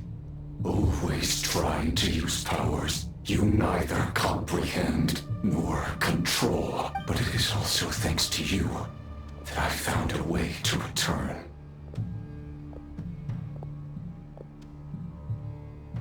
You've messed with the cannon again, huh? Sorry, but this round's not gonna go your way.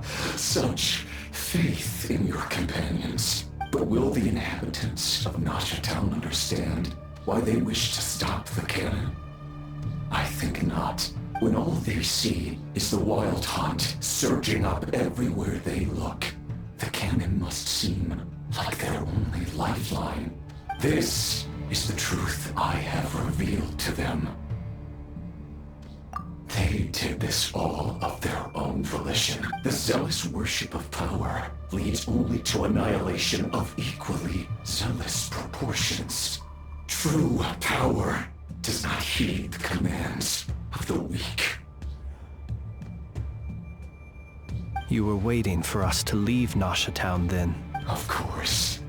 I imagine the one you call Aino would have managed to stop the cannon otherwise. Shame, then, that you proved one step too slow. In their folly, the townspeople will bar the path of all who seek to stop the cannon. And your kind-hearted, weak companions have not the stomach to deal with them. The cannon will not be stopped now. Well, sir, you look most pleased with yourself. In that case, before you put us out of our misery, I would like to ask you a question, if I may. See this fragment. It once haunted your dreams, but now it seems useless to you. What is it exactly?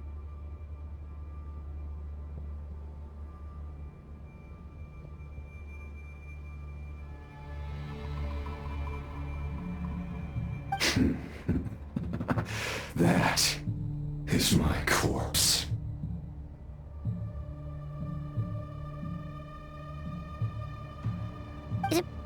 Sorry, what? My body was once torn into countless pieces and hurled into the swirling chaos of time itself. But even so, my life and will were not extinguished.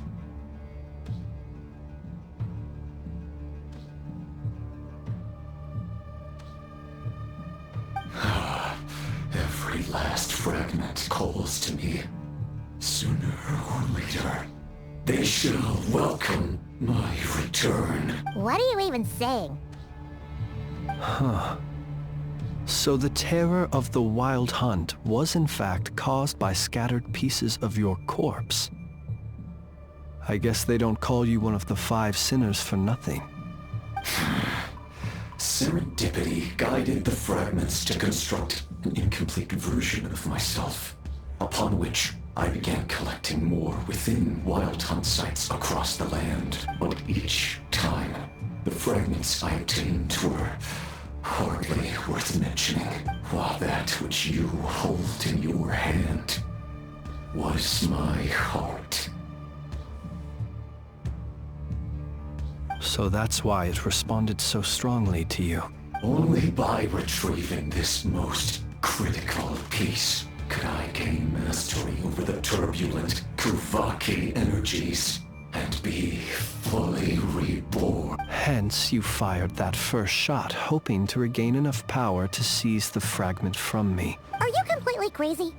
Weren't you afraid of dying? Dying? Such power has no hope of killing me. It may destroy my form over and over, yet always I rebuild it.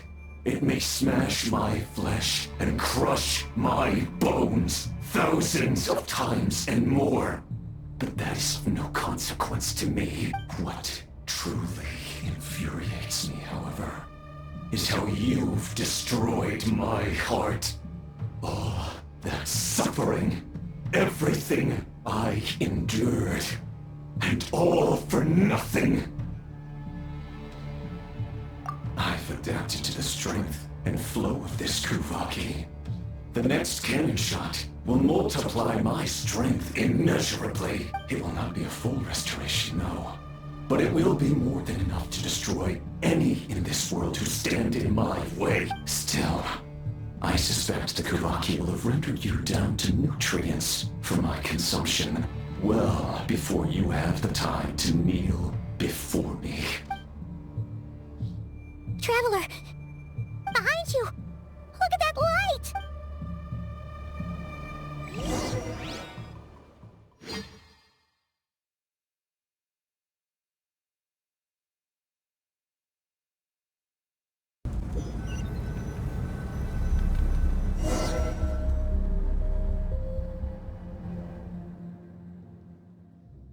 Dang it! Who fired up the cannon without my say-so? Its defensive barrier has also been activated, likely in anticipation of interference by malicious actors. The air is thick with fear and anxiety. It's spooking the birds and beasts. What exactly is going on? You're here. Looks like this was all part of Rarir's plan. Not only did he plant seeds of suspicion in people's hearts, seems he's now igniting them. Yehoda's gone in to scout out the situation. She'll be back any minute. I'm back! I'm back! Oh, it's bad out there. Rumors flying everywhere you turn. Something about the Wild Hunt preparing to spawn a wave of monsters, the likes of which we've never seen before. But that's not even the worst of it. Lots of folks don't even believe the cannon can prevent this crisis, so they're getting ready to make a run for it.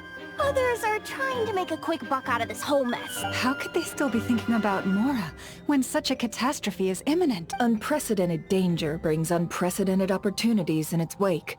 A chaotic situation can bury much wrongdoing.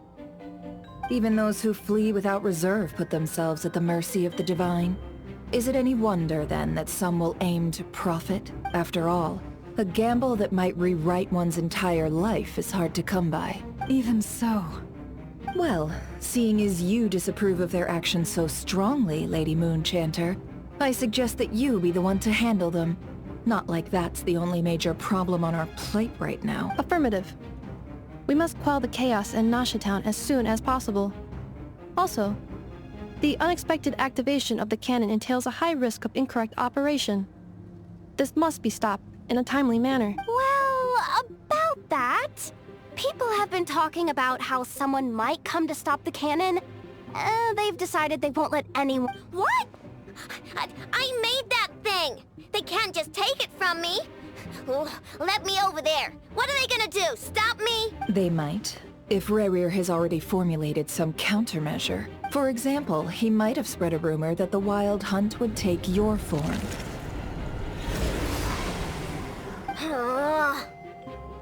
Possibility, high. If they view the cannon as Nasha Town's only hope, they are likely to conclude that anyone who tries to stop it must be with the Wild Hunt. It will face strong resistance, but they're just ordinary people. Brute force must be avoided, if possible. There's no time.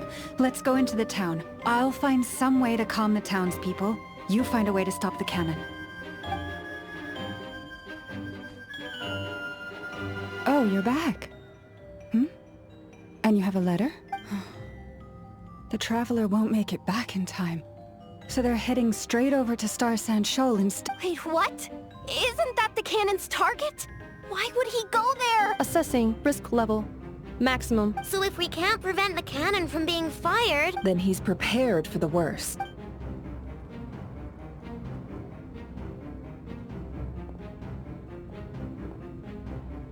And we must ensure that his trust in us is not misplaced. Let's go.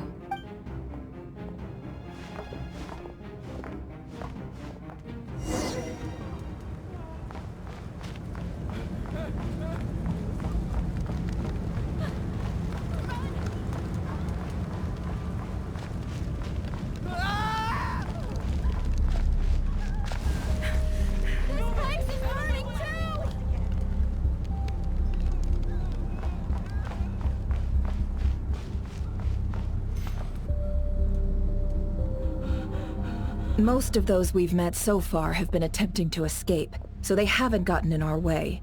But it won't be so easy from here on out. Looks like they formed groups to protect the cannon. If they believe that we're with the Wild Hunt, we'll have no choice but to force our way through.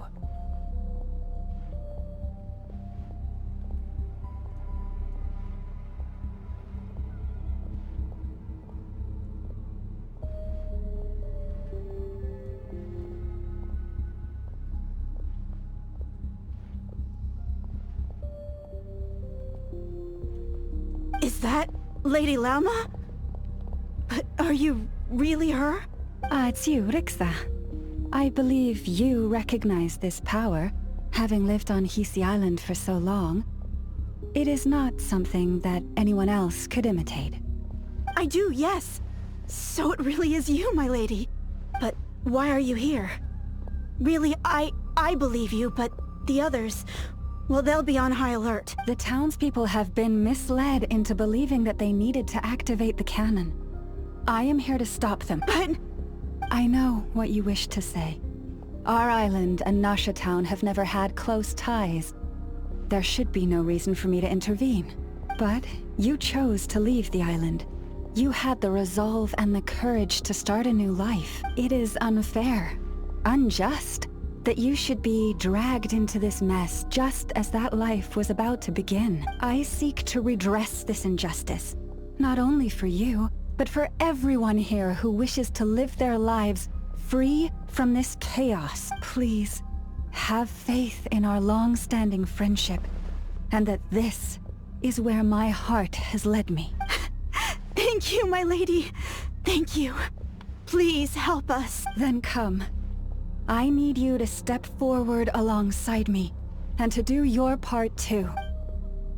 All right, I understand. Seems we chose the right person for the job. Huh? You're not coming with us? We won't be able to calm this storm by our power alone.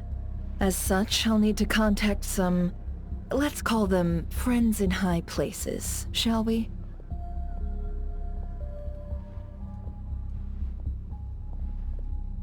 Let's go, Yehoda. Okay. See you again, everyone! That is, if we can.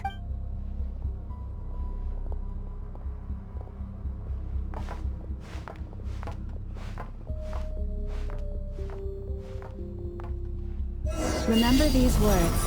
The road shall be paved with truth, and we shall pave it ourselves. It's you, Lady Moonchanter. It's her. Everyone, it's her. You're right, my lady. At times like these, we must rely on ourselves.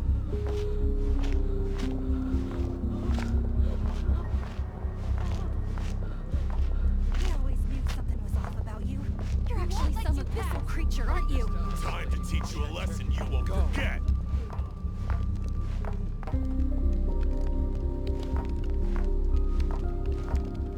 Please, calm down. They are clearly innocent. Thank you.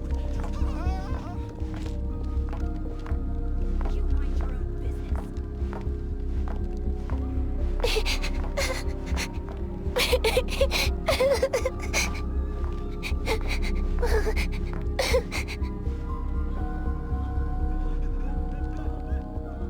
Moonchanter, there's a child here! It's all right now. Go, quickly.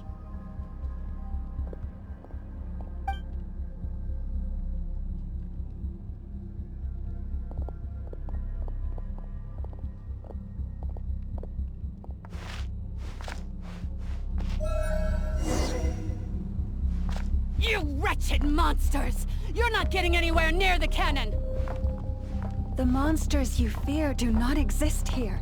The madness you have fallen to has been the source of untold disasters. You think we had a choice? Destiny is no excuse for greed and destruction.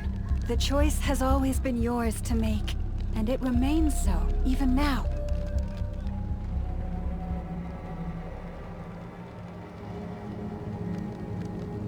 Thank you for bringing us here. We can quickly overcome the barrier by going upward from over there. The cannon is all yours now.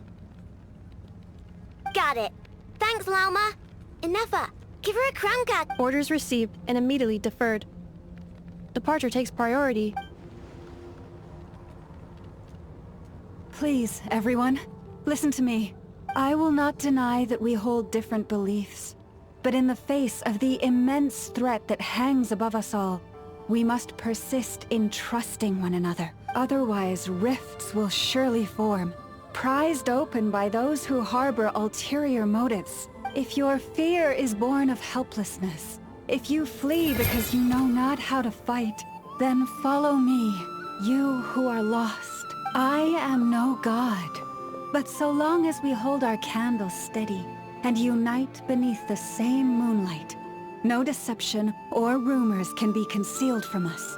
Let us resolve then to defend ourselves and to stand firm against the false illusions by which our foe seeks to beguile us.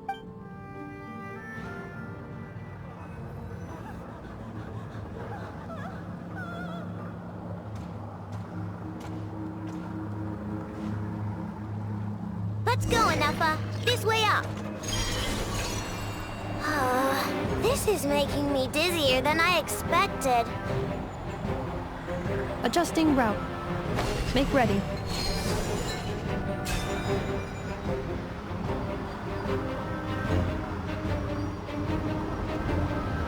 Out of the way, small fry.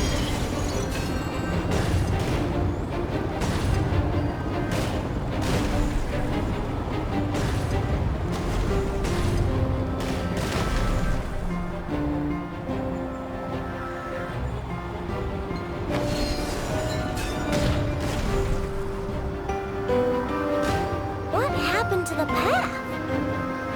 Track missing. Fall imminent. Come on, come on, come on! Get out of there! Whoa, nice! Preparing barrier breakthrough. Brace for impact.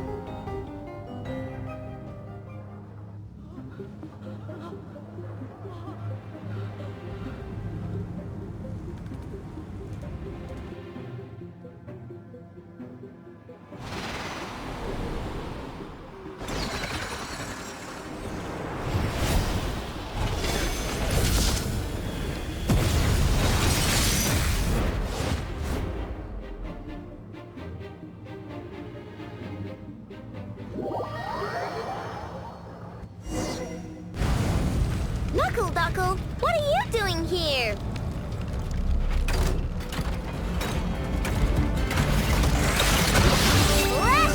Cleanup sequence initiated. Preparing for gusto. Except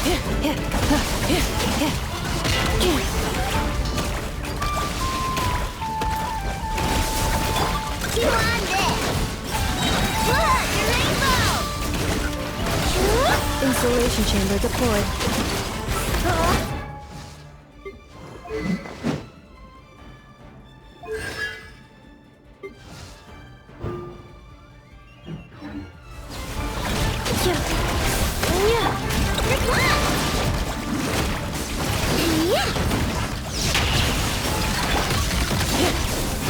Interference detected. Entering countermeasure mode.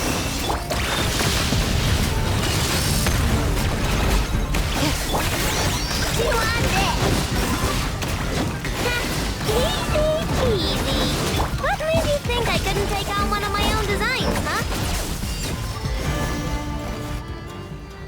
This isn't good enough, we gotta hurry! Scanning. Kuvaki ammunition fully loaded. Preheating complete. The cannon is going through its final pre-fire checks. Oh, alright. Let's hit the emergency brake. Assessment. Not enough time. Emergency brake will cause internal explosion of stored Kuvaki. Damage assessment. Incalculable. Nasha Town likely to be blasted skyward. No! I mean a manual brake, the primitive kind. A manual brake. Understood. Roger that.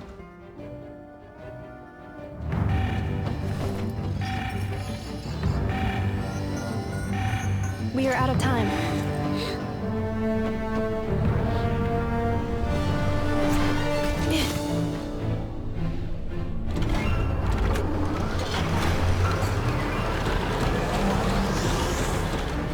All your efforts have been futile. It is too late now. Perhaps you're right. Why aren't you running?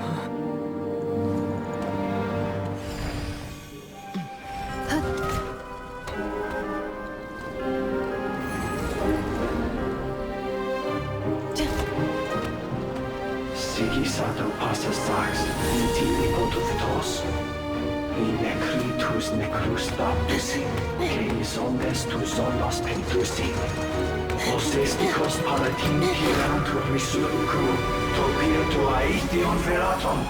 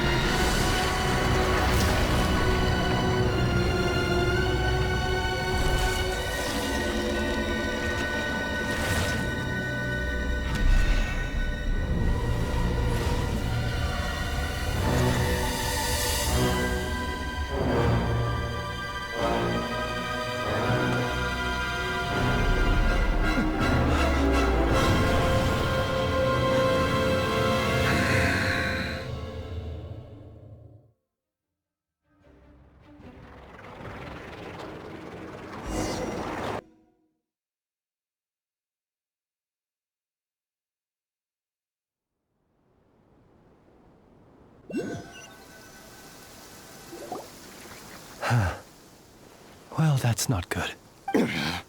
Sluggish. Torpid. This body is a disappointment. I can barely muster 10% of my original strength. You've ruined everything again.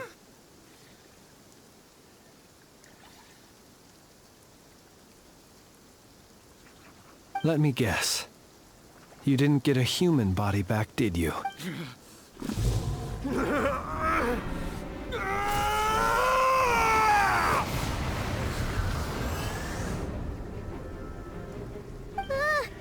What's with him? Verfnir. Vrindaughter. Flinders.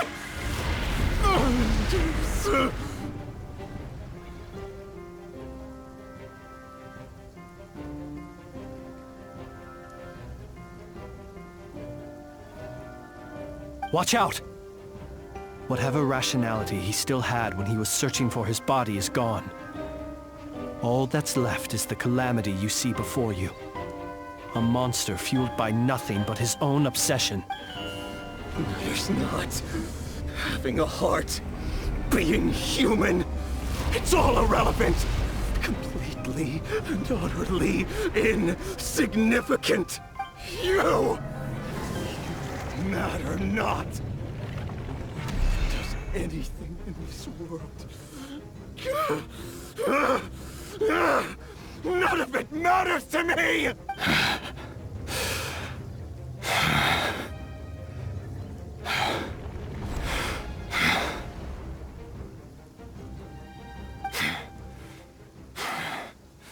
Fools. Time to die!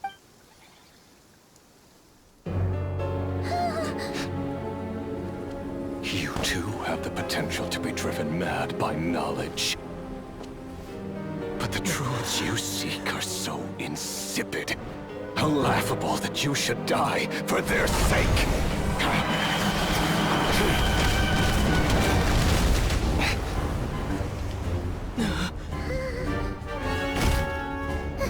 You're wrong. The unknown is but a fog to be dispersed. Knowledge is the true pillar of the world.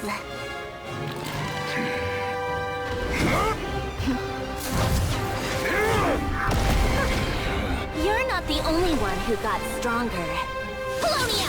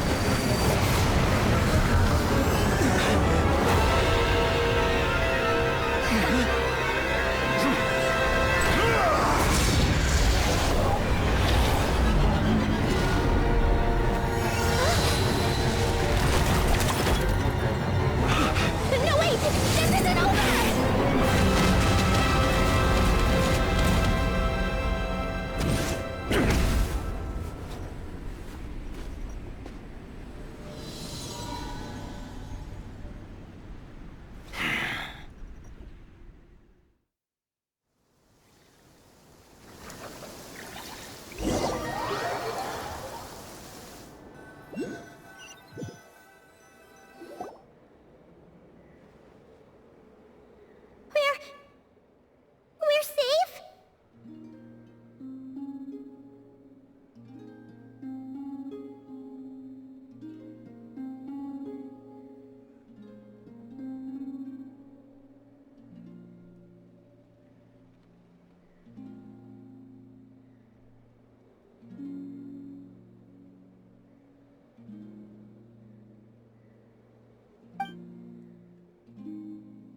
It seems this young lady aided in our escape. You have my sincere gratitude, dear madam.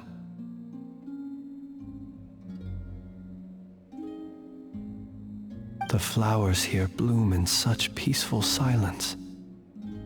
I imagine you would not have invited anyone here were it not an emergency. Oh?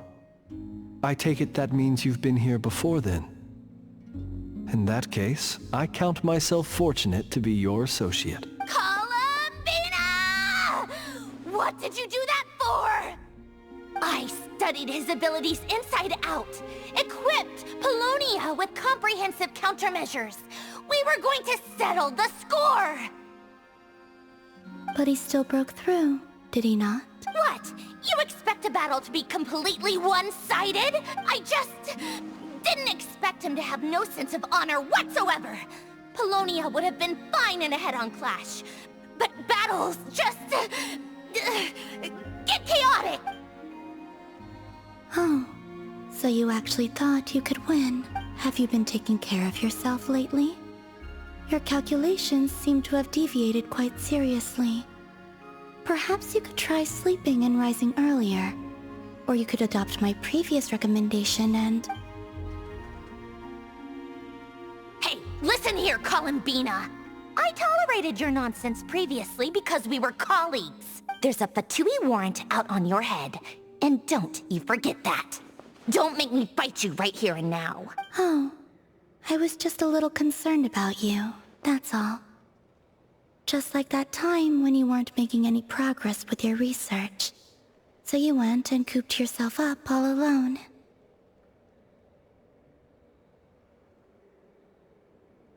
That was none of your business! And don't you ever drag me out to one of your freaky hovels again! Come on, Polonia! We're leaving!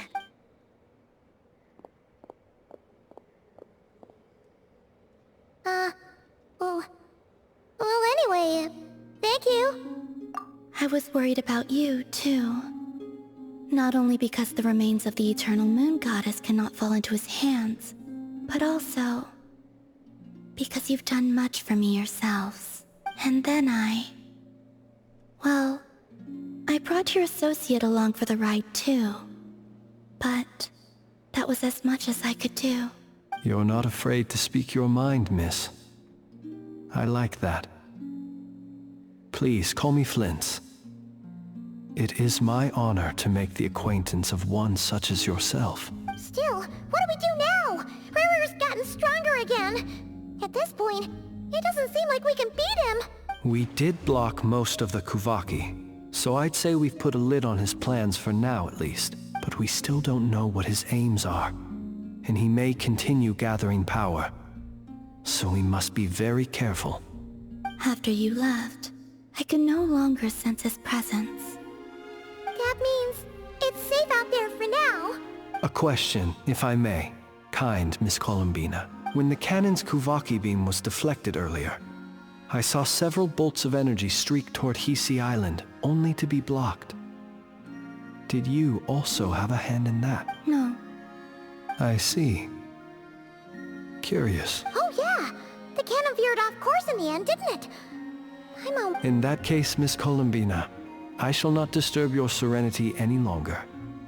Thank you once again for coming to the rescue.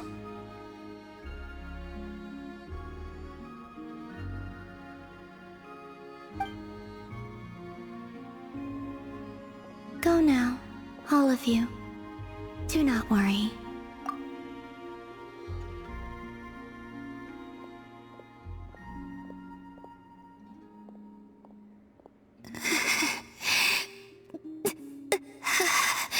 My strength still isn't returning. It seems my time is running out.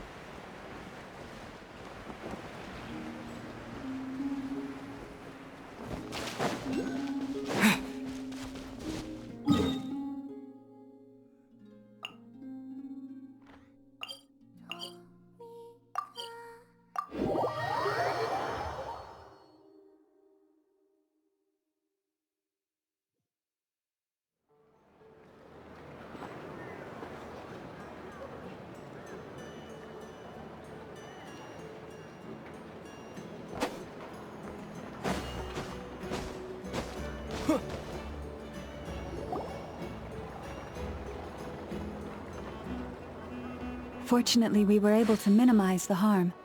Only a few townspeople were hurt, but the Reikir of Solnari has now gained a complete form, while we still know nothing about his goals.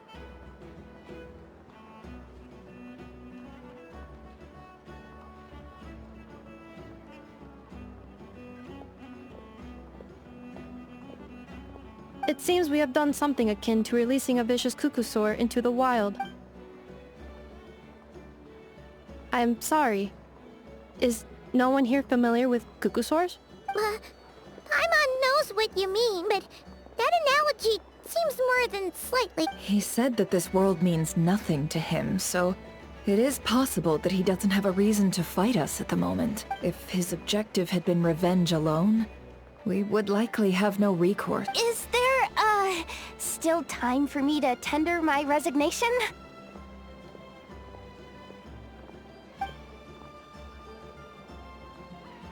Just kidding, just kidding. Don't worry, boss. I know there's no running now. So my canon, my pride and joy was a hindrance rather than a help. You know what? I'm gonna dismantle it right now. That's right. And it still works on normal wild hunt anomalies. Don't let this get you down. Flint's, we'll need you to attend to the aftermath with the Lightkeepers. Don't worry, I've explained everything to them. You're in the clear. My thanks. For that and for everything else I hear you did to help us arrive at the truth. Had you been willing to show yourself in public more often, you would not have been so easy to isolate, you know. Point taken. I will give that some thought. I suppose that's one way I'd benefit from replacing Sergeant Major Sosi. You mean you're being promoted? Was Paimon the only one who didn't get that? Well, if you've got a moment, would you like to come with me? There's a certain gentleman I'd like to send off on his final journey.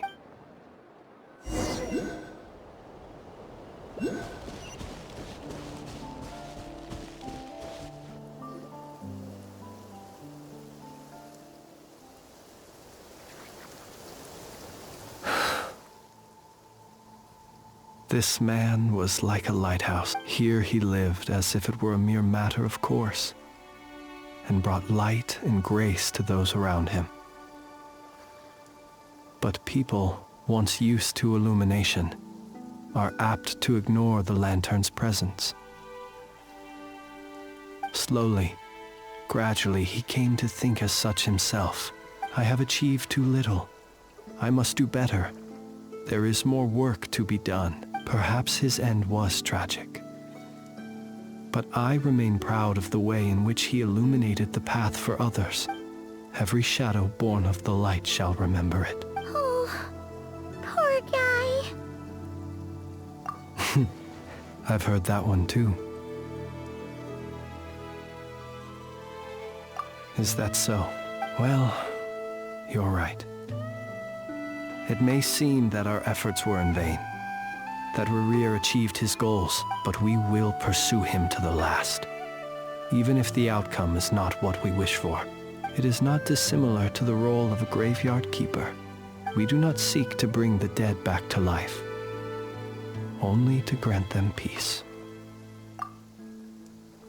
Oh, what are you two talking about? Care to explain? Okay.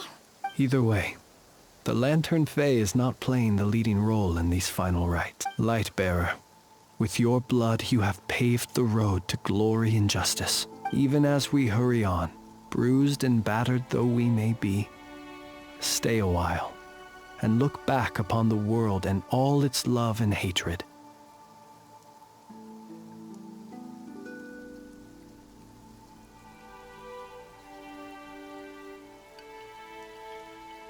Until it closes its eyes in the depths of night, and a lantern lit for you alone flickers softly into life. Thank you for everything, Sergeant Major Sosi.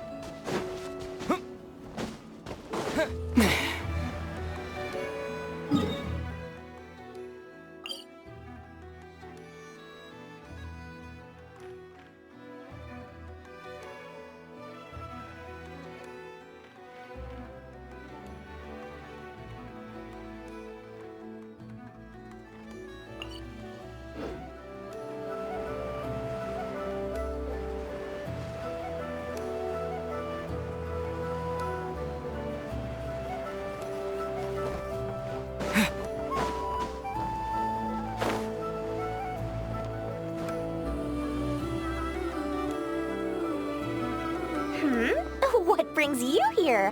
Didn't expect to see you around again. And where have you been, huh? Didn't run away or anything, did ya? Oh, of course not. I was simply elsewhere discussing business deals. Indeed, it was all thanks to you that my little store was saved. What? Why, I wasn't acting in this... And didn't I tell you that my prices were reasonable? Oh, but you still turn to that curatorium of secrets, or whatever it is they call it.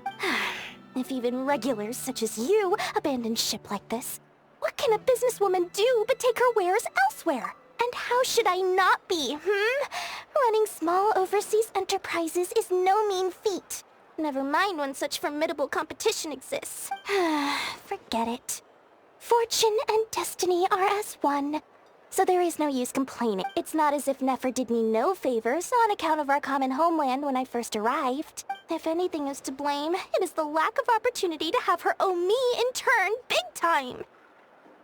Now then, should she ever need anything, you make sure, no, make doubly sure, to inform me first.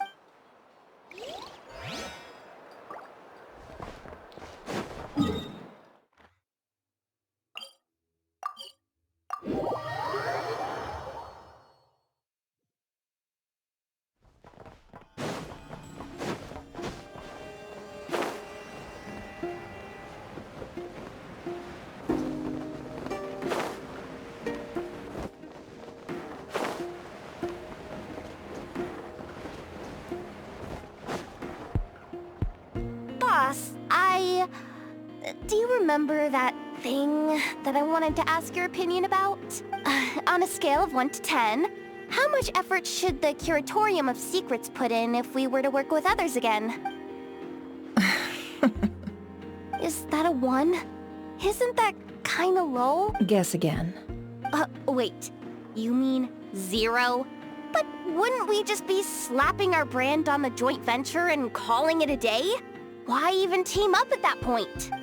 Yehoda, what I mean to say is that there's neither an upper nor lower limit. Aw, that's just like you, boss. Always thinking ahead. Wait a minute, that's not an answer at all. Is it? Oh, come on, just give me a number, boss. Like...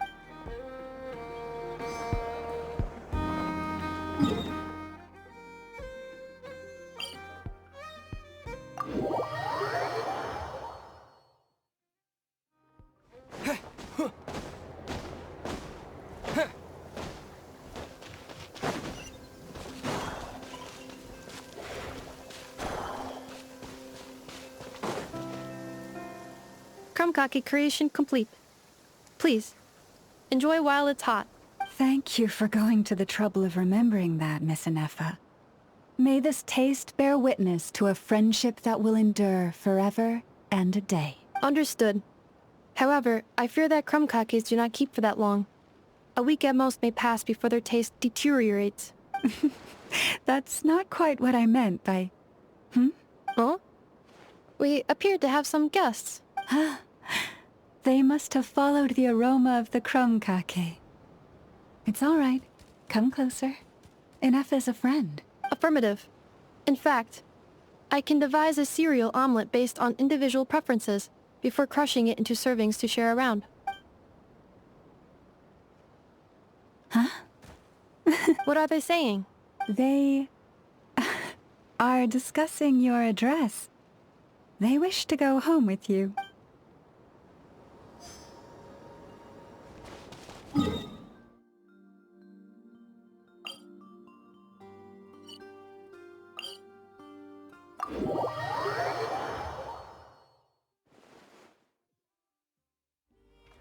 Flins?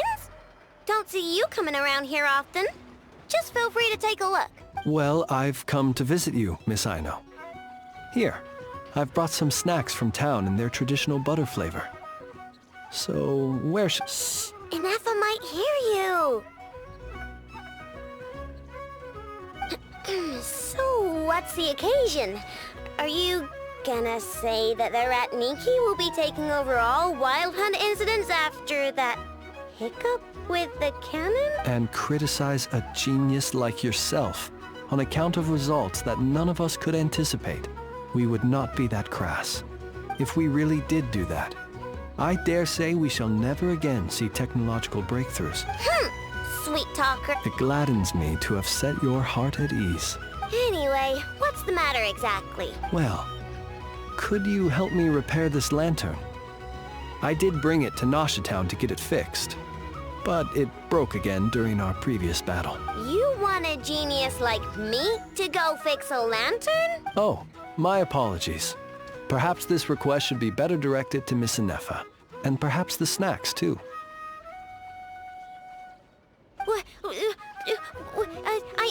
I mean, I can totally do this, no problem. Wait right there. I'll be done before you can say fix it. Much obliged, then. And next time this happens to you, make sure to come to me first, you hear?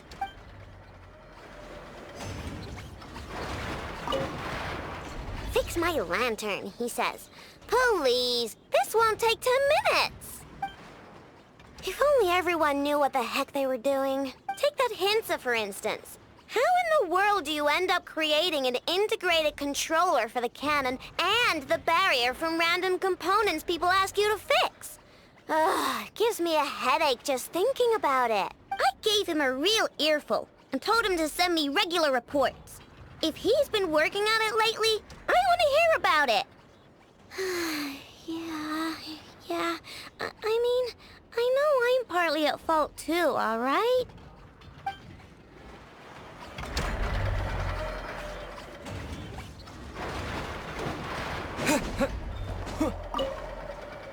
Ah, fancy meeting you here. I've decided my lantern has earned itself some thorough maintenance after that rather intense battle. Thank you for keeping my secrets, despite knowing as much as you do. Well, because otherwise I'd get in trouble with the Starshiner. If they couldn't detect my own lantern, I suspect the higher-ups would foist a standard-issue Ratnik lantern on me. A Ratnik carrying 2 lanterns. Imagine that. It would be an aesthetic transgression of the highest order.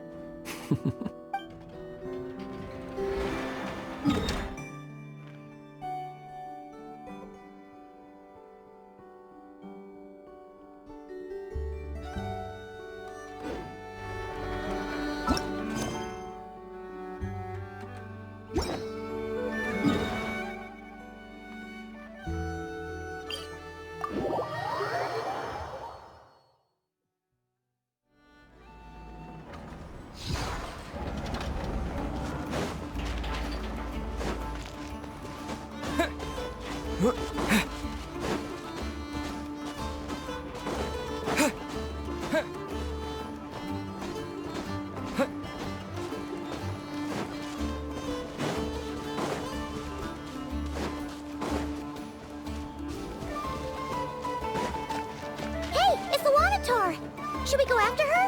Or do you have someone else you'd like to meet?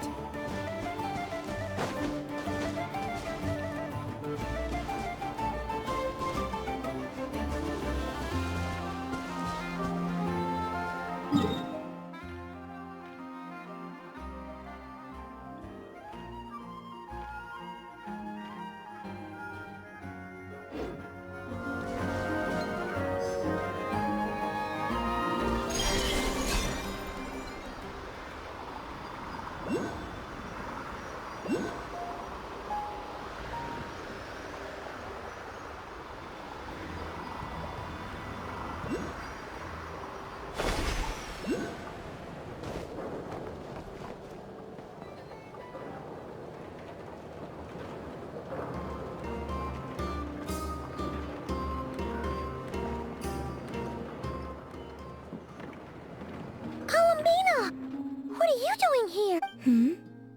Was it not you who recommended such walkabouts to me?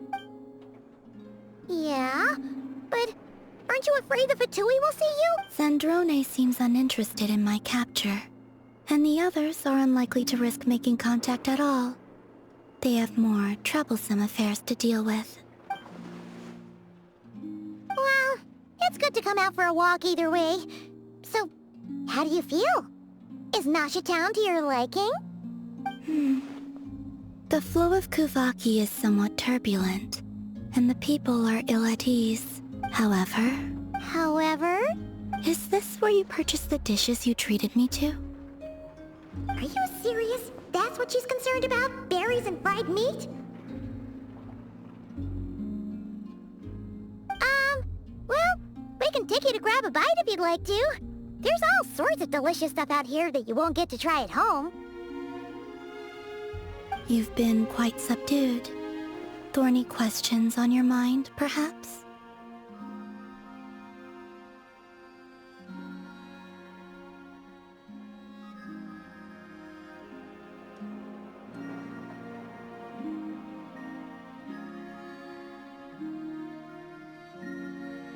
I could not gain any insight into his schemes, I fear, now that he has donned a shape and form.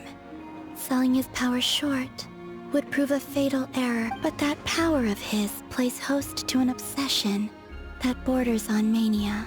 I cannot say if that fixation is directed at the moons, or at something else. Perhaps understanding the subject of his fixation shall prove key to repelling him in the future.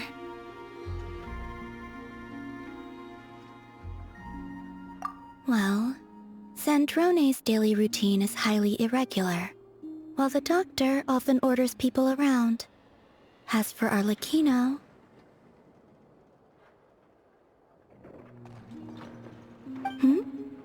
Was that not what you were curious about? Well then, have you been to that experimental design bureau of theirs? That weapon will play a key role in the Tsaritsa's plan. That's what I've heard, anyway. And what plan is that precisely? Well, I cannot say I care. I could look into the Eternal Moon's marrow for you if you wish it so, but after our previous attempt, I suspect your spaceship has been intentionally hidden away. Perhaps someone has certain truths they wish to hide from you, or from others, and I doubt there are many who could accomplish such a feat. I still wish to return to the moon that belongs to me. That is where the answers lie buried. That is my true home.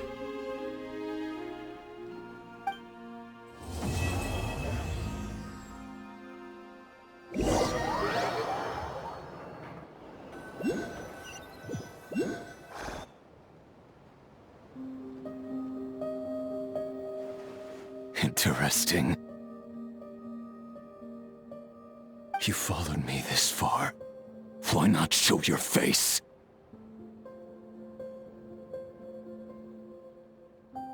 Haha! Right. Right you are. I forgot to introduce myself.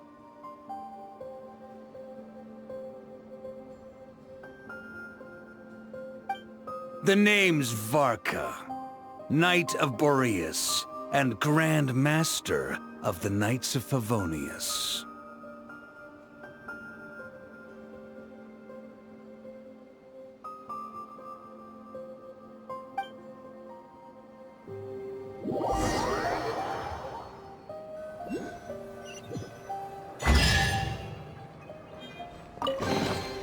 A reward on the road.